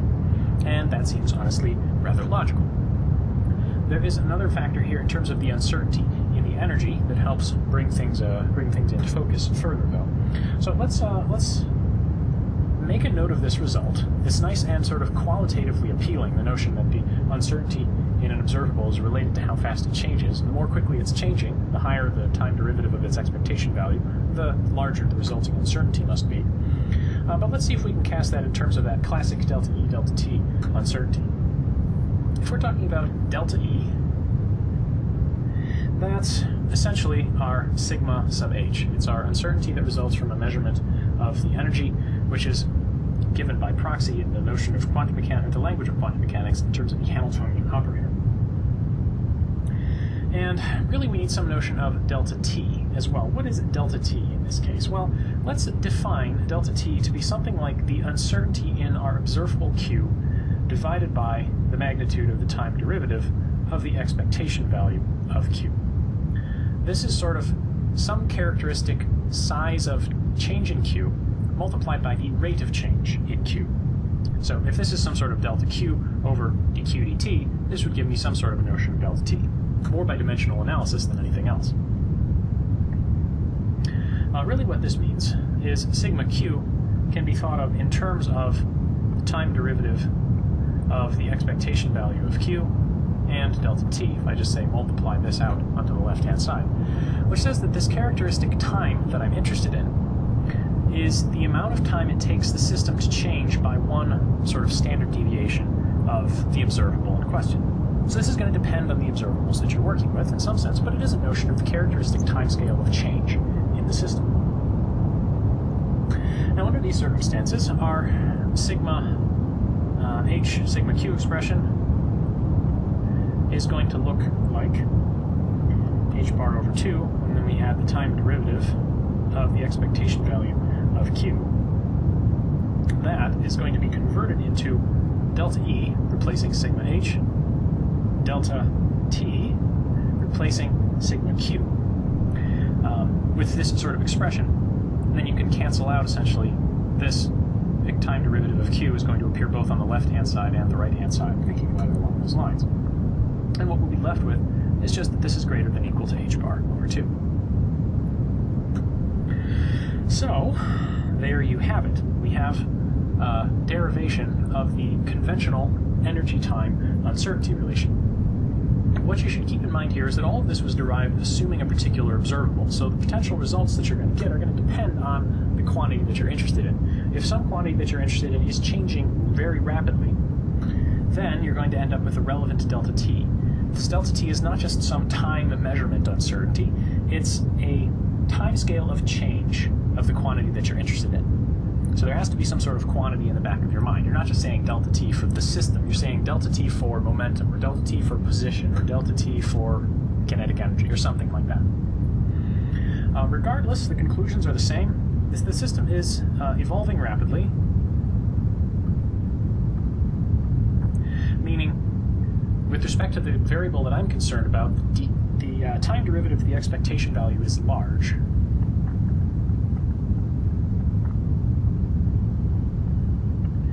Then what that means is that delta t will be small, right? Large number in the denominator gives you a small number. And what that means is that the uncertainty in the energy will be large. Essentially what that means is if you have a system that is changing rapidly, it has to consist of a superposition of a wide range of different energies. You can only ever get a system to evolve rapidly with time if it contains a wide range of energies. And that gets back to the same sort of discussion we had earlier on in this lecture, where I said that the only way you ever got an expectation value to evolve was if you had a superposition of states with multiple energies. The wider the separation between those energies, the more rapidly the evolution would occur. That's reflected again in this energy-time sort of uncertainty relation. The flip side of this, if the system is relatively stable, what that means is that your system is evolving slowly with respect to the observable that you're interested in. So the time derivative of the expectation value of that observable is small. Then that means it will take a long time for the observable to change by one sort of standard deviation in the observable, which means our delta t is large, and consequently our delta E can be small. We can have a small uncertainty in energy if we have a slowly varying system. If you have a system that's stable with time, nothing is changing very rapidly, then the energy uncertainty can be small. It can have a very precise energy. Keep in mind these are all just inequalities, so you can have a very large energy uncertainty and a very rapidly evolving, and a very slowly evolving system. But at any rate, the last thing that I wanted to mention here is that all of this is really valid for any sort of Q. So this Q is representing any observable. What that means is that if anything is changing rapidly, then the energy uncertainty will be small. We can flip that statement around and say that that the energy uncertainty will be large. We can flip that statement around and say if the energy uncertainty is very small, meaning we're dealing with sort of a determinate state, something with almost no energy uncertainty, then all time derivatives of expectations of any observable are going to be small. And we've said that before in the context of stationary states. Stationary states are the states that are eigenstates of the Hamiltonian operator. They evolve with time in a very simple way, and for a system that is in a single stationary state, the energy uncertainty is zero, therefore the delta t has to be a very, very large number, effectively infinity, in order for this inequality to hold, which means all changes in the system take place on a very, very, very long time scale. Everything is evolving very, very slowly. And in the sense of a true mathematical stationary state that is exactly stationary, nothing is allowed to change with time. Stationary states are truly stationary. So, that wraps up our discussion of energy-time uncertainty. This is fundamentally different than the notion of position-momentum uncertainty, where both position and momentum are operators. But it does have some nice general interpretations in terms of the rate of change of expectation values of operators. So keep all of this in the back of your mind. It will help you interpret the behavior of quantum mechanical systems in general as they evolve with time.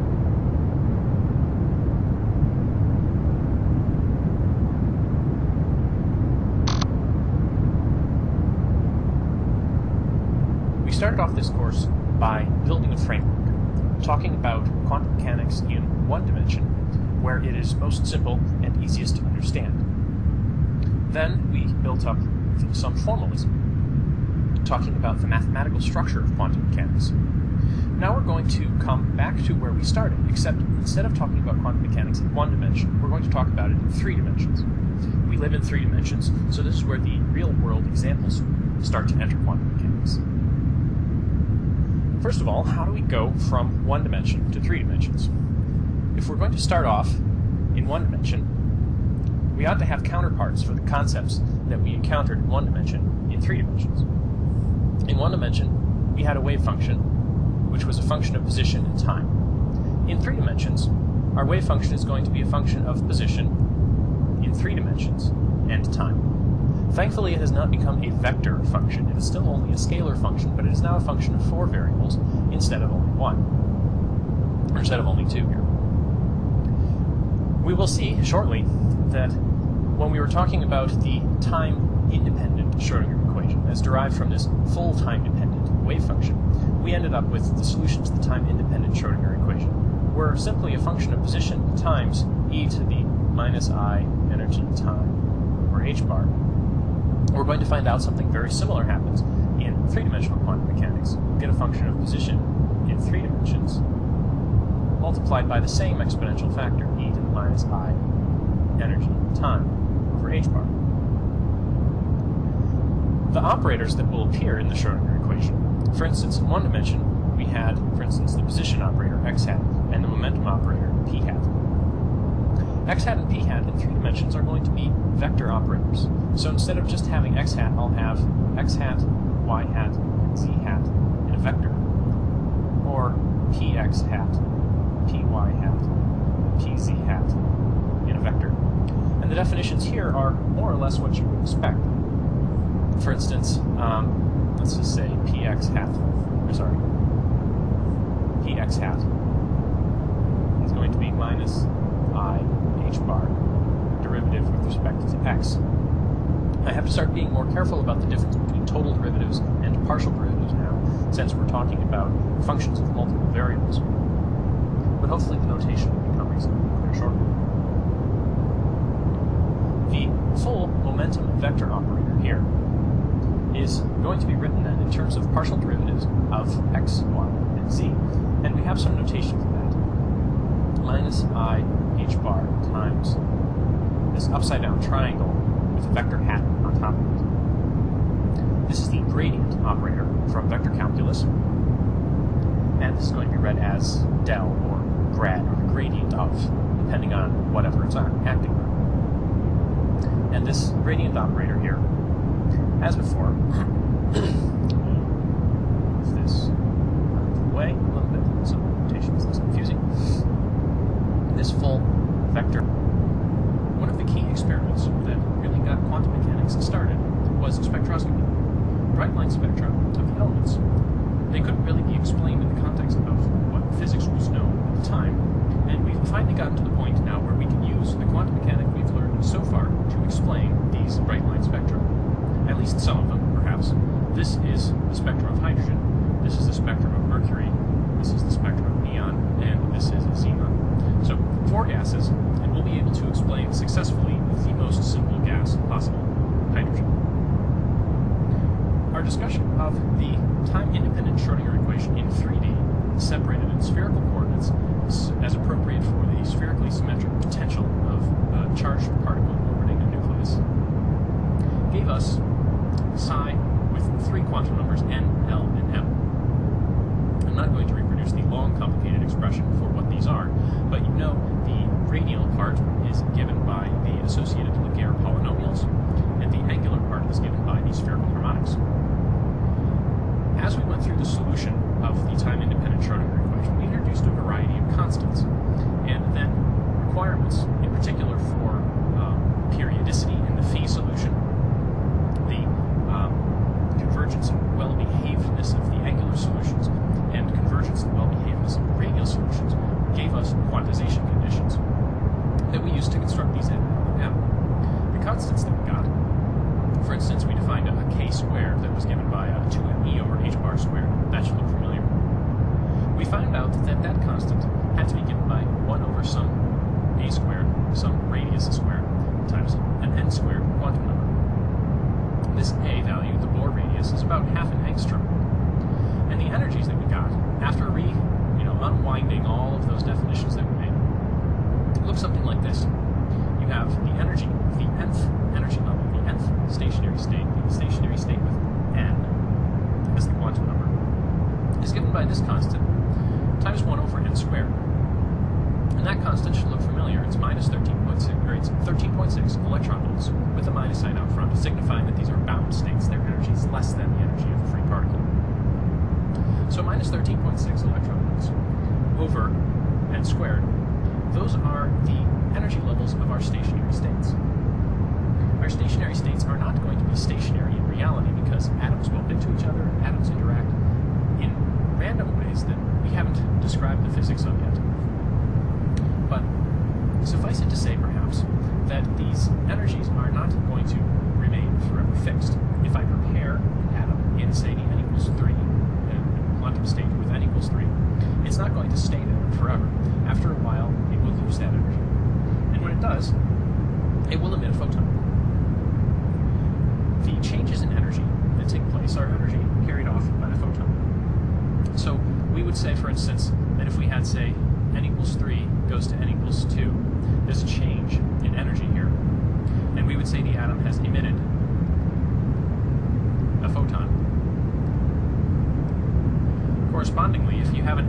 at state n equals 2, and it's excited up to state n equals 3 by an electromagnetic field surrounding the atom, we would say this atom has absorbed a photon.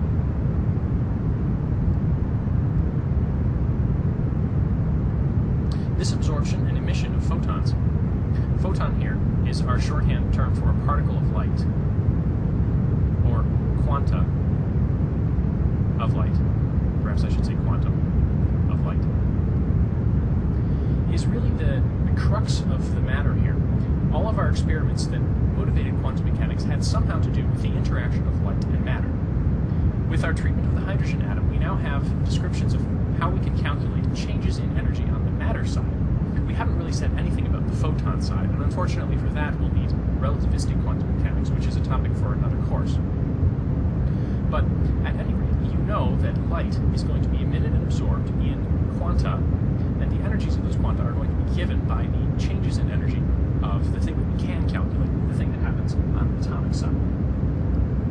So these stationary states are not going to be all that stationary, and by plugging in numbers for initial and final energy levels, you can calculate out what the energy of the photon would be and what the change in energy of the atom would be. These transitions have names, and this is a very standard visualization of what those energies might look like. The y-axis here is an energy scale, and it has 0 at the top.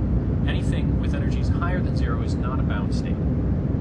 The thick horizontal lines here represent the energies of the nth energy level. Here's n equals 1, the lowest energy level, n equals 2, 3, 4, 5, 6, 7, etc., up to infinity, where the bound state isn't really bound anymore. It has essentially 0 energy. The transitions that are possible, for instance, if we're looking at the emission of light by a hydrogen atom, the atom is going to start at a higher energy level and drop down to a lower energy level. When it does so from an energy level 2, 3, 4, 5, 6, etc., up to infinity, all the way down to the ground state, n equals 1, we call that a Lyman line. The emission in the spectroscopic context has a particular pattern of energies that were first examined by, well, Lyman, and the lines are named after him. Transitions that start with 3, 4, 5, 6, etc., go up to infinity and drop down to the second energy level are called Balmer lines. Likewise, end state lines with n equals 3 are Paschen lines. There are also bracket lines. You won't hear very much about them. Even less common are the Pfund lines and the Humphrey lines, which you can imagine have a final state of energy 5 and energy 6. So these transitions are the sorts of things that you would expect from the energy structure that we calculated as a result of the time-independent Schrodinger equation with a 1 over r potential. The transition wavelengths can be calculated pretty simply. What we have here is an energy that we can calculate, and we know the energy of the photon is going to be given by Planck's constant times the speed of light. Sorry, let's say Planck's constant times the frequency, or alternatively, Planck's constant times the speed of light divided by the wavelength. Note that this is Planck's constant, not h bar, the version of reduced Planck's constant that we've been using so far. So when you actually go out to calculate these things, you can calculate wavelengths easily by using the expression we had for the energy change by the atom, and using that as the energy of the photon. The symbol for photon is gamma, typically, and solving for the wavelength. Doing so, you end up with this sort of thing, and this is a logarithmic scale now, 100 nanometer wavelength, 1,000 nanometer wavelength, 10,000 nanometer wavelength, and these things fall in very specific patterns. The Lyman series, which ended with n equals 1 as the final state, so this is a 2-to-1 transition. The longest wavelength, Lyman, this would be a 3-to-1, 4-to-1, 5-to-1, etc., all the way up to infinity to 1. Likewise for the Balmer lines, 3-to-2, 4-to-2, 5-to-2, 6-to-2, 7-to-2, etc., up to infinity to 2. Same for the Paschen series, and the bracket series, and the Pfund series, and I forgot his name already, the Humphrey series. They all have these nice patterns, and they all overlap. And if what you're looking at is the visible spectrum of hydrogen, you're looking at the Balmer lines. There are probably other lines that are visible if you look at a, quote, hydrogen gas, unquote, source being excited by a gas discharge, high voltage, for instance. Those are likely due to impurities. And if you think about the hydrogen atom, well, that's going to behave differently than the hydrogen molecule. It's going to behave differently than the singly ionized hydrogen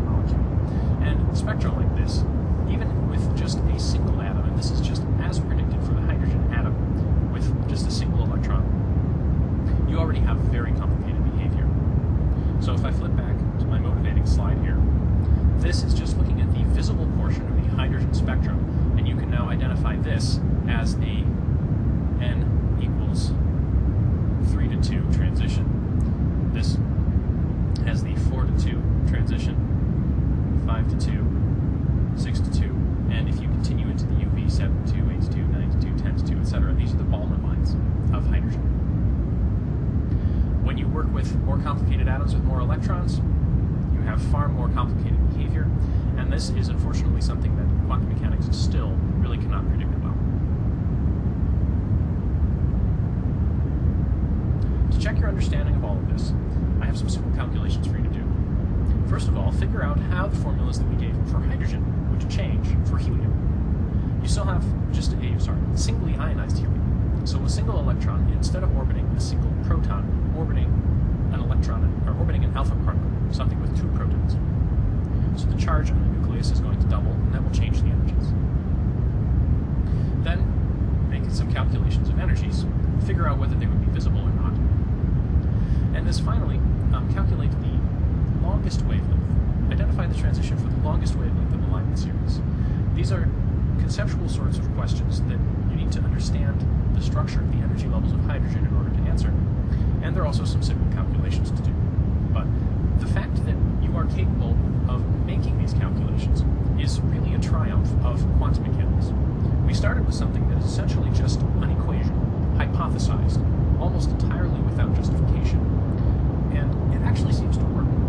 You can do separation of variables, you can go through a lot of complicated mathematics, which, from the physics perspective, is more or less just turning the crank, trying to solve this equation. And the structure that you get is subject to all of this interpretation we did as far as the probabilistic interpretation of quantum mechanics requiring normalization of the wave function, and the overall structure of all of this leads to calculations of real, measurable, physical quantities. And for instance, the answer that you'll calculate for this is something that you can look up. If you look up helium spectrum in Google, you will get lots and lots of matches, and some of them will include data tables with hundreds, if not thousands, of observed and identified helium lines. And the energies that you calculate, the energy that you calculate will be in that list. And that's really quite astonishing when you think about it. It speaks to the overall power of quantum mechanics. We started this chapter by considering quantum mechanics in 3 dimensions. The first tool used to solve problems, to solve the time-independent Schrödinger equation in 3 dimensions, in particular, was separation of variables. We used separation of variables back in 1 dimension as well to separate the time evolution equation from the spatial evolution. That was how we got the time-independent Schrödinger equation from the time-dependent Schrödinger equation. In the case of 3-dimensional space, we also use separation of variables to separate the dimensions of space from each other, x from y from z, or in the case of spherical coordinates, which are most convenient for spherically symmetrical potentials like we have in the case of hydrogen atom, r from theta from phi. Another major difference between 3-dimensional space and 1-dimensional space is that 3-dimensional space will have angular momentum. Angular momentum is not something that's going to fit into a single dimension, of course. So let's think about how angular momentum might behave in quantum mechanics. The approach we want to take in this lecture uses operator algebra, the same sort of cleverness that we used back when we were talking about the quantum harmonic oscillator in 1 dimension with raising the low-order operators. We're going to take a very similar approach here. Back to basics, though. First, let's consider angular momentum. Angular momentum is when you have an object that is rotating about some axis. In classical physics, you're used to thinking about this as something like r times m times v, momentum, and the radius, mvr. The best way of expressing this in classical physics is as L, which is a vector, is r vector crossed with momentum vector, where r is the vector that goes from the axis to the object that's rotating, and p is the momentum, linear momentum, of the object that's rotating. We can make an analogous expression in quantum mechanics simply by replacing the arrows with hats. And that's not terribly instructive, we'll talk about that in more detail. But let's define a momentum operator, L hat. That's equal to r hat cross p, where p hat is a vector momentum operator, and r hat is a vector position operator. Essentially, x hat, y hat, z hat as a vector, crossed with px hat, py hat, pz hat, if I was writing things out in Cartesian coordinates. Now at this point, I'm going to save my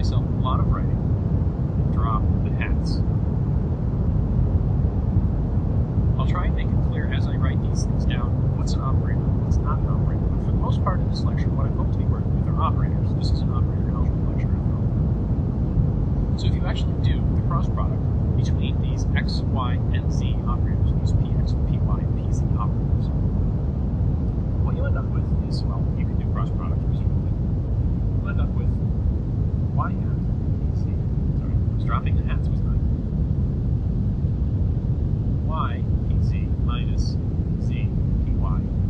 That's our x component. Z px minus x z. That's our y component. And x py minus y px. That's our z component. Now these are all operators, and they're the same sort of thing that you're familiar with. Y, and I'll put the hat on in this case, is going to be y, the coordinate, multiplied by something. Whatever the operator is acting on, y hat acting on that is just going to be y, the coordinate, times whatever it's acting on, the function in this case. Likewise, for instance, py hat is minus I h bar partial derivative with respect to y of whatever the operator is acting on. So these are the usual operators. We're just combining them in a new way in 3 dimensions. Now, as far as answering the question of how angular momentum behaves, one of the interesting questions is it quantized, for instance? How should we describe it? The approach that we're going to take here is motivated by, for instance, when we were talking about the position operator, we considered the eigenstates of the position operator. Those were the Dirac delta functions. Those were useful. If you consider eigenfunctions of the momentum operator in 1 dimension, you get plane wave states, states with definite momentum. And of course, if we're considering eigenstates of the Hamiltonian, those are the stationary states. Whatever the operator, if we consider these states, the eigenstates of that operator, we get states with a definite value of the observable associated with that operator. This is especially interesting to you in the case of angular momentum. So, I said this was an operator algebra question. How can we analyze the algebraic structure of the angular momentum operators? Well, I said angular momentum operators there, and there are going to be 3 of them. I'm going to break it down into Lx, Ly, and Lz Cartesian coordinates because those are the coordinates that are most easy to work with. The way to think about these things in the operator algebra context is to think about commutators, and you'll see a very good example later on of why commutators are useful. In this case, for instance, consider calculating the commutator of Lx and Ly. Now, I know what the definitions of Lx and Ly are in terms of their Cartesian coordinates, so I can expand that out. Y minus z py. Z px minus x z. That's what I get for Lx, Ly. And from that, I'm going to subtract z px minus x z. Y minus z y. So this is Lx, Ly minus Ly, Lx. It's just my definition of the commutator. If I expand out each of these terms, for instance, you'll get, if I expand the term from the product of these 2 terms in the expansion, I've got a y, I've got a z, I've got a pz, and I've got a px. All of these coordinates are in some sense different, except for pz and z. Back when we were talking about quantum mechanics in 3 dimensions at the very beginning of this chapter, we talked about the commutators of, for instance, pz and z being the same sort of commutator as you calculated in 1 dimension between, say, x and px. Y and pz, however, commute, as do y, px, z, and py, etc. If the momentum, the position operators that you're considering are not the same coordinate, for instance, if I'm not talking about x and px, y, py, z, and pz, the operators can be moved. So when I calculate the product here, y, pz times z, px, I have to keep the relative order of the pz and z constant, but I can move px and y around wherever I want. When you end up getting something, what you end up getting for that is something like this. I'll start the with this is going to be pretty long in my expression. Apologies in advance. I'm going to get y, px, pz, z. So y, and I have to keep the pz and z in order. And I'll put px on the right. Actually, no, I'll save a simplification. Going to put px to the left because I would do px units with pz and z, and just write pz, z. Parentheses around to signify that I have to keep them together. The next term I get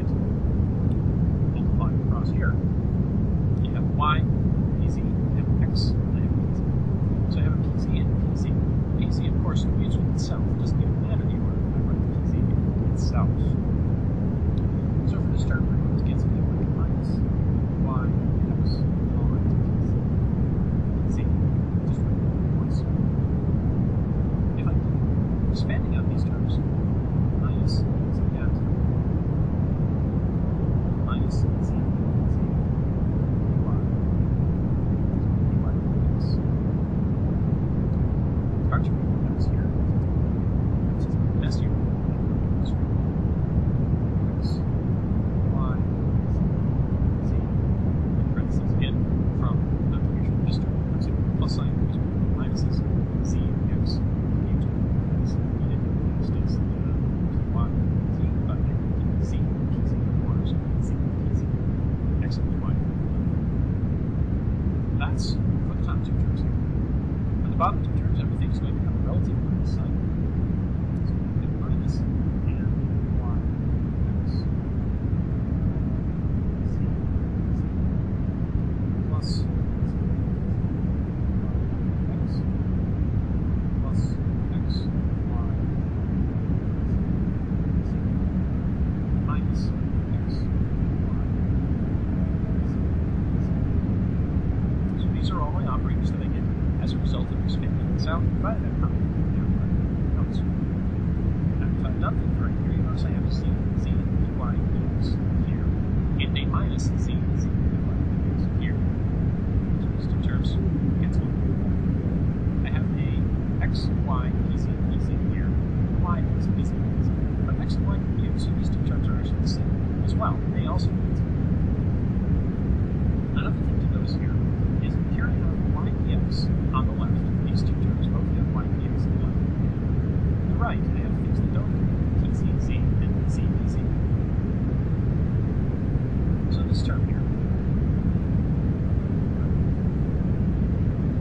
I can combine this together. I have y px, and then you have pz minus z, pz. You know what that is? That's the commutator of these z. The operators. I can make the same sort of simplification over here. I have a reasonable y on the left, and I have a commutator of these and z here on the right. Plus x, y, z, z commutator. Cover these two terms. Now you know what the commutator of pz and z is. Commutator of z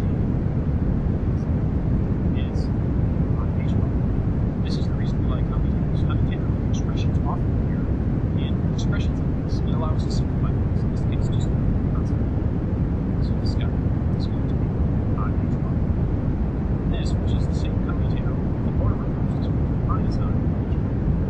Please verify for yourself the swap in order and not using to use minus.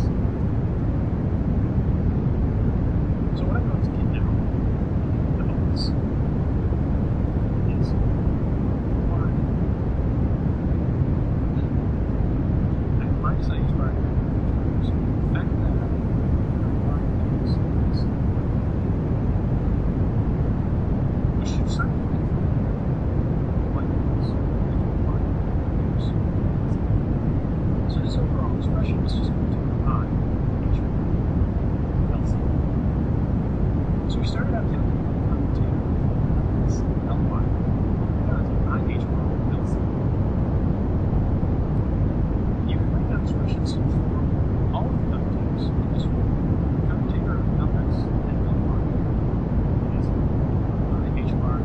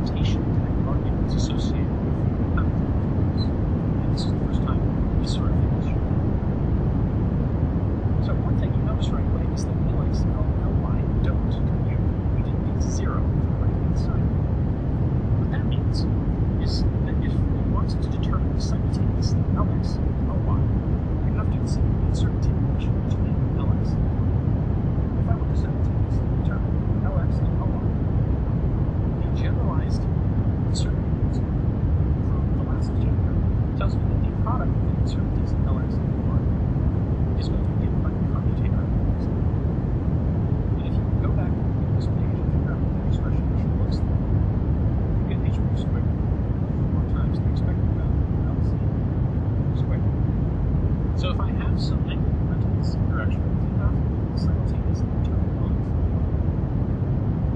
What that means is that if I'm considering angular momentum, I shouldn't be thinking about the angular momentum in the x direction or the angular momentum in the y direction. They're not very convenient observables to work with.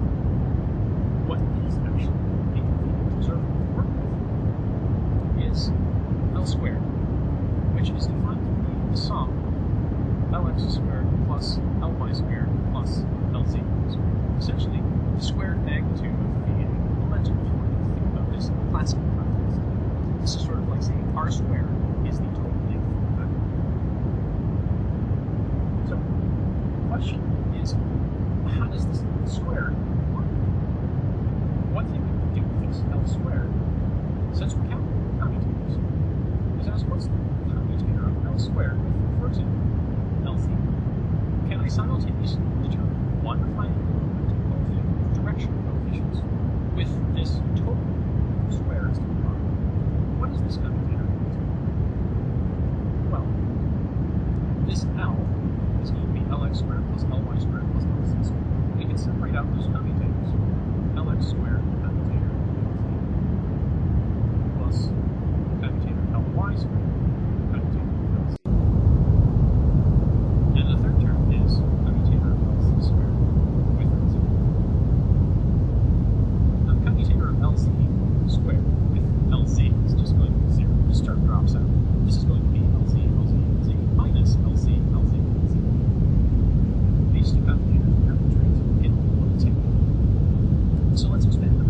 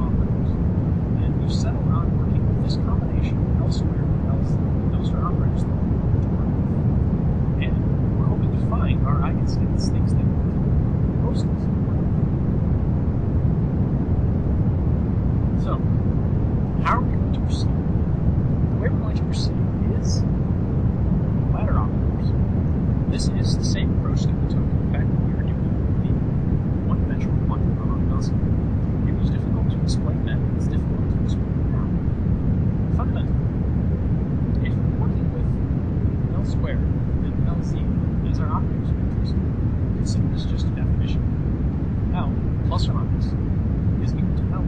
So x plus or minus I LC. These should look totally familiar, and we're in the end going to make the same sort of cleverness arguments that we made for the number of constant. But for now, let's just consider the properties of these L plus or minuses, which will be algebra with operators. You're calculating calculators. So let me ask you a question. What is LC commutative with L plus or minus?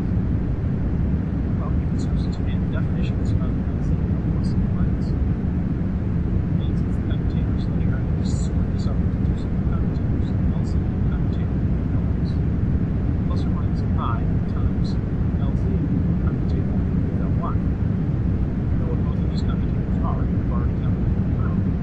I H bar Ly plus or minus I times Z and Y here now are wrong order, so actually minus I H bar X in this case. So this is our commutator. If you simplify that down, you'll find that this is actually equal to plus or minus H bar L plus or minus. So calculating the commutator of LC L plus or minus is something that's pretty simple. It just gave me L plus or minus. If I ask you a question, what is the commutator of L squared with L plus or minus? Again, you can expand out the definition of L plus or minus L squared X plus or minus I times the commutator of L squared and Ly. Because you know L squared equals with Lx and L squared equals with Ly. These are essentially the same as the equals with LC. So without even calculating anything here, now the answer is 0. So this is the algebraic structure of these ladder operators. The key fact that I mentioned earlier is that for our eigenstates of both of these operators is simultaneously. Essentially, the question is, and if these ladder operators are basically, if we have some state, there's only F. If L squared is going to be able to decide if it's an eigenstate of L squared, and an eigenvalue of L squared, and F is a simultaneous eigenstate of LC, what about L plus or minus acting F? The terminology here should be suggested. I call these things ladder operators. Let's see what that means. First of all, consider L squared acting on this L plus or minus. Well, we know that L plus or minus computes with L squared. So I can write this as L plus or minus times L squared without changing it. But L squared acting on F, I know what that is. It's just an eigenvalue multiplied by F. So this is L plus or minus times acting on lambda F. Lambda just being a constant. Fine. So I've got lambda and L plus or minus. What this tells me is that L plus or minus F, if F is an eigenvalue, sorry, if F is an eigenstate of L squared, L plus or minus F is also an eigenstate of L squared with the same eigenvalue. I can ask the same question of LC. What does LC do to this mysterious one, L plus or minus F? This is what I can simplify by recurrence. Let's say this is L plus or minus L minus L plus or minus plus L plus or minus Z. Just add it and subtract 1, and you can see what I'm trying to do. I'm trying to reach those commutators as well as things that I know, because this is all acting on F. I know what LC does in F, which is used to so this is now commutator LC L plus or minus plus L plus or minus LC active. I know what LC does in those circumstances, since F is hypothetically an eigenstate of the LC operator, which is going to give F. This commutator, I also know this is LC. In the last lecture, we were able to, purely by examination of the structure of the angular momentum operators, derive the quantization properties of angular momentum in quantum mechanics. to examine the commutators, manipulate the operators, and essentially derive the eigenvalues associated with the operators L squared and L sub z. That's nice, and it's very useful. The eigenstates associated with Hermitian operators in Hilbert space have nice properties. But we don't actually know what those eigenstates look like. In order to get something easier to visualize, let's consider what the eigenfunctions are, trying to express the angular momentum operators as partial differential equations that we can solve with the techniques that we've been applying earlier in this chapter. The angular momentum operators that we were working with in the last lecture are expressed in Cartesian coordinates.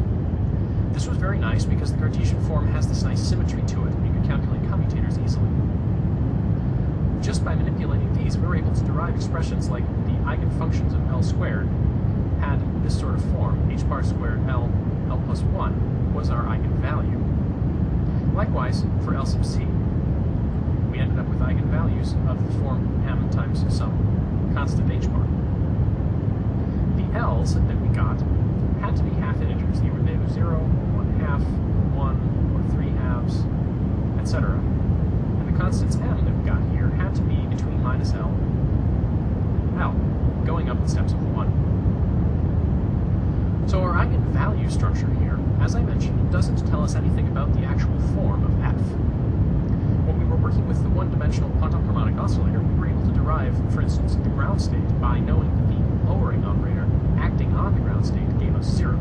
That was a differential equation that we could work with since we knew differential forms for the lowering operator. We can do the same thing with the angular momentum operators, but in this case, it's more worthwhile to think more generally. So suppose we just have some general psi of r, theta, and phi. This is our wave function expressed in general polar coordinates, and it would be nice to know how our angular momentum operators act on this general wave function. If we can express our angular momentum operators in spherical coordinates, we can write down this sort of eigenvalue equation. It will then be a partial differential equation that we can solve, in general, for any value of L or M. Unfortunately, in this lecture, we run into some thorny notational issues. I like to use hats to designate operators. Griffiths, your textbook author, likes to leave the hats off when it's not ambiguous. This is one of those cases where it is ambiguous, and I would like to use the hats, but unfortunately, hats are also significant in other ways. In particular, hats in this section of the textbook mean unit vectors. So I'm going to try and follow Griffith's notation, and I'm going to try and point out where things are operators and where things are unit vectors. But in this case, in this lecture, if I write something like Lx, I mean the operator. And if I write something like r hat, I mean the unit vector. Like I said, I'll try and be clear about what I mean in each case. At any rate, our goal here is to come up with spherical coordinates expressions for the operators that we were working with when we were considering angular momentum operator algebra, L squared and L sub z. So first of all, let's consider just L in spherical coordinates. There's going to be a lot of math in this lecture, and I'm going to go through it only conceptually.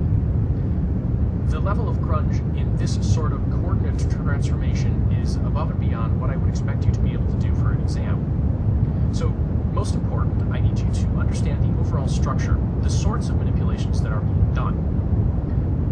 Change of variables in the context of partial differential equations is tricky.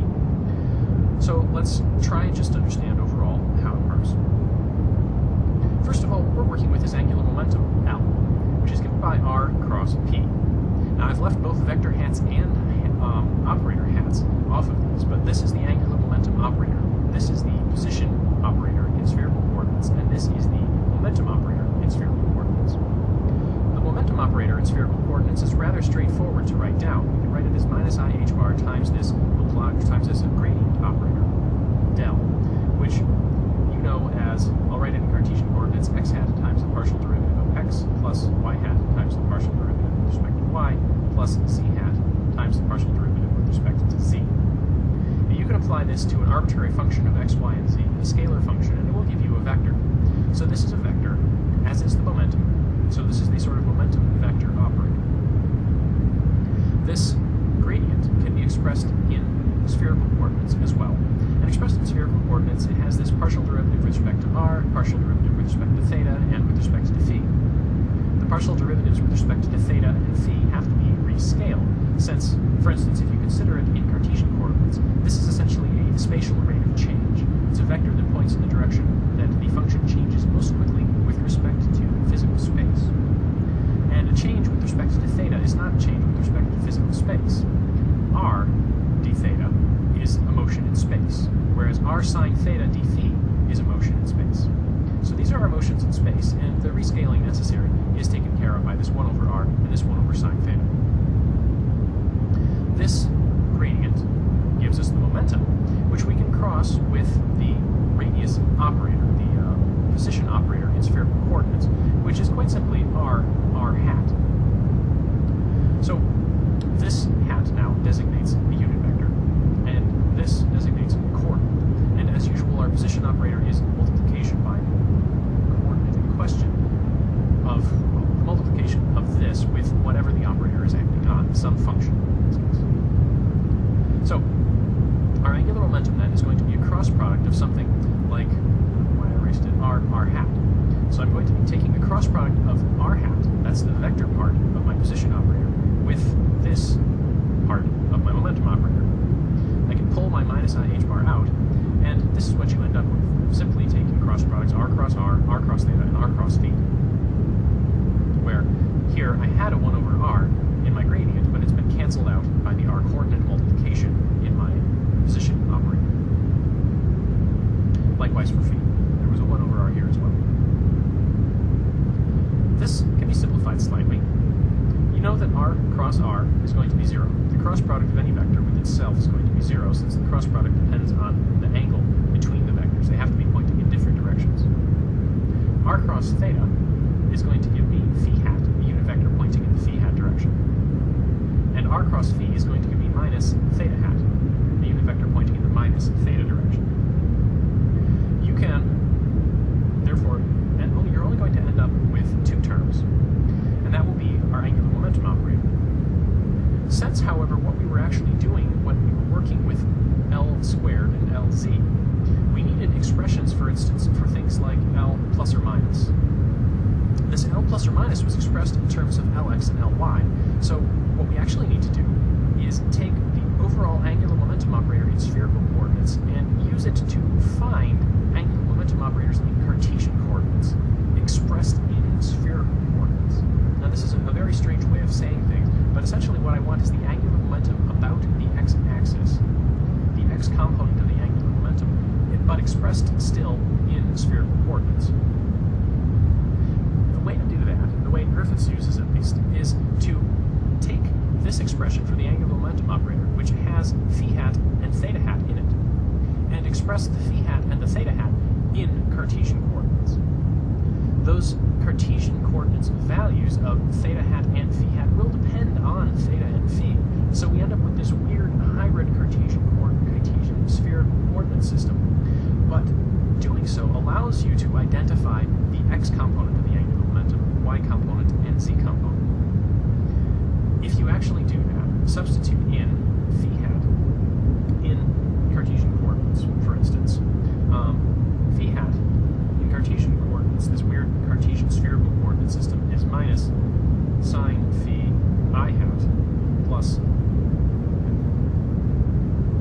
cosine of theta j hat, where I hat and j hat now are Cartesian coordinate unit vectors. This would normally be written as x hat in a normal physics class, but of course we know x hat as the x component position operator, and we can't reuse that notation.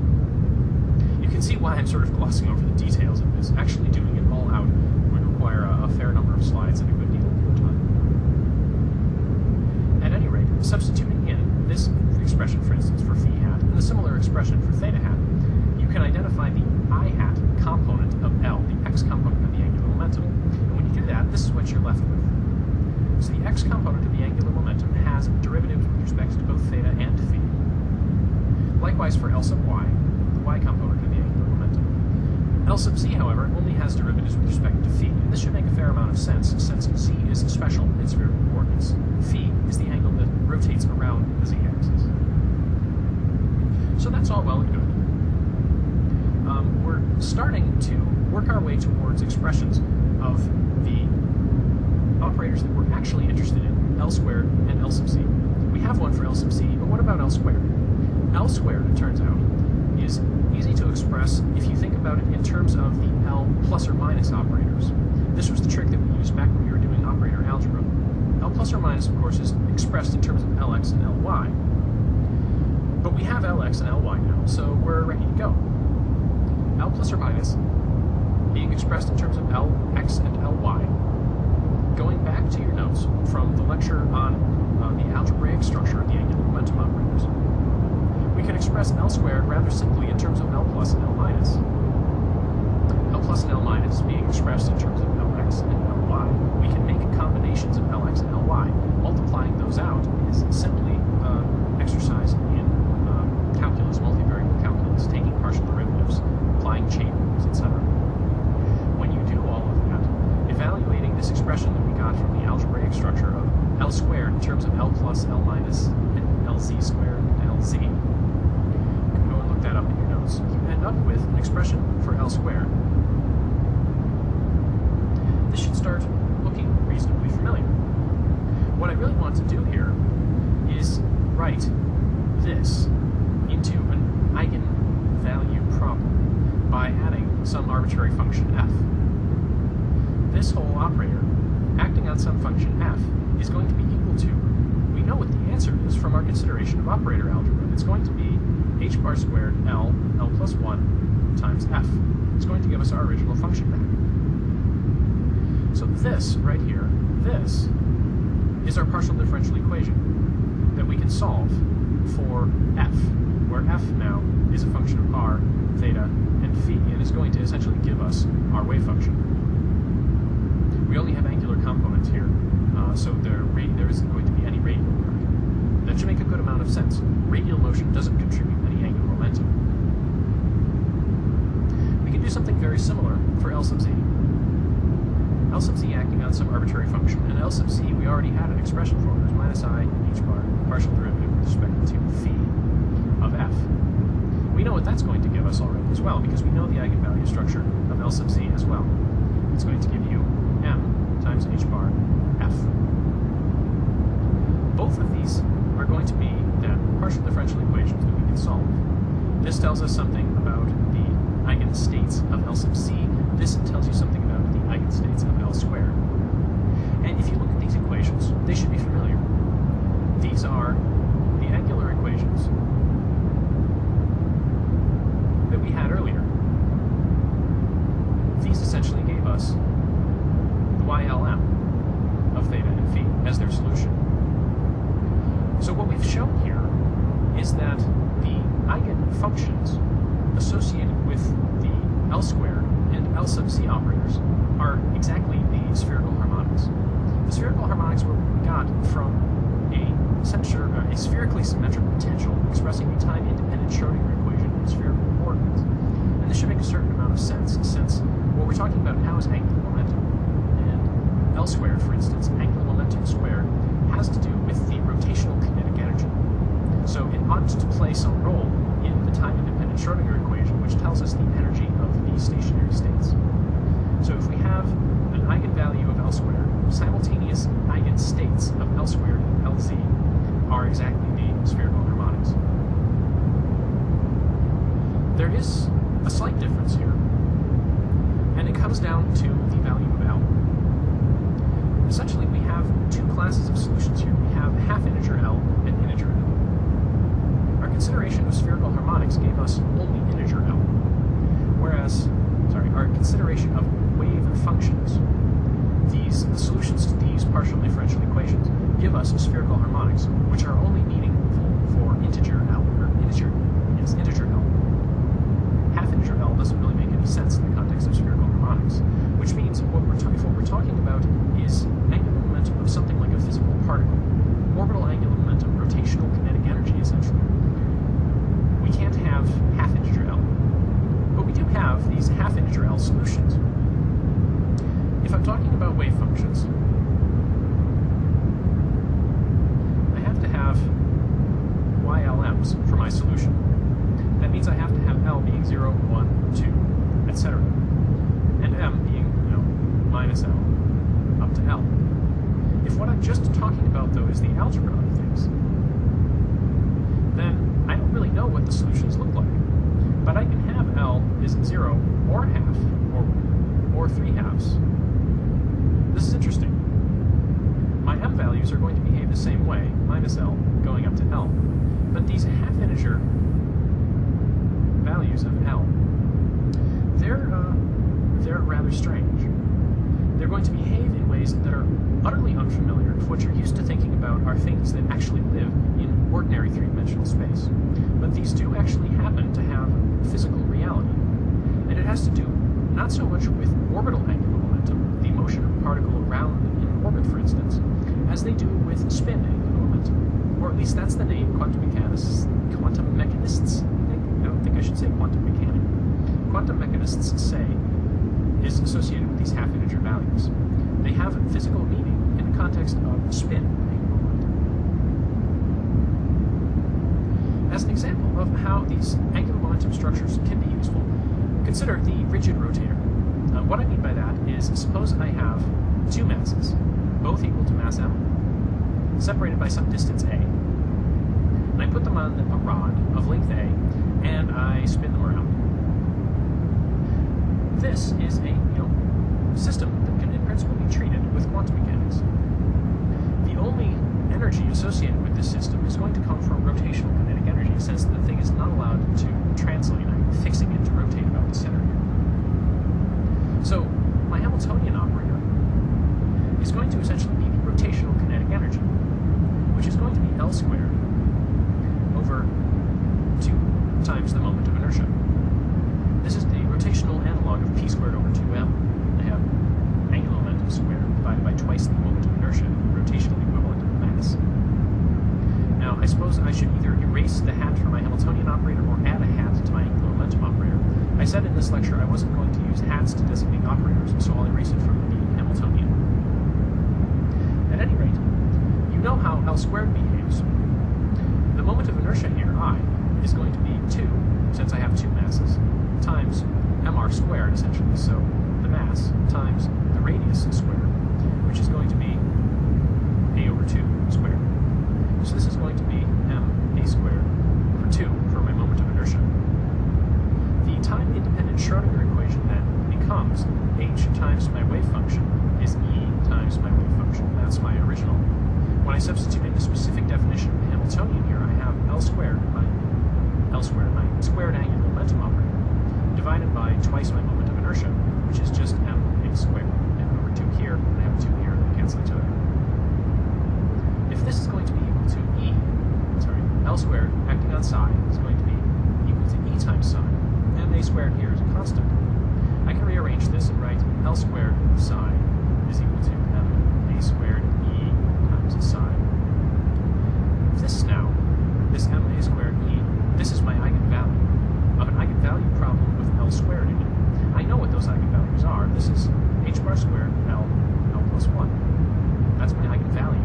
The form of my eigenvalues of the L squared operator. So what that tells me is that m a squared e is equal to h bar squared L plus 1. I can solve this for e easily. It tells me that e is equal to, what's that somewhere? H bar squared L plus 1 divided by m a squared. These are the allowed energies, the energies of the stationary states for the rigid rotator. You can just as easily go through the same sorts of arguments and write down normalized wave functions for the rigid rotator. But essentially this is a very common structure that you're going to encounter in quantum mechanics. Angular momentum is, of course, a conserved quantity in classical physics, and it's a conserved quantity in quantum mechanics as well, which means it's interesting in a lot of respects. And the quantum mechanical structures you get, either if you're looking at something like a rigid rotator now, since we could actually write a real-world wave function for this, we're stuck with just spherical harmonics for the wave functions, integer values for L, and you're going to encounter this sort of expression a lot in quantum mechanics, especially if you go on to the upper levels. Think about for a moment what we've accomplished. Solely by messing with operators and solving partial differential equations as motivated by this original hypothesis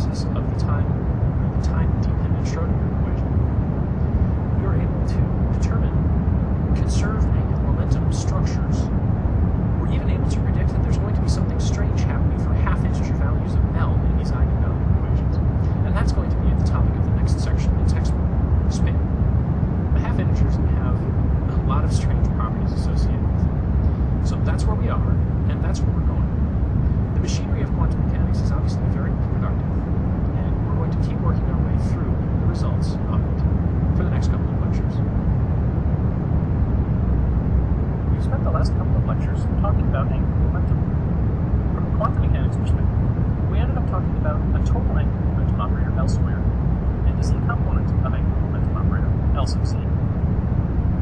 These two operators gave us a certain algebraic structure, and we ended up with quantum numbers L and M. The allowed values of L were either integers or half integers. L could be 0, a half, 1, 3 halves, etc., going up to infinity in steps of a half, whereas M could only be in between minus L and L in steps of 1. These quantum numbers were interesting for a couple of perspectives. If we considered the motion of the particle, for instance, the electron orbiting the nucleus in the hydrogen atom, we only got integer values of L, 0, 1, 2, etc. Whereas the algebraic structure of these operators allows for L equals a half or 3 halves, etc., going up in steps of a half. These half integer values are essentially valid solutions. And that brings us to the topic of spin in quantum mechanics. Essentially, these half integer values of L are perfectly valid physical solutions, and they have meaning. They're actually used to describe an intrinsic property of fundamental particles like electrons called their spin. Spin is essentially a property of the universe. That's just the way things are. I don't have a good answer for why does an electron have spin, but I can describe the spin of the electron, and I can describe it using the same language as we used in discussing angular momentum. So, angular momentum, we were working with equations like L squared F. The eigenvalues we got from that were h bar squared L plus 1. Likewise, L sub c applied to F gave us eigenvalues of the form m h bar. Examining the algebraic structure of this gave us allowed values for L quantum number of 0, or a half, or 1, or 3 halves, etc. These integer and half integer values had different interpretations. If I look at just the integer values, those describe orbital angular momentum, the angular momentum of a particle as it moves in a circle around a focus, for instance, around the center. So now we're talking about particle motion. And we can write a wave function, psi, of, say, x, y, z, or perhaps more accurately, r, theta, and phi, that has this property of orbital angular momentum. You know what the answers for this are already. We discussed in previous lectures. The wave functions with specific values of L squared and L sub c, the eigenfunctions of the L squared and L sub c operators, are the spherical harmonics. We're also allowed to have spin, angular momentum, with integer values. But spin is really more interesting when we're talking about the half integers, 1 half, 3 halves, 5 halves, etc. And even 3/3 either way. Here, these half integer cases don't have any nice wave function we can express. So we're really only talking about spin under these circumstances. So, what exactly is this spin thing? I can't give you a good argument or a good answer for this, other than saying this is essentially just a property of the universe. The name spin, at least I can explain, and the name comes from a classical analogy. Suppose we have a positively charged nucleus and a negatively charged electron orbiting that nucleus. We are going to have orbital angular momentum associated with the motion of that electron, but there's also the possibility that the electron itself would be rotating, spinning. We've built up, over the past few chapters, a fairly complete understanding of how single particles behave in quantum mechanics. We can describe them with wave functions like psi of x, y, z, functions of position, which we can use to calculate expected values of, for instance, of what the x-coordinate will be. We know how to calculate the allowed set of energies for bound states, for instance, of the hydrogen atom, and we can predict the spectra. This is very nice, and it's very useful, but it's of course not the end of the road for quantum mechanics. The next step that we're going to make is to talk about multiple particle systems, to start building things that are more complicated than a single particle in a single potential. The first step, then, is to expand on our formalism of wave functions to two-particle systems. If we're working with a one-particle wave function, let's psi of x, y, and z, if we're working with two particles, we no longer have the position of just one particle, x, y, and z. We're working with two particles. So the wave function psi is going to be a function of 6 variables, x1, y1, z1, and x2, y2, and z2. This means if we construct, for instance, a probability density for finding the particle at a particular position, we're not finding the particle. There are two particles, there are two positions. And what we get is a joint probability distribution for the position of both particles. So this is if we're talking about two particles, and you can easily imagine what would happen if we had more particles. You would have simply more arguments. This is part of what makes quantum mechanics so difficult to compute with, since effectively representing functions of many variables in a computer is a very difficult proposition. If our wave functions are functions of multiple variables, you might expect that our Hamiltonians would get more complicated as well, and they do. The Hamiltonian operator, which we had before, was simply, in the single particle case, was a momentum operator and a potential operator. Now, you'll have to deal with the momentum of each particle separately. So, for instance, the Hamiltonian for a particle might look like minus h bar squared over 2m times, and I'll write this as gradient squared with a subscript 1, minus h bar squared over 2m, gradient squared with a subscript 2, where the gradient with the subscript 1 refers to partial derivatives with respect to x1, y1, and z1. The subscript 2 refers to partial derivatives with respect to x2, y2, and z2. Essentially, this is the momentum of particle 1 in operator formalism with wave functions, and this is the momentum of particle 2. The potential energy now, of course, will also have to be a function of the positions of both of these particles. So we'll have to add on a potential term which is a function of both r1 vector and r2 vector. There are some simplifications that you can make if the potential is only a function of the separation of the particles. For instance, you could do the same sort of thing as you could do in the case of the two-body problem in classical physics. Namely, instead of working with two independent bodies, work with the center of mass and the essentially angular orientation of the bodies about the center of mass. But that's a story for another day. The Hamiltonian we get here is now a partial differential equation in multiple variables, many more variables than we were working with originally. So it's much harder to work with. Our wave functions, of course, still have to be normalized, since we still have to represent, probability densities with them. But the normalizations we're going to work with are a little different. In particular, while the probability density that we're working with is still going to be psi star psi, we're going to have to integrate it over many, many dimensions. 6 dimensions in this case if I'm working with two particles in 3 dimensions, dx1, dy1, z1, dx2, dy2, dz2. So if you're trying to normalize the wave function for two particles in 3 dimensions in Cartesian coordinates, you've got a lot of integrating to do. The time-independent Schrödinger equation is going to look very similar. Essentially, h psi equals e psi, same as before, where the Hamiltonian now is an operator h hat. The solutions you get to the time-independent Schrödinger equation are still going to behave the same way they behaved before, and this is the very comforting thing. When we derive the time-independent Schrödinger equation from the time-dependent Schrödinger equation, we still get the same sort of behavior.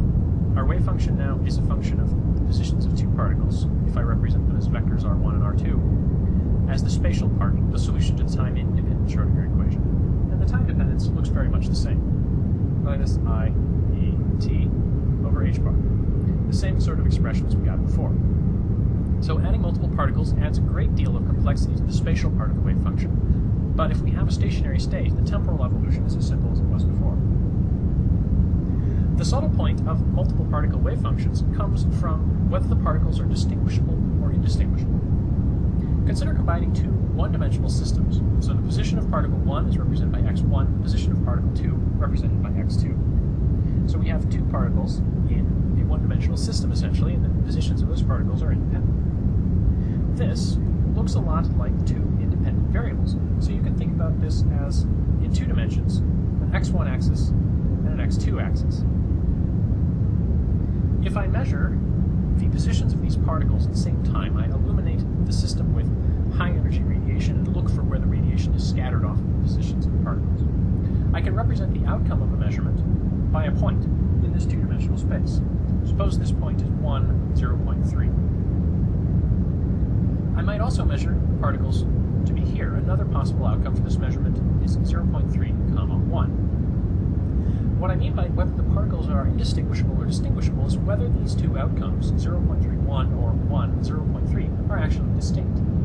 If I was measuring this in a two-dimensional space, these points would, of course, be very distinct.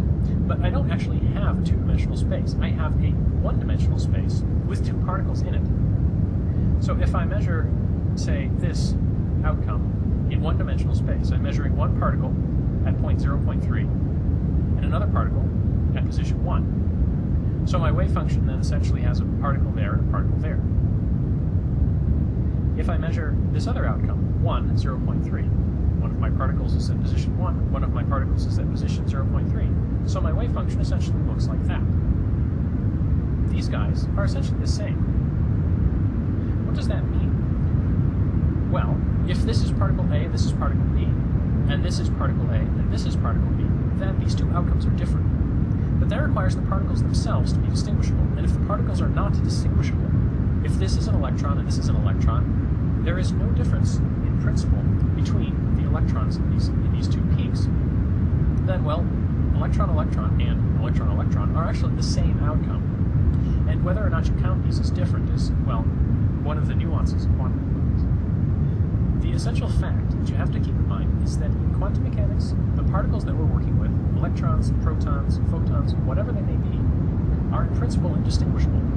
The wave function, quantum mechanics tells us, is all we can in principle know about these particles.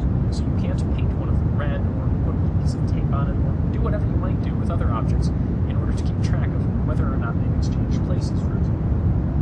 Particles are indistinguishable. Indistinguishable is a painfully long word, but essentially what this means is that we can't tell which particle is which. So let's consider what effect this has on quantum mechanics.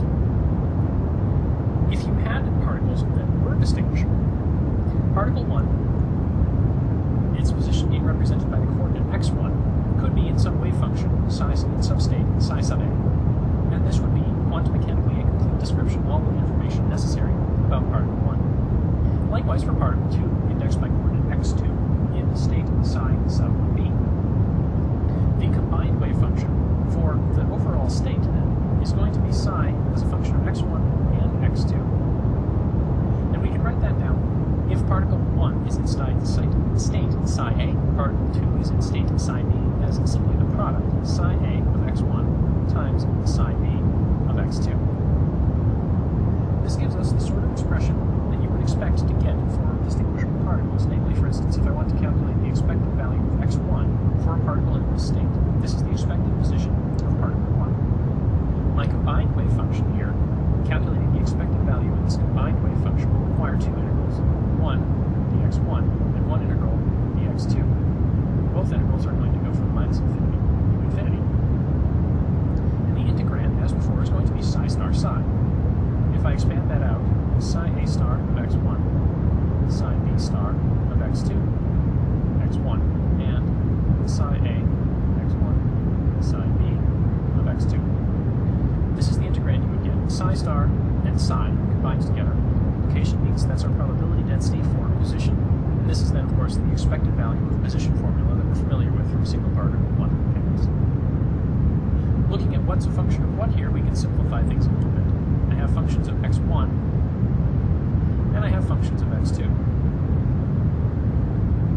If I pull the terms that are not functions of x2 out of the x2 integral, essentially moving them over here, what I end up with is two integrals that you probably recognize. Integral from minus infinity to infinity dx1 of psi sub a star of x1, x1, psi sub a of x1. For my first integral, from minus infinity to infinity of, with respect to x2, of psi b star of x2, psi b of x2. So these integrals essentially separate out, and this is a normalization integral for psi sub b. If psi sub b is normalized, this is going to go to 1. And this expression on the left, the integral with respect to x1, is the single particle expectation value of the position x1 for a particle in the state A. So essentially, if I have distinguishable particles, my result looks pretty much as expected. These particles are clearly distinguishable because if the expected value of the position of the particle were different for state B as for state A, well, I got the expected value for state A, not some combination involving the expected value for state B. So these particles are clearly distinguishable, and there's nothing in principle wrong with writing wave functions like this, except for the fact that the fundamental particles we're working with are not distinguishable. So we have to somehow encode the indistinguishability of particles into our formulation of quantum mechanics. So how do we write a wave function for indistinguishable particles? The key fact is what happens if we exchange the particles. The wave function for particle 1, particle 2 versus the wave function for particle 2, particle 1. Exchanging the positions in which we evaluate coordinates is essentially, if you think back to that plot I was making earlier of x1 and x2, it's implying a degree of symmetry between this point and this point. That my wave function must be equal here and here, essentially being equal somehow across the axis. This sort of line here where x1 equals x2. That degree of symmetry implies some constraints on allowable forms of the wave function. We don't need just that the wave function itself doesn't change if I exchange x1 and x2. What we need is for the observables not to change. And furthermore, we need the observables not to change at all if we swap the particles back to where they were originally. So if we want the exchange of particles to not matter, let's define the exchange operator, p hat.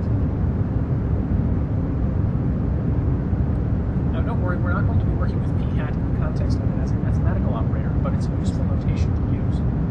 What we need in order for the wave function essentially to not change the observables is for p hat acting on psi, x1, x2, which is more or less defined to be psi of x2, x1. We need that to be equal to plus or minus psi of x1, x2. You know the way to not change the observables in quantum mechanics is to multiply by a complex phase, and this plus or minus essentially takes care of that complex phase. You could imagine any arbitrary e to the I phi being multiplied by psi, and that would not change the observables. But the fact that applying the exchange operator twice gets us back where we started means that the phase that we multiply by has to be either 0 or pi, meaning we have to either go from plus sign to minus sign or from plus sign to plus sign. Either we don't change the wave function at all by exchanging operands, or we flip the sign of the wave function by exchanging the particles. This is sort of the law of physics. The indistinguishability of the particles requires this to hold. If I exchange the order of the arguments of a two-particle wave function, I must get my original wave function back with a plus or a minus sign. This symmetrization or anti-symmetrization under exchanging the arguments, symmetry referring to the plus sign, anti-symmetry referring to the minus sign, has some remarkable consequences, which we'll talk about in lectures. One way, however, to write down these wave functions, since that's what we're going to want to do in the end, is if I have the two single particle states that I was working with in the past slide, psi A and psi B, my wave function, psi of x1, x2, started off as psi sub A of x1, psi sub B of x2. This was the distinguishable part of the wave function.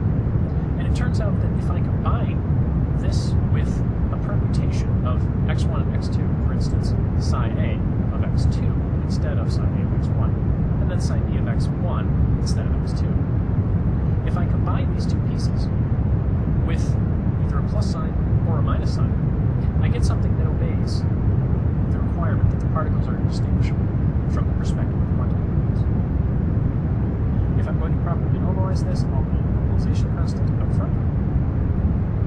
And for instance, you can check this fairly easily.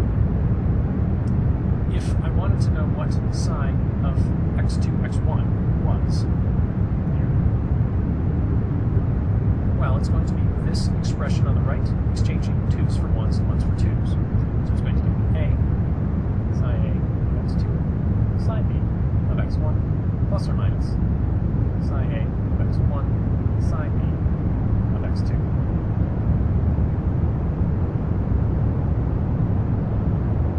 If you compare the expression I get after exchanging these particles with the expression I got before exchanging these particles, you can see here sine a x1 sine b x2. a1 b2, whereas here's a2 b1, a2 b1. So these expressions are essentially the same, except the plus or minus signs that mess things up. If I use the plus sign, clearly these two expressions are the same. a1 b2 plus a2 b1 versus a2 b1 plus a1 b2. All I've done is exchange the order of these two terms. Since this is just multiplication, working with wave functions, there's nothing fancy over the terms over addition. Everything means that's fine. If I use the minus sign, I have a1 b2 and minus a1 b2 in my exchanged version, whereas minus a2 b1 becomes plus a2 b1 in my exchanged version. So I flip the signs in my wave function if I use the minus sign when I calculate my exchange form. So this trick for making indistinguishable particle wave functions from distinguishable particle wave functions actually always works. You need to combine all of the different permutations of all of your particles with appropriate plus or minus signs, such that you obey this overall anti-symmetry under exchange or symmetry under exchange requirement. Whether or not we have symmetry or anti-symmetry under exchange is a really interesting topic. It gets us down to a distinction that I've mentioned earlier on in the context of fermions and bosons. Essentially,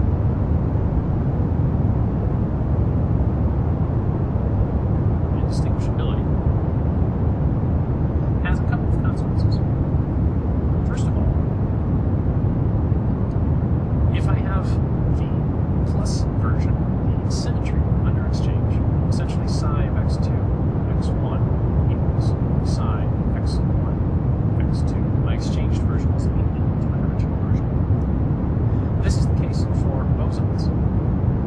And bosons were particles that we talked about earlier that had spin, integer spin, 0, 1, or 2, etc. If you make the other choice, say psi of x2, x1 is equal to minus psi x1, x2. That's the case for fermions. In fermions, we said earlier, particles with half integer spin. Spin 1 half, 3 halves, 5 halves, etc. on up to infinity. There's actually quite a lot that you can do with this. For instance, the symmetry and anti-symmetry properties of these wave functions have, well, it has observable effects, and the behavior of fermions and bosons is crucially different in a lot of ways that have very important consequences. For instance, earlier on we talked a little bit about superfluid helium in the context of the domain of quantum mechanics and whether that was important or not. Helium atoms are boson with integer spin, and they have very different behavior than other liquid gases, for instance. If you wanted to determine quantum mechanical behavior of very cold liquid hydrogen, for instance, it would behave differently. Hydrogen behaves differently from helium in that context.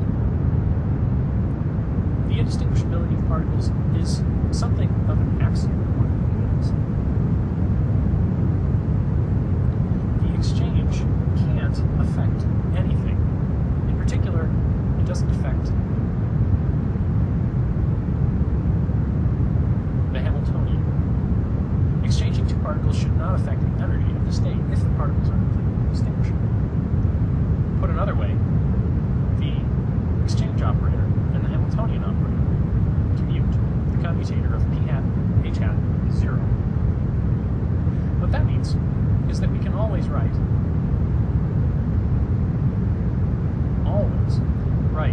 wave functions in these forms. x2, x1 after exchange equal to plus or minus psi of x1, x2. We can do that and still be able to come up with stationary states. We can come up with a simultaneous set of eigenstates required of simultaneous eigenstates of both this exchange operator and the Hamiltonian. So it's always possible to write our wave functions like this. This is similar to the reasoning we applied earlier when we were talking about functions, or about the time-independent Schrodinger equation, one dimension with even potential. You could always write the solution as either even or odd if the potential is limited in one dimension. You can make a similar argument, or this is a very similar argument. There is a symmetry property we can exploit when we're looking for solutions of multiple particle wave functions. So bosons and fermions and exchange, these are fundamental properties of nature, and the connection between the spin of the particle and the symmetry or anti-symmetry of the wave function overall is a really interesting topic that we'll discuss.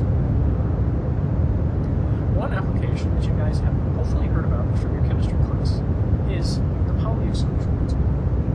The Pauli exclusion principle holds for fermions, and for fermions we know that the exchange operator acting on the wave function psi gives you minus the wave function psi. So suppose the wave function that we were working with was writable in the form we were talking about earlier. Psi of x1, x2 is equal to some normalization constant times psi a, x1, psi b, x2. Now we're using the minus sign since we're talking about fermions. We're talking about exchange anti-symmetric spatial wave functions. Psi a, x2, psi b, x1 for our second term, as before. The Pauli exclusion principle determines what happens if the two particles are in the same state. If the two particles are in the same state, psi A is equal to psi B. What that means is that I can rewrite this as psi A and rewrite this as psi A. You can tell what we're left with now. We've got psi A x1, psi A x2 minus psi A x2, psi A x1. We've got essentially something minus itself. So if the particles are in the same state, then psi of x1, x2, 0, with this particular fermion anti-symmetry under exchange. This is interesting. And I suppose I should use an exclamation point here because 0 factorial is 1, and it wouldn't be all that interesting. But what this means is that this is not possible. First of all, the wave function psi equals 0 is a perfectly valid solution to the Schrodinger equation, but it doesn't tell you anything, so this is not useful. It does not describe a normalizable state. What this means, and what the Pauli exclusion principle says, is that two fermions cannot occupy the same state.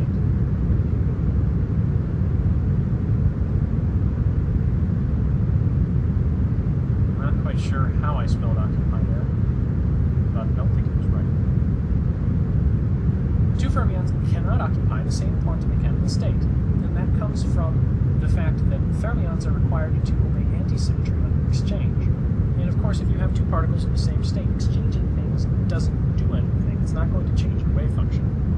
So if it's not going to change your wave function, and yet it is going to change your wave function by giving it a minus sign, you've got a problem. Two fermions cannot occupy the same quantum mechanical state as a result. And this comes just from the nature of indistinguishable particles.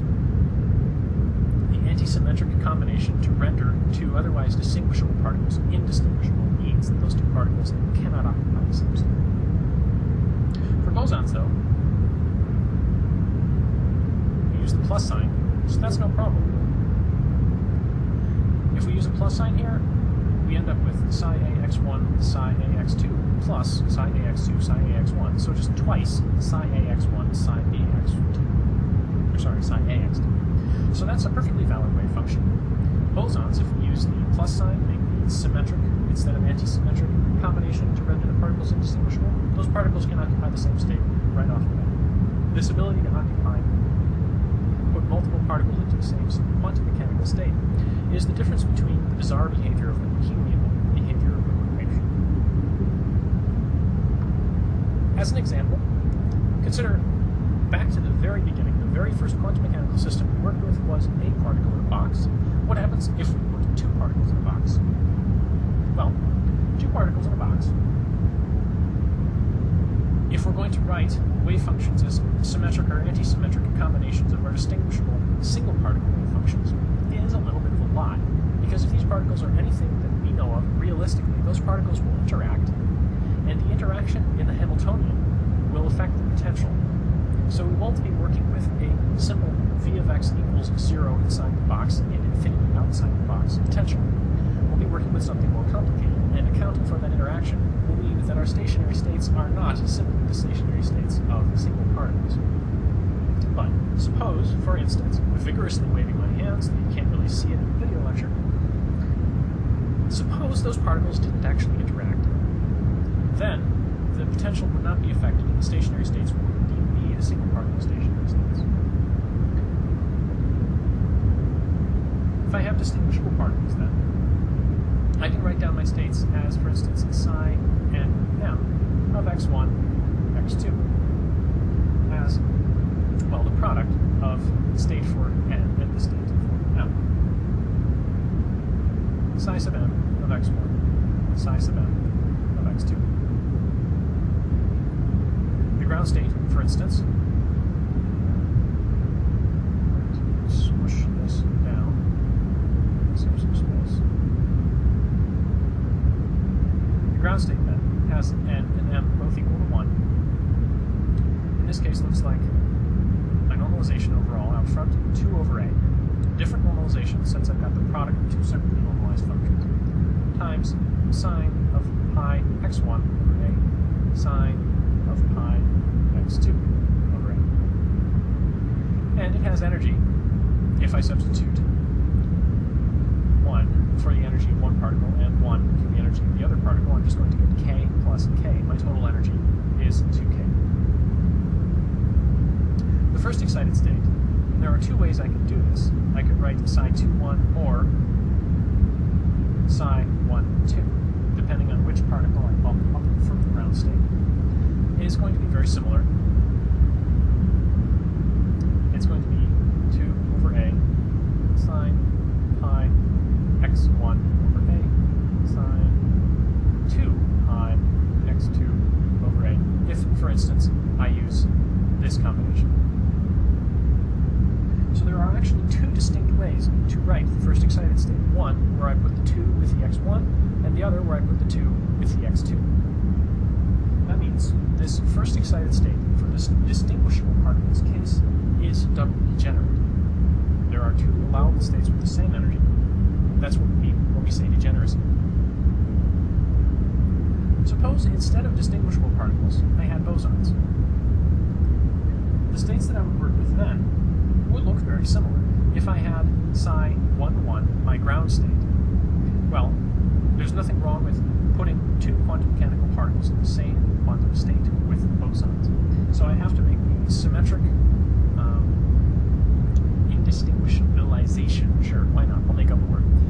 The symmetric form of this, sine of pi x1, sine of pi x2, plus sine of pi x2, sine of pi x1, but since they're the same, that's all just going to end up adding up. So your ground state is essentially going to be unchanged from your distinguishable particles. If your distinguishable particles are in the same quantum state, are they really all that distinguishable? So psi 1,1 is unchanged. The first excited state, however, that looks a little different. Psi 1,2, for instance. Let me actually not write it as psi 1,2. Let me write it as psi first excited. And that's going to be a symmetric under exchange version of the distinguishable particle wave function here, such that the particles are rendered indistinguishable. What it ends up looking like is root 2 over a times sine of pi x1 over a sine 2 pi x2 over a plus sine 2 pi x1 over a sine pi x2 over a. So I've moved the 2 from the term with x2 to the term with x1. And if you calculate observables with this first excited state, you'll get a different result than if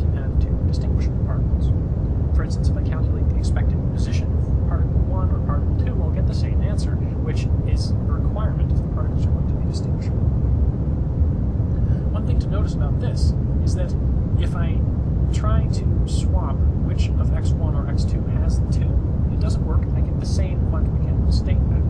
So this is non-degenerate. There is only one allowed quantum mechanical state for the first excited state for bosons. Degeneracy does have consequences in the physical world. So the fact that distinguishable particles and non-distinguishable particles have different degeneracies for the first excited state means that, well, it means we're onto something. There should be some sort of consequences for this prediction. The last possibility, fermions. Well, what about the ground state, psi 1,1? The Pauli exclusion principle tells us that no two fermions can occupy the same quantum mechanical state. And in fact, if you look at our psi 1,1 state here and try to make an anti-symmetric under interchange version of it by adding on essentially another term that looks exactly like this, or more accurately, subtracting off a term that looks exactly like this, you get 0. So the ground state doesn't exist. There's no psi 1,1 under these circumstances. Our new ground state, then, is essentially our first excited state from before, but with a minus sign. And I'll indulge in a little copy and paste in here, just to save myself the writing.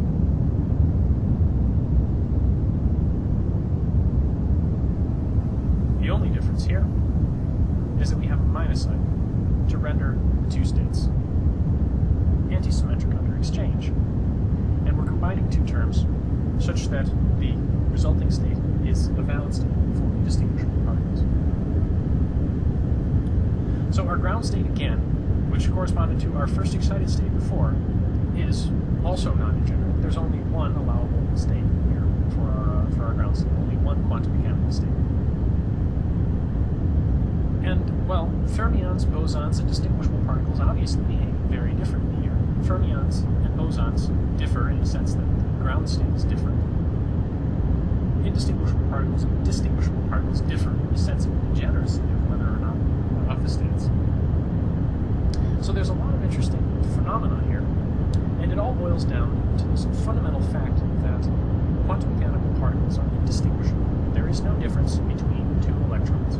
Any two electrons are essentially exactly the same. They obey the same laws of physics. There is no additional information here that would allow us to keep track of which electron is which. We can make quantum mechanics validate this approach, or we make quantum mechanics fail to keep track of which particle is which by making these symmetric or anti-symmetric combinations of what would otherwise be distinguishable particle wave functions. And lo and behold, the distinguishable particles, bosons and fermions, all behave differently. So there's a lot going on here. To check your understanding, just to drive home the complexity of multi-particle wave functions, I'd like you to write down the normalization integral for a three-particle wave function in three-dimensional space. Finally, reflect on what it means for two fermions to be non-interacting if they can't occupy the same quantum mechanical state. Those two particles in the box that I did on the last slide, for a fermion, they couldn't exist in the same state, but I wrote down the ground state. I wrote down the stationary states from which I was constructing those anti-symmetric and symmetric combinations by stating that the particles didn't interact. So what does it mean for two things that don't interact to exclude each other from doing something? Finally, what I've been talking about in the context of the particle in a box is just the spatial wave function. We're just talking about psi of x, for instance, or in the case of two particles, psi of x1, x2. How would that change if I included spin? Particle 1 and particle 2 will now have independent spins, which you can think of as extra arguments to your wave function. So how might the inclusion of spin affect this symmetrization or anti-symmetrization? These are things to reflect on. And if you've got these down, I think you've got the basics of multi-particle quantum mechanics soundly in your mind. Quantum mechanical systems with many particles in them are very difficult to solve in principle. Imagine trying to write down the wave function for a system of 10 to the 23rd, not quite independent particles. That would be very, very complicated. And under most circumstances, the best that we can hope for is to uncover the general structure of the solution. What sort of energies are going to be allowed, for example.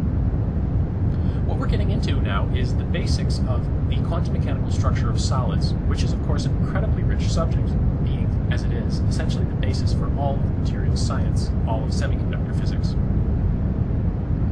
One aspect of the theory of solids that we can actually do reasonably accurately, at least from a qualitative perspective, is the behavior of free electrons in conductors, and that's the topic of this lecture. Free electrons in a conductor are something that we can work with reasonably well, because if we think about a chunk of material, for instance, as being the space over which some electron, conduction electron, is free to wander, the particles are essentially free. The electrons, however, will never be found outside the box, or outside the material. It's very unlikely for an electron to wander off into the air surrounding a chunk of conductor. Conductors just don't do that. So the particles are not found outside the box. The electrons are confined. You can probably see what I'm getting at here. We have free particles that are never going to be found outside of some rectangular region. This is starting to look like the particle in a box. So maybe we can work with that.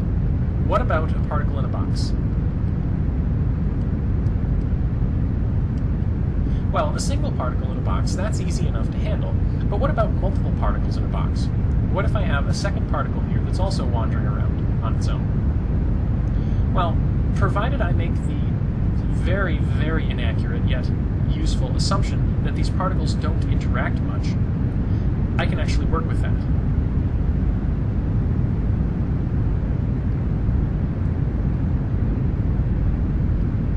Now I'll put a star on that, sort of a footnote asterisk, because this is not a very good assumption that the electrons in a metal don't interact. Essentially what this assumption amounts to is that, on average, particles aren't going to interact much. Two randomly chosen electrons in a metal are unlikely to have just recently collided, for example, and that, on average, the vast sea of electrons that are not free to move about this equalize the charges to the degree that any two conduction electrons are unlikely to encounter the free charges of either the nucleus, free charges of the other electrons, or free charges of other conduction electrons. Those are some pretty stiff assumptions, and they're probably not correct. But if we make those assumptions, we can actually solve this problem and figure out what the quantum mechanical structure is. That's a very useful thing to do, so we're going to go ahead and do it. The starting point, though, is a single particle in a box. The single particle in a box in 3 dimensions is something that we've talked about, and the Hamiltonian that we're working with is essentially just given by the momentum squared, the kinetic energy, h bar squared over 2m times the gradient operator in 3 dimensions. We also have to multiply by a potential, which is now going to be a function of x, y, and z, where the potential we're working with, v of x, y, and z, now is equal to, well, 0 if we're inside the box, and that's going to happen for x, y, and z in between, let's say, L sub x, L sub y, and L sub z, and 0, respectively. So if x is between 0 and Lx, y is between 0 and Ly, and z is between 0 and Lz, the particle is officially in the box, and the potential energy function is 0. We say the potential energy is infinity outside the box to enforce the particle to always be inside the box. This is essentially identical to our one-dimensional particle in a box, we just have more dimensions to work with, and the solution procedure is very similar. The Schrödinger equation we're working with is, as usual, the time-independent Schrödinger equation, h psi equals E psi, and if we make our usual separation of variables assumption that psi is given by some function of x multiplied by some function of y multiplied by some function of z, what you end up with is 3 separate, independent, one-dimensional particles in a box. Infinite square well potentials, essentially. One in the x direction, one in the y direction, and one in the z direction. The overall energy of your combination after you've done separation of variables is given by essentially the energy contributed by the x, and the energy contributed by the y, and the energy contributed by the z, independent, one-dimensional particles in a box. The wave functions that you get, psi of x, y, and z, are products, then, of three one-dimensional particles in a box. The normalization you get is 8 divided by Lx, Ly, Lz, in a square root sign, and then you have your sine functions, as usual for the 1D particle in the box. Sine of nx pi x, where the quantum number that you get as a result of the boundary conditions, I'm calling nx for the x part, ny for the y part, and nz for the z part. ny I y over ly sine of nz I t over lz. That's your wave function for a single particle in a three-dimensional box. The general solution you get in separation of variables, as usual, has sine and cosine terms in it, but the boundary conditions not only fix our quantization, give us quantum numbers nx, ny, and nz, but also eliminate the cosine terms, just because the wave function must go to zero at points where the potential diverges to infinity. The quantization also sets the allowed energies of the system, and the energy of this state is given by h bar squared I squared over 2m. And then we have a combination involving these quantum numbers, nx squared over lx squared plus ny squared over ly squared plus nz squared over lz squared.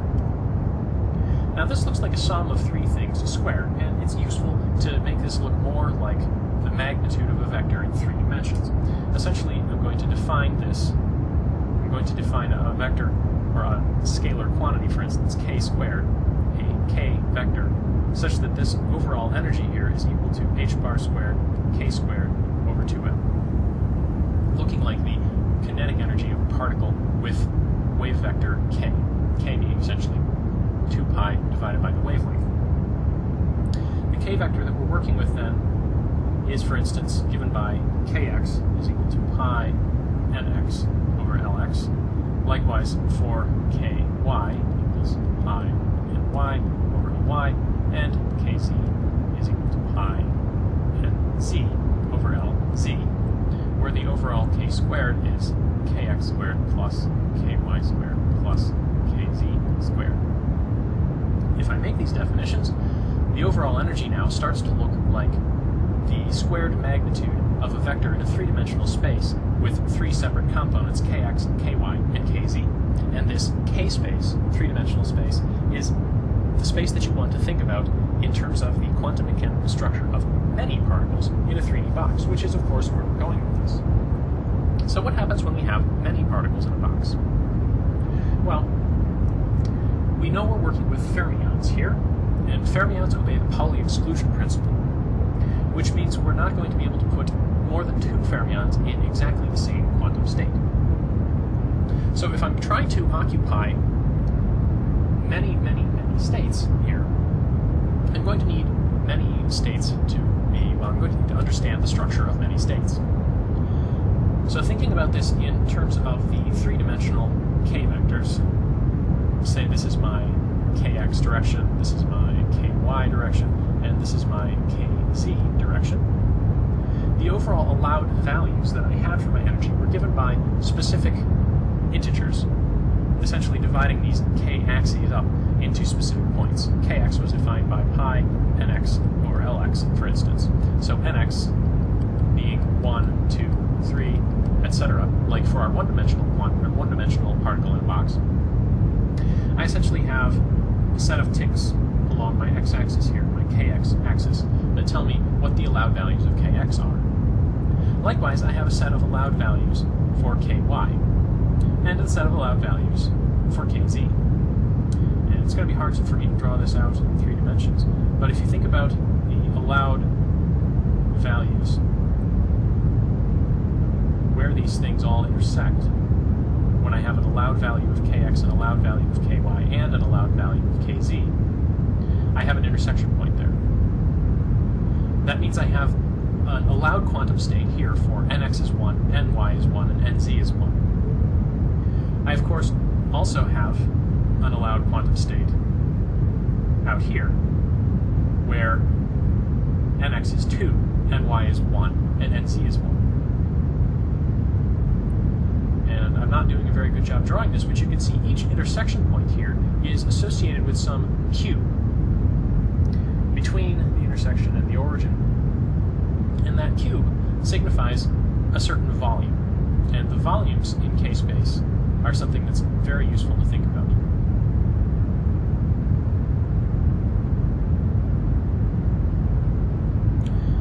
So this point now here would represent ky is 2, kz is 1, kx is 1. Each of these points is associated with a cube. And the volume of this cube, which is going to become important when we start talking about trying to fill as many of these states as possible, is given by, well, the length of each of these sides. I'm talking about the volume in k-space now. This, of course, being associated with nx equals 1, this is pi divided by lx, is the length of this side in k-space. Likewise, this is going to be pi over lz. The y, of course, is going to be pi divided by ly. So if I wanted to know the volume of one of these cubes in k-space, it would be...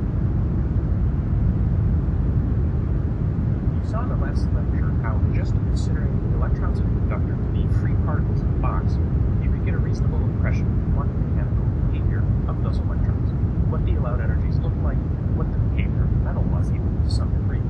We were able to calculate, for instance, the degeneracy pressure of the electrons in that state, and get an answer that was comparable to the measurable physical properties like the bulk modulus of the material.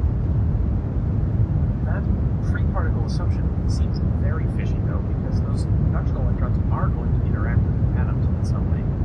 So what I'd like to talk about in this lecture is how the atoms and the results, in particular the band structure of energy levels in solids. Including the atoms, the behavior of the free electrons in the material, for instance, is a rather complicated process. You might think about an electron coming in towards some atom, and how these particles might interact. Now, we know from quantum mechanics that this picture is just plain not correct, that we need to consider the electron as it approaches the atom as some sort of a wave packet. So I'll draw some wave fronts. And the atom itself as being close to the nucleus, which has almost a negligible wave nature compared to the wave nature of the electron, since the atom is, since the nucleus is so much heavier, surrounded by some cloud of electrons. Describing the interaction of a wave packet like this and an atom with an electron cloud surrounding it is a very complicated process in principle. But whatever the interaction is, it's going to be coded by some Hamiltonian H hat, which is going to include the kinetic energies of the particles and then some potential that tells you how the energy of this interaction takes place. If the electron were very close to the atom, would there be an attraction force? Would there be a repulsive force? Would there be a decrease in energy? Or a decrease in energy? Then typically you can assume that the potentials like this are related just to the relative displacement between the atom and the electron, so some difference between the position of the electron and the position of the atom. Perhaps the potential even only depends on the absolute magnitude of that vector, only the distance between the electron and the atom. Either way, these potentials can come in a variety of forms. But if you're trying to consider a material with many electrons and many atoms, what you're going to have to work with is actually going to be the sum over all the atoms in the material of the contribution of each atom to the energy of an electron. If we have multiple electrons, we'll have to have lots of different kinetic energy terms, and we'll have to have a sum over electrons here as well. So this is a very complicated Hamiltonian. We can't really hope to solve it analytically. We can, however, make some analytical progress if we make some simplifications. And I'm going to make 3 simplifications for this lecture. First of all, this potential, which is the principal function of the distance between the electron, the position of the electron, and the position of the atom, I'm going to pretend it only depends on the magnitude of the distance, and I'm going to make a very crude approximation of this potential, namely that the electron is right on top of the atom and experiences a very strong repulsive force. If the electron is displaced by the from the atom significantly, the atom overall moves neutral, and there is no energy associated with that reaction. The approximation I'm actually going to make then is that the potential contribution of a single atom to an electron is given by the Dirac delta function. The subproportionality constant describing the strength of the delta function times the delta function itself as the distance between the electron and the atom.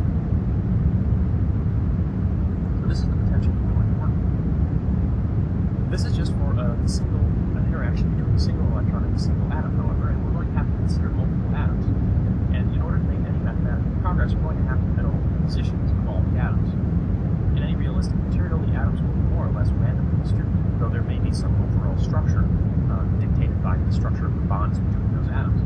I'm going to assume a very, very simple structure here. I'm going to assume we're working with a crystal. So we're working with a regular array of atoms, of course. Furthermore, I don't really want to mess with trying to express this regular array of atoms in 3 dimensions. So I'm going to assume that we're only working with a 1-dimensional system. Essentially a 1-dimensional crystal, just looking at the slice through a potential 3-dimensional crystal. This is not the most relevant physical scenario, since a Dirac delta function in 1 dimension extrapolated to 3 dimensions is sort of a sheet delta function, not an array of point delta functions like a crystal. So this is not the most realistic scenario, but it does actually reproduce a lot of the observed behavior of, well, real electrons in real crystals. The potential we're talking about here, then, is going to be a 1-dimensional array of delta functions. So our p of x is going to look something like this. It's going to be 0 whenever you're not on top of the atom, and it's going to spike up whenever you are on top of the atom. And this is going to continue, potentially infinitely, in both directions. This is called a Dirac cone. So that's, I guess, it kind of looks like a cone, and it's with Dirac delta functions. So this is the potential we're going to work with. The nice feature of this potential is that if these atoms are, say, spaced by some distance a, this is a periodic potential, and there are theorems that help us deal with periodic potentials. One of these theorems is called Mach's theorem, and what it states is that for a potential that's periodic, namely the potential evaluated at some displacement a from the current position is just equal to the potential in the current position. Solutions to the time-independent Schrödinger equation for that potential can be written as follows: psi of x plus a, whose place in the argument of psi is essentially the psi of the current location multiplied by some complex constant with magnitude 1, e⁻k⁴, for some unknown constant a. Essentially what this means is that the observables don't change. Multiplying the wave function by some complex number isn't going to, some complex phase in the IKA, isn't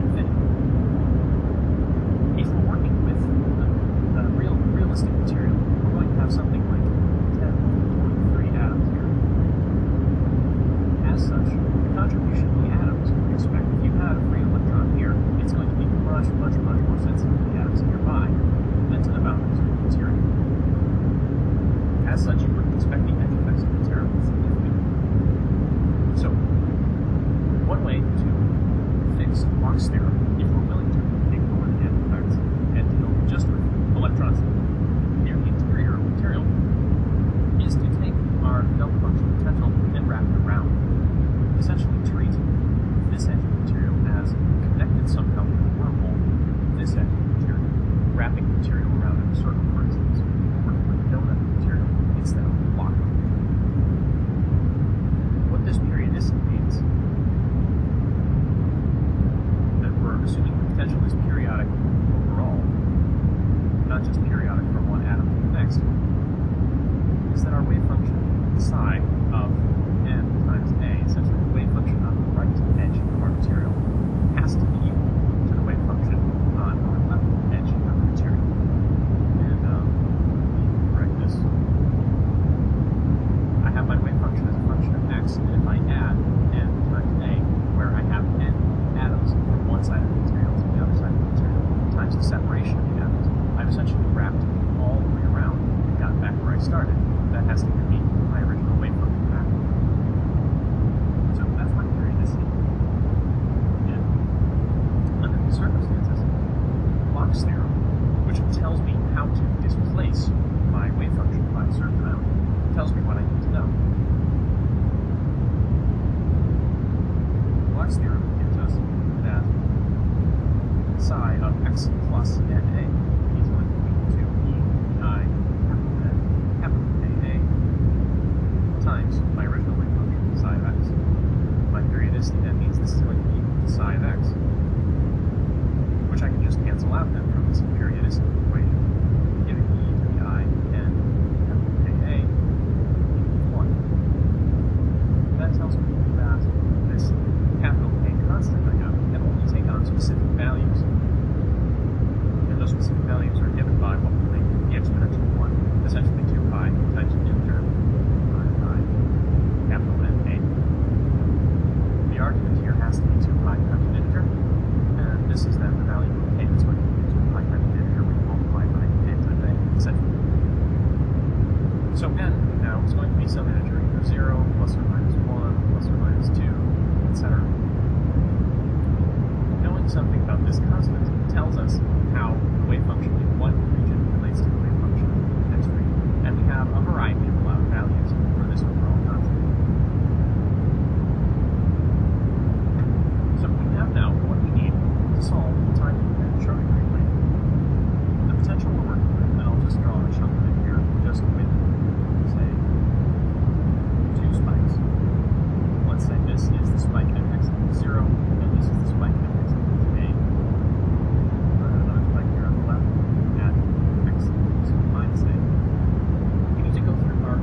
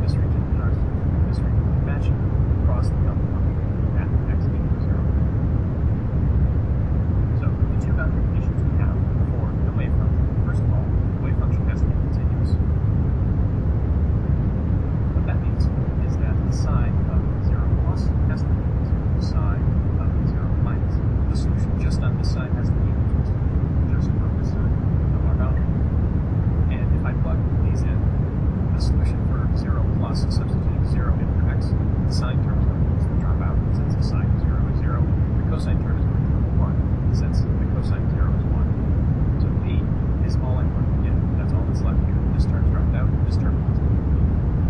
So my equation is b is equal to whatever I get when I plug 0 in for the solution on this side. So substituting in 0 for x, the x's are going to drop out. I'm just going to put cosine pa and sine pa, my a and my sine pa.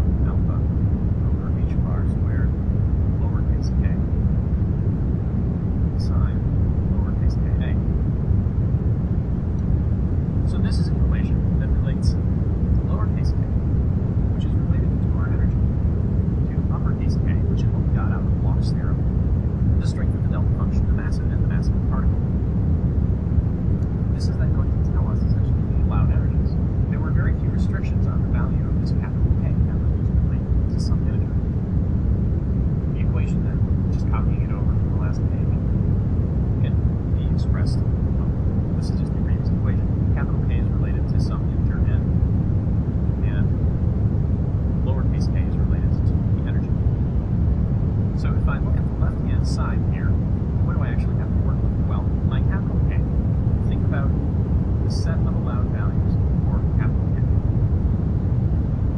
Cap K, just being related to an integer, which can be positive or negative, is going to have a lot of allowed values. Keep in mind now that capital N here is something of order 10 to 23, so we have a very large number in the denominator. We have potentially relatively smaller numbers in the numerator, so capital K is going to have very densely spaced allowed values, going, over the allowable values of N, essentially the integer, up to some very large number. So my allowed space of K value, or capital K value, are densely packed negative and positive. Keep in mind, however, that my capital K's are being substituted into cosine. So no matter what I use for capital K is multiplied by A, I'm going to have something between minus 1 and 1 for the outcome. The right-hand side of this equation depends on lowercase k. This depends on the energy. So you can think of lowercase k here as being essentially the energy of the state. So we have something that depends on the energy. It looks like cosine is something related to the plus some constant times sine is something related to divided by something related to the energy. You can simplify these a little bit. In particular, I'm going to redefine the variable c in lowercase k times a, which means this is going to be cosine c plus some constant times sine c over c. So I'm going to define a now. It's m alpha a